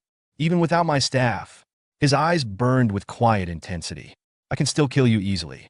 The Tyrant Blade faction leader's smirk widened. "That's a bluff." But before he could finish that thought, Hai Guan's fist connected directly with his face, the impact sending a deafening boom through the chamber. The floor beneath them cracked from the sheer force of the strike. The attack wasn't just powerful, it was an invincible anti-demon punch. The faction leader's head snapped back violently. A sharp gasp left his lips as blood sprayed into the air. "What just hit me? What the hell is with that power?" His body hurtled across the room like a ragdoll before crashing into the ground, kicking up dust and debris. Before he could even process what had happened, Hai Guan was already airborne, his body twisting mid-leap as he prepared to strike again. "My punches are actually much stronger than my staff," he declared. "You're dead meat now." For the first time, the Tyrant Blade faction leader felt a twinge of fear. His instinct screamed at him. This monk was insane. What a crazy monk! But just before the finishing blow landed, Hai Guan suddenly halted his attack. Instead of delivering another punch, he turned his attention toward Mujin. "Well, not right now, though. Time for a lesson, Mujin." Mujin blinked, completely confused. "A lesson?" Before he could ask anything else, Hai Guan grabbed him roughly by the collar. "I've already weakened him enough. I'll leave the rest to you. Do whatever it takes to defeat him." Mujin's eyes widened in shock. "What? Are you serious?" Without warning, Hai Guan threw Mujin forward, sending him hurtling toward the Tyrant Blade faction leader. The more danger there is, the more one's true strength awakens. Hai Guan shouted, "Let's go." Mujin flailed midair, his mind spiraling into chaos. "He's suddenly throwing me off a cliff?" With no time to think, he landed in front of the Tyrant Blade faction leader. And just like that, the battle had shifted. Mujin versus the Tyrant Blade faction leader begins now. The faction leader glared furiously and shouted, "You're passing the fight on to someone else in a situation like this? Are you implying that I'm not skilled enough to face the demon exterminator myself?" At that moment, Mujin, who had been pushed forward by Monk Hai Guan, clasped on the ground. Before Mujin could even fully rise, the faction leader stormed toward him in a rage. "That might have been a pointless provocation," the leader growled. "But your plan to enrage me, it worked." He raised his club high above his head, his muscles flexing with raw strength. "After I reduce this snot-nosed brat to pulp, I'll grind you into dust too, demon exterminator or not," he roared, bringing the club down with terrifying speed. But Mujin, keeping his composure, sprang to his feet just in time. From behind, Hai Guan smirked and called out, "You're mistaken about something. I'll be generous and spell it out for you. That monk you just tried to crush isn't just some snot-nosed brat." Before the club could reach him, Mujin swiftly dodged and grabbed the faction leader by the legs, flipping him over with a sudden burst of strength. With a heavy slam, he pinned the man to the ground. "He's a snot-nosed dog," Hai Guan added casually. Hearing that, Mujin thought bitterly, that actually feels worse than being called a brat. His technique hadn't been clean, it was rushed and lacked proper form, but it had gotten the job done. Still gripping the pinned leader, he muttered, "You won't be getting up now that I've dropped you flat. I'll make sure your legs won't work before you can even try. The faction leader's rage boiled over. With a sudden surge of energy, he activated his breathing technique and released a burst of force, blasting Mujin away. Rising to his feet, the leader sneered. You use some strange techniques. A monk with a mark on his forehead and unorthodox moves. I get it now. You're the one they call Blessed Monk Mujin? Looks like we've got quite the lineup today. Turning to his subordinates, most of whom lay sprawled across the battlefield, he barked out. All of you! While I deal with this monk, exhaust the demon exterminator as much as you can. His men scrambled to their feet and surrounded Haiguan. Watching the mob form around him, Haiguan scoffed. So I don't even get to watch in peace, huh? Fine by me. Meanwhile, the faction leader faced Mujin once more. I hear you're quite talented in healing techniques. Let's see if those same skills can keep you alive. He taunted as he lunged forward. Not that you'll get the chance to use them before I kill you. Time passed as the battlefield filled with chaos. Haiguan was effortlessly mowing down the Tyrant Blade faction soldiers, using only his fists, while still managing to keep an eye on Mujin's battle. That's it. You're doing great, he called out, noticing Mujin raising his left leg to absorb an incoming blow. Blocking the club with his leg, Mujin gritted his teeth and snapped back. I don't need you telling me what to do. The faction leader, staggered by Mujin's counter, charged again in disbelief. You little piece of... Before he could finish, Mujin twisted around him with speed and precision, grabbing his arm and locking it with an elbow twist. The faction leader was slammed to the ground again, grinding his teeth in frustration. This bastard? Another weird technique? It's all fake, hasn't he learned that already? He snarled, discharging another burst of energy that knocked Mujin back. Flimsy tricks won't work on me. Staggering back to his feet, Mujin thought, how many times has this happened? No matter what I try, he keeps getting up, even weakened, the gap between our levels is too wide. Am I just wasting my strength here? Determined, he sprinted toward his opponent. If martial arts are the only way, then fine.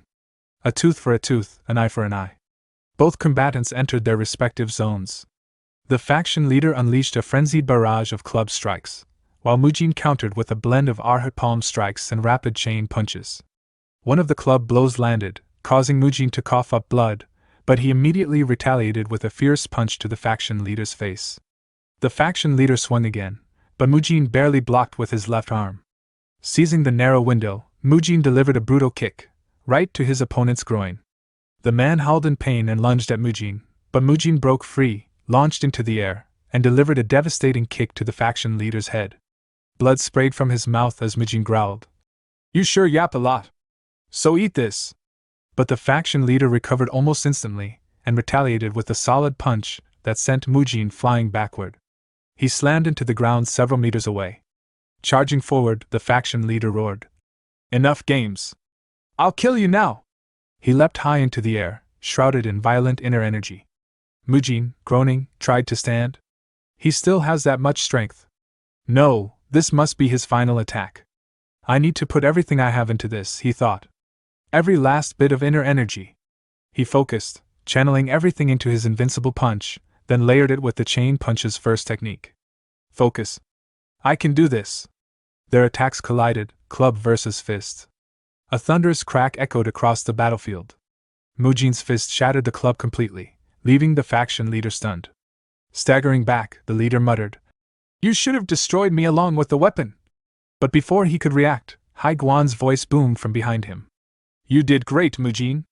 With the leader momentarily frozen, Haiguan closed the distance and unleashed his own technique, Invincible Anti-Demon Punch, from behind, striking the faction leader simultaneously as Mujin attacked from the front. The combined force shattered what was left of the leader's defenses. His broken club fell to the ground. He collapsed beside it. Still catching his breath, Mujin turned to Haiguan in disbelief. You already took care of all his men? Haiguan chuckled. They were all weaklings. Mujin smiled faintly, tightening his fists. Even if it all happened so suddenly, we pulled it off, Monk Haiguan. Haiguan nodded. Indeed. Great work. After the battle, Haiguan casually requested a silver niang as payment for his hard work. Mujin suspected it was just another excuse to buy liquor. What a bully, he thought. When the tyrant faction leader lost his inner energy, the remaining soldiers all bit their tongues and committed suicide. It wasn't merely despair, it seemed to follow some kind of unspoken rule. They found the hostages soon after. Now that they're safe, go report this to the others, monks who find them said. We also managed to rescue the trafficked victims. The demon extermination squad took custody of the rescued. Thankfully, the ledgers contained identification details, so returning them to their homes wouldn't be difficult. However, all the listed names were of individuals about to be sold. There was nothing revealing the identity of whoever was behind the trafficking ring. Not even a single clue about Ryu Sealho.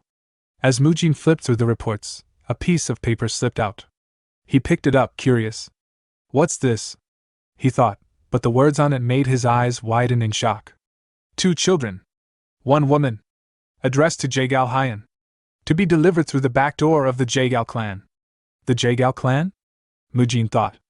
That's one of the shadow syndicates from Unorthodox Tyrant Chronicles. I thought they only existed in that story, but they're here too. Still working in the shadows. Still committing the same atrocities. Damn it. These fucking pieces of trash. The Jagal clan was one of the most prominent and influential families in Nanchang. Known for their extraordinary intellect, an expected trait among those bearing the Jagal name, they built their reputation on a foundation of enchantments, advanced war tactics, and martial strategies. Through this knowledge, they steadily elevated their status, eventually becoming known not just across Nanchang, but throughout the wider martial world. If the Shaolin Temple was revered as the pinnacle of martial arts, home to sacred and ultimate techniques, then the Jagal clan was the scholarly powerhouse tirelessly researching and dissecting martial disciplines. Yet, despite their intellectual superiority and formidable skills, they consistently lagged behind in global standing. The 1,000-year-old legacy of the Shaolin Temple loomed large, always eclipsing the Jagal clan. To the Jagals, Shaolin wasn't just a dominant orthodox sect, it was a rival. A thorn. A mountain they couldn't surpass. In the Unorthodox Tyrant Chronicles, the Jagal clan only made a brief appearance. Their schemes, along with those of the other shadow syndicates, were foiled by the protagonist in short order, and they vanished from the narrative. I assumed their story ended there. But now in the Shaolin Chronicles, they've returned in Volume 3, this time involved in human trafficking? Disgusting. Just trash. The scene shifted to an opulent chamber where Jagal Hyan, one of the clan's respected elders, waited impatiently. His eyes narrowed in irritation. I was summoned here with urgency, and yet I'm the one kept waiting? He asked coldly. A servant quickly bowed and apologized. Forgive us, elder. The treatment for the sect leader's son took longer than anticipated. The sect leader's son? Jagal Hyan's gaze sharpened. I heard he fought the blessed monk. Kang Jiuan, wasn't it?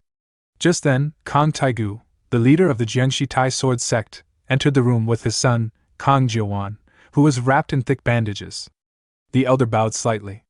You've come a long way, Elder Jagal. Please forgive us for the delay. It's fine. I'm not that upset, Jagal Hyan replied. His eyes scanned Jiuwen's injuries. But I can't believe the blessed monk did this to such a kind child.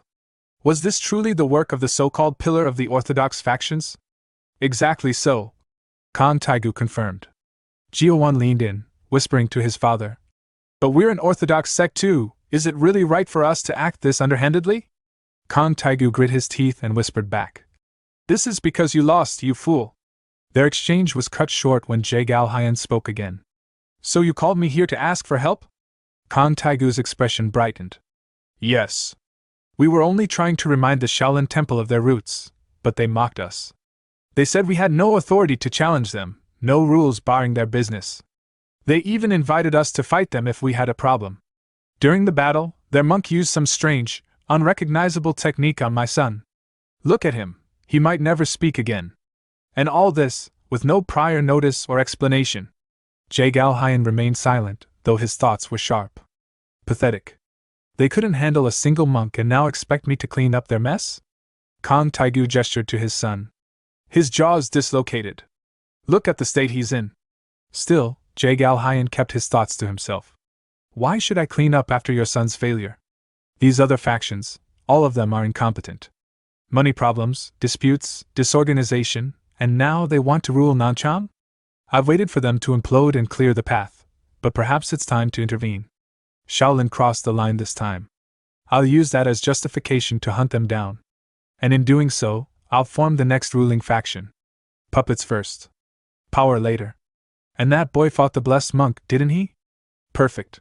Let's see whose next generation is stronger, ours or theirs. He finally spoke. Very well. I'll help.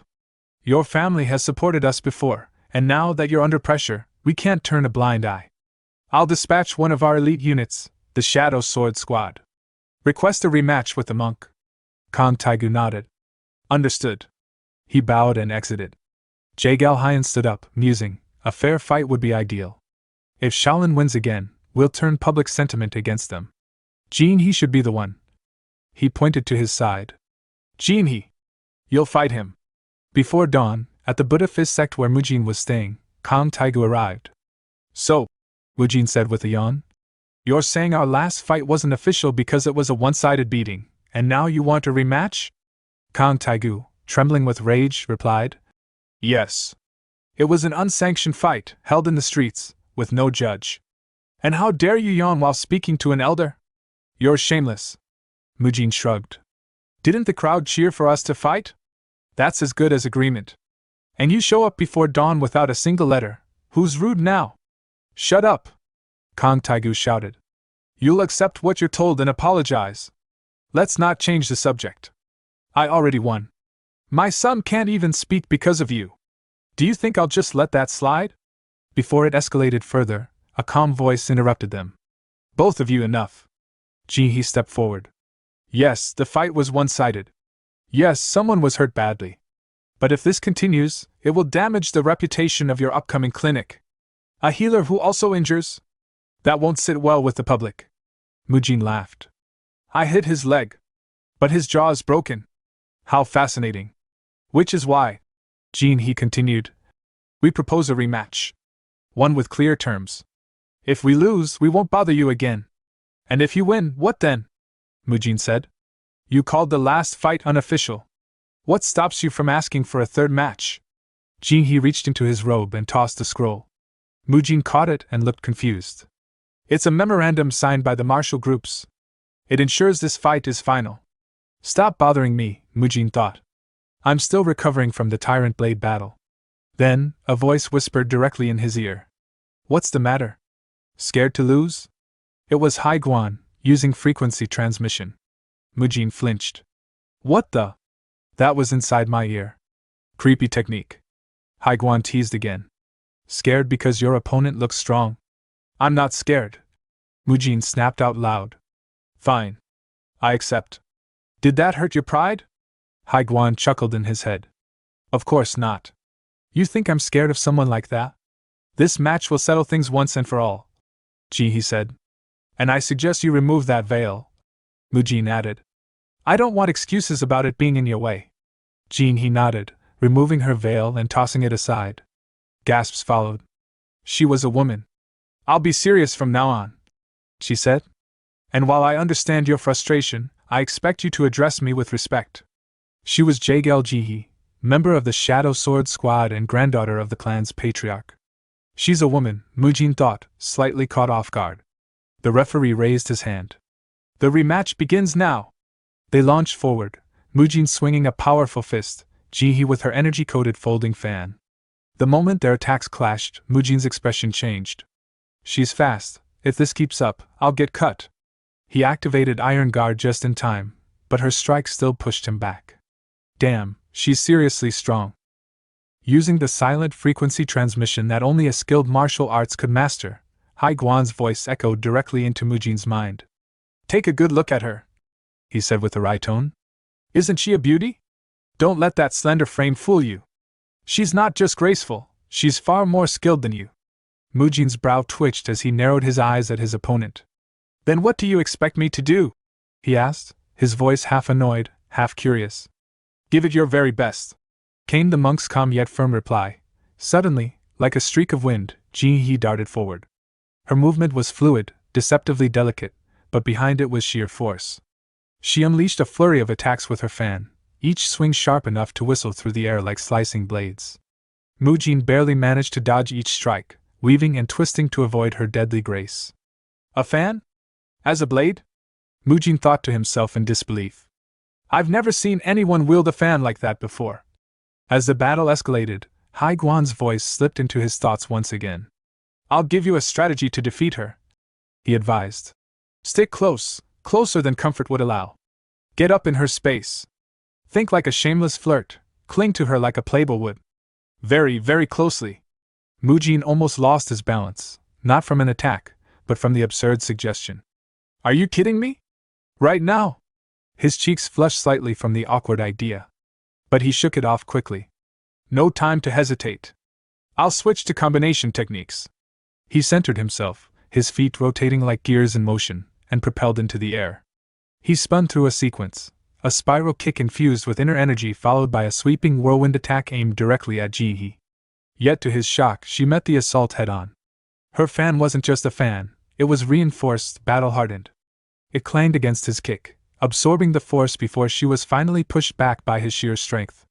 Ji-hee tumbled backward, but landed with flawless grace, using a palm press against the ground to absorb the momentum. Without pause, she launched into the air like a leaf caught on a gust of wind, her aura flaring as she channeled energy into a counterattack, soaring stride followed by the devastating fatal wind slash. Glowing wind crescents rained down from above like cleaving waves. Mujin broke into a sprint, zigzagging across the field to avoid being sliced apart. She really launched wind slashes, with a fan? What kind of technique is that? He thought, panting between dodges. Sword, shield, hidden weapons, she's a master of all of them. Monk Haiguan wasn't exaggerating. She's truly on another level. Still, he found a sliver of hope. I may not match her in technique, but my brute strength is on a different scale. I've already forced her back once. Compared to that monster from the Tyrant Blade faction, she's manageable. Alright, let's see if that ridiculous monk's suggestion works after all. With sudden determination, Mujin dashed toward her. I'll stick to her like glue. He could feel the tension from earlier begin to fade as he adjusted to her style. She caught me off guard at first with those unfamiliar weapons, but not anymore. If I stay close, she won't be able to build momentum for her ranged slashes. Each gust she sent at him was dodged with tight footwork as he closed the distance. Jinhee's eyes narrowed. What is he doing? He's just charging straight at me like an idiot. But then came the shout. How long are you going to float around up there like a goddess? Does the air up there taste that good? Mujin roared as he propelled himself high into the air, twisting mid-air to grab her ankle mid-flight. Come down here, let's fight on the ground. With a grunt, he hurled her downward. The impact shook the battlefield as her body crashed against the earth with a loud thud. Ji-hee gasped in pain, rolling instinctively, but Mujin was already upon her. His fist came crashing down, but struck only dirt as she barely managed to evade. She pushed back, sliding across the ground, but Mujin didn't give her a moment to breathe. He stepped in again, his face stretched into a grin. Where do you think you're going? I'm not letting you escape now. He launched a barrage of fists, each blow coming harder than the last. Ji-hee blocked as best she could, parrying with her fan. Her thoughts raced. Why is he sticking so close? In close combat earlier, I was in control. Has he figured out my movement patterns? Or does he have something else in mind? This pressure, this energy, I've never had someone press me like this before. Who is this monk? Just as her mind hesitated, Mujin saw his opening. His hand shot forward, grabbing her fan and twisting it from her grip. Then, without warning, his other hand wrapped around the back of her head. Her eyes widened in confusion, and then suddenly she blushed. What is it? What are you trying to? Crack. He slammed his forehead against hers with brutal force. The headbutt was swift and precise. Jinhee's eyes rolled back as she slumped to the ground, unconscious. Mujin exhaled and turned toward the stunned group of martial leaders, including Kang Taegu. His voice rang loud and confident. You all saw it. That makes 2 wins in a row. Don't even think about causing more trouble now. The gathered leaders exchanged uneasy glances. Kang Taegu's face was flushed with frustration, and the others fumed in silence. From a distance, Jaegal Hyan clenched his fists, unable to contain his rage. This can't be. The Jaegal clan lost again? To Shaolin? How? Every single time we lose to them. And with that, the rematch came to a decisive end. From that day forward, the martial groups of Nanchang ceased interfering with the Shaolin-led clinic's operations.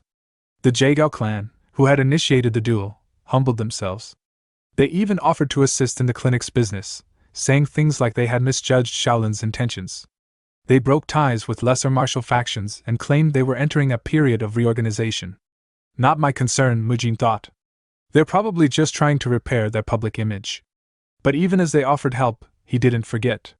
They were involved in human trafficking. He thought coldly. I'll accept their support for now, but I'll never trust them. And thus, the long-delayed opening of the Nanchang branch finally became a reality. With the interference out of the way, the team could finally prepare. Mujin gathered everyone. The building restorations and cleaning are complete. Once the treatment tools and final equipment arrive, we'll be ready. Let's prepare to open the clinic. Mak Jaehyuk and Biob Gang both let out long, tired sighs of relief. Finally, 1 month after arriving in Nanchang, the clinic was finally about to open. Unseen by anyone, Ji-hee peeked out from behind a door, her eyes fixed on Mujin. Her cheeks pinkened, and a quiet smile tugged at her lips. Found him, she whispered. That's my blessing, monk. As she stood there, Ji-hee twisted Mujin's words, the ones where he told her she was incredibly strong. I've got you in my arms, and I won't ever let you go. Come with me, let's leave this all behind. Let's fight together on the ground. If I'm with you, I don't mind getting dirty. The memory made her face flush crimson, and before she realized it, she was laughing to herself. He was basically confessing to me in public. Unbelievable. Jean, he murmured. Strong, focused, and hard-working. Should I try talking to him again? Just then, a man approached her brusquely. Young lady over there. We're very busy right now. What are you doing here? Annoyed, Ji-hee turned to face him with a haughty glare. How dare you speak to me like that? Remove yourself from my sight. But as she turned away, she suddenly paused, eyes widening in surprise. Wait a second, aren't you the famous demon slayer's leader, Haiguan? A short while later, Haiguan brought her into the clinic, peering inside as he explained. She said she had some business with you, so I brought her along. Mujin, caught off guard and clearly flustered, raised his voice. Why would you bring her here now? We're in the middle of work, and I'm not even wearing a shirt. I wanted to make you uncomfortable. Haiguan replied dryly. Jean, he gave a short bow. Sorry for barging in like this. No, that's not what I meant. Mujin quickly responded. Moments later, Mujin hastily put on a shirt, speaking as he did. Sorry for appearing like this. I took off my clothes because there were only men around. I'll get dressed properly now. Jean, he smiled gently. It's fine, really. Inwardly, her thoughts betrayed her calm demeanor. Even if you weren't wearing anything, I think I'd be okay with that. At first, she had simply been amazed by his solid, muscular build. But now, she understood, those muscles weren't for show. They were forged through countless battles, each scar a lesson earned. That was the source of his strength. I've spent so much time mastering martial arts, but I neglected the cultivation of my mind. I was so focused on technique. I didn't see the bigger picture. I was like a frog trapped in a well. Turning to Mujin, she asked, Blessed monk, what do you think of me? He blinked. What do I think of you? She quickly corrected herself. Not me, my martial arts. Mujin chuckled. Ah. In that case, to be honest, I was overwhelmed when I saw the way you fought. The range of techniques you used and your determination left a deep impression. If we're just talking about technical ability, you're definitely ahead of me. Jean, he looked down thoughtfully. So, I still lack experience in real combat, not necessarily. Mujin said. It could be seen as a lack of battlefield experience, yes, but your adaptability is extraordinary. You responded quickly and parried my attacks in multiple creative ways. That kind of instinct. It's beyond what I can offer. I'm not in a position to criticize your skills at all. Hearing that, Jean, he couldn't help but let out a soft chuckle. He praised me. Mujin, watching her, thought to himself, she looked so down not long ago, and now she's smiling like this. She's surprisingly transparent with her emotions, despite the first impression she gave me. Then a thought crossed his mind. Why didn't someone this skilled appear in the original novel? If I recall correctly, the Jaegao clan was mentioned as one of the world's hidden shadow syndicates, like the Heavenly Merchant Guild. Did something happen before they turned into a shadow organization? Or is she an original character? Someone who never got to shine in the story? Could she have died prematurely? Beads of sweat formed on Mujin's forehead as his mind raced. That said, he began aloud. You shouldn't throw yourself into danger just for the sake of gaining experience. Murim is unforgiving. You could die at any time. Don't take unnecessary risks. Is he worried about me? Jean, he thought, heart fluttering. I'm not so weak that you need to be concerned for me, she said aloud, though her inner joy betrayed her words. She's saying one thing but feeling another, Mujin observed. Still, this is good. I've managed to get close to someone from the Jaegao clan. I can use this connection to keep tabs on their movements from time to time. He asked, Was that why you came looking for me? To understand why you lost, and how to grow stronger? I won't be able to spar with you often. I've got a mountain of responsibilities. But I admire your dedication to martial arts. If you're okay with it, would you like to train together while I'm here? It gets lonely, practicing alone all the time. But Jinhee's mind twisted his words into something else entirely. I really like you. Please be with me. Overwhelmed, she suddenly burst out. I want to do it. I'll do it. I have to. That's an interesting reaction, Mujin thought. In that case, I'll teach you a few of my own techniques for muscle extension. I came up with them myself. Jinhee grinned. I love the idea. That day marked the resolution of the conflict between the Nanchang martial groups and the Jaegao clan. From then on, I trained Jaegao Jinhee personally. Her body was already flexible and fairly well conditioned, so she adapted quickly. All I had to do was guide her form. Pull your head in and engage your abdomen. When you lie back, keep your spine fully aligned with the floor, I would say. But at times, she'd get distracted, lost in thought. I could only hope she would find whatever answer she was looking for. At the second body treatment clinic, everyone continued working diligently. The method had gained tremendous support in Dangfeng County, and it looked like Nanchang would follow suit. Both the poor and the wealthy seemed to benefit. With this success, Shaolin's financial concerns were beginning to ease. Later, I met with Mak Jaihyuk, an outer sect disciple of the Jianxi Buddha Fist sect. We won't be here forever, I told him. You'll have to maintain the current standards after we leave.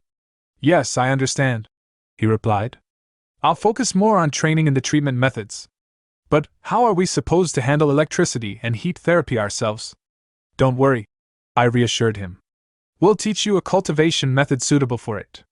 It won't be Shaolin's highest technique, but it'll suffice. Monk Biab Gang will teach you the electricity treatment. Monk Biab Y will handle the heat. Though I'd managed to bring some balance to the situation, I couldn't shake a growing dissatisfaction. Am I really okay living like this? I still hadn't gathered any useful intel on Ryu Sealho, the whole reason I came here. I had my doubts about him, strong ones, but no proof. I never imagined he'd be this meticulous. I can't stay here much longer, but I'm at a loss for what to do next. But I wasn't the only one struggling. Back at the Nanchang branch of the Heavenly Merchant Guild, Ryu Sealho flew into a rage, smashing everything on his desk. Those bastards! They couldn't even get rid of some wandering monks. They've completely ruined our plans. Is there no one competent around here? A subordinate behind him spoke calmly. The other martial groups attempted to intervene, but failed. The Tyrant Blade faction has been destroyed. The Jaegao clan offered no help either. It's as though Shaolin caught wind of our actions. We need to investigate. Find out where the intel leak is. Enraged, Ryu Sealho hurled an object straight at the speaker. It hit squarely in the head, but the man didn't even flinch. What are you implying? Ryu Sealho barked. That Shaolin knew everything from the start? That they came here specifically to block us? If this keeps up, I'll never match the achievements of Ryu Xiaoriang, and the guild will slip from my grasp. Is there really no way to expel those damned monks? Without a word, the man pulled a letter from his pocket and handed it over. A message just arrived from the main guild. And why should I care about that right now? Ryu snapped. This is the solution, the man said. Even when falling from a cliff, there's always a way to survive. Ryu Sealho opened the letter and scanned its contents quickly. His eyes gleamed. So, the other branches here in Nanchang, they have connections to that place as well? Indeed, the subordinate replied. Perfect, Ryu said, grinning darkly. Gather them all. People say aging weakens the heart. Looks like our guild leader is no longer fit for his role. He's ancient already, and yet, he wants to throw a 70th birthday celebration? A sinister laugh echoed through the office. The scene shifted to Ryu Jiguang, seated in his study, quill in hand, carefully penning a letter with composed elegance. His writing read, From Ryu Jiguang, leader of the Heavenly Merchant Guild. Thank you for the unwavering support you've shown our guild thus far. I sincerely hope that our ties will continue to grow even stronger in the future. The reason for this letter is to inform you of an upcoming occasion. My mother, Yoongae, will soon be celebrating her birthday, and we are preparing a formal banquet in her honor. This invitation is extended only to those we hold in the highest trust. We hope that this event may serve as an opportunity to deepen our bonds. All members of my family will be present, and we would be honored if you could join us as well. The banquet will be held on the following date. Meanwhile, Mujin read the letter with a calm but wary expression, his thoughts sharp and alert. The next chapter in this story is easy to predict. After gathering all their closest allies for this celebration, Ryu Sealho will strike, eliminating them in one fell swoop, then ascend to take control of the Heavenly Merchant Guild. I didn't expect him to attempt a coup through something so insidious. If the guild is allowed to fall into corruption, there won't be much I can do afterward. This disaster must be prevented. He folded the letter, a sigh escaping his lips. Fortunately, I've handled most of what needed to be done here in Nanchang. It's time to return to Dengfeng County. Just then, Ji-hee approached him, sweat still glistening on her brow. I've finished 2 full sets of push-ups, she reported. That means I rest for 15 minutes now, then do 3 more rounds, right? Muji nodded with approval. Correct. You remembered it well. And how's the muscle lengthening technique working for you? Jinhee's eyes gleamed with a quiet pride. It's helping me a lot. My body feels like it's truly growing stronger, and my mind doesn't wander like before. It's perfect for focusing both mentally and physically. Mujin smiled and gave her a thumbs up. That's one of the biggest advantages of that method. I'm certain it'll grow on you even more. Frankly, I've never seen someone make this much progress in just a month. You're incredible. Honestly, I don't think there's much more I can teach you now. You're leaving soon, right? Jinhee nodded. Yes. My elder says there's nothing left for us to do here in Nanchang. Mujin thought to himself. Well, I did dismantle all the foundations their clan had laid here, after all. Jinhee suddenly spoke again, a determined glint in her eyes. I have something I want to say. Mujin's expression stiffened slightly. Did she figure out it was me behind it all? But then Jinhee raised her voice with fierce energy. I'll become even stronger and come back. When I do, please duel with me again. Relieved and amused, Mujin grinned. I'll always welcome that. I'm glad you now see it as a goal and not just a target. I'll grow stronger too, and I'll be waiting. I look forward to our next match. The two clasped hands firmly. But as they did, Jinhee's thoughts veered in a direction even she didn't expect. He's holding my hand and saying all that. Isn't this basically a proposal? And so, the Jaegao clan departed from Jiangxi. Although it saddened Jinhee to part ways, the promise they made gave her new purpose. She looked cheerful and filled with hope. As their carriage pulled away, she turned back and shouted, I'll be back soon. Biab Gang, watching the scene, turned to Mujin. Well, we've wrapped up our work here. Shall we begin preparing for the next phase? Mujin, still waving to Jinhee, replied, Not yet. I have a few things to hand over first. Once I'm done, I'll head straight for the Heavenly Merchant Guild. Biab Gang nodded. Understood. You've done well these past 5 months.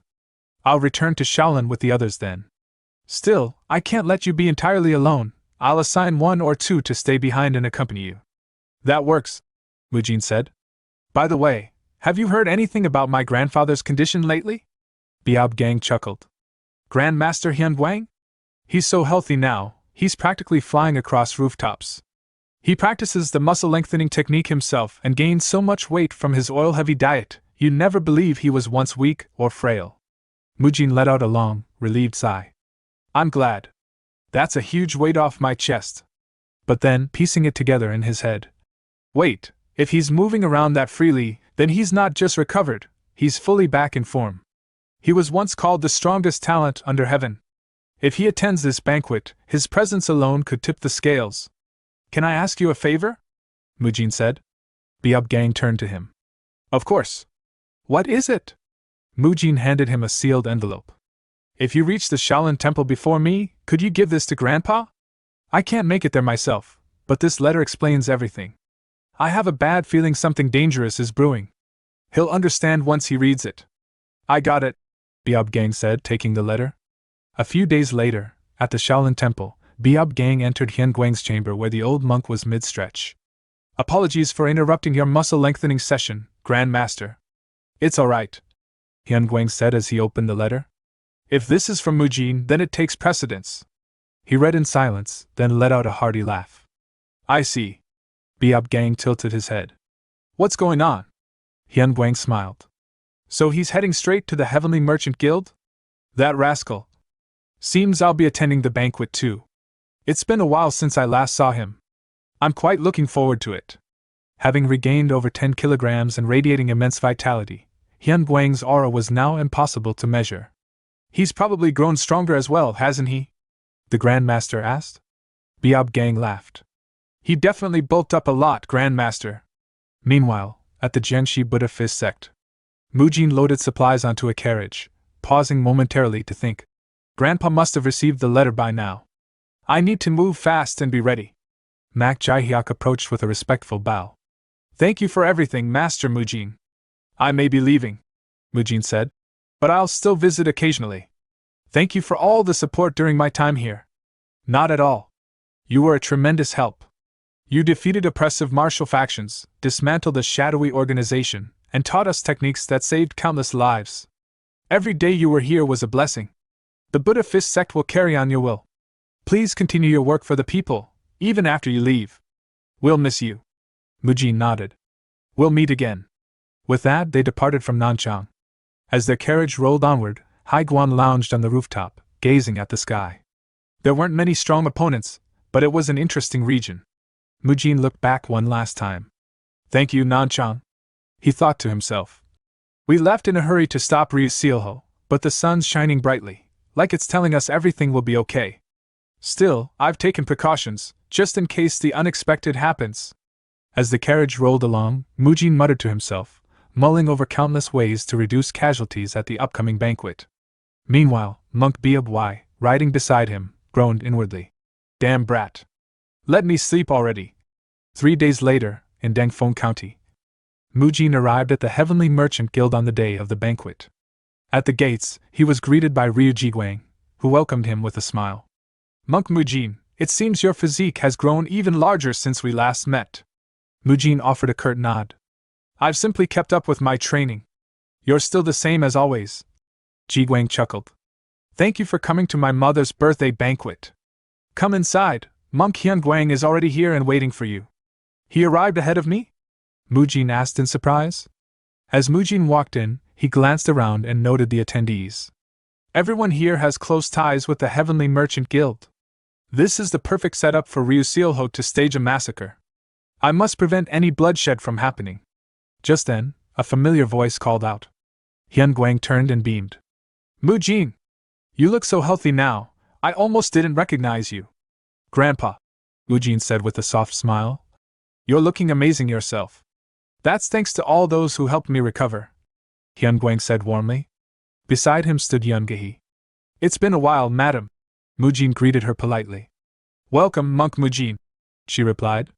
Seems much has happened since our last meeting. You look much stronger now. Well, yes, a lot did happen, Mujin admitted. She chuckled. Seeing how both you and Sealwa have grown warms my heart. Young people really do have limitless potential, Hyun Guang added. Mujin asked. Did something happen with Lady Sealwa? Yungehi gave a small, amused laugh. Something big, indeed. The scene shifted to Sealwa's room. She stood by her mirror, smiling brightly. Her maid tilted her head. Today's your mother's birthday, but you look more excited than she does. Is something special happening? Sealwa nodded. Today's the day he comes back. Pardon? Who do you mean by he? Sealwa recalled the promise made in the past, when Mujin told her he would return to test her progress, and that he wouldn't go easy on her. With firm conviction, she whispered, Monk Mujin, I've kept my promise. Once plump and lacking confidence, Sealwa had transformed. She had shed 17 kilograms and carried herself with a proud, graceful poise. Slim, sharp, and determined, she was ready. Some time later, Mujin happened to see her again, and he froze in surprise. Lady Sealwa? He asked, blinking. Is that really you? You've changed so much, I wouldn't have recognized you. It's like you've become a completely different person.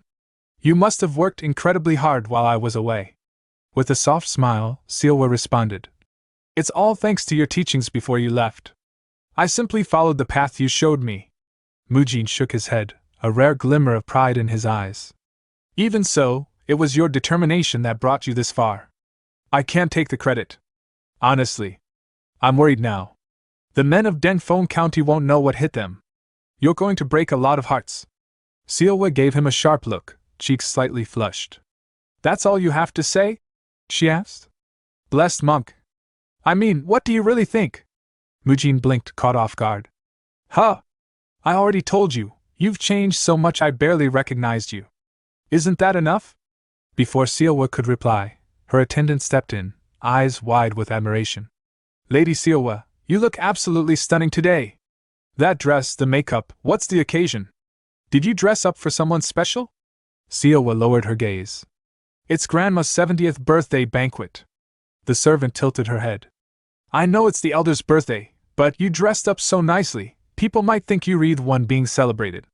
Caught off guard by the remark, Sealwa's expression stiffened. Stop. That's enough.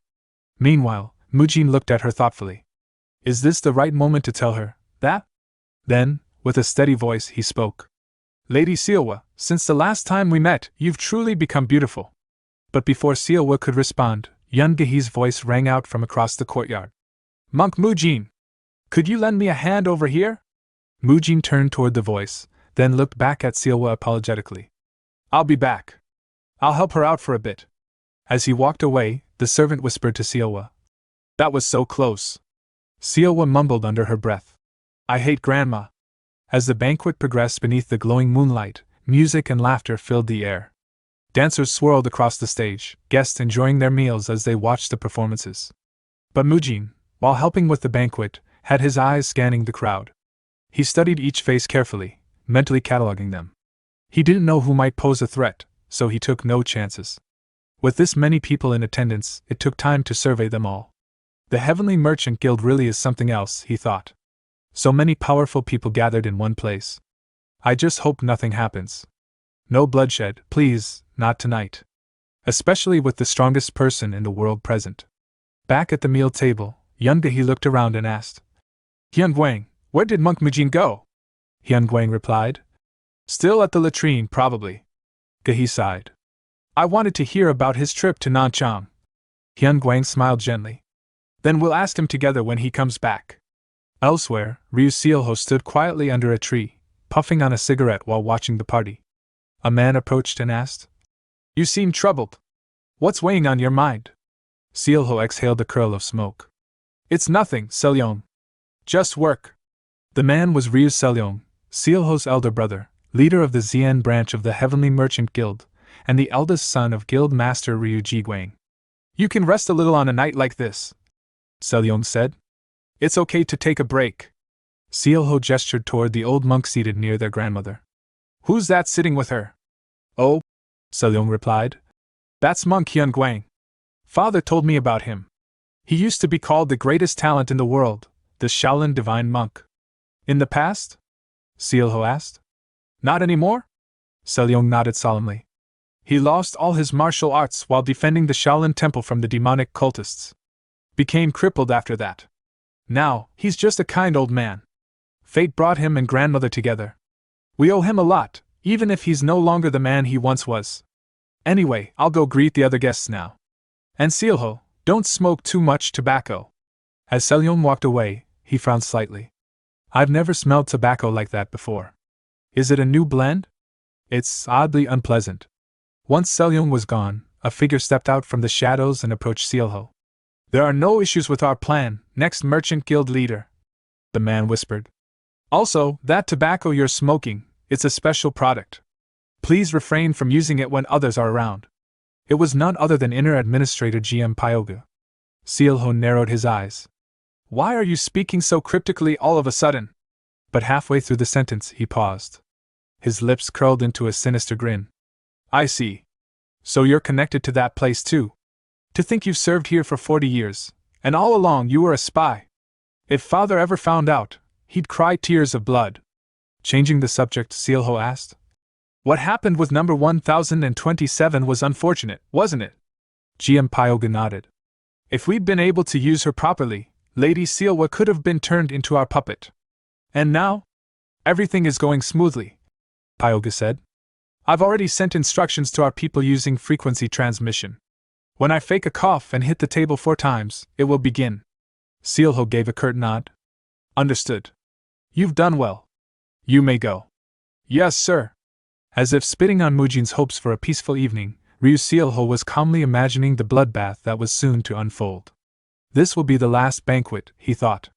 So enjoy it while you can. Tonight I ascend as the new merchant guild leader. At that moment, Hyun Gwang, seated beside Yun Gehi, grew tense. His expression hardened. Gehi noticed and frowned. Is something wrong? Hyun Gwang thought grimly. Mujin, it seems your fears were justified after all. Meanwhile, Sealwa sat quietly by a pool, gently tossing small rocks into the water. Her thoughts were conflicted. Monk Mujin acknowledged how hard I've worked, but still, I wanted him to say I've become prettier. If he didn't say it, maybe he's not interested in me after all. She stood up, brushing off her dress. I should head back. They'll start looking for me soon. I'll get scolded for wandering off alone. Just then, a faint sound came from the nearby shadows. She turned toward it, suddenly on edge. What was that noise?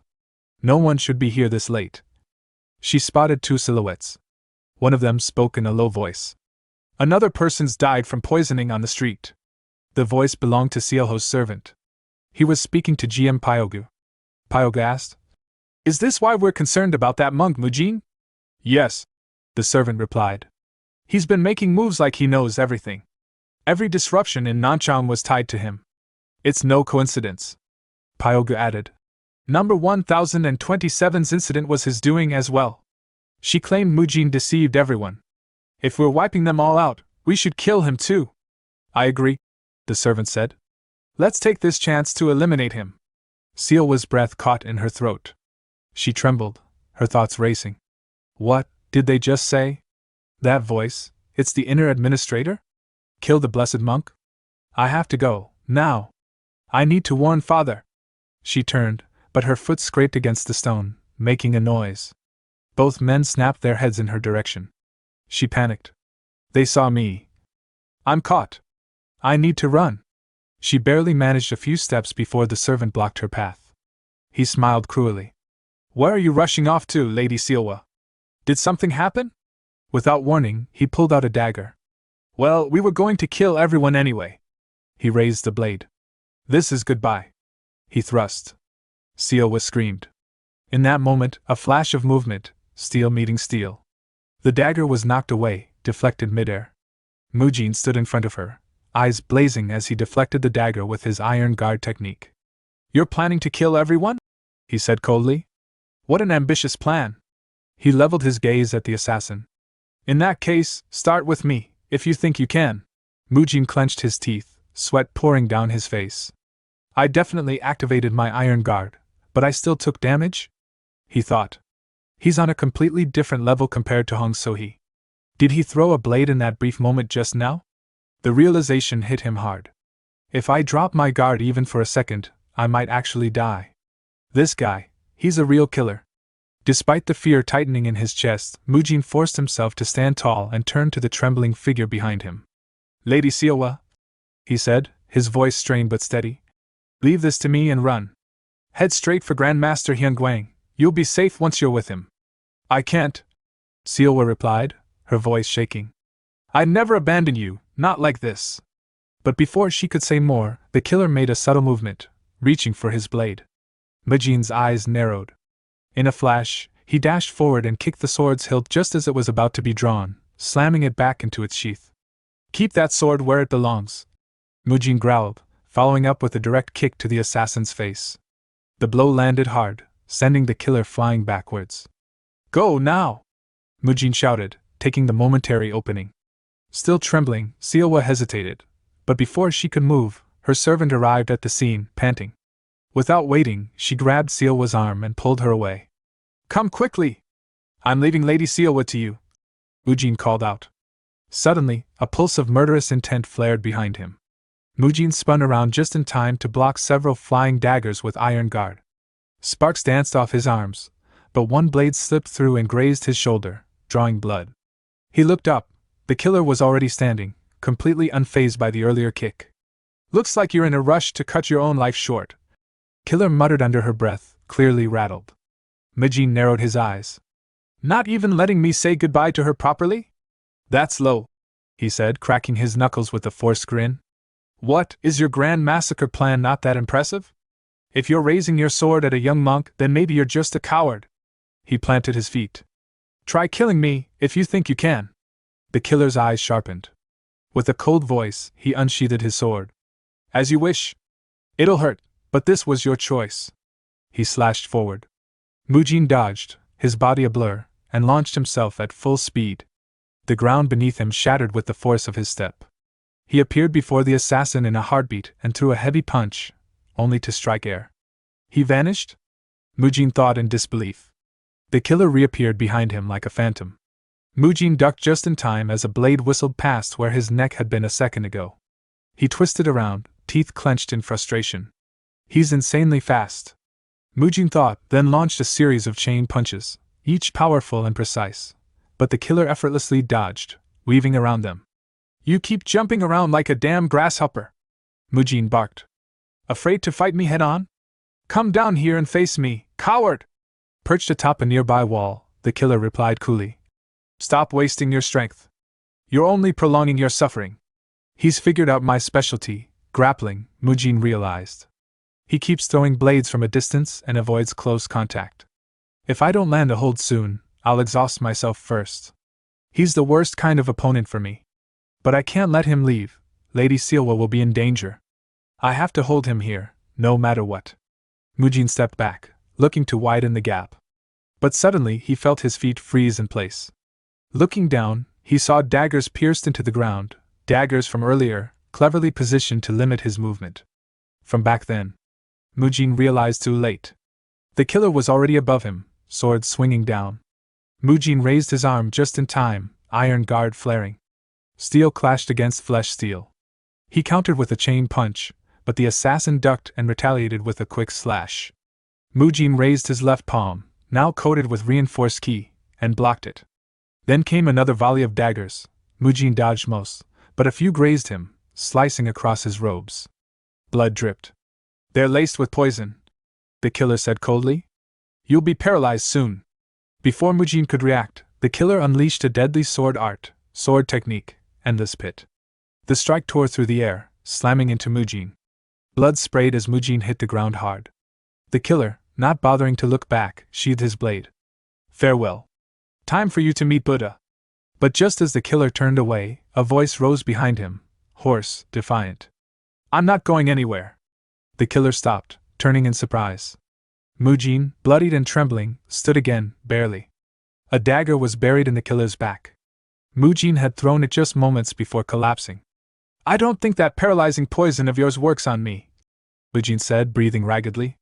"Looks like Buddha just sent me right back." The killer narrowed his eyes.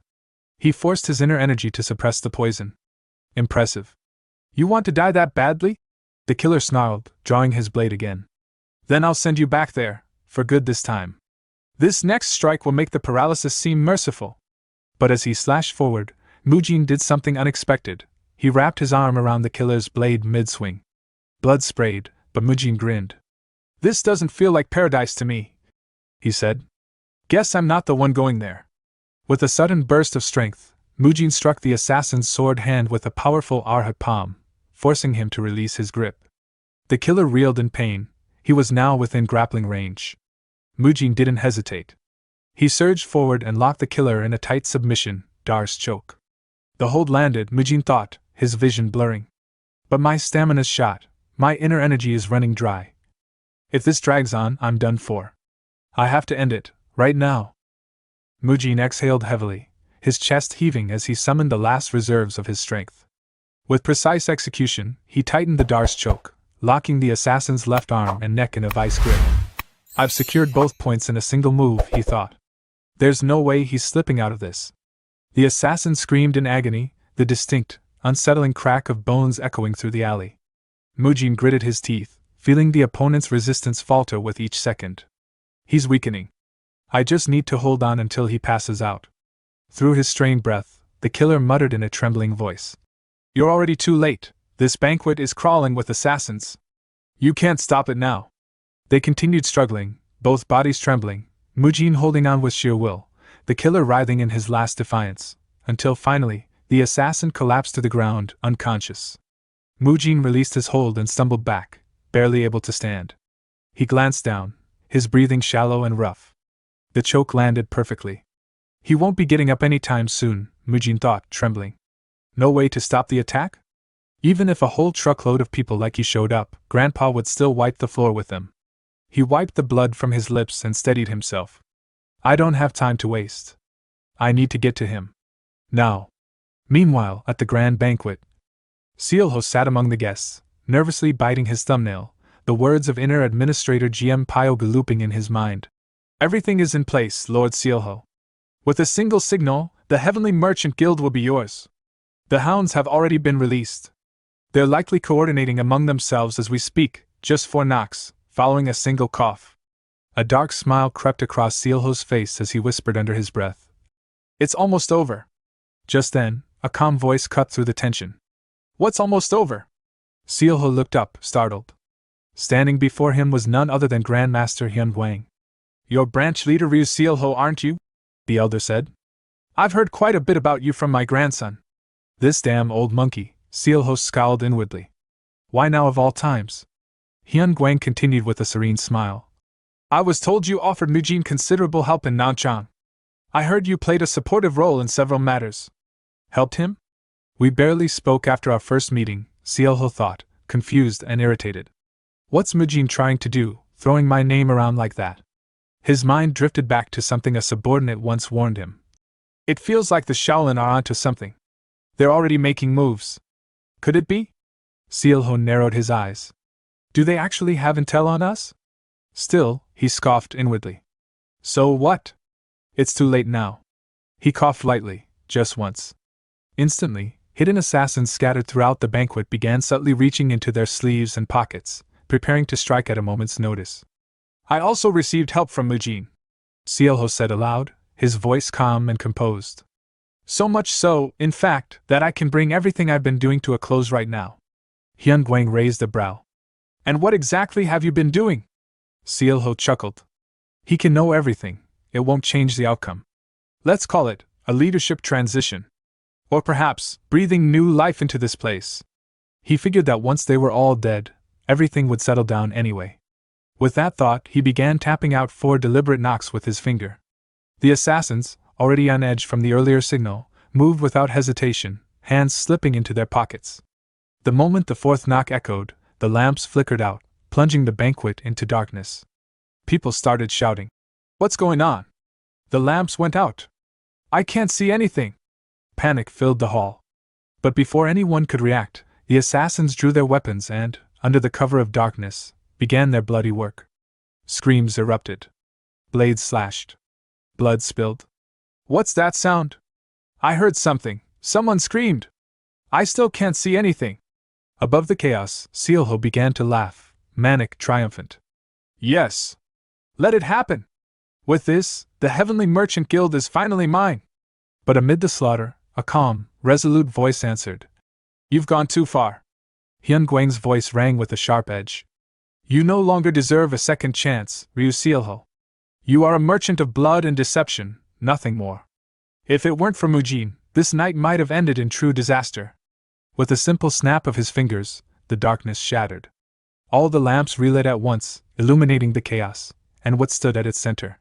A magnificent golden dragon made of pure energy, Hyun Wang's key, hovered over the crowd, glaring directly at Sealho. You shouldn't throw around phrases like a new breath of life so carelessly, Hyun Wang said coldly. Did you really think I was powerless to stop this treachery? Look around you. Sealho glanced across the hall, and to his horror, he saw it, not innocent guests on the floor, but his assassins. Each one had been struck down, their bodies pinned to the ground by golden palm imprints, Hyun Wang's true relied divine palm. You brought dozens of assassins, Hyun Wang said. I have already subdued them all. It's over. Give up. The would-be killers writhed, trying to move, but not one could rise to their feet. From across the room, Ryu Jiguang, the true guild leader, stepped forward, eyes narrow with concern. What is happening here? Seolho's thoughts spun wildly. He wants me to surrender? Now? With our grand objective right in reach? Refusing to yield, Seolho reached into his hair and pulled out a thin, long needle, his hidden weapon. In one motion, he hurled it at Hyun Guang. But the Grand Master's voice thundered through the hall. Enough! The sheer force of his voice alone stopped Seolho in his tracks. The would-be usurper crumpled to the ground, paralyzed by shock and ki pressure. Everyone saw it. They had all witnessed Ryu Seolho, who had always shown a soft, kind facade, unravel into a madman, laughing as he ordered the massacre of innocents. Now, those who had been pinned by Hyun Guang's energy rose to their feet, weapons drawn and a righteous fury burning in their eyes. Seolho's twisted ambition had been exposed, and the entire guild stared at him with horror and disgust. No one spoke at first. The room held its breath. Then, a voice broke the silence, urgent and trembling. It was Seowa, breathless, having just arrived with her servant. She shouted, "Monk Mujin, he's in danger! Please, someone help him!" Ryu Jiguang, one of the 5 grand leaders of the world's merchant guilds, didn't hesitate. His expression was calm, but his presence carried weight. We must act quickly, he thought. There's no time for delay. Azure Gold Squad, he commanded. Subdue the assassins and Ryu Seolho, those driven mad by their own bloodlust. The rest of you, come with me. We're going to find Mujin. We can't afford to lose another life. With that final command, Yun Gehe's 70th birthday celebration, once a symbol of prosperity and peace, came to a dramatic, blood-soaked end. As the Azure Gold Squad prepared to advance in search of Mujin, the captain suddenly halted and pointed toward a figure in the distance. Merchant Guild leader, he said, narrowing his eyes. Could that person be Mujin? At that moment, Mujin's weak voice echoed across the courtyard. Is everyone all right? He asked, his voice trembling. What's going on? This place, it's dangerous. He took in the scene around him. All of the assassins had been immobilized, bound by Grandmaster Hyun Guang's formidable technique. One by one, the members of the Azure Gold Squad were tying them up with practiced efficiency. Relief washed over Mujin's pale face. I see, it's over, he murmured. As expected of Grandpa. I knew I could rely on him. But even as the words left his mouth, he coughed violently, blood staining his lips. His knees gave out beneath him, and he collapsed to the ground. Monk Mujin! Seowa cried, her face stricken with worry as she rushed to his side. She knelt beside him, holding his unconscious body. Please wake up! You can't die like this! Turning sharply, she barked at one of her father's retainers. Quickly! Call for a physician, immediately! Ryu Jiguang, standing nearby with a grim expression, echoed her command. Hurry! Bring every physician we have! And fetch all available medicine, anything that might help! A sharp pain lanced through his head, the accumulated stress and guilt weighing heavily on him. Even for someone like Ryu Jiguang, hardened by decades of leadership and political maneuvering, this chaos was almost unbearable. In the eye of the storm, the bitter truth hit him: all of this had been caused by his second son. As a father, he had no choice but to take responsibility for the disaster, one sparked by his own flesh and blood, with hands now stained by the fire it ignited. Night passed slowly, and dawn eventually broke. Later that night, within the inner residence of the Heavenly Merchant Guild, they discovered GM Pyoga's lifeless body. He was already dead when we arrived. One of the Azure Gold Squad members reported grimly. He poisoned himself. Ryu Jiguang stared down. He must have sensed something, and chose to end it on his own terms. His voice was distant, burdened. He must have suffered greatly. I can't believe he deployed his men to carry out such a massacre. In the end, Pyogu, he really was a traitor. One of the squad members handed over a wooden box. We found this among his belongings. It's the same kind of box that Ryu Seolho's lieutenant carried. There's a strange smell coming from it. You should take a look. Ryu Jiguang opened the box, revealing a smoking pipe inside. He picked it up and sniffed. This scent, it's strange. Grandmaster Hyun Guang, who had arrived silently behind him, spoke quietly. People always say the addicts should be punished, but in truth, those who distribute it deserve the greatest punishment. Ryu Jiguang's eyes widened. This is opium? He whispered. So Seolho was smoking this. I see. He lowered the pipe, voice thick with regret. I have no excuse, to you or to Mujin. Hyun Guang shook his head. Please don't say that. I'm the one who lost my temper and disrupted the banquet. You didn't disrupt anything, Ji Guang replied, his voice resolute. I did. This is the karma I've earned, for failing to properly protect and guide my family. I can't bring back my son, who was corrupted by opium, but I will make those who introduced it to him pay. For Mujin. For you. For everyone who was dragged into this mess. Hyun Guang placed a hand on his shoulder. You did what you could. This was done for the sake of the people, don't carry all the blame alone. Besides, he gave a sorrowful smile. Compared to the pain of losing a son, what's a grandchild's injury? He gazed out the window, deep in thought. Every one of those assassins was on par with our second-class disciples. For Mujin to survive such enemies, it's nothing short of a miracle. Even with his talent, he's only trained for a little over 3 years. He wasn't meant to face such threats. I only wanted to protect him until he found his footing. But now, his voice faltered. My regrets keep growing. For Mujin's sake, I'll start moving faster. I don't have much time left in this world. Mujin, in the meantime, thought to himself, all the branch leaders from the Nanchang Guild involved in this incident have been captured. They were planning to secure high-ranking positions once Ryu Sealho seized power. As for the assassins, each one bit their tongue and died before they could be interrogated. Even the one I fought did the same.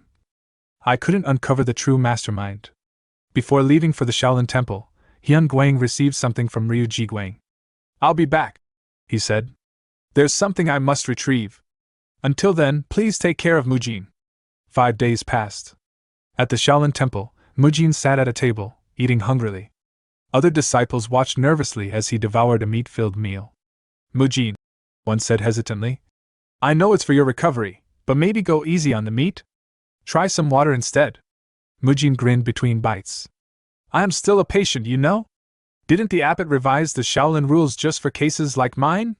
Meat is permitted for critically injured patients, his exact words. Behind him, Sealwa raised her voice at the flustered disciples. That's right. Mujin's still recovering. All of you, back to your duties. The other patients need you too.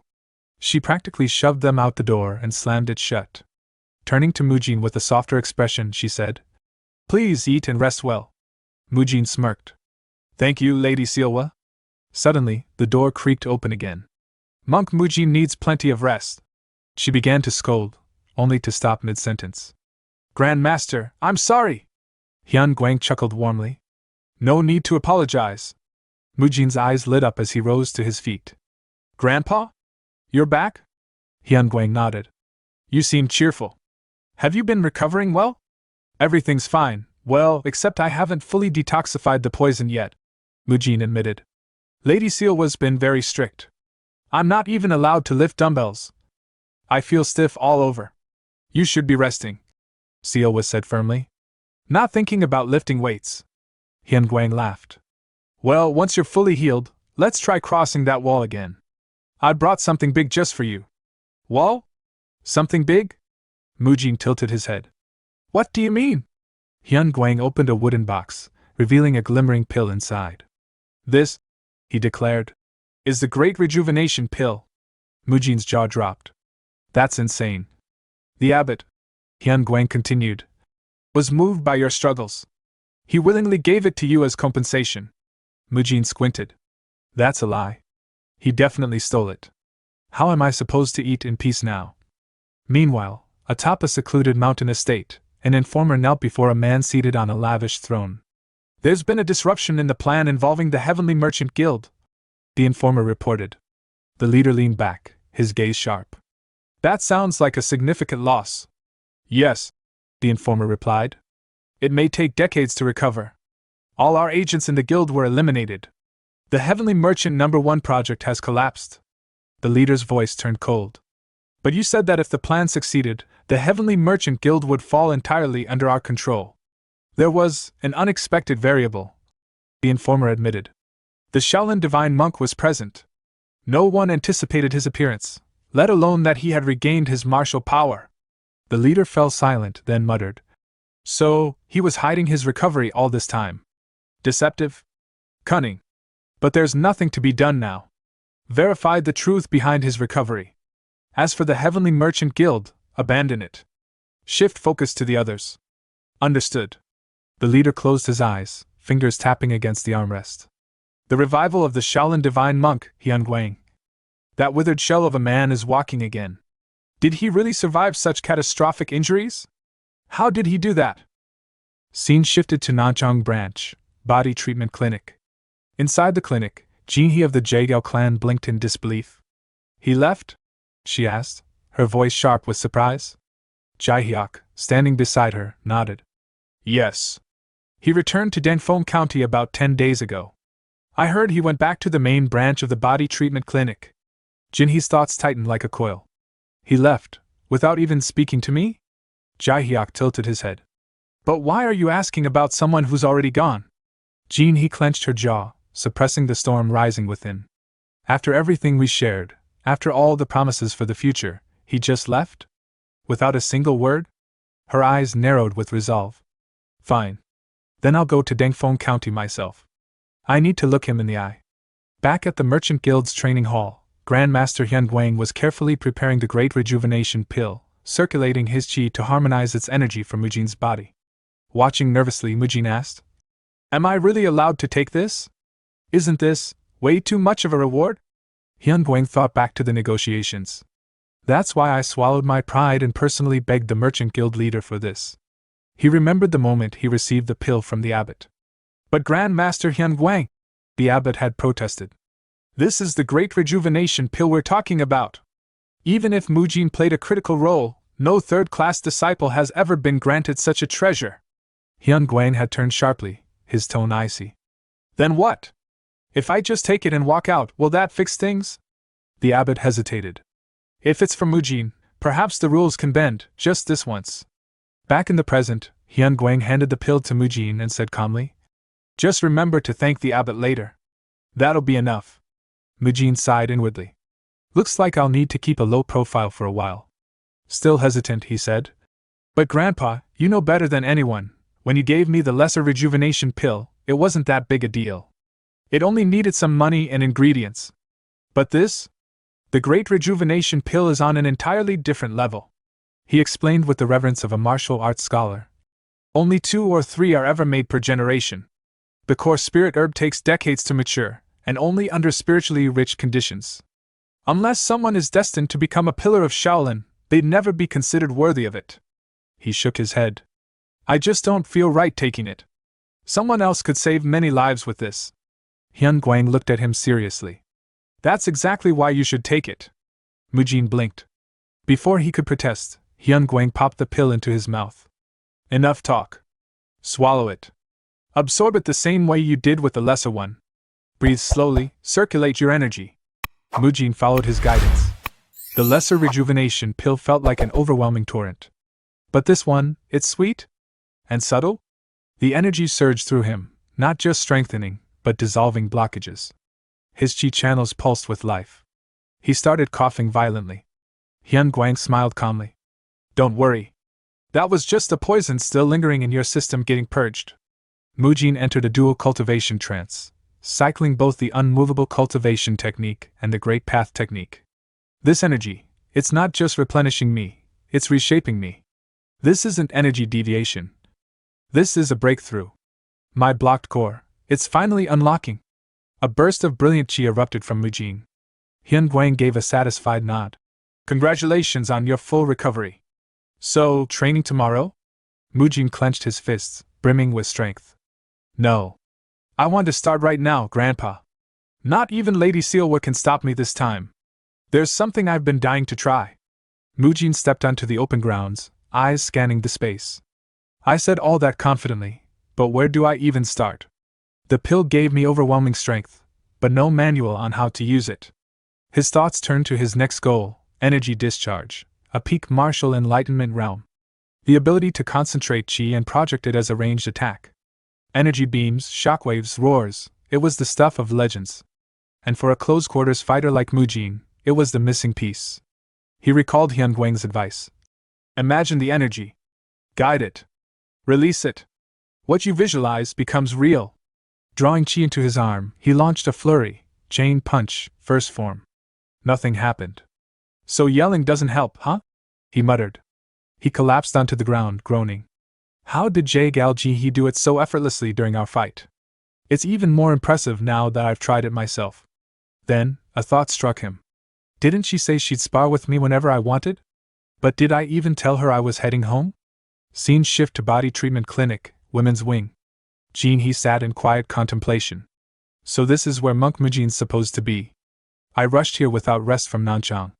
There's no way I'm leaving without seeing him. Her brow furrowed. But this is the women's treatment wing?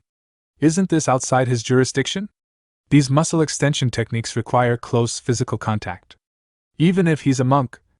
At that moment, a voice broke the silence. Well, we've got an unusual visitor today. I'll take a look. Ryu Seowa entered with a composed smile. Excuse me. What brings you here?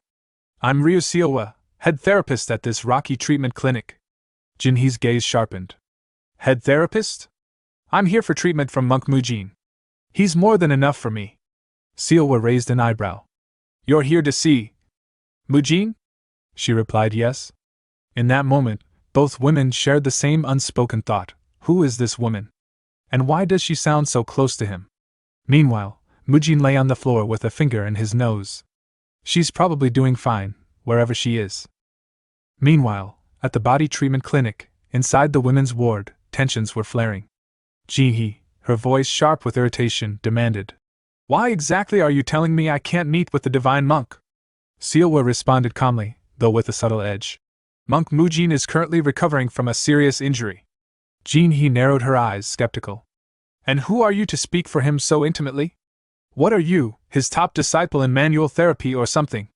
With a sweet smile, Seowa replied. Oh my, you recognized it. I am the direct disciple personally trained by Monk Mujin himself.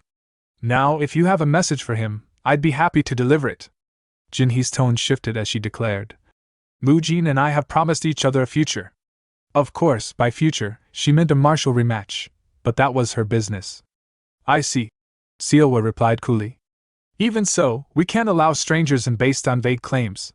The world's full of dangers, after all. And besides, he's not here. You might want to check somewhere else. Frustrated, Jinhee pressed. Someone from the Merchant Guild told me to come here. Do you have any idea how far I traveled just to find the divine monk? Seowa responded matter-of-fact. Normally, the divine monk doesn't work in the women's-only ward. Perhaps there's been a misunderstanding. Just then, a young attendant burst into the ward. Excuse me. That insistent woman, she's been chanting the divine monk's name non-stop. Lady Seowa is doing her best to handle her, but she doesn't seem sick at all. Mujin happened to be passing by and heard the commotion.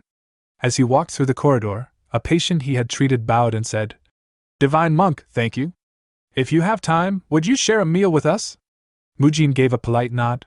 Thank you, but I'm just a monk. I've still got many duties to tend to, he replied as he made his way toward the room where the two women were facing off. He entered with a smile. It's been a while, Priestess Jinhee. You've arrived at just the right time. Seowa turned in surprise. Monk Mujin! You've recovered? That's such a relief. But Mujin didn't answer her. Instead, he walked straight to Jinhee, his expression warm. Your timing is perfect, Priestess. I actually need your help. Jinhee smiled, heart fluttering. Fate, perhaps? Seowa's cheerful expression faltered. Jinhee's smile faded slightly as she asked. How could you leave Nanchang without telling me? Do you know what I went through to find you? I'm sorry I didn't say goodbye, Mujin said sincerely. After our spar, something clicked. I had to return home and focus on training. Wait, don't tell me, you actually traveled all the way to Nanchang looking for me? Jinhee laughed awkwardly. Of course not. Don't be silly. I see. Then come with me, I want to show you the training area, Mujin offered. As they walked side by side, Mujin asked, Have you been keeping up with your manual therapy practice? Every single day, without fail, Jinhee answered with pride. From behind, Seowa watched them laughing and walking away. Her chest tightened, and a quiet ache settled in her heart. Later, in the Kianria Merchant Group's training hall. So, you've got enough internal energy but haven't achieved Chia mission because you don't understand the method? Jinhee asked. That's right. Mujin confirmed. You've really come a long way since Nanchang. I wasn't expecting you to improve this much, she said, a little surprised. No matter. I'll teach you right away. We can catch up later. Understood. You already have the foundation, Jin He explained. To achieve chi emission, you need two things: sufficient internal energy and a body strong enough to handle it. You've got both, probably thanks to that grand elixir, she continued. Now, it's time to learn the Ascension martial arts. These techniques let you manipulate and release chi, either around your body or outward in focus bursts. We'll start with the basics, channeling chi through the smaller veins, particularly into your hands and fingertips. She demonstrated by gathering chi into her fingers and unleashing it in a sharp burst, splitting a practice log in half. Once you grow accustomed to this, it'll feel as natural as using a tool. You experienced some of it during our spar. Long-range techniques are incredible, aren't they? I'll also teach you some body-strengthening routines, Mujin offered. The stronger your body, the easier it is to control your internal energy. Jin He smiled. That sounds great. Just like before, I'll be in your care. Honestly, thinking about sparring with you again makes my heart race. I can't stop remembering our time back in Nanchang. Unbeknownst to them, Sealwa was observing from a distance. Mujin spotted her, but she quickly ducked out of sight. Was that Lady Sealwa?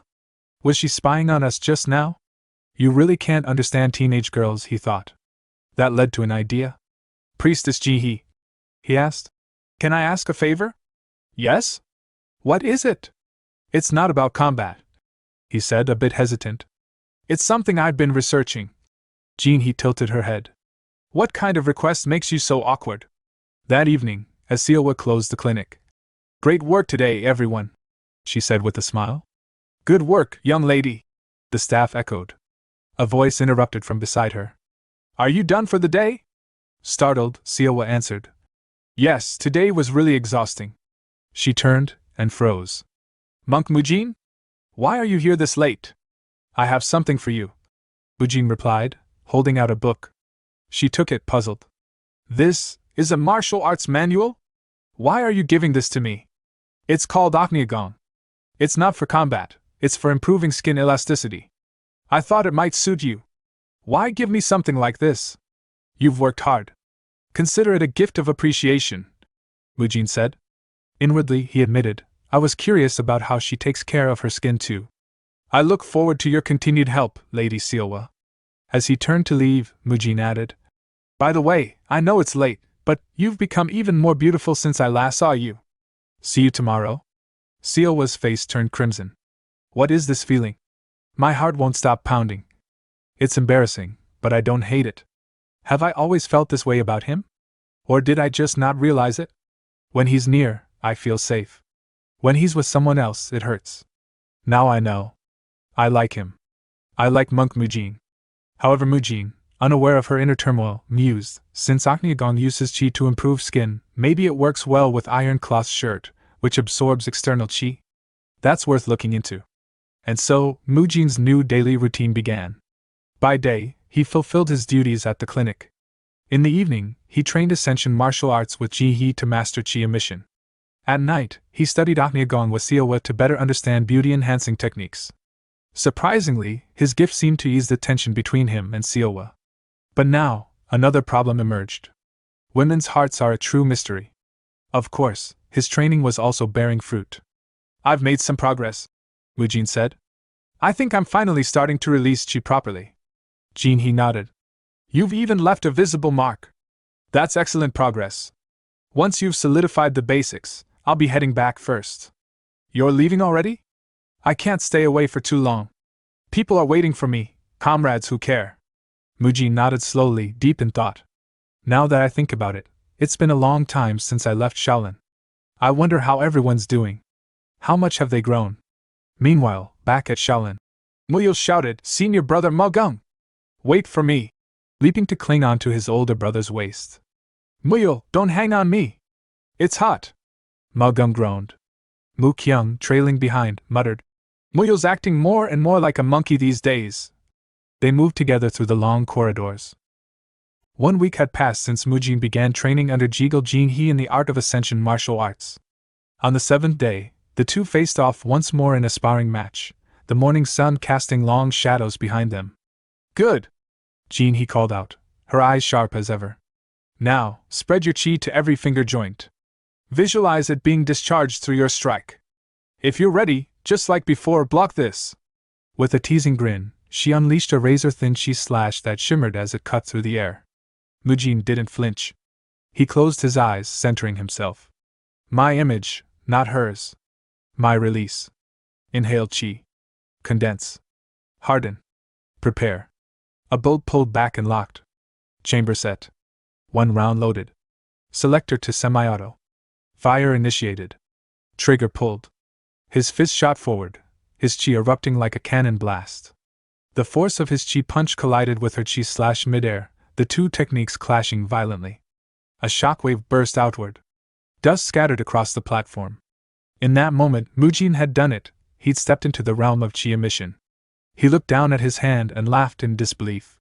Before, I could only manage a few shots.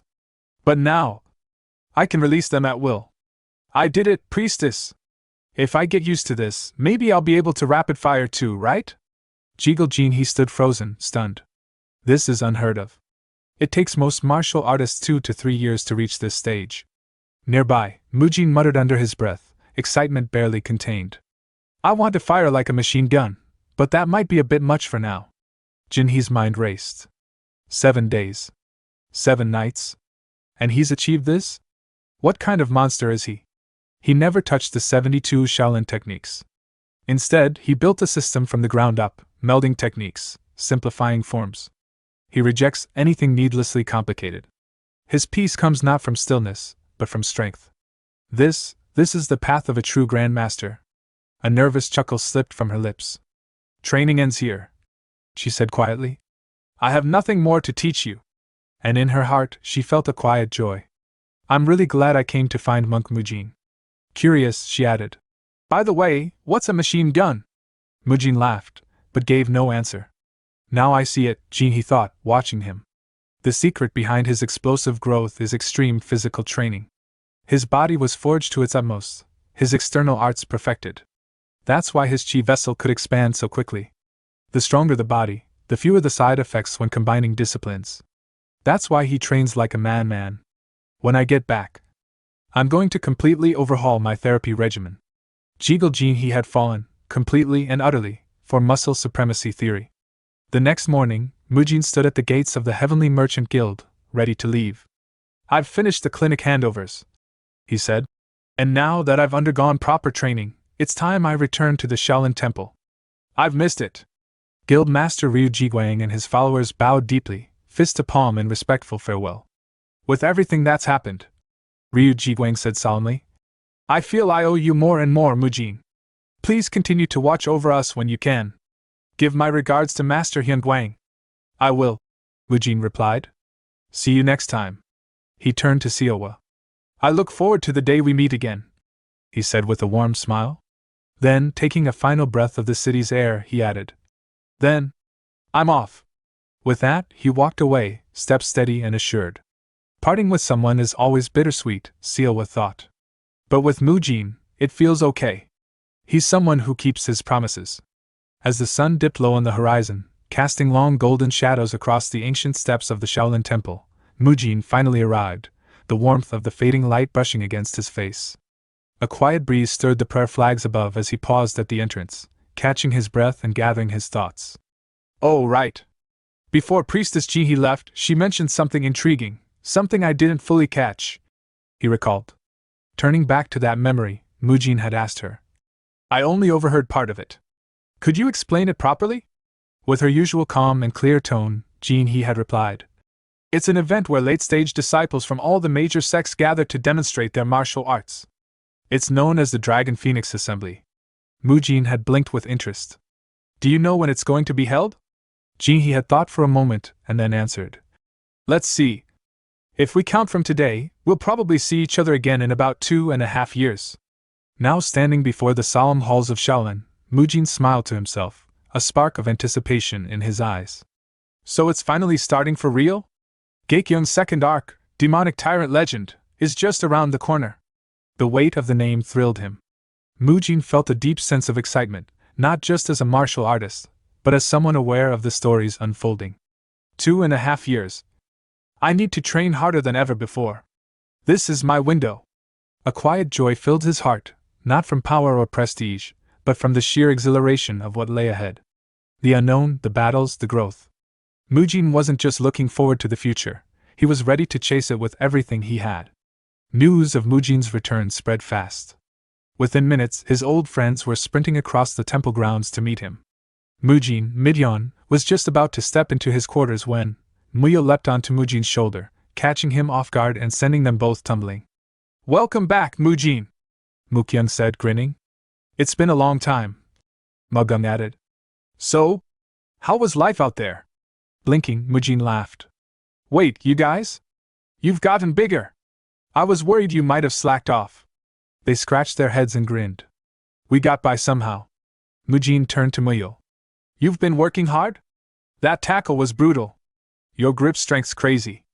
And those prayer beads, never seen them before." Muyo nodded. "Shaolin 5 Animal Fist successors wear prayer beads. Master drew a crane on mine, he said I've mastered Crane Fist. Once I learn Snake Fist, he'll add that too." Then Mujin spotted the ink on Mukyung's neck. "What's with your head? Is that a tattoo?" "It's a lotus. Symbol of Buddha.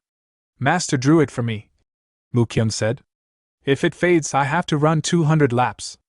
Definitely sounds like Elder Haiguan." "Right." Mukyung laughed. Mujin looked up at Mugung. "You got even bigger? And you still look sharp. That's a relief. Are you really one to talk?" Mugung shot back. Mujin grinned. "Still, you all look great. You've really grown."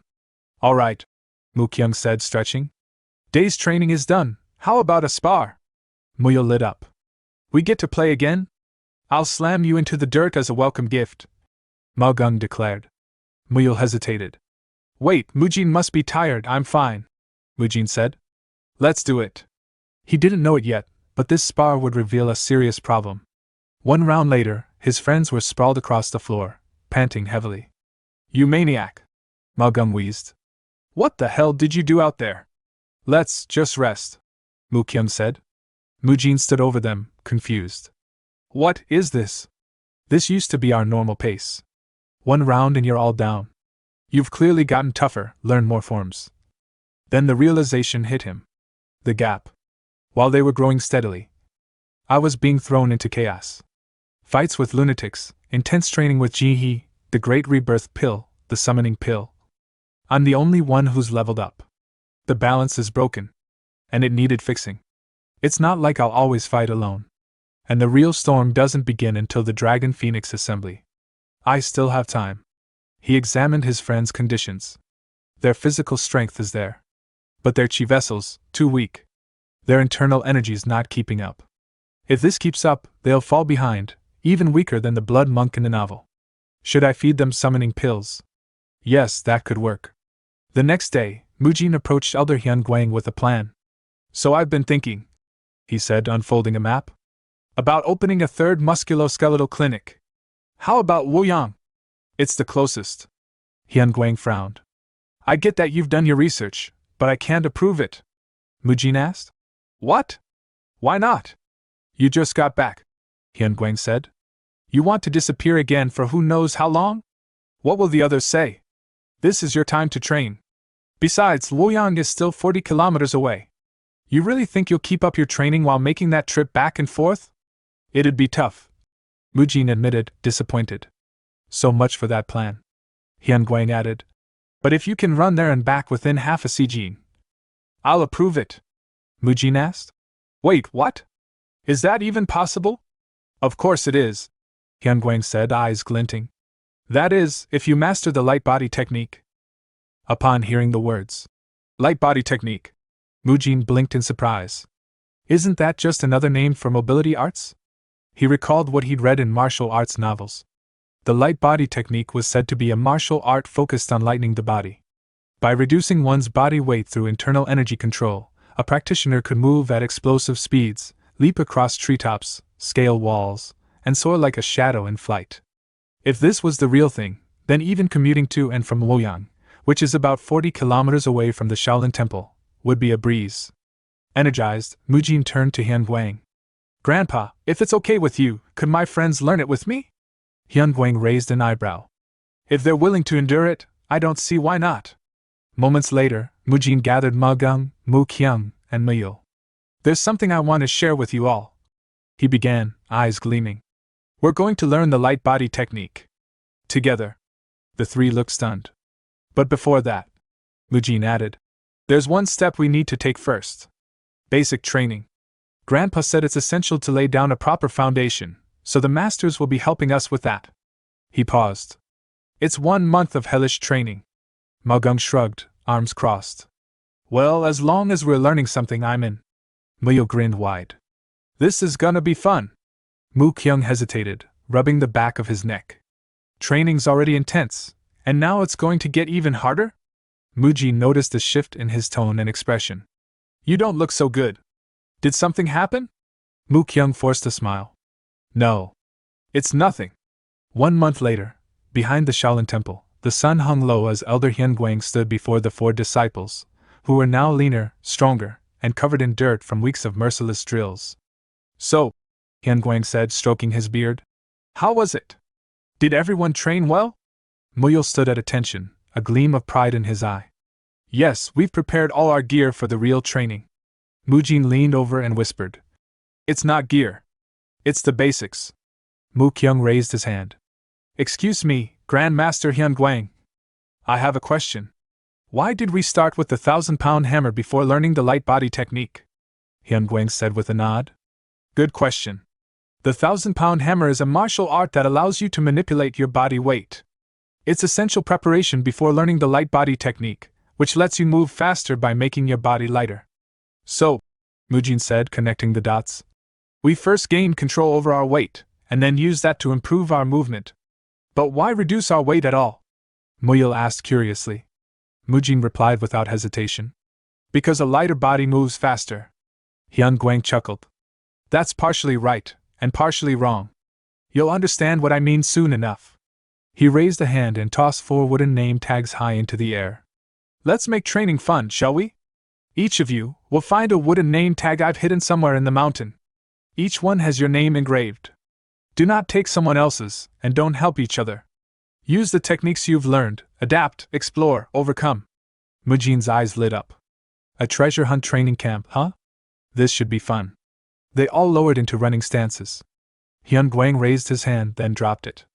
Begin! The 4 disciples blasted forward like arrows. As they sprinted through the woods, Mujin called out to Magung beside him. Hey! Want to make a bet?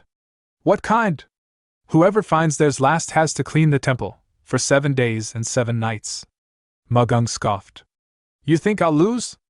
Muyul laughed. This'll be fun. Mu Kyung groaned from the rear. You guys, slow down a little. Watching from a distance, Hyun Guang folded his arms and observed. Let's see, these kids Mujin brought, can they become pillars of the Shaolin Temple like him? 10 minutes later, deep in the mountain, the environment was harsh and unpredictable. Dense trees, thorny bushes, even the occasional wild animal leaping across the path. It was more battlefield than forest. Muyul danced through the undergrowth, hopping between branches like a monkey, moving fluidly and with perfect balance. Mu Kyung employed all the mobility and stride techniques he'd learned, reading the terrain like a seasoned scout. Among them, he had the best acceleration and response time. Magung, large and broad-shouldered, had a different approach. His wide frame collided with branches and rocks, but he didn't care. He built speed gradually, relying on unstoppable momentum. A moving fortress. All 3 used the 1,000-pound hammer technique as a base, combining it with their version of the light body technique to great effect. But there was one outlier. Boom! The forest trembled as a loud noise echoed from deep within. Was that an earthquake? Magung said, pausing mid-run. Mu Kyung blinked. That was loud. Muyul laughed. Maybe a couple of beasts got into a fight? But it wasn't beasts. It was Mujin. Face down in a pile of leaves, tree bark, and broken branches, he groaned. I definitely adjusted my weight using the 1,000-pound hammer. So why is it so hard to maintain balance? My body doesn't even feel like mine. A thick branch dropped onto his gut with a painful thunk. What is this? Why is a fallen branch the size of a tree trunk? What a ridiculous tree! If I hadn't activated Iron Guard, I'd be bruised to hell. As he lay there, winded and scowling, a thought struck him. Even if you throw something light, like a feather, with all your strength, it barely moves. But what if I increase the weight the moment I throw it? Suddenly, he recalled Hyun Guang's words. That's partially right, and partially wrong, Mujin. So that's what Grandpa meant. I was too caught up in the idea of light equals fast, just like in those martial arts novels. But the real technique isn't just about being light. It's about adjusting your weight to match the moment. Mujin stood up, eyes blazing. Let's try again. He focused. Center of gravity, locked. Increase body weight just before launching. Fire forward. While in air, lighten the body to travel farther. Upon impact, add weight again to stabilize. This is it. This is the real light body technique. A crater formed where his feet had stood. Looking back, he cringed. Oops. Left quite a trail of destruction behind me. Guess I should name this move.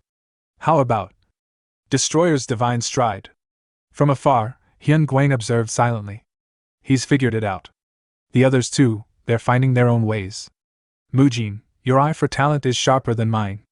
Now then, how many lesser revitalization pills do we have left in the treasury? I might have to give some to these kids. They could become the future of Shaolin, though at this rate, this mountain won't survive. The abbot's going to give me hell. 3 hours later, Mujin returned, panting, a wooden name tag clutched in his hand. I found it, he said between breaths. Did you really have to hide it in the cave where I did my wall-facing meditation? That was brutal. But hey, I think I arrived first. A moment of silence.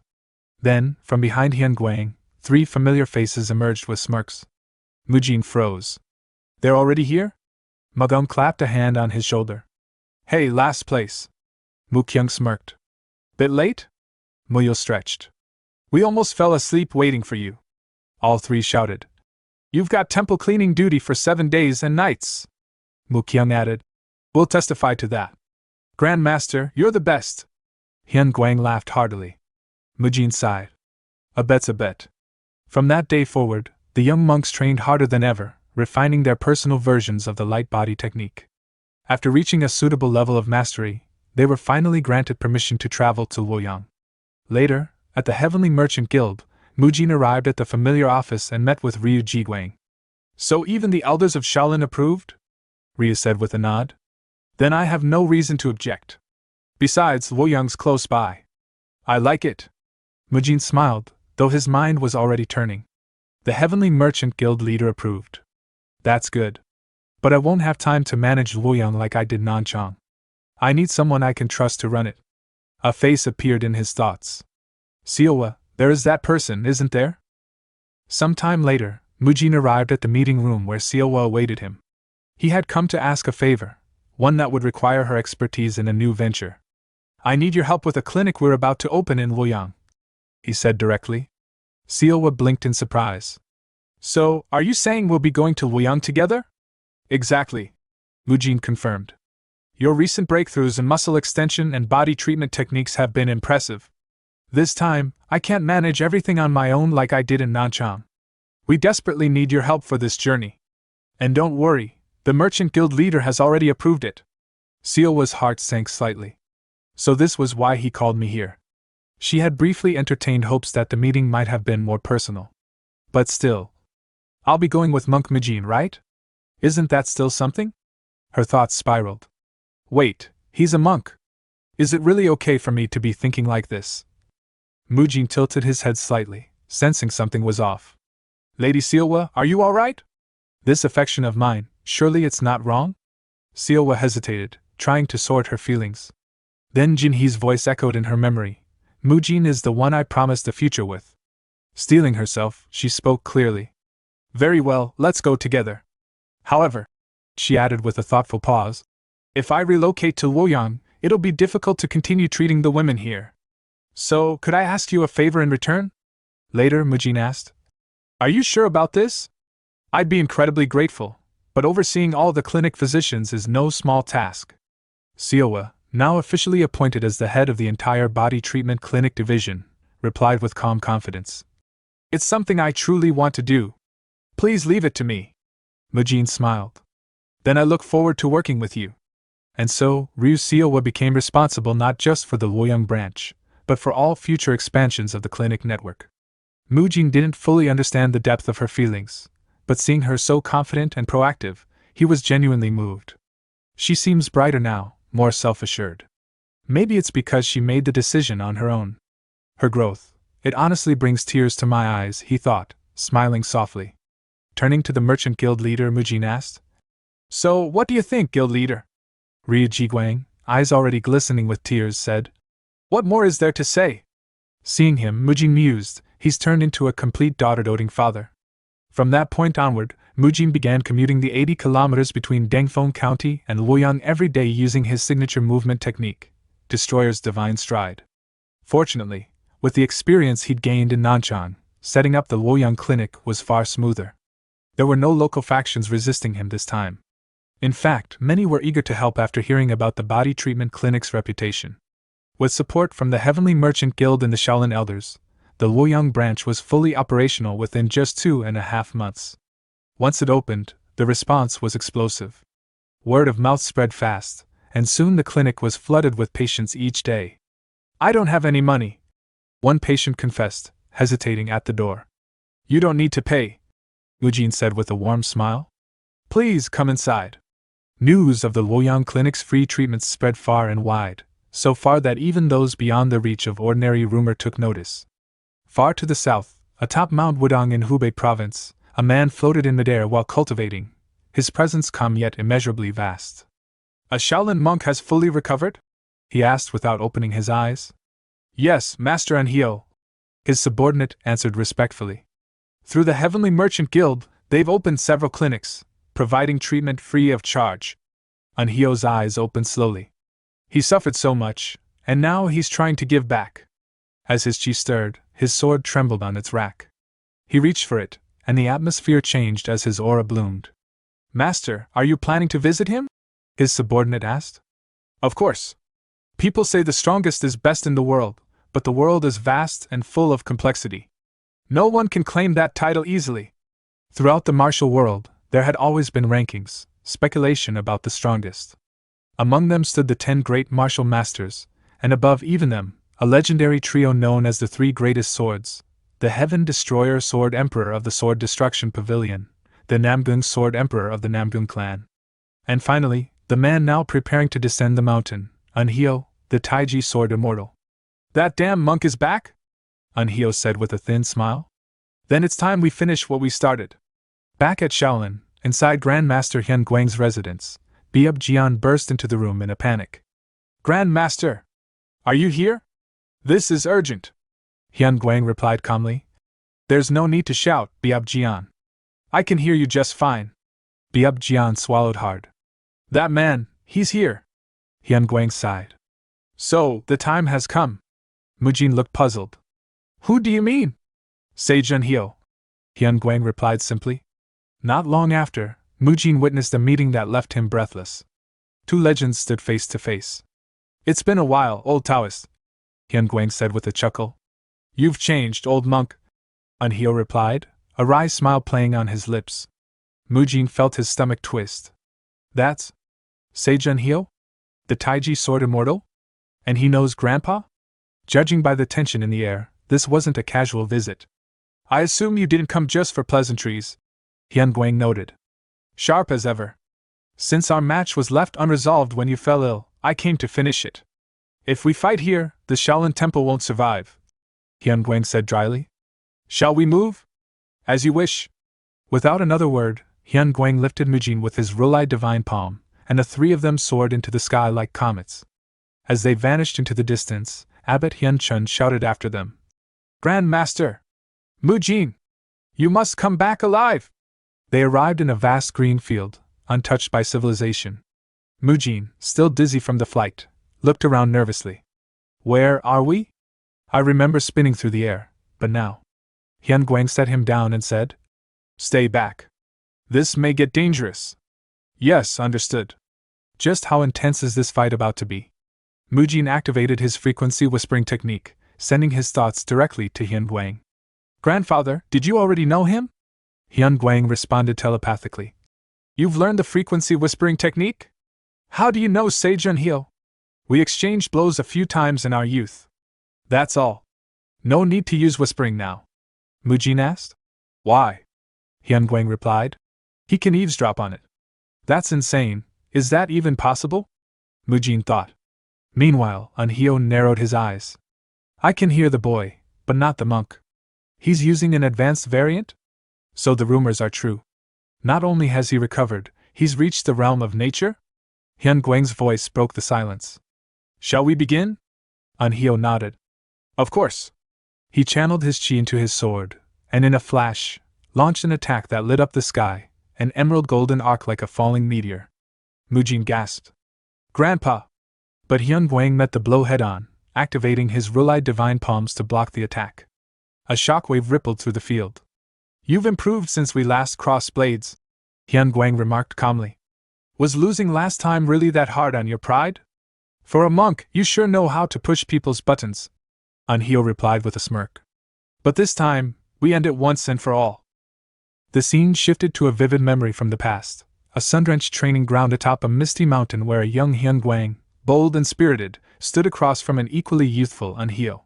They were both in their prime, already blazing with the early fires of greatness.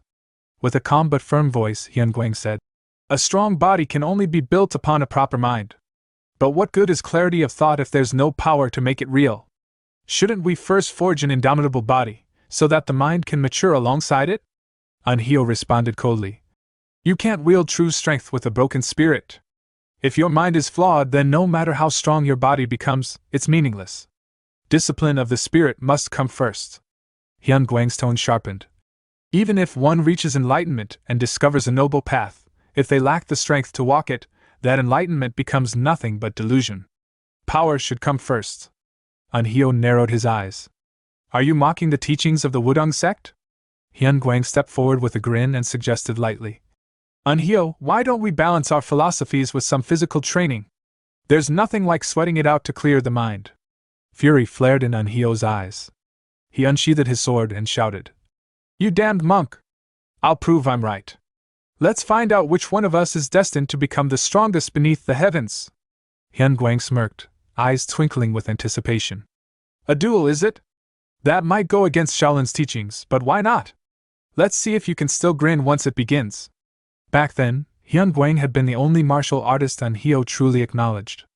That same Hyunguang would later be broken by the hands of the demonic cult, crippled and all but forgotten. The memory faded, giving way to Unhyo's recollection of despair upon hearing of Hyunguang's fall. No. Your legend as Shaolin's divine monk can't end like that. You were meant to rival me, to push me. You're the only one who stood on equal ground with me.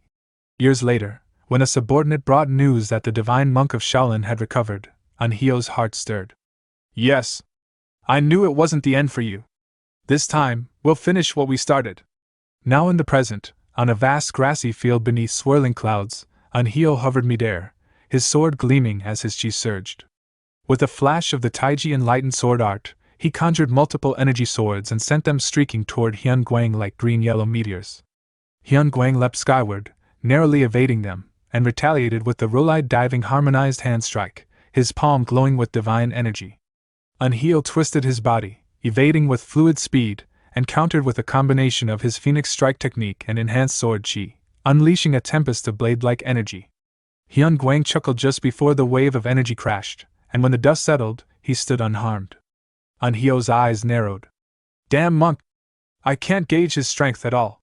Hyunguang had shielded himself with his thousand-hand protector, an advanced defensive technique. He spoke with calm pride. What I once only understood in theory, I now grasp in my heart. Unhyo scowled. You always had that grating tone. Still as smug as ever.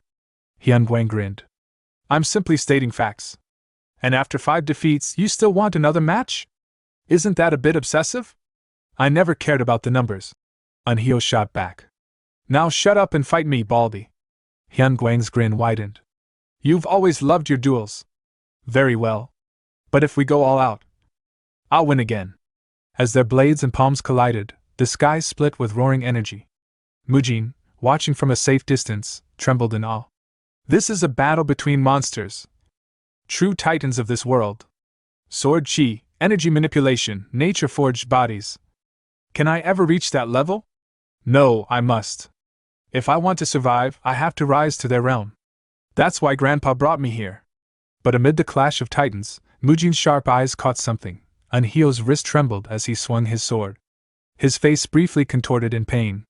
Wait. His wrist? His expression. Could it be, he's not in peak condition? His suspicion was soon confirmed. In the next strike, Anhio gasped in pain and dropped his sword. Both Hyun Guang and Mujin reacted with surprise. Hyun Guang frowned. You fought through that condition? How? Clutching his trembling wrist, Anhio growled. I'm fine. Just a little numbness. Let's keep going. But Hyun Guang's voice softened. They say only those who've suffered can understand others who've suffered. I once lost all my strength. I know what that's like. But you... It may not be too late. You need to be examined. Avoiding help isn't the mark of a clear mind. Anhio paused, uncertain. You damned monk, how am I supposed to get a diagnosis in the middle of a fight? From a distance, Mujin called out. You don't need to worry about that. If it's a diagnosis you need, I can do it. Hyun Guang pointed proudly at him. That boy. He treated me too. Anhio turned, surprised. Really? Hyun Guang asked. Mujin, will you take a look at him? Mujin nodded, approaching with composed focus. Even if he's one of the strongest in the world, the body's structure should be the same. This is what I've trained for. The duel was momentarily paused. Mujin carefully examined Anhio's hand. You mentioned tingling, dullness, and pain at the fingertips. Yes, exactly. Anhio confirmed. Then try extending your arms forward, wrists bent downward. As Anhio complied, sharp pain shot through his arm. Mujin nodded.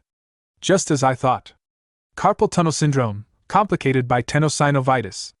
The years of relentless sword training cause severe strain. It's not incurable, but healing will take time. We need to start treatment immediately. Anhio looked at him thoughtfully. So, you're the blessed monk Mujin. The one behind Hyun Guang's recovery. The Shaolin elders gave up on him, yet you healed him. If anyone can do it, it's you. Then, after a brief pause, Anhio said, I'll ask something of you. In return, I'll grant you any request within my power. A fair exchange. What do you say? Mujin blinked. An equivalent exchange. Like an alchemist. He's one of the 3 greatest swords. I should go big. He recalled a shadow looming over the martial world. There's one among the 3 greatest swords known for his ruthlessness. He must be stopped. Then, firmly, Mujin declared. Would you be willing to punish Heaven Destroyer Sword Emperor Hyak Jingang? Anhio's face turned grim. Impossible. If we act without care, the chaos would spill into Thenmirim. Innocents will die. And you, a monk, seek death for another? That's not the heart of a Buddhist. Mujin paused, then shifted his tone. The truth is, that man destroyed my family. Mujin continued, his voice calm yet heavy with memory. I was born in a secluded, sparsely populated village far from the bustle of cities. Life there was simple, but harsh, everyone was poor, and survival often depended on the help of one another. My family practiced a unique form of medicine, unconventional and not widely accepted by mainstream healers. Even so, we never turned away those in need. Our clinic was small, but always full day and night, with people coming for treatment from miles around. He paused, recalling the distant memory. It's been so long that much of it feels like a blur, but I still remember the warmth of those days, until everything changed. One day, a martial artist stumbled into our village, bloodied, half dead. Everyone, not just my family, but the entire village came together to save him. We worked tirelessly to heal his battered body. What none of us knew was that our kindness would seal our fate. Mujin's eyes lowered as he continued. Once he recovered enough to stand, they came. The Unorthodox Alliance, the leaders of 7 notorious sections. And with them, the Heaven Destroyer Sword Emperor, Hyak Jingang, head of the Sword Destruction Pavilion. It turns out, the man we saved was a fugitive, one of their own, on the run. For saving him, we were marked as traitors, and slaughtered without mercy. The scene shifted to a memory, an image of a boat drifting away. Inside a wooden box on board, a muffled voice cried out. When the box was opened, the passengers were shocked to find a child inside, weak and trembling.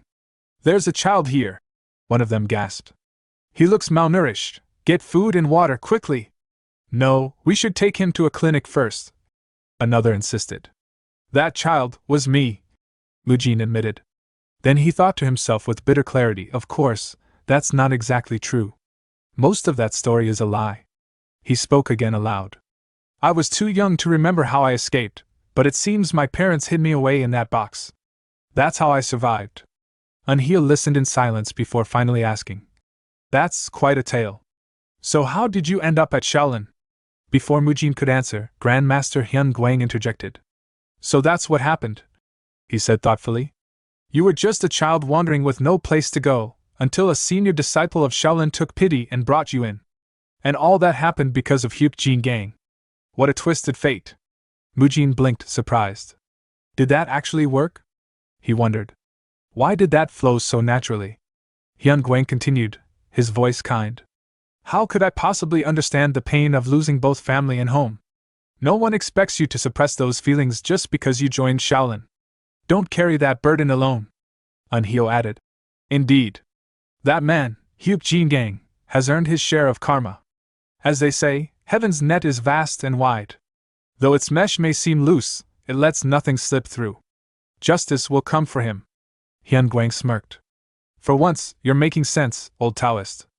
Unhyo scoffed. I'm not some stubborn monk living in a cave, you know. Stubborn? You remind me of a certain sword-wielding Taoist I know. Hyun Guang teased. Wait, are you talking about me? Unhyo replied, taken aback. I'm doing fine now. Mujin interrupted with a smile, trying to shift the topic. Anyway, let's treat your injuries first. If it worsens, it'll become harder to heal, he thought. Let's stop this conversation here. As he began bandaging Unhyo's wounds, Hyun Guang chuckled and said, You've been through a lot. I hope this old man hasn't made things worse for you. Unhyo shot back. What, aren't you an old man yourself? Compared to you, I've aged with dignity. Hyun Guang grinned. Grumpy old monk. Mujin sighed. Please stop bickering and help me treat him, Grandpa. Hyun Guang looked at Unhyo and said, See? Quit being so difficult. Lie down already.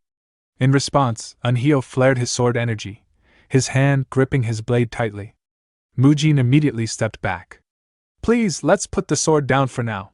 Some time later, Unhyo stared at his trembling, freshly bandaged hand and muttered, I came here for a final duel, and ended up getting treated instead. Hyun Guang laughed. Life's full of surprises. Want a drink? I nabbed a bottle of Shaoxing wine from Haiguan's stash. You're becoming quite the shameless monk. Unhyo muttered. By the way, why did you send the blessed monk away? He's still young, Hyun Guang answered. He needs rest. You can't just keep pushing them without limits. They'll grow to resent you. Hyun Guang smiled. It's fine. That child walks his own path. As long as we give him direction, he'll figure out the rest. I'm sure today's events will become a turning point for him. Speaking of which, wouldn't it have been better if you brought along that other child you mentioned? You mean Chung-Soo? Unhyo said with pride. Just wait. He'll surpass us all. Hyun Guang chuckled again. Passing down your legacy to your grandchild, how typical of old men like us. Unhyo snapped. You want to fight again? After a pause, he looked at Hyun Guang seriously. You're pretending to be a monk. What's holding you back from grasping that final truth? Hyun Guang replied. It's not my time yet. I think I have 5 more years. Unhyo narrowed his eyes. I've known you too long to believe that. This isn't just about watching the younger generation grow, is it? Hyun Guang's expression darkened. The scent of blood is returning. It's stronger than before. I can feel it, those forces are gathering again. How can I let go now? We must do what we can so the next generation has a fighting chance. It's their world to build, but it's ours to prepare. He looked at Unhyo. Isn't Chung-Soo the same for you? Unhyo glanced at his still trembling arm. Hey, monk. Can I ask you something? Lend us some of your disciples. Our disciples? Hyun Guang asked. Yes. Unhyo nodded. You're right, we must pass this world on. But for that, we must grow even stronger. Wudong must grow stronger. Later, back at Shaolin, Hyun Guang discussed the matter with Abbot Hyun Chun. A martial arts exchange with Wudong? The abbot said. I'm all for it. If we move forward, Hyun Guang said, Mujin should definitely attend. But he'll need companions, like in Nanchang. I've thought of 3 disciples. Who are they? For leadership, I suggest Haigul. Then for the team, the third-class disciples, Muyul, Magung, and Mu Kyung. The abbot nodded. Perfect choices. After their progress with the light body technique, many elders have taken notice. They'll represent us well. Hyun Guang then extended his hand toward the abbot. What are you doing? The abbot asked. I'm asking for something, Hyun Guang replied. What do you mean? Lesser revitalization pills. Those kids went through hell. Let's not send them to Wudong empty-handed. The abbot froze. He planned this all along. After the recent incident with the greater revitalization pill, Hyun Chun decided not to overthink it. Soon after, Mujin and the others were preparing to depart for Wudong. Did everyone absorb the pills properly? Mujin asked. They worked, thanks to Monk Haigul, they replied. Mujin turned to Haigul. We're in your hands again, like during Crane's strike training. Haigul smiled. This is going to be fun. Wudong is considered one of the northern stars, just like Shaolin. Let's make sure we represent our temple with pride. Just then, a carriage arrived. Men from the Heavenly Merchant Guild stepped down, carrying crates. We brought all the supplies you requested. Thanks, Mujin said. The exchange is about martial arts, but physical conditioning matters too. The old equipment wasn't cutting it, so I stocked up. Haigul whistled. Whoa, Magung muttered. Seriously, he's obsessed. Muyo gasped. So many. Mukyung added. You really hate losing muscle, don't you? Haigul nodded. Consistent training is the mark of a true Shaolin disciple. Mujin smirked inwardly. Wasn't this the same guy who turned catching a crane into a show? But if it's for training, he's all in. He's dedicated, all right. Let's do something fun on the way, Haigul suggested. Fun? Mukyung questioned warily. I love fun things, said Muyul. Everyone except Muyul immediately sensed what was coming. Spartan-held training. Meanwhile, Seowa, the one who had delivered the training equipment, lay exhausted on a table. She sighed deeply. Mujin's off on another long journey. The scene transitioned to the front gate of the Wudong sect, where a higher-up member and 2 junior disciples stood waiting for the arrival of Shaolin's delegation. The higher-up asked, What time is it now? One of the juniors glanced at the sky and replied, Between 3 and 5 o'clock. The higher-up sighed. If everything had gone according to schedule, they should have arrived yesterday at the latest. I wonder if something happened on the way. The junior muttered, a hint of concern in his voice. Just then, a loud thud interrupted their conversation as Mukyung dropped a heavy travel bag onto the ground. Haigul approached behind him, dust-covered and smiling. We're here. You came all the way out to welcome us. The higher-up looked them over and furrowed his brow. Wait. You're all covered in dust. Did something happen during your journey? Haigul brushed off his robes. An accident? Not exactly. Just part of our training. You pulled the carriage yourselves? The higher-up asked, alarmed. That's reckless. And why take the longest route up Mount Wudong? Haigul chuckled. It made for excellent training terrain. We pushed ourselves. Mujin, this is what they call a march, he said, turning to the breathless Mujin, who was struggling to catch his breath. Mujin gasped. What would we have done if we didn't know light body techniques? Haigul ignored the question and instead asked the Wudong seniors. May we enter? Of course, the senior replied, motioning them through the gates. As they passed through, some of the Wudong gatekeepers began whispering among themselves. I thought they'd be solemn, meditative monks, one muttered. But they seem eccentric. More like reckless, another added. Later, as they were being guided through the sect grounds, the higher-up explained. Thank you for coming all this way. We're almost at your lodgings. Please rest well after your long journey. Haigul glanced at a large open space filled with disciples training. That area over there, what is it? That's our self-training yard, the higher-up answered.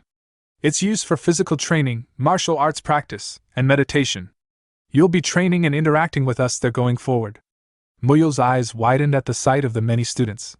There are so many people. Mujin looked around thoughtfully. So this is Wudong's equivalent of a gym? He turned to his companions. Everyone caught your breath yet? Muyul stretched and smiled. Good timing. My upper body's a bit stiff. Magung rolled his shoulders. That march only worked my legs, Mukyung said. Light body techniques only drain inner energy. My stamina's fine. Getting here was just a warm-up. The Wudang higher-up looked on, confused by their energy. Muyo grinned. Since we've got a proper stage here, we're training today too, right? All right, everyone, Mujin called out. Unpack your things. They began setting up their gym equipment and weights. Curious Wudang students looked on. Wait. These are from Shaolin? Strength training? We're looking forward to seeing what you've got. The higher-up frowned. What is happening? To us, Hai Gul explained. This is rest. Basic Shaolin training. Nearby Wudang students eavesdropping reacted in disbelief. Did you hear that? That's their training? Wait, those iron chunks aren't weapons, they're tools? Mujin chuckled to himself. Been a while since I've seen reactions like this. Ever since I got acknowledged for this training, if things keep going like this. Meanwhile, a different group of Wudang disciples began grumbling. Is this really what we're exchanging martial arts for? It feels like we're being shortchanged. They don't look that impressive, let's just smile and send them off. Magung and Mu Kyung overheard and scowled. They're calling our training cheap tricks? Magung growled. They don't even know how effective the muscle lengthening technique is. Mu Kyung muttered. Focus, Mujin said. Even our elders had the same reaction at first. Let them see for themselves. Mu Kyung sighed. Still, don't waste energy reacting. They'll understand in time. Anyway, Magung, I'm going to bench some weights. Spot me? Magung looked confused. Bench what? Why use such weird words? At that moment, two Wudang students passed by, noticing the equipment. One with a ponytail commented. That tool looks weird. The other, a long-haired youth, replied. Yeah. Aren't they Shaolin monks? Right, said the ponytail student. Here for the martial arts exchange. The long-haired one nodded. I'm curious to see what they're like. That student was none other than Chung Su, the famed Wudang sword dragon, a third-class disciple of Wudang. As Mujin continued cleaning up the equipment, his companions began to head off. I'm heading in, Magung said. You handle the cleanup, Mu Kyung added. A deal's a deal. We're going. Left alone, Mujin grumbled as he cleaned a dumbbell. If only I'd mastered the light movement technique faster. Am I forever stuck with cleanup duty? He heard footsteps approaching and turned. Chung Su stood before him. Sorry, am I interrupting? Chung Su asked politely. Not at all, Mujin replied. Who are you? I'm Chung Su, a third-class disciple of Wudang. Let's speak casually, we're on the same level. Nice to meet you, Mujin said. Wait, Chung Su? From the Geikyung universe? He was in Return of the Demon Supreme, a secondary character fighting alongside Namgung Jinshin. Didn't get much screen time there, but maybe his role's bigger in Shaolin Chronicles. Even though this is official business, Mujin said aloud. I hope we can become friends. They shook hands. Chung Su studied Mujin carefully. His energy's comparable to mine. Is he hiding something? He said. By the way, I saw your training earlier. Honestly, it looked pretty useless. Excuse me? Mujin asked, startled. Lifting chunks of metal and stone? Is that really necessary? Seems primitive, even brutish. He picked up a dumbbell, then dropped it with a heavy thud. You really call this training? Oops, it's lighter than I thought. Mujin clenched his fists. How dare he insult our sacred training tools? Do you know Wudang's first teaching? Chung Su continued. A strong mind creates a strong body. Trading our meditative arts for this brute strength? I don't get it. You're misunderstanding, Mujin replied calmly. We also train both body and mind. A strong body supports a healthy mind. What use is a sharp mind if the body can't keep up? You don't get it, Chung Su said. With a strong mind you can do anything. But even the sharpest mind falters if the body can't keep pace. Mujin countered. That leads to laziness and giving up. Laziness comes from weak discipline, Chung Su retorted. Hardship forges conviction. Conviction without strength is just illusion. A strong mind drives the body. A strong body stabilizes the mind. And so, their philosophical argument continued, until the next day. Mujin suddenly found himself face to face with Chung Su in a sparring match. What just happened? He thought, as a crowd gathered to watch. From the crowd, Magung asked. Why are they suddenly fighting? No idea, Mu Kyung said. Muyo was happily cheering Mujin on. Nearby, Chung Su's friend informed the higher-up. Apparently, Chung Su requested the duel. The higher-up sighed. That weirdo. What's he up to now? Maybe it's just a skill exchange. Anhyo, sitting atop a building nearby, peered down at the match. The blessed monk Mujin, chosen by Hyun Guang. He recalled Hyun Guang's words. No matter how strong Chung Su is, he won't beat Mujin. Anhyo narrowed his eyes. Let's find out who's right. The future pillar of Wudang, or of Shaolin. Who will lead the next generation? As the duel was about to begin, Hai Gul, observing the field with a keen gaze, muttered with anticipation. Today, we'll witness the strength of the famed Wudang Sword Dragon. Mao Gung and Mu Kyung turned to him, curious. Wudang Sword Dragon? Before Hai Gul could answer, one of Chung Su's friends shouted from the sidelines. Chung Su! If you're going through with this, don't hold back. Then another of his companions noticed something alarming and pointed out. Wait, his sword, is that a real one? Is he serious right now? The referee stepped forward and raised his voice. All right. The sparring match will now begin. Without hesitation, Chung Su charged forward, drawing his real sword, while Mujin responded by activating his iron guard technique, focusing internal energy into his fists until they shimmered with defensive power. In a typical match between bare fists and a sword, Mujin thought as he sprinted ahead, the unarmed usually evade and counter, while the sword wielder aims to end things quickly. But this is different. As Mujin's fist met Chung Su's blade, a sharp, metallic clang echoed through the arena. Nearby Wudang disciples instinctively flinched and covered their ears. A real sword just struck flesh, and it made a metallic sound? What the hell is happening? From behind them, a Wudang elder squinted, recognition dawning in his eyes. Wait a moment. That's the iron guard technique. To think he'd meet a sword head-on like that. The internal energy required for that level of defense. Mujin isn't just any third-class disciple. Watching from a rooftop perch, Anhyo murmured. It's been a long time since Chung Su faced someone with a real sword. Did he assess Mujin's level that quickly? Looks like that old monk wasn't bluffing after all. Now I'm truly curious to see how this ends. Back in the arena, the clash continued with intensity. Mujin launched a barrage of fast, precise punches. Chung Su danced back, narrowly dodging the strikes before sweeping in low and slashing at Mujin's midsection. But Mujin, unflinching, caught the blade in his palm before it landed. He caught my sword? Chung Su thought in shock. He's fast, this won't be easy. With a burst of strength, Mujin flung him across the field. Chung Su barely managed to jam his sword into the ground to stop himself from crashing into the wall. As he began to rise, Mujin stood tall and asked, Done warming up? Without waiting for a response, he thrust his palm forward, releasing a concentrated burst of fist energy. The ground trembled, and the explosion of power engulfed the area in dust and shockwaves. Wudang disciples watching from the sidelines gasped. Was that fist energy? No way! I thought he was only a third-class disciple. Even the senior from earlier couldn't hide his surprise. To think Shaolin disciples had such power at that level. Hai Gul nodded, his arms crossed. Mujin's giving us all hope.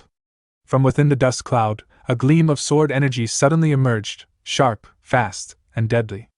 Mujin barely tilted his head in time to avoid a direct hit, but the attack still grazed his cheek.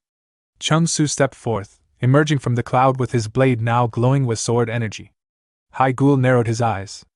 So even the Wudang Sword Dragon, Chung Su, can wield sword energy. This fight's far from over. The last time I saw such a battle, it was the match between Grand Master Hyun Guang and Master Anhyo, back when I had just joined Shaolin. Two evenly matched prodigies. That's exactly what this feels like. The duel intensified. Mujin unleashed a rapid whirlwind kick, forcing Chung Su to duck and counter with a sweeping flurry of sword strikes, a deadly sword dance. Mujin blocked each with his iron guard technique. Mujin retaliated with a powerful straight punch. Chung Su raised his sword to block, and the sheer force of the impact sent both fighters sliding back, struggling to regain balance. Mujin recovered first, planting his foot with Destroyer Divine Stride. A sharp burst of force propelled him forward in a blink, launching another explosive punch. Chung Su barely managed to deflect it, his expression tightening. He deflected that? Mujin thought, eyes gleaming. Impressive. In friendly sect duels, grappling is prohibited. Only martial arts and internal energy. Still, this is fun. Both surged at each other again, But as they neared, Chung Su's foot caught on a crack in the stone floor. He stumbled. Before he could fall, Mujin caught him mid-motion, stopping the collapse. You okay? Mujin asked. Chung Su, stunned, blinked. You didn't finish me off? That was your chance. What's the point of winning against someone who tripped? Mujin said. Besides, Shaolin's foundation is discipline and control. Chung Su, still breathless, recalled Mujin's earlier explosive attacks. You call that control? Interrupting his thoughts, Mujin added with a knowing smile. Also, I noticed something else. You've got an interest in muscles, don't you? Chung Su stiffened. What? How did he know? What are you talking about? I've been thinking about it since yesterday, Mujin said. Back when we first spoke, you tried to provoke me. You wiped the hand opposite the one you shook with. It was awkward. But before that, I noticed how you were watching us train, quietly, thoughtfully. It felt like something about our muscle-lengthening training struck a chord with you. Mujin chuckled inwardly. He's still young. It's only natural to be impressed by well-built bodies. After a moment of hesitation, Chung Su confessed. Actually, ever since I first saw your strange equipment, I was excited. Where was it used? How did it work?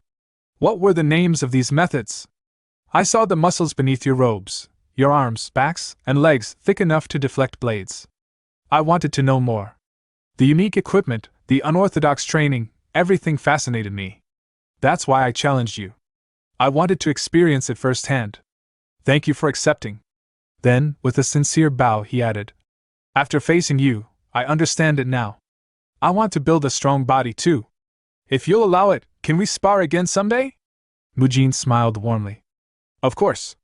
It's great to meet someone with passion, to meet you. From today onward, train with us. You'll have our full support. I'd love that, Chung Su replied. The two shook hands firmly, mutual respect now replacing their earlier tension. From the sideline, the referee raised his hand and declared, The winner is Mujin. Well fought, everyone. As the crowd dispersed, Mujin glanced over his shoulder and said with a smirk, You're probably going to wipe your hand again once I turn around, aren't you? Chung Su looked flustered. No! That was a misunderstanding. As Anhyo watched the younger generation from a distance, a flicker of memory crossed his expression. He thought back to his long years alongside Hyunguang, the laughter and rivalry they shared. With a faint smile, he murmured, Whether in the past, or now. The next day, the Shaolin and Wudang disciples mingled more freely. In the training courtyard, Magong was locked in an arm wrestling match with a Wudang disciple. With a triumphant grunt, he slammed his opponent's hand down onto the stone bench. So? Magong said, flashing a confident grin. What do you think of my muscles?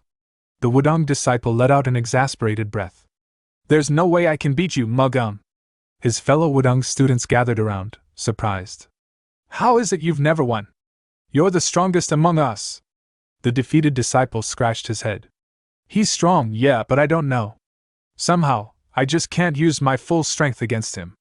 And I was ready for this match. It's all thanks to Shaolin's training methods, Magong said with pride. Especially our muscle-lengthening techniques.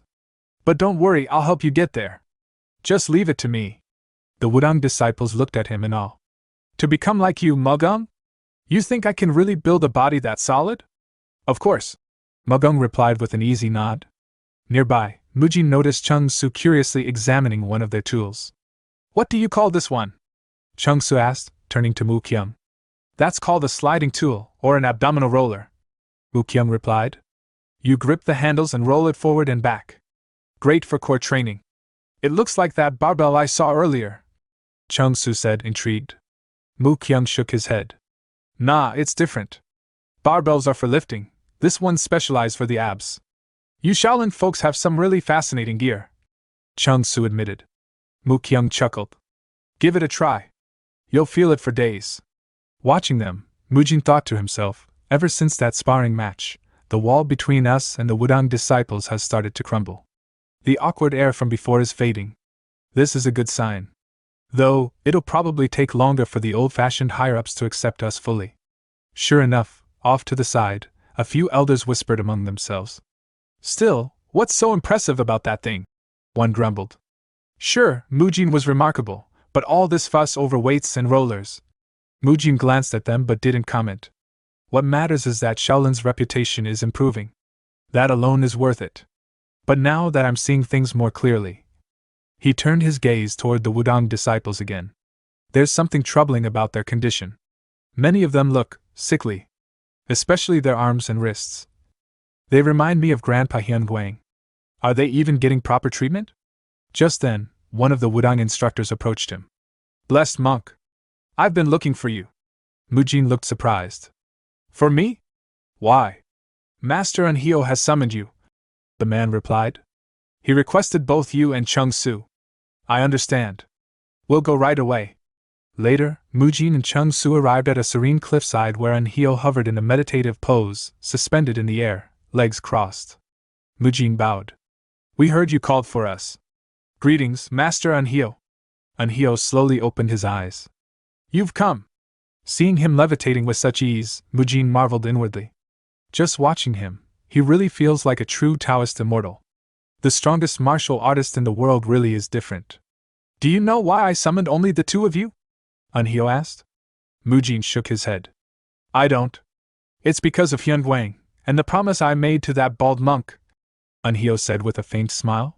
He asked me to keep an eye on you while you're here. If you were just average, I would have left you to the junior instructors. But after seeing your match with Chung Su, I can't ignore that. I'll train you myself. Mujin blinked. So he really did watch the entire match. And now he's saying he'll teach me personally? But before we start, Anhyo continued, I want to ask you something. Do you remember what I asked you before? You mean the day you sparred with Grandpa Hyunguang? Anhyo nodded. Since you've been here for a few days now, tell me, have you noticed anything? May I speak freely? Mujin asked. Go ahead. I could be wrong, but… Mujin hesitated. The Wudang disciples don't seem to be in good health.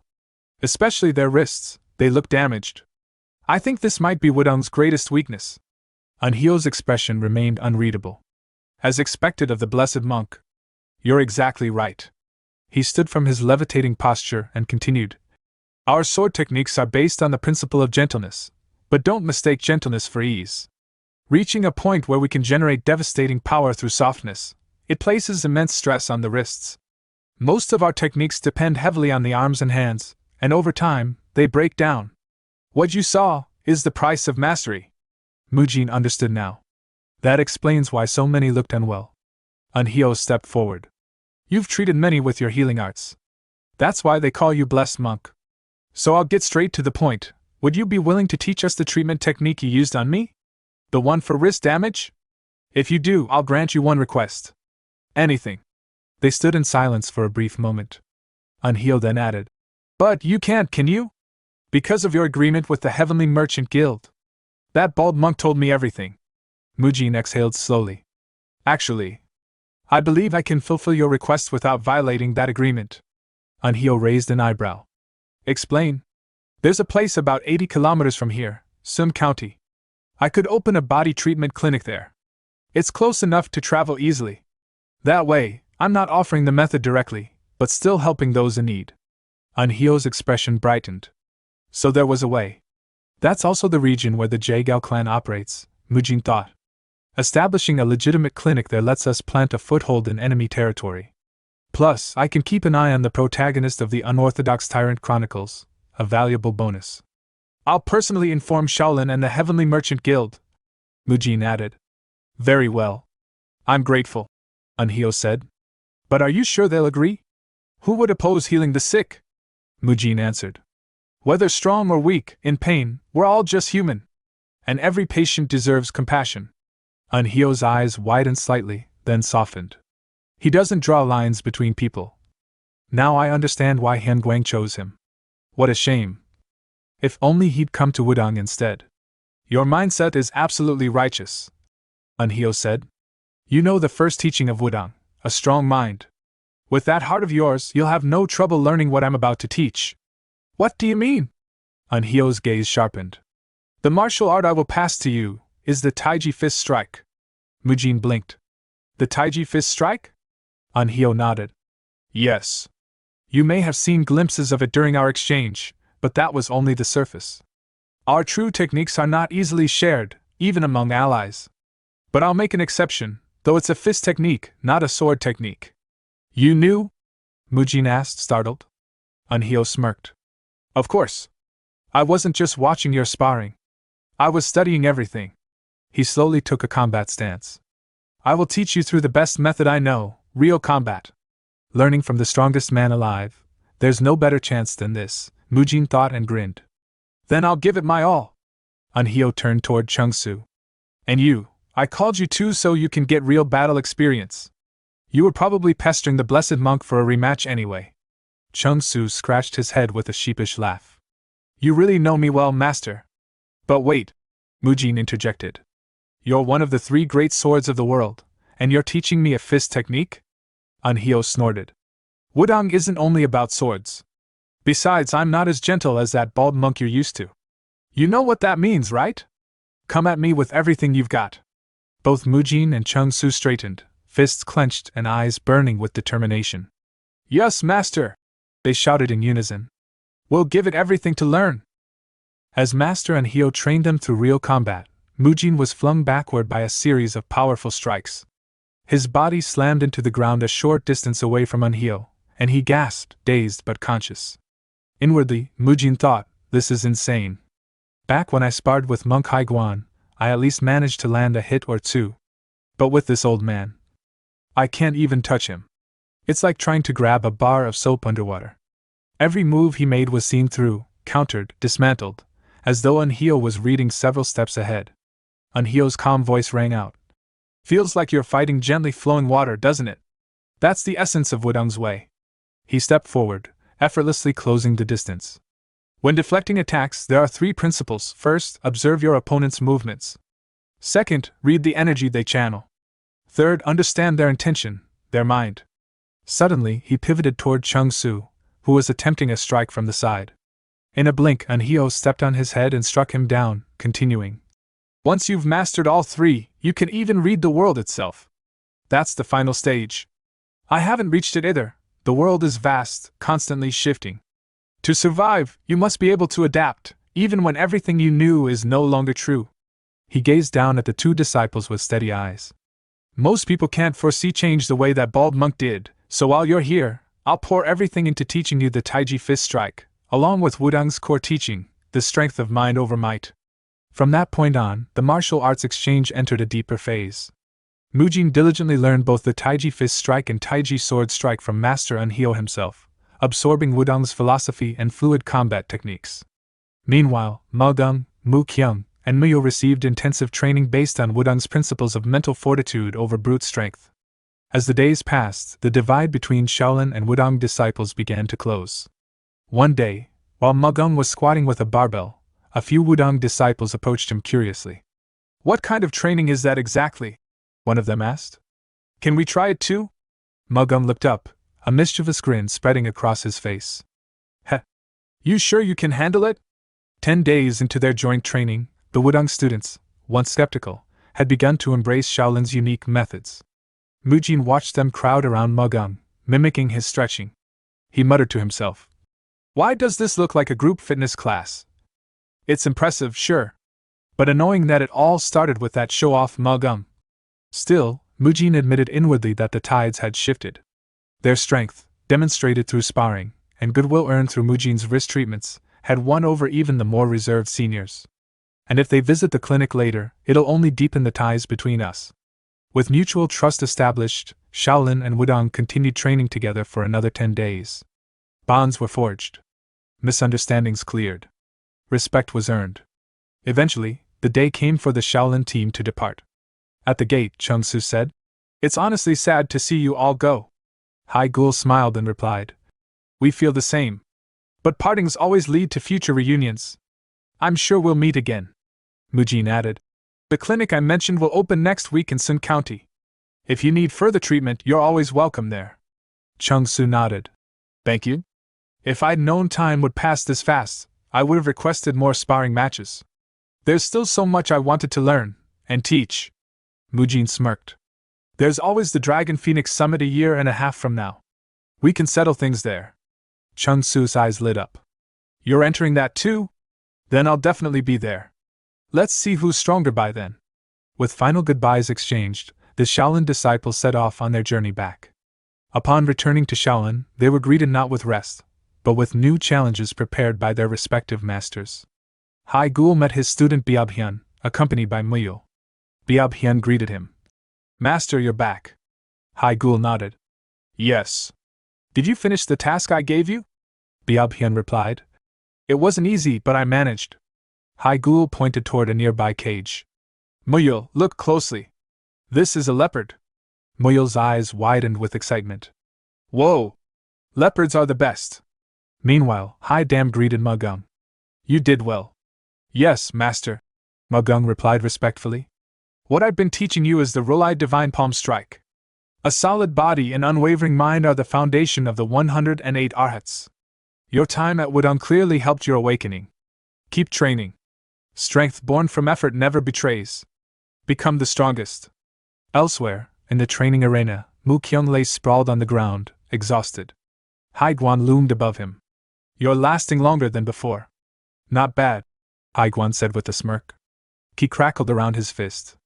Now this is one of the 72 advanced techniques I've mastered, Invincible Anti-Demon Punch. Do you remember all the forms? Actually, did you steal them properly? Mu Kyung gasped. What? You're worse than me. Let's assume you learned it. From now on, we'll use it in sparring, Hai Guan declared before launching himself toward Mu Kyung, fist glowing. Mu Kyung panicked. Wait. I just memorized it. Hai Guan grinned. Good enough. The scene shifted to Mujin, who was alone, reflecting. My martial arts, Iron Guard, Maiden Arts, Fist Energy, Taiji Fist, they're all growing stronger. But it's not enough. Not yet. Everyone I've met, from Jinhee to Chung Su, Hong So-hee, Ryu Jiguang. They're all extraordinary. To stop the rising threat of the Shadow Syndicates, I must compete in the Dragon Phoenix Summit. I have to win what's there.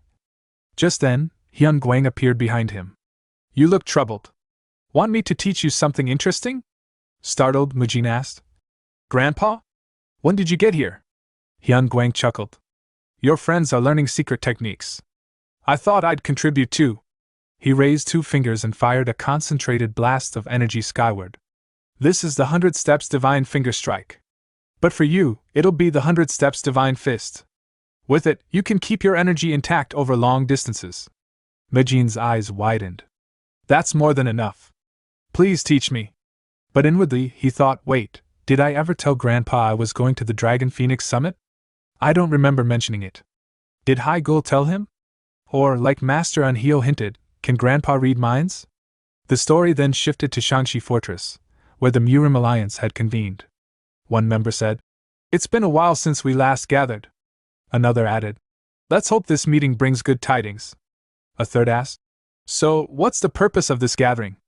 Then Jaegal Hyun, elder of the Jaegal clan, spoke up. It's about the upcoming Dragon Phoenix Summit, and the increasingly erratic behavior of the Shaolin Temple. You've all heard the rumors. If Shaolin continues to move unchecked, it could destabilize the Central Plains.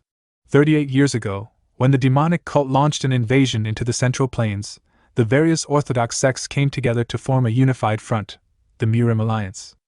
After nearly a year of bloody warfare, they succeeded in repelling the cult's forces. Though the immediate threat was eliminated, the alliance was maintained as a safeguard against future incidents. Fortunately, peace endured for decades. Aside from the occasional gathering, such as the Dragon Phoenix Summit, the Murim Alliance rarely convened. But that changed upon receiving an urgent report from the Jaegal clan, prompting the alliance to reunite after a long time. At the meeting, Elder Jaegal Hyun of the Jaegal clan stood up and addressed the group. We must regain the vigilance we've allowed to slip. It's time we pay close attention to Shaolin's recent independent actions. This sparked murmurs among the gathered sect leaders. I've heard about their body treatment clinics, but are we really that concerned? Isn't most of their income going to help the poor? Still, Jaegal Hyun replied, they're expanding rapidly across the nation. And more concerning, they've partnered with the Heavenly Merchant Guild. The atmosphere shifted.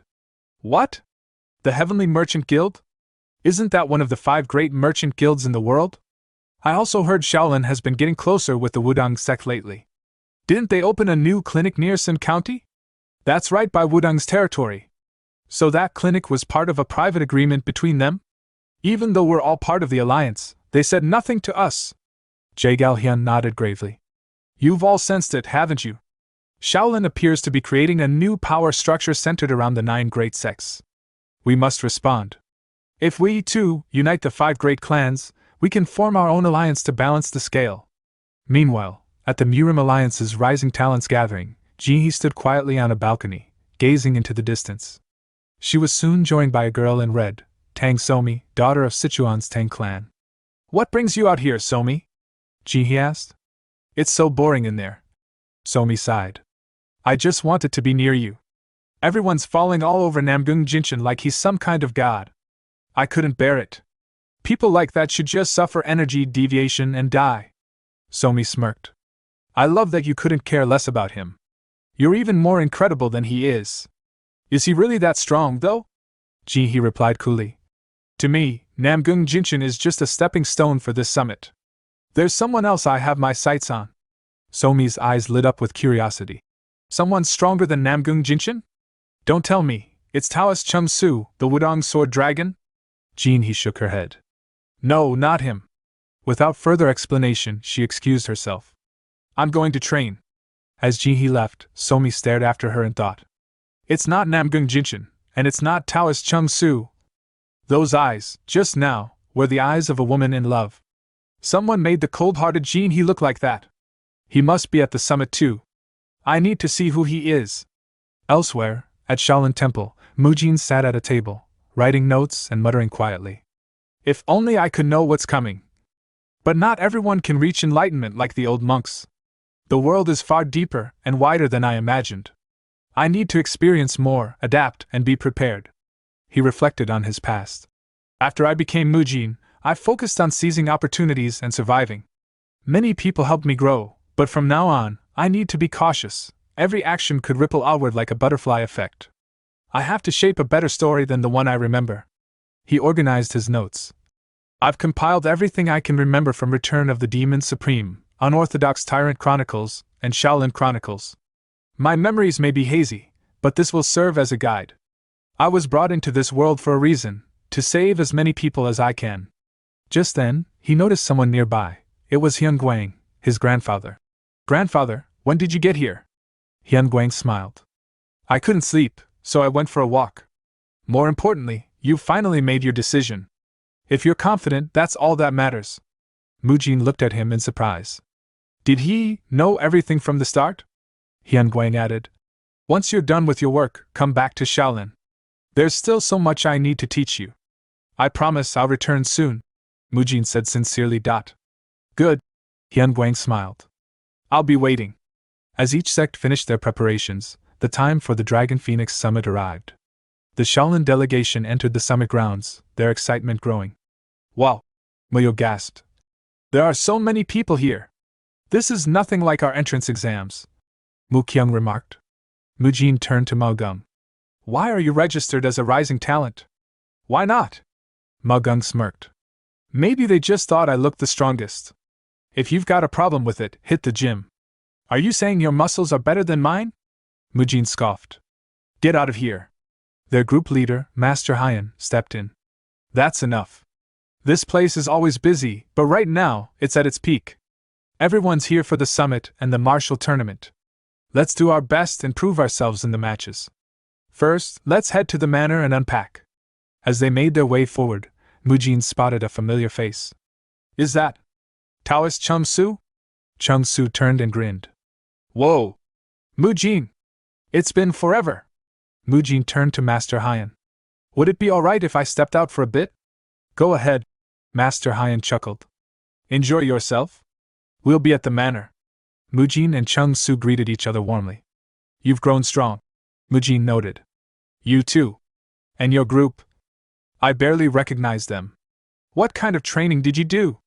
Before Mujin could answer, Chung-Su pointed. Hey, who's that girl? She's been staring at you this whole time. Mujin turned and spotted Ji-hee, peeking from behind a wall. It's been a while, Ji-hee, he said warmly. Have you been well? Her face turned bright red. Mujin, you've changed. You're stronger now. Mujin noticed Seowa was also hiding nearby. What's going on with them? I'll never understand women, he asked. Where are your companions? They went ahead to the manor.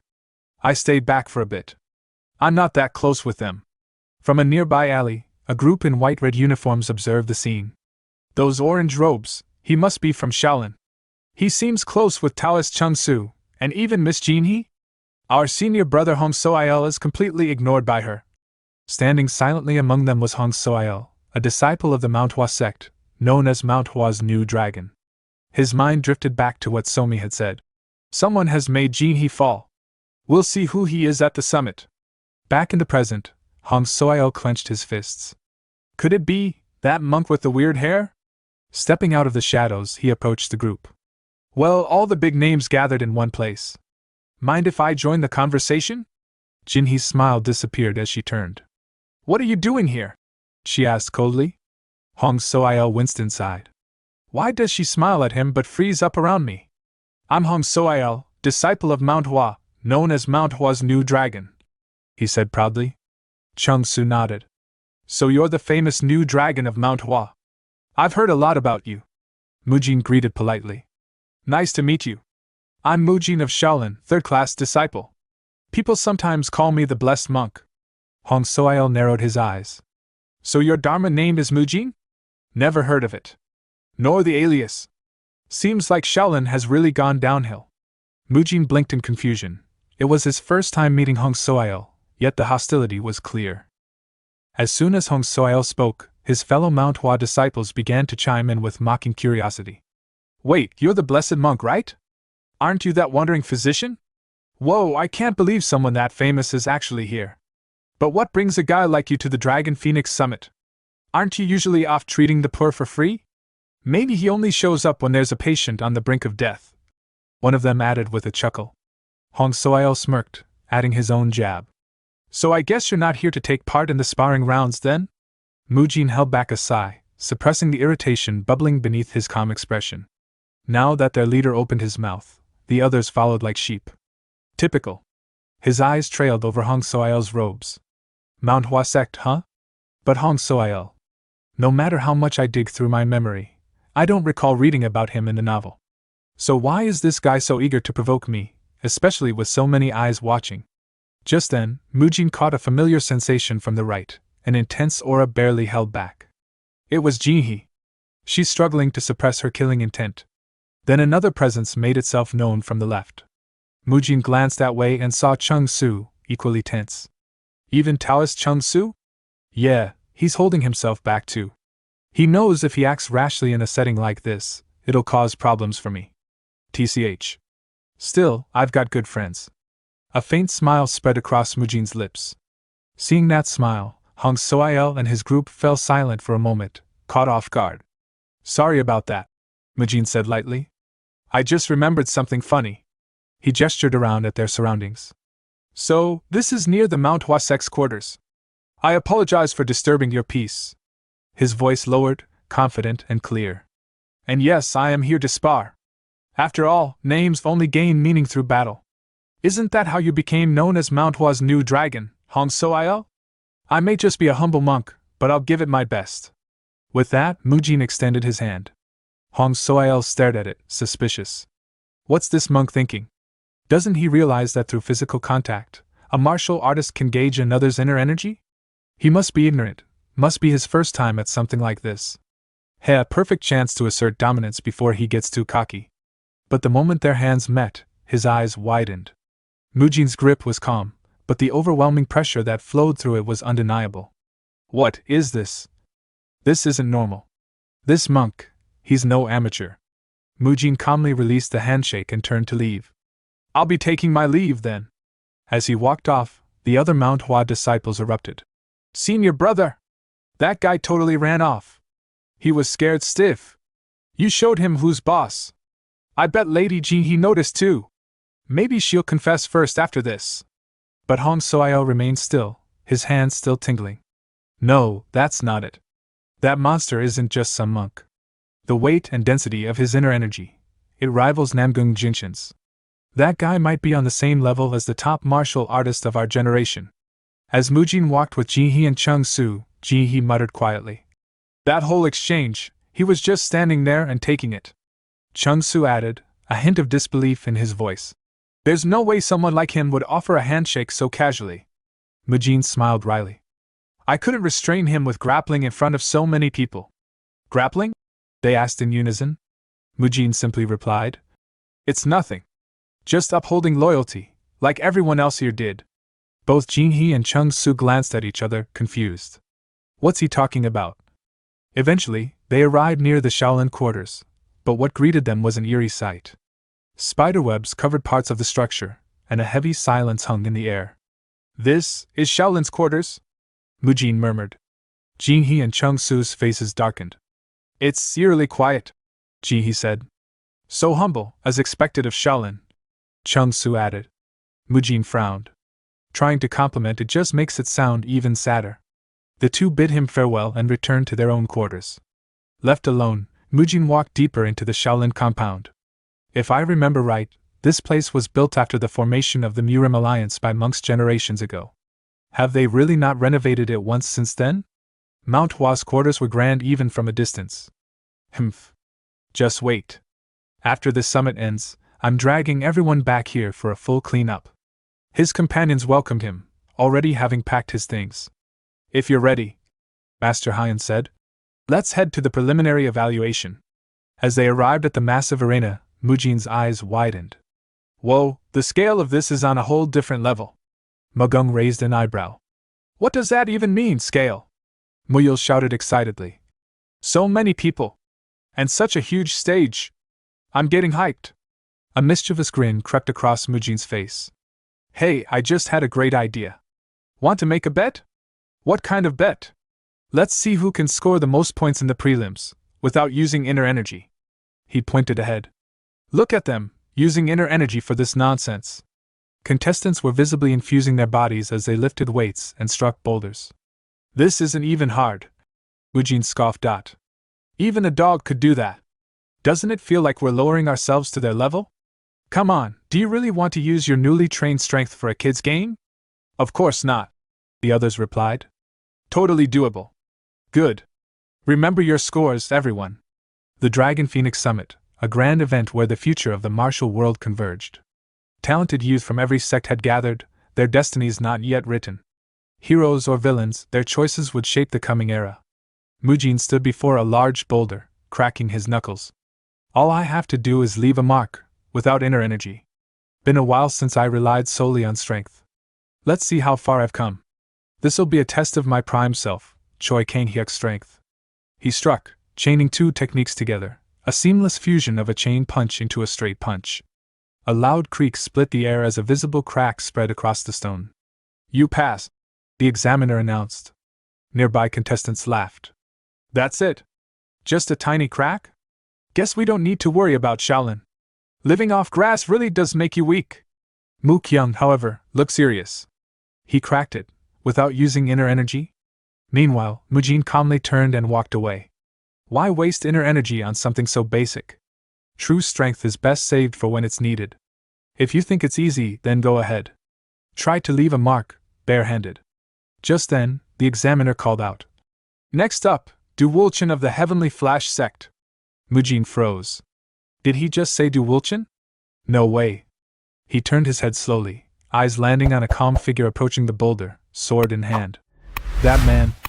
In the novel, he dismantled the Jaegao clan's early trap and another shadow syndicate alone. The strongest of the unorthodox faction. Known as the greatest swordsman under heaven. His swordsmanship was said to be unfathomable and impossible to block even when understood. The protagonist of Unorthodox Tyrant Chronicles, Du Wulchen. Wulchen turned to the examiner. So I just need to leave a visible mark, correct? Yes, as long as it's visible to the naked eye. Wulchen nodded. Then I'll use just enough strength to do that. Mujin's thoughts drifted. The term Enlightened One, originally from Buddhist doctrine, referred to an awakened, transcendent being. Over time, though, it came to represent something more symbolic, the central figure of an era, a story's true protagonist. But how often does one get to meet the Enlightened One of someone else's story? As Mujin pondered this, Wulchen stepped forward and etched a mark into the boulder with his sword. The examiner nodded. You pass. Wulchen sheathed his blade and said casually. Well, that's that. Next contestant, please come up. The examiner called out. Wulchin walked past Mujin on his way out of the testing grounds. Mujin stared at him silently, thoughts racing. That man, he's the enlightened one of unorthodox tyrant chronicles. Du Wulchin, the tyrant emperor. My favorite character from all of author Jie Kyung's works. Soon, after the current Dragon Phoenix Summit ends, Wulchin will return home, only to witness the slaughter of his entire clan. That tragedy will awaken something in him, the beginning of his path to tyranny, revenge, and righteous fury. From that point on, he'll challenge shadowy organizations and rise as the tyrant emperor. But for now, he's not just a character in a book. He's alive, breathing, walking, right in front of me. How am I supposed to just watch my childhood hero walk towards such a cruel fate? As Mujin struggled with his inner turmoil, the 3-day preliminaries came to a close, and the main Dragon Phoenix Summit officially began. Mujin's first opponent was Wangbo Wung, a warrior from the Wangbo clan, nicknamed the Green Forest Fortress Crusher. I am the mighty hammer! Wung bellowed with confidence. Mujin chuckled softly. Then, with a single punch, he sent Wung's head whipping backward. The man collapsed, unable to rise. The referee rang the bell. Winner, contestant Mujin! The crowd roared in approval. A decisive victory, some muttered. A martial artist like Wung got crushed that fast. Mujin scratched his head.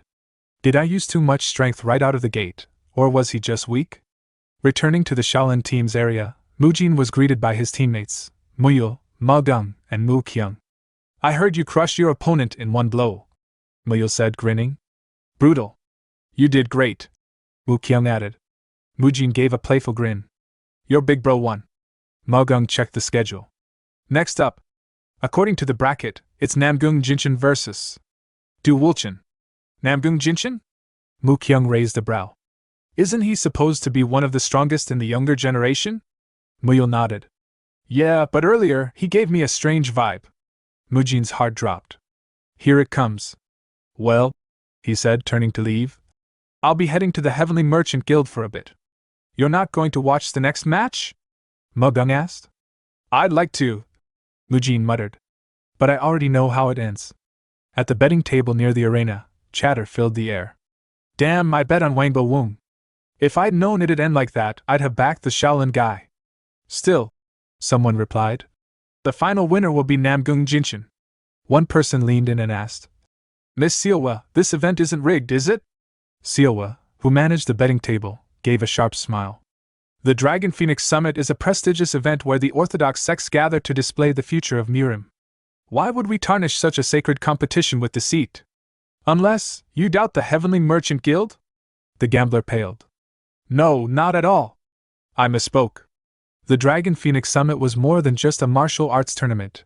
It was a festival of talent, tradition, and legacy. To capitalize on the occasion, Merchant Guilds set up stalls, inns, and side attractions. The Heavenly Merchant Guild, however, had secured exclusive legal rights to manage all betting and winning predictions, having surrendered rights to all other concessions in return. They were the only guild officially allowed to run sports betting at the event. Suddenly, one of Seowa's attendants approached. Miss, the person you've been waiting for has arrived. Seowa stood. I'll go at once. Mujin and Seowa met privately. We at the Heavenly Merchant Guild placed a significant anonymous wager on you, Seowa said. We believe you'll make quite the splash at this year's summit. I'll do my best not to disappoint, Mujin replied. And what about those items I requested? We're preparing them to be delivered as soon as the tournament ends, she said. But I must ask, requesting a carriage, disguised materials, and plain clothes is one thing. But a fake identity? Don't tell me you're planning to. She trailed off, seeing a sly grin form on Mujin's face. Escape from Shaolin, Mujin said. Seowa gasped. You're serious? At that moment, the crowd erupted in cheers. Has the match been decided already? Seowa asked. The referee's voice rang out. Winner Namgung Jinshin. Du Wulchin is eliminated. Mujin's eyes narrowed. So it begins. This was Wulchin's first major defeat, the first wall he crashes into. From here, his journey to becoming the tyrant emperor begins. Next comes the destruction of his clan. It's time I follow the plan. Turning to Seowa, Mujin added with a casual smile. Well then, I'll be heading back. If things go smoothly, we might see each other more often. He walked off. Seowa blushed faintly. Should I really be indulging such suspicious requests? She wondered. But if it means I get to see him more, how wonderful. Du Wulchen returned, dragging his feet and mumbling to himself. There really are monsters out there. I lost weight too easily. I've got a long way to go. I'll need to double my training. Mujin suddenly appeared in his path. You're the guy who beat Rainbow Wung earlier, right? Wulchen asked. Are you Du Wulchen? Mujin responded. Wulchen smiled faintly. Your fight was incredible. I couldn't win even once today. Don't say that, Mujin said sincerely. You were just unlucky with your bracket. Your opponent was Namgung Jinshin after all. Holding your own against him is already proof of your strength. You're complimenting me? Wulchen asked. Thanks. That really helps. So he's Mujin, the blessed monk, Wulchen thought. Shaolin monks really are kind people. Well, I'll get going now. As Wulchen passed, Mujin suddenly spoke again, his tone different. The scar on your left arm. You got it while secretly training with a real sword instead of a wooden one. You were worried about your clan's future and your younger sister, so you endured the pain alone, telling no one. Wulchen froze. What? How do you know that? And your sister? Mujin continued. She's quite the handful, isn't she? Sneaked in the mooncakes your mother made for you. You two fought, and your mom banned mooncakes for a whole week. Still, you love them. Especially the ones your mother bakes. Wulchen turned pale. Who are you? How do you know all this about me? I've studied the way, Mujin answered. Though my powers are limited, I can occasionally catch glimpses of fate. Truth is, I just read the novel, he thought. I feel guilty for lying to my hero. But if it helps prevent his tragedy. Please listen carefully, Mujin said solemnly.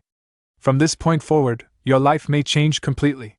Your sect, the Heavenly Flash sect, is about to face a devastating calamity. Your entire clan may be annihilated. But it's not too late. We can still alter that fate. I'll help you survive what's coming. Wulchen asked. So my clan will fall and my family will be wiped out. After that, I'll walk the path of an Asura, gaining immense power, but losing everything else? Is that really my fate? Mujin replied solemnly. Yes. Normally, it's forbidden to peer into another's destiny, but in your case, the circumstances are exceptional. You're destined to face tremendous misfortune. Wulchen, troubled, thought to himself, he knew about my sister, even my mother. He even described a wound only I know about, down to its exact location and cause. Can it really all be true? Do Shaolin monks gain the power to see the future when they become strong enough? He looked up again. Then, can fate be changed? Please, tell me how. Mujin, observing him quietly, thought, even before his awakening, Du Wulchen always had a straightforward nature. That hasn't changed, he replied. I wish I could share your burden and shield you from what lies ahead. But I have my own path to walk, a fate I cannot escape. So I can't stay by your side. What I can do is help you become strong enough to face your destiny alone. He pulled out a wooden box and opened it. Inside was a single pill and a folded note. Mujin continued. This note details how to circulate and manage your energy. Wulchen's eyes widened in shock. That's Shaolin's elixir, the lesser revitalization pill, Mujin said with calm conviction. Hardships exist to be overcome. You're destined to be at the center of a great event. That means you'll have to grow stronger than ever, strong enough to face countless trials and emerge victorious. Recognize the limits of your current talent, and then break past them with sheer will. Wulchen hesitated. But what if I accept my limits and still fail to grow stronger? Mujin shook his head. Blindly chasing strength will lead you nowhere. Just as monks reach enlightenment through asceticism, you must first abandon greed. Focus on mastering even a single martial art to its absolute peak. Wulchen asked. But can one perfected technique truly stop a great catastrophe? Isn't that the limit of someone like me? Mujin looked him straight in the eye. I don't yet know your full potential. But if you give up now, caged by limits you've imposed on yourself, you'll never get to discover the countless possibilities hidden inside you. Talent alone doesn't define a warrior. If you master that one technique I mentioned, to the point of perfection, then yes, even a sword that splits the sky will be within your reach. A technique so profound, no one could ever block it. Mujin thought to himself, he may one day become the greatest sword master of all time. Some time later, Mujin returned to his place among the Shaolin team. Magung greeted him with a frown. Where were you? The match already started. Mujin replied casually. I stopped by the merchant guild, and also used the restroom. But in truth, he thought, I succeeded in secretly delivering the lesser revitalization pill. I've done all I can for Du Wulchen. The rest is up to him now. Even though he seemed powerless when he turned away, his eyes burned with resolve.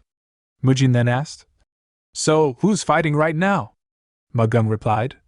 That Manhwa guy, Hong Soil. He's up against the Jagal clan's Jagal Jihi. In the arena, the match was heating up.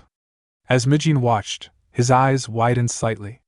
Her fan energy is even sharper than before. She's gotten stronger, far stronger than when I last saw her. Her movements, her flexibility. She's improved dramatically. She hasn't been slacking off in her muscle lengthening technique training, as expected from my clinic's trainees. Meanwhile, Hong Soil was barely holding on. He thought to himself, frustrated, at first, I was relieved her opponent wasn't Namgung Jinshin or that damned monk. But, to think there's such a huge gap between me and Jagal Jihi now. Just 2 or 3 years ago, I could at least fight her evenly. What happened since then? He managed to trip Jihi, then leaped into the air and launched his sword technique, Plum Blossom Strike. But Jihi swiftly dodged, spun midair, and delivered a fierce kick directly to his face. Blood spurted from his mouth as he crashed to the ground. The audience erupted in cheers for Jihi. She began walking away, saying coldly, With that pitiful level of skill, you dared to challenge Mujin? How pathetic. But Hong Soil staggered back to his feet, slashing again. Jihi dropped to one knee and dodged effortlessly. She smirked. Well, you've got some tenacity, I'll give you that. Hong Soil, shaking, held his stance and muttered, Manhwa's plum blossoms bloom twice. Remember that. Jihi chuckled. So even personal feelings can bloom into flowers? Confused, he asked. What do you mean? She replied bluntly. Did you really think I wouldn't notice the way you look at me? He blurted out. Then why are you always so friendly with that bald monk guy? Jihi answered coolly. Because he's pure-hearted, without any impure intentions, though that's not the real reason. I'm simply not interested in anyone, unless they're stronger than me. She raised her fan and got into position. Hong Soil leapt forward, shouting, Then I'll prove my strength to you. He activated Soaring Stride and unleashed Plum Blossom Slash, sending multiple aura waves toward her. Jihi dodged them with ease, her voice calm but cutting. Very well. If you show me true strength, then I'll grant whatever you ask of me. Hong Soil's eyes lit up. Anything? Do you mean it? But before he could celebrate, Jihi jumped up, grabbed his ankle midair, and sneered. Really? Having ridiculous fantasies in the middle of a match? She slammed him to the ground with such force the floor cracked beneath him. She looked down. You tried to finish the match with an overhead attack. That move's already been countered, by the monk you hate so much. She thought to herself, smirking, to think I'd end up using the same technique as Mujin. They say couples start to resemble each other. Hong Soil groaned, dazed. Was I hit by such a heavy blow that my energy reversed? Jihi knelt beside him and whispered. Looks like I win this time. Let me be clear, Mujin sees me as a martial artist, an equal. You, on the other hand, look at me with disgusting eyes. That's why I treat you like a pig. Next time we meet, don't speak human words. Just oink. The referee raised his hand. Winner, Jagal Jihi. Watching from the stands, Mujin thought proudly. I knew you'd win, Jihi. This is the result of your relentless dedication to the muscle-lengthening technique. He looked at the group. Thanks to the training, and my personal PT, everyone from the clinic has shown amazing results in this Dragon Phoenix Summit. Naturally, Shaolin's reputation is soaring. Suddenly, the referee announced. The next duel, Tang Clan's Tang Somi versus Shaolin's Mujin. The Tang Clan elder turned to Somi. Don't underestimate him. This generation of Shaolin disciples has far exceeded expectations. Somi nodded confidently. It's okay, elder. I'll use the secret technique my aunt taught me. As she stepped forward, she glanced at Mujin with a glint in her eyes. She thought to herself, perfect. This is my chance. I'll crush Mujin right here and now. That bald bastard dares to flirt with my Jihi? Know your place, Jihi belongs to me. Somi recalled the words Jihi had once spoken to her during the gathering. Namgung Jinshin is merely a stepping stone to me. The opponent I truly seek lies elsewhere. Later, she spotted Jihi with Mujin. The two were smiling and talking casually. Seeing that, Somi's chest tightened. It's him. The one who managed to captivate Jinhee so completely. What the heck? That orange robe, he's clearly a Shaolin monk, isn't he? This time, I'll use this opportunity to crush him firmly. That bald bastard dares to flirt with my Jinhee? Know your place. Jinhee is mine. Meanwhile, Mujin noticed Somi staring at him from the Tang clan tent. Why is she glaring at me like that? Did I do something wrong? He wondered. The referee's voice echoed through the arena. Both parties, please step into the ring. Mujin and Tang Somi entered the stage, facing each other. Let the duel begin, the referee declared. Mujin eyed his opponent. Just a moment ago she looked ready to kill me, and now she's expressionless again? I really can't read this woman. What kind of duel will this be? Then Somi's expression shifted once more, this time into a smile. Mujin frowned, bewildered by her sudden change in demeanor. Without warning, she darted around him gracefully, her voice light and teasing. Nice to meet you. I've heard so much about you from Jinhee. Do you mean J-Gal Jinhee? Oh dear, Mujin muttered, still trying to make sense of her antics. Somi suddenly turned her back to him. Did you know what Jinhee and Hong So-il were talking about earlier? I'm not interested, Mujin replied flatly. More importantly, the duel has started. But Somi ignored his protest and continued. She said she's only interested in someone stronger than her. You have great ears, Mujin sighed. But the duel has already begun. Then do you know this as well? Somi purred. I'm the same as her. She closed in, pressing her palm lightly against his stomach. Oh my, what an explosively sculpted physique. What kind of training do you do to be like this? Wherever you go, you must be quite powerful, Mujin. Her fingers tilted his chin upward. Please don't act like this, Mujin said firmly. But Somi only slid her other hand around his back, leaning in close. I want to find out exactly how powerful you are. Very up close. Would you show me that strength of yours? It doesn't even have to be martial arts. Gasps and blushes spread through the audience at the bold display. From the sidelines, Jinhee and Seowa looked on in disbelief. She's using seduction tactics? Tang Somi, what the hell are you doing in front of everyone? Jinhee clenched her fists. So the rumors were true. Tang Somi inherited her aunt's special technique, the one that supposedly conquered monks and Taoists alike.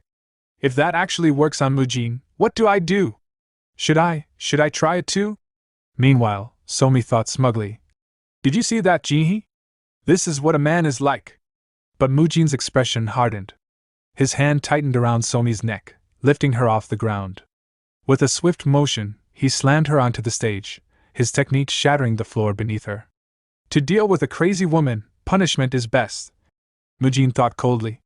Somi's eyes widened in shock as she scrambled to escape, but Mujin immediately pinned her down and raised his fist. Seeing her unable to continue, the referee raised his hand. The winner is Mujin. No way, Somi gasped. Even after being poisoned, how are you still perfectly fine? Although I was caught off guard and couldn't defend immediately, Mujin explained. I realized from your movements that you were preparing something. A poison needle hit me. I've actually been poisoned before and was treated with something rare, so I think I developed resistance to most toxins. Still, because of that needle, I lost control for a moment and struck harder than I intended. Are you alright? Somi blinked in disbelief. Why are you worried about me? Don't you think I acted cowardly? Mujin smiled. How could my own carelessness be considered cowardly on your part? If anything, I learned something. So thank you? For the first time, Somi felt shaken. So this is why Jinhee likes him. As she stepped down from the stage, Jinhee called out. Are you okay? That's not enough, Somi answered cryptically. What are you talking about? Jinhee asked. I haven't fully acknowledged you yet. You mean the duel result? Somi chuckled. Well, you don't need to know what I'm referring to. Inside, she thought. I'll back down for now, but next time, you won't get off so easily. I can't just give up my beloved Jinhee that easily. The scene shifted. Mujin was examined by a physician while Muyul and Mu Kyung rushed to his side. Mujin, are you okay? I heard you weren't in great shape, Muyul asked. It's just accumulated fatigue, Mujin reassured them. Don't worry. Mu Kyung frowned. All our seniors dropped out, and now only we're left. If you collapse too, we'll be short on people. I'm totally fine, Mujin replied. And you guys are strong enough already. Is Mugum prepared? I saw him earlier, he looked super nervous, Mu Kyung admitted. That's to be expected, Mujin said. His next opponent is Chung Su after all. Meanwhile, Mugum climbed the arena stairs, nerves running wild. Can I really do this? I'm fighting Taoist Chung Su, the man who went toe-to-toe with Mujin? I've gotten stronger, but I can't even gauge his strength anymore. No, steady your heart. You can do this. Effort never ends in failure. I've suffered and trained so much to catch up. What do I have to be afraid of? But when he stepped onto the stage, Chung Su greeted him with a bright smile and a friendly wave. Mugum! Why are you so late? I've been dying to see you. Mugum gritted his teeth. Unlike me, he doesn't seem nervous at all. Does he not even feel the need to take me seriously? The referee's voice rang out. Both participants, are you ready? The two assumed their stances. Let's begin. Mugum wasted no time. Extreme yang energy surged into his palm as he unleashed his ultimate technique, Rulai Divine Palm Strike. His strike landed clean, hurling Chung Su across the arena. The audience erupted in cheers. That's the legendary Rulai Divine Palm Strike. On the sidelines, Mujin's eyes widened. He used his ultimate move right from the start. But to everyone's shock, Chung Su rolled back to his feet, unharmed. Was that the Rulai Divine Palm Strike? Its power is truly incredible, he shouted, charging forward with his sword raised. Before the blade could descend, Mugum seized his ankle midair and threw him aside with terrifying force. Yet again, Chung Su bounced to his feet and rushed forward with even greater enthusiasm. This is a whole different kind of strength from Mujin. This is what I was waiting for. Show me more of that strength, Mugum. And so, their fierce duel began in earnest. Mugum launched his Rulai Divine Palm Strike, while Chung Su shifted into his left bow stance, intercepting the blow. Their techniques collided with resounding force, each refusing to yield. For a time, either could gain an advantage. No matter what I do, you don't go down, Mugum, Chung Su said through heavy breaths. And no matter what I try, you deflect it all, Chung Su, Mugum replied. Chung Su's eyes narrowed. It seems your Rulai Divine Palm Strike can only be done with one hand for now. To use both, you still lack the energy and skill, Mugum countered. Your Taiji sword's flow feels blunt. With your wrist not yet fully healed, you're overexerting yourself. Their duel became a war of attrition, each man drawing on every ounce of strength. Chung Su fused with his sword, preparing the one strike that could topple the mountain standing before him. Mugum steadied his unwavering spirit, determined to halt the waterfall known as Chung Su. Sword and palm clashed with blinding brilliance, a thunderous wave rippling across the arena. The audience fell silent, waiting breathlessly for the result. When the light and smoke cleared, both fighters were kneeling, backs facing one another, drenched in sweat. Chung Su panted heavily. Unfortunate. How are you holding up, Mugum? Mugum's body trembled. I'm struggling just to stay upright. I put everything I had into that. As much as it pains me to admit, it seems I've lost. Chung Su shook his head. I think this is as far as I go too. Mugum's eyes widened. With my wrist in this state, Chung Su continued, I need to stop and focus on recovery. It seems my run in this Dragon Phoenix Summit ends here. I had wanted to spar with Muyul and Mu Kyung too. Mugum was struck by the realization. He's more disappointed about missing the chance to spar with us than about this match itself. He's not underestimating me. He's genuinely excited to fight us as we've grown stronger. I misjudged him, out of some petty inferiority complex. Even if it's a draw in spirit, I've already lost. He spoke softly. I'll tell Muyul and Mu Kyung about this later. Until then, take care of your wrist. Chung Su managed a smile. Will you have a rematch with me? Of course, Mugum replied. The referee declared the match a draw. With Chung Su, second only to Namgung Jinshin among the contenders, forced to withdraw, confusion spread among the audience. At the same time, Shaolin's presence began drawing unprecedented attention. Soon after, Muyul turned to Mujin. That's all fine and good, but with Mugum and Chung Su out, I'll have to fight you now. The two stepped into the arena. Muyul struck first with his crane strike technique, shouting, How the hell am I supposed to beat you? Mujin dodged with ease. Think of it as just playing around, like last time. But his face tensed when Muyul suddenly shifted mid-motion into a snake strike, nearly catching him off guard. Mujin leapt back just in time. Still, Muyul said with a grin, I'm glad I get to face you. The others in my bracket were too easy. Boring. Mujin landed lightly, thoughts racing. Was that snake strike? He switched from crane to snake so quickly. How is he changing forms so fast? Before he could recover, Muyul dropped to the ground, both hands moving like four legs, his speed suddenly explosive. He blurred around Mujin, striking from a blind spot with a leopard strike. This is so fun! Muyul shouted. Mujin staggered from the blow.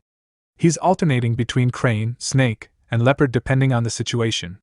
The transitions are flawless, barely an opening to exploit. It's like fighting three wild beasts at once.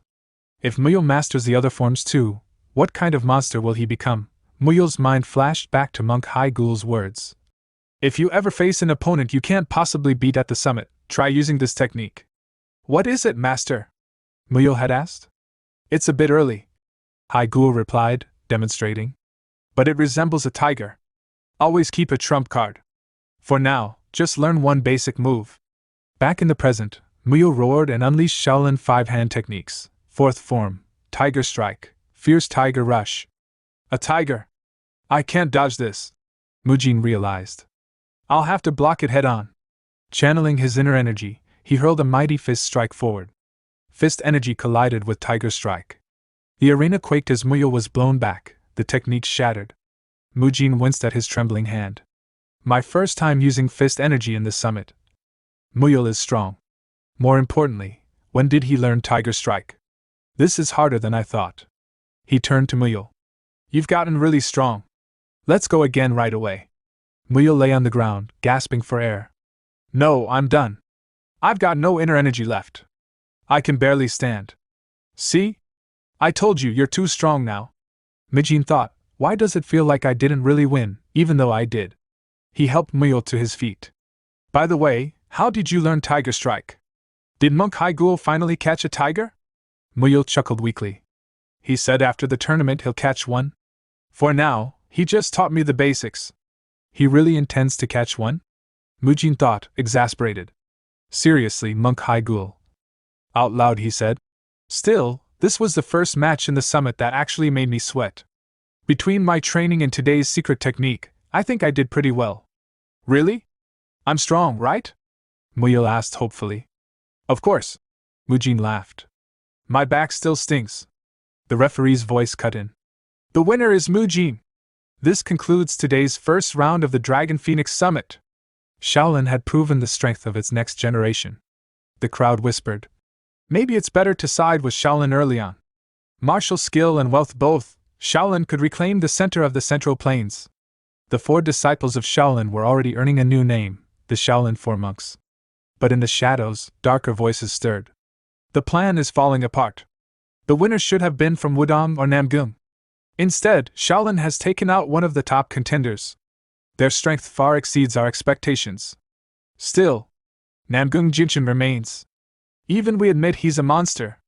The next day, Namgung Jinshin faced Jaegel Jinhee in the arena. When the dust settled, Jinhee lay defeated. The Namgung clan, one of the 5 great clans, had long reigned supreme. They carried the title of strongest under heaven, ruling as though they were kings who governed all beneath them. At the center of this unmatched power stood Namgung Jinshin, heir of the clan. People whispered of him in awe, not merely as the greatest talent of Namgung, but as the greatest talent of the entire continent. A monster born of both power and authority. In the arena, Jinshin stood tall, while Jaegel Jinhee trembled on the ground, unable to rise. The referee approached cautiously. The next duel will also be yours. Would you like to step down and rest? Jinshin's voice was calm, almost dismissive. No. I will stay here. Bring the next opponent immediately. Jinhee, still struggling for breath, thought in despair. So he hasn't even used any stamina against me? He doesn't even need a break? I wanted to fight Mujin, who has grown stronger. Mujin, forgive me. From the benches, Mujin frowned.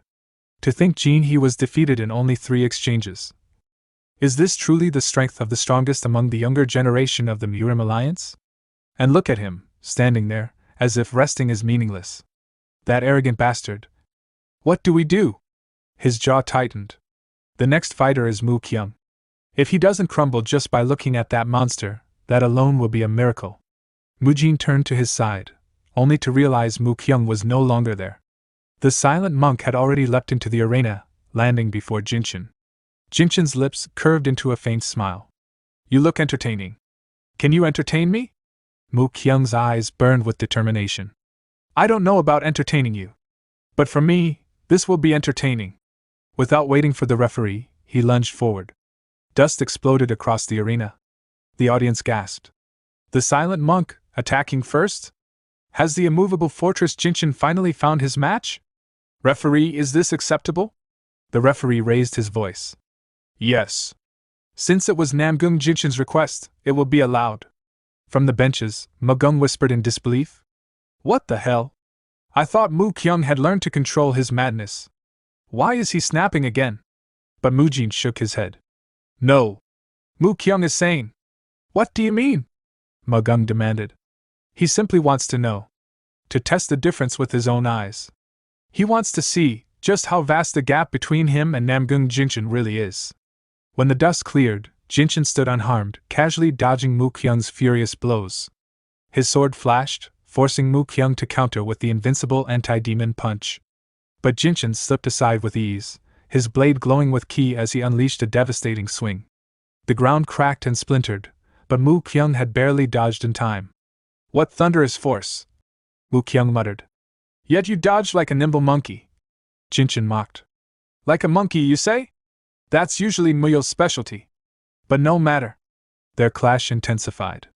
Jinshin's 10-iron sword art filled the arena with multiple blades of ki, while Mu Kyung leapt high into the air, countering with his own mimicry, 10 iron fist strikes, hurling energy hands down upon Jinshin. Jinshin narrowed his eyes. Brat, you dare mimic my technique? The arena shook with the impact, smoke billowing as explosions erupted. Mu Kyung landed, his teeth clenched. What do I do? I copied his technique to counter him, but it's useless. The difference in inner energy is too great. This gap is monstrous. In an instant, Jinshin closed the distance, his blade slashing across Mu Kyung's staff arm. Blood sprayed as cracks ran through the monk's staff. Is this all Shaolin amounts to? Jinshin sneered. Disappointing. My interest has faded. Let's end this here. But Mu Kyung's fist tightened. Who says it's over? His ki flared, preparing the invincible anti-demon punch once more. Jinshin raised his sword, power swirling like a storm. Still, you were more amusing than the rest. I'll show you something special. His aura erupted as he unleashed the Emperor Sword Art, first form, Heavenly Emperor Clash. The air shattered. Mu Kyung's inner demon broke free, a storm of chaotic energy surging around him. Wind howled, blasting through the arena as the crowd screamed in awe and terror. On the sidelines, Muyo's eyes widened. Magung! Mujin's gone! He's not in his seat! What? Where the hell did that guy disappear to now? Magung barked. As the dust cleared, the answer revealed itself. At the center of the arena stood Mujin, blocking Jinshin's overwhelming strike with his bare strength, while supporting the unconscious Mu Kyung across his back. Jinshin's eyes narrowed. What the hell do you think you're doing? Mujin's voice was steady. Mu Kyung was driven by his inner demons. There was no choice. You fool! Jinshin snapped. Do you even understand what he just did? After forcing his way into my strike, he dared unleash a killing blow, aimed directly at my heart. And now you think you can simply take such a dangerous weapon away? The killing strike was born of his inner demons, Mujin answered. I stopped him before he caused true harm. Besides, his gaze hardened. You'll likely face me in the finals. If you have a problem with me, we'll settle it then. No one will stop you. For the first time, Jinshin's composure cracked into a sharp, dangerous grin. Fine. Make sure you reach the finals. I'll break you there, your false confidence, and him as well. Both you and that dangerous weapon will meet your end, by my hand. The next day, the arena was filled to the brim. In the VIP box, the Murim Alliance leader, Weiji Hack, arrived in person. Are they the last matchup? He asked, his voice calm but carrying the weight of authority. A man clad in dark blue robes turned to greet him. Murim Alliance leader! You must be busy, yet you came all the way here. Weiji Hack gave a faint smile. If I don't show my face at the dragon, Phoenix Summit I organized, wouldn't that be unacceptable? The man in dark blue glanced at the stage. Surprisingly, Shaolin has lasted to the very end. Another figure, dressed in red, scoffed. Do you truly believe they can topple the Namgun clan? The one in dark blue chuckled. Where in the world would you find another next-generation talent who could surpass them? But the Murim Alliance leader's expression remained steady. It looks like you've placed all your bets on the Namgun clan. Let me offer you one piece of advice. Do not be so certain that Namgun will always win. In life, nothing is guaranteed. Watch closely. In this dragon, Phoenix Summit, who will earn the title of dragon? Will it be the newly risen star, the monk Mujin of Shaolin? Or Namgun Jinshin, the one hailed as the strongest of the next generation? Do not miss a single moment of this battle. At that very moment, Mujin and Jinshin stepped onto the arena stage. The referee's voice rang out. Let the final match begin. Both fighters exploded into motion, their clash sending shockwaves through the arena. Dust billowed, shaking the stands. It's begun, Mulgung muttered. Yes, the match has officially begun, Wu Kyung said solemnly. When the dust cleared, Mujin was seen blocking Jinshin's sword. Mujin countered with a powerful fist strike, which Jinshin barely dodged. The heir of Namgung retaliated with a sword slash, but Mujin ducked under it, launching a flurry of punches in return. Jinshin parried them with his sword, the violent collisions shattering the ground beneath their feet.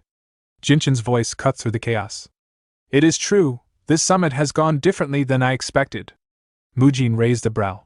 What do you mean? Jinshin's eyes gleamed with fury. Ever since I first gripped a sword, not once has anyone properly blocked my strikes. Not one person has ever stood without fear before me. I believed it would be the same here. But yesterday, that crazed monk dared to strike with killing intent, and today, you blocked my sword with your bare hands. I was hailed as the strongest talent of this generation, yet you have shamed me. This humiliation is the first I have ever felt. They say the world is vast, filled with the powerful? Fine then. I will crush you here and reaffirm that I am the strongest. With a roar, he tore his sword arm free from Mujin's grip. Mujin smirked faintly. I suppose I'll take that as acknowledgement of my strength. But don't speak as if you stand above me.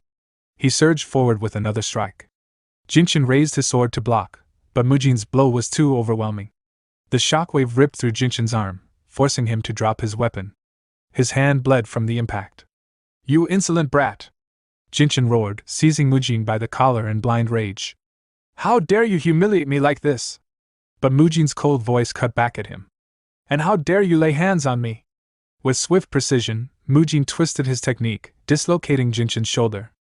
The Namgung heir screamed in agony, staggering backward. His gaze darted toward his fallen sword. Desperation burning in his eyes, Jinshin lunged for it. Not so fast, Mujin growled.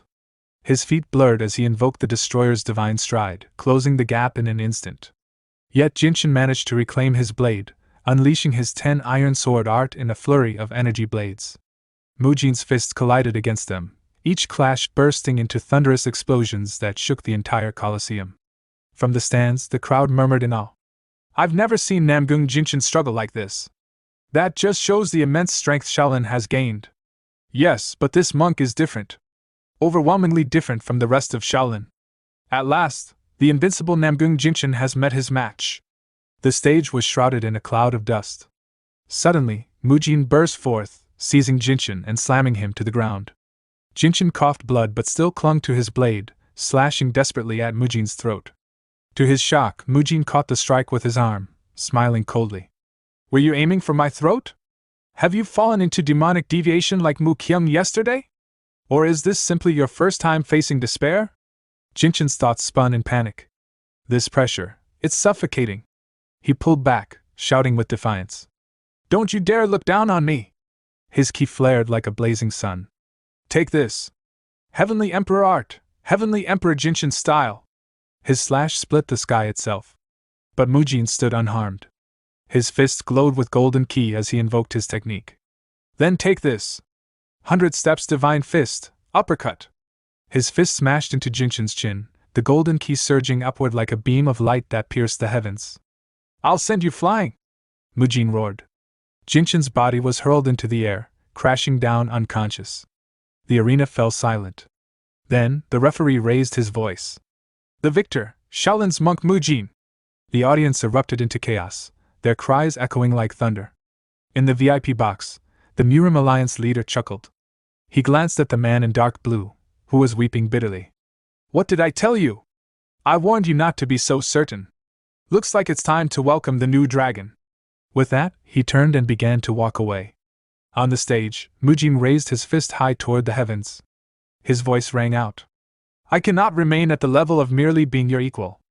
I must climb higher, far higher than this. For example. But his words cut off as a powerful presence descended from above. A figure landed before him. The Murim Alliance leader himself, Weiji Hack, known as the Fist King, one of the 10 great martial masters. He looked at Mujin with a faint smile. Congratulations on your victory, Mujin. Mujin's eyes narrowed, his heart trembling with realization. Yes, for example, to a level like this man. In the grand arena, as the crowd roared Weiji Hack, the Murim Alliance leader, raised Mujin's hand high for all to see. His laughter boomed, but behind the smile, his lips moved silently, carrying words only one other could hear through sound transmission. There's word from above. A hidden voice whispered into his mind. This time, even if Shaolin takes the championship, it is fine. Weiji Hack's eyes narrowed. Is that true? Yes, the voice replied. None of us expected Shaolin to topple Namgung and claim victory. It seems this win, along with the revival of Shaolin's divine monk, has already shaken the higher-up stance. Weiji Hack chuckled faintly. So, the divine monk of Shaolin has truly returned. Still, preparations are complete. There's no issue with the prize, is there? No issue, came the answer. With a grin, Weiji Hack announced aloud, voice ringing across the arena. Now, since you have become the dragon, it is only right that we grant you a fitting reward. Then, in silence once more, his hidden voice echoed. Now that Mujin's strength has been confirmed, all that remains is to welcome a new powerful piece onto the board. Later, in the dim glow of a secret training chamber, Weiji Hack personally led Mujin within. This place, he said, his voice solemn, is where our Murim Alliance hones its ice arts. The prize of the dragon, Phoenix Summit, has been preserved here for generations, an ultimate elixir born of 10,000 winters, the 10,000-year snow ginseng. Nurtured in the deepest cold, condensed with pure yin energy. With me, the Alliance elders, and Shaolin's guardians present, you may consume it without fear. But be warned, the moment the box is opened, its energy will pour out. It is best eaten swiftly. With reverence, Mujin lifted the lid. A chilling breath swept the chamber, sharp enough to sting the skin. He plucked a piece of the ginseng, marveling. The chill really is incredible. But as he tore it apart, something black wriggled within. His eyes sharpened. He pinched it out, a tiny black insect. His heart sank. So this is it, the yin-yang parasite. He recalled what he knew. In the novel, Namgung Jinshin was never truly a villain, merely unlucky. Until he consumed this. The demonic cult's trap, the yin-yang parasite. It burrows into the upper energy core, enslaving the host. Once inside, it mimics the host's chi, making detection impossible. With it, the sorcerer can inflict pain, control the body, or corrupt the mind. Once infected, there is no escape. So the true plan was to turn the tournament's champion into a puppet of the cult. Mujin crushed the insect with calm precision, then ate the remaining ginseng. The great rejuvenation pill is like verdant spring, but this 10,000-year snow ginseng is like the pure water of snowy peaks. Even ruined by the parasite, its power is overwhelming. Moments later, waves of chilling chi coursed through him. He sat in meditation, drawing the essence inward, binding it with his own cultivation. When he finally emerged, Master Haiyan, Shaolin's outer hall leader, rushed forward. Mujin, are you all right? Mujin bowed respectfully. Yes, outer hall leader. Thanks to your protection, I absorbed it without worry. Thank you? What he did not say aloud was this: he had gained 15 years' worth of inner energy. From a distance, Weiji Hack's eyes gleamed. Did he truly absorb it all? Then, it begins. Congratulations, Mujin. His grin twisted into manic laughter as he turned away. Mujin's gaze lingered on the man's back. They'll assume I've been infected, and they won't leave me in peace. Better to keep what remains of the ginseng as insurance. I've done all I could in this summit, powered up, met Du Wulchen, gained recognition. Now only one thing remains. That night, on the eve of their return to Shaolin, Mujin turned to his companions. Let's remain in the secular world a while longer, he said. Mugung and Mukyung froze in shock. Muyo's eyes lit up with excitement. You mean it? Yes. Mukyung's voice quivered. Are you suggesting we escape? Mugung grimaced. Nighttime escape? Desertion? I can't do that. Muyo burst into laughter. Running away from home, then? Mujin thought quietly. The Shaolin Chronicles that must be written. I cannot shoulder them alone. These three are also protagonists of this story. Out loud, he said. Didn't the great patriarchs reach enlightenment through countless experiences? Let us do the same. That's still escaping, Mugung protested. If we return now, Mukyung, Mujin pressed, you'll be punished for failing to control your madness. Beaten whether you stay or go. At least if we run, you'll enjoy a few months of freedom first. He turned to Mugung. Think carefully. Have you ever seen Monk Hai Dam leave Shaolin? Once you become a second-class disciple, you'll be trapped forever, guarding the Sutra Hall. Is that the life you want? Mugung's eyes darkened. Better to face punishment than live as a prisoner. Muyo grinned, throwing an arm around both. So this means we're all going together? Excellent! Mujin's lips curved faintly. He didn't even hesitate. That's a relief. Once dawn breaks, he said, we'll use our mobility arts and leave. Prepare yourselves. They placed their hands together, swearing as one. At night, they slipped past Shaolin's camp. Good thing this place is so old and neglected, Mujin whispered. The guards barely pay attention. Still, let's be careful, Mukyung whispered back. Mugung asked nervously. By the way, Mujin, when did you learn the frequency whispering technique? Focus, Mujin hissed. Once we cross this wall, there's a carriage waiting. A sudden sound of steel interrupted him. A blade was drawn. Mujin froze. Stop. Something's coming. From the shadows, a figure stepped out, Chung Su, sword unsheathed. Mujin and he clashed in an instant, but both halted just before their strikes landed. Chung Su, Mujin said sharply. Why are you here? And with a real blade? Chung Su sheathed it with calm ease. I couldn't sleep. Came out for air. Then I sensed suspicious movements. To think it would be you and your friends. Mujin laughed awkwardly. I see. My apologies. But we have urgent business, so we must hurry. Chung Su studied them, then smiled faintly. I smell the wind of freedom on you. Excellent. May I join you? The four froze in shock. Join us? Mujin asked. Have you received your elder's permission? Don't worry, Chung Su replied. Taoist Anhyo himself told me to see the world after the summit. If I travel with you, it would put me at ease. Mujin sighed inwardly. My head hurts already. But in the future he becomes the second strongest in return of the Demon Supreme. If he has his sex blessing, then fine. Muyo grinned. We're fine with it, Mujin. Chung Su bowed lightly. Then please take care of me.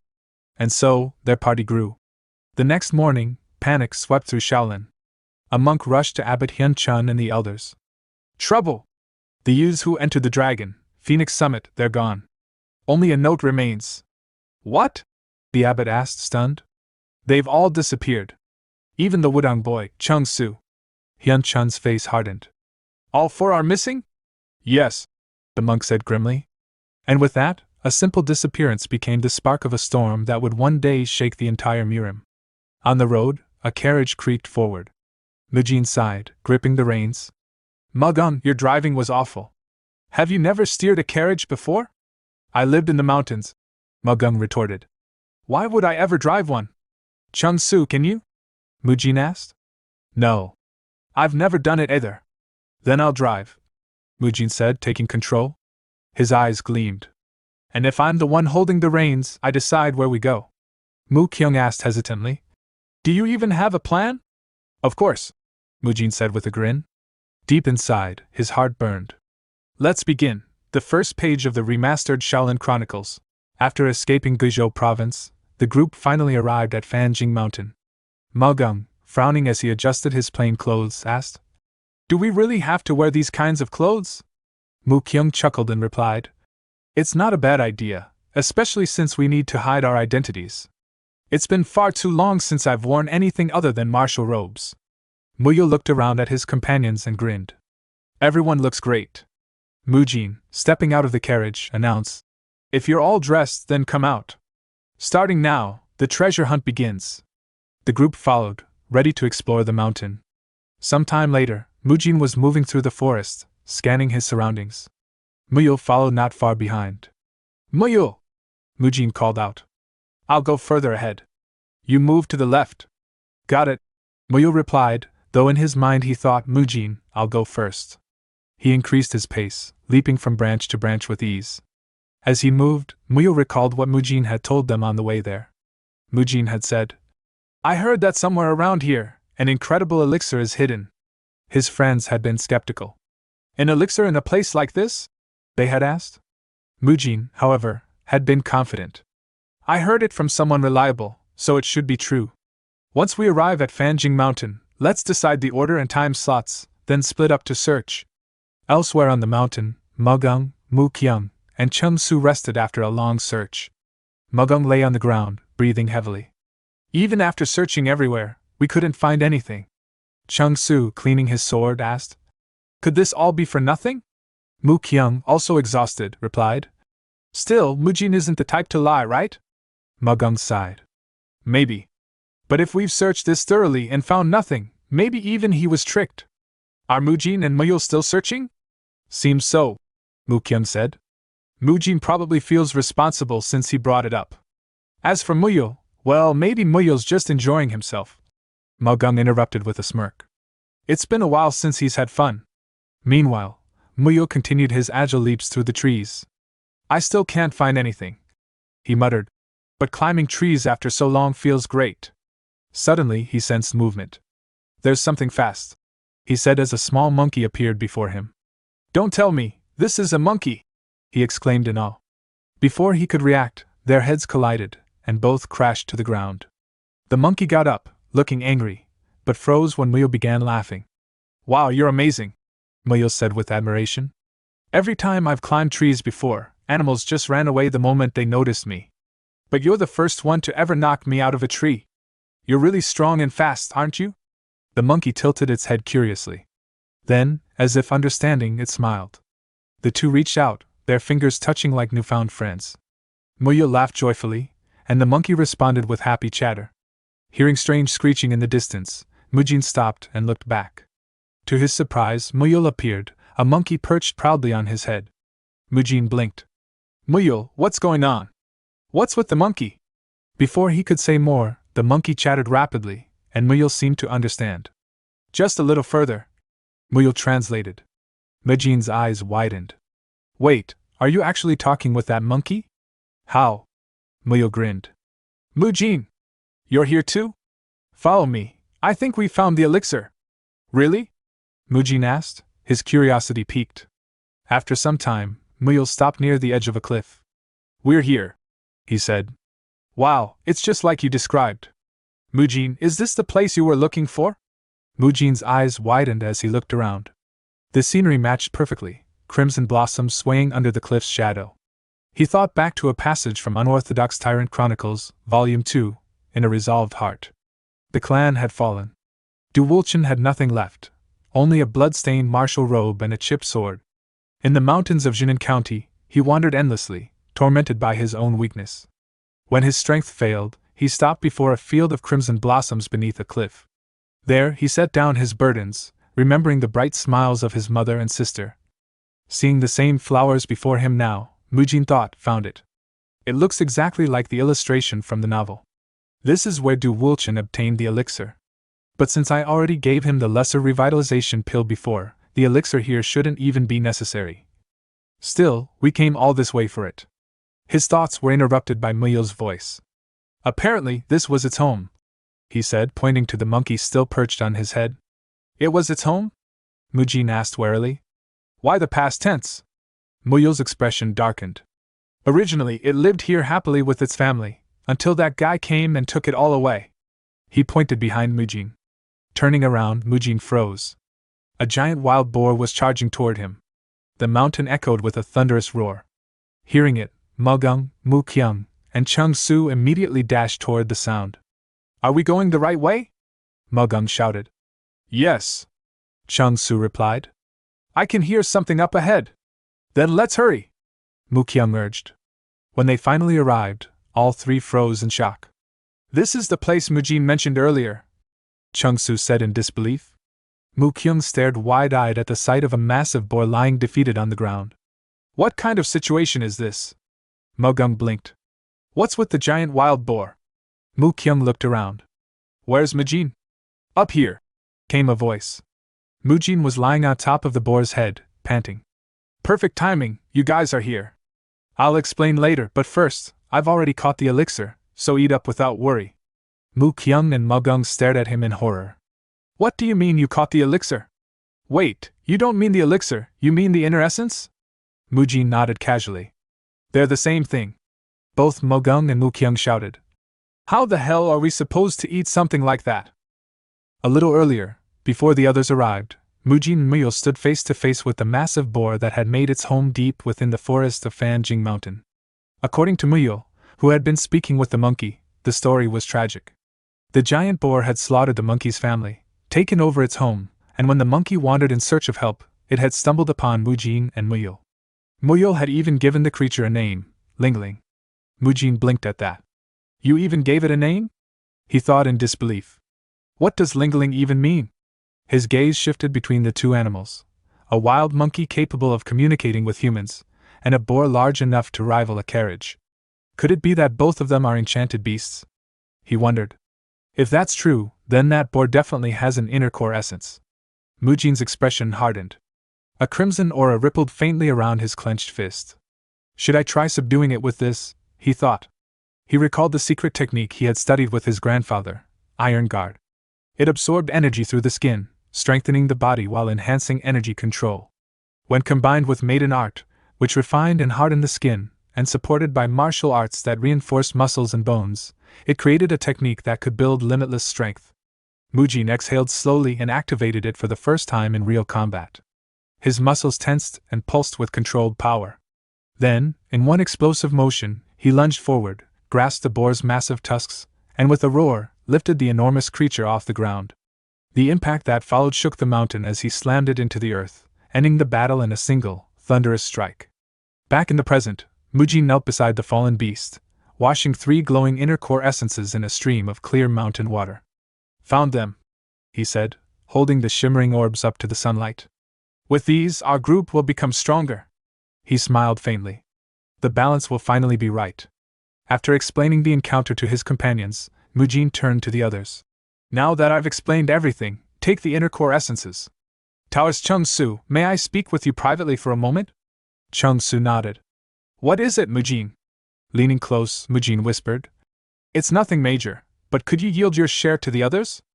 I already had the Great Rejuvenation Pill, and you've taken the Taichin Pill. Our energy is overflowing. But those 3 have only had 1 lesser rejuvenation pill each. Chung-Su smiled in understanding. I see. Since you were the one who provided me with this chance, I'll do as you see fit. Nearby, Mu-gung frowned. But still, this inner core essence came from a beast. Mu-kyung tilted his head. Then, does that make it meat? Mu-gung groaned. Can we really eat it without worrying? Mujin sighed inwardly. You're saying you won't eat it after all that effort? Besides, Mu-gung continued, wasn't it supposed to be an elixir? Why is it an inner core essence instead? Mujin calmly explained. Probably because that boar and the monkey's family already consumed the real elixir. He added silently, if I had told you it was an inner core essence from the start, you would have refused to take it. Mu-gung scowled. It's sad what happened to the monkey, but in the end, you still killed the boar, didn't you? It attacked first. Mujin replied simply. We had no choice. Besides, the monkey's the one that survived. If we'd left it alone, it might have reunited with its family in the afterlife. Mu-kyung exchanged a glance with Mu-gung. He really isn't normal. Muyul shrugged. He's not entirely wrong, though. Mujin crouched beside the monkey. Anyway, we got your home back, and we've obtained what we came for. Looks like our work here is done. We'll be going now, monkey. If fate allows, we'll meet again. With that, he gently set Lingling down. The monkey squeaked a farewell as the group made their way toward their carriage. Since the inner core essence isn't much different from a lesser rejuvenation pill, Mujin said as they walked, let's consume them once we reach the carriage. I'm telling you, I feel uncomfortable eating it. Mu-gung grumbled. It took Mujin 30 relentless minutes of persuasion, and a fair bit of gaslighting, before Mu-gung and Mu-kyung finally gave in. Eventually, both began absorbing the inner core's energy, their chi swirling visibly around them. Muyo returned then, carrying a small bag. Where did you go? Mujin asked. Just had to take care of something. Muyo replied, placing the bag inside the carriage. I packed up all our belongings. Thanks, Mujin said. Now you should eat yours too. With that, the group completed their business on Mount Fanjing and began their journey to the nearest city for rest. But rest wasn't all Mujin had planned. Their next destination was Xiang, a bustling city in Sichuan province, home to the Tang clan, the Ame sect, and the Qingqing sect, all powerful factions within the Murim alliance. Recently, the city had fallen into chaos due to a spreading rumor. In a lively tavern, two drunk men chatted over wine. Have you heard? One slurred. Heard what? The other replied. The story of the divine thief. The first man said. 100 years ago, he shook the world with his ghost-like thievery. They say there was nothing he couldn't steal, treasures, martial manuals, even sacred relics. But now, people are saying his tomb's been found. The divine thief's tomb? You mean he was real? The man nodded. That's what they say. Someone discovered the tomb and drew a treasure map, but then vanished. No one knows where the tomb is, but his last words before disappearing were that it lies near Xiang. The other man's eyes gleamed. Then maybe I should join the treasure hunt. It's a once-in-a-lifetime chance. The first shook his head grimly. You'd best not. Martial masters from every corner have gathered here already. This isn't a treasure hunt anymore, it's a war for loot. Get involved, and you'll just end up dead. At a nearby table, Mujin listened quietly, absorbing every word. So it's begun already, he thought. The Divine Thief's Tomb incident should have happened 10 years from now. Why has the timeline shifted? I came here to prevent the conflict that divides the three factions, but something's changed. Still, it's not too late. He raised his hand. Shopkeeper, he called. The man hurried over. Yes, sir? Mujin placed a few silver coins on the table. I want to ask you a few things. The shopkeeper's eyes gleamed greedily. Ask me anything. Later, as they regrouped, Mugung asked, Do you think those rumors are true? Mukyung replied, Judging by how many martial artists are in town. Before he could finish, Mujin interrupted. Everyone, I know we just arrived in Xiang, but we need to head to Ganyang first. Mugung blinked. Without searching for treasure? You're the last person I'd expect to skip out on that, Mujin. Using a frequency whispering technique, Mujin's voice entered their minds. This is information I got from the shopkeeper, he said silently. Mugung's eyes widened. The frequency whispering technique? So this must be serious. Mujin continued, the rumor about the Divine Thief's Tomb, it originated from a sect in Ganyang. From what I've learned, they're extremely greedy and cunning. Normally, they'd keep a treasure like this secret. So why spread it publicly? There must be another purpose. Doesn't it seem suspicious? He glanced at his companions. We're heading there to uncover the truth behind the rumor, and the real motive behind the chaos it's caused. Some time later, the group arrived at the Tai sect in Ganyang. Its leader Bang Jihyuk knelt on the ground before a line of black-clad figures, Mujin and his companions in disguise. Jihyuk wept and pleaded. Please, we've done nothing wrong. Why are you doing this? We're just ordinary people. We even helped travelers not long ago. Mugung turned to Mujin uncertainly. Jin, is this really the right place? They don't look vicious to me. Mu Kyung crossed his arms. Seems like we've wasted our time. Sorry, Mugung said to the frightened sect leader. Looks like a misunderstanding, no. Mujin interrupted, stepping forward. This isn't a misunderstanding. Jihyuk trembled. Please, you can take our money. Just spare our lives. Mujin's voice was calm but cold. Do you really think I came all the way to Ganyang without proof? Isn't it about time you dropped the act? The sect leader blinked, feigning confusion. What are you talking about? Mujin smirked. Your acting really is impressive. Then, without moving his lips, he sent his voice directly into Jihyuk's mind. But can you keep it up after hearing this title, Sichuan Branch, number 1? Jihyuk's expression froze. What are you planning? Mujin continued. Gathering all these martial masters in one place, hoping to cause another bloodbath, like the Heavenly Merchant Guild incident. Did you think I wouldn't know? Jihyuk's face turned pale. Where did you hear all that from? He stammered. Mujin's eyes narrowed. The truth was finally beginning to surface. Mujin snapped. Do you think I'd just tell you like that? The friends around him felt the air shift, something in the room had changed. Ji-hyuk's eyes hardened. Yeah, he muttered. He won't talk easily. In that case, time to silence. He yanked at his sword's hilt and began to draw. Mujin noticed the movement and barked to his companions. Everyone, get down! He unleashed a dark red aura in a single arc that sliced clean through the building's timber. Blood began to seep onto the floor, not Mujin's or his allies but from a Ji-hyuk follower who had been caught in the slash. The man clawed at the ground, coughing blood. Ji-hyuk snapped orders at the remaining men. Those I haven't killed, draw your swords. A guest has arrived, treat him properly. Mujin's voice was cold. That bastard killed his own comrades. Ji-hyuk shoved past the groaning men. Deal with them. I need to go. You're not going anywhere. Mujin turned to his friends. I'll leave the small fries to you, don't worry, you'll win. Then he vanished in a blur, using the destroyer's divine stride to close the distance and chase after Ji-hyuk. Mugum cracked his knuckles and grinned, steel in his eyes. All right. Time to show what I can do. It's do or die. As Ji-hyuk fled, he reflected on the attackers behind him. The one who had seen straight through his move and protected his allies, he felt beast-like instincts and lightning judgment.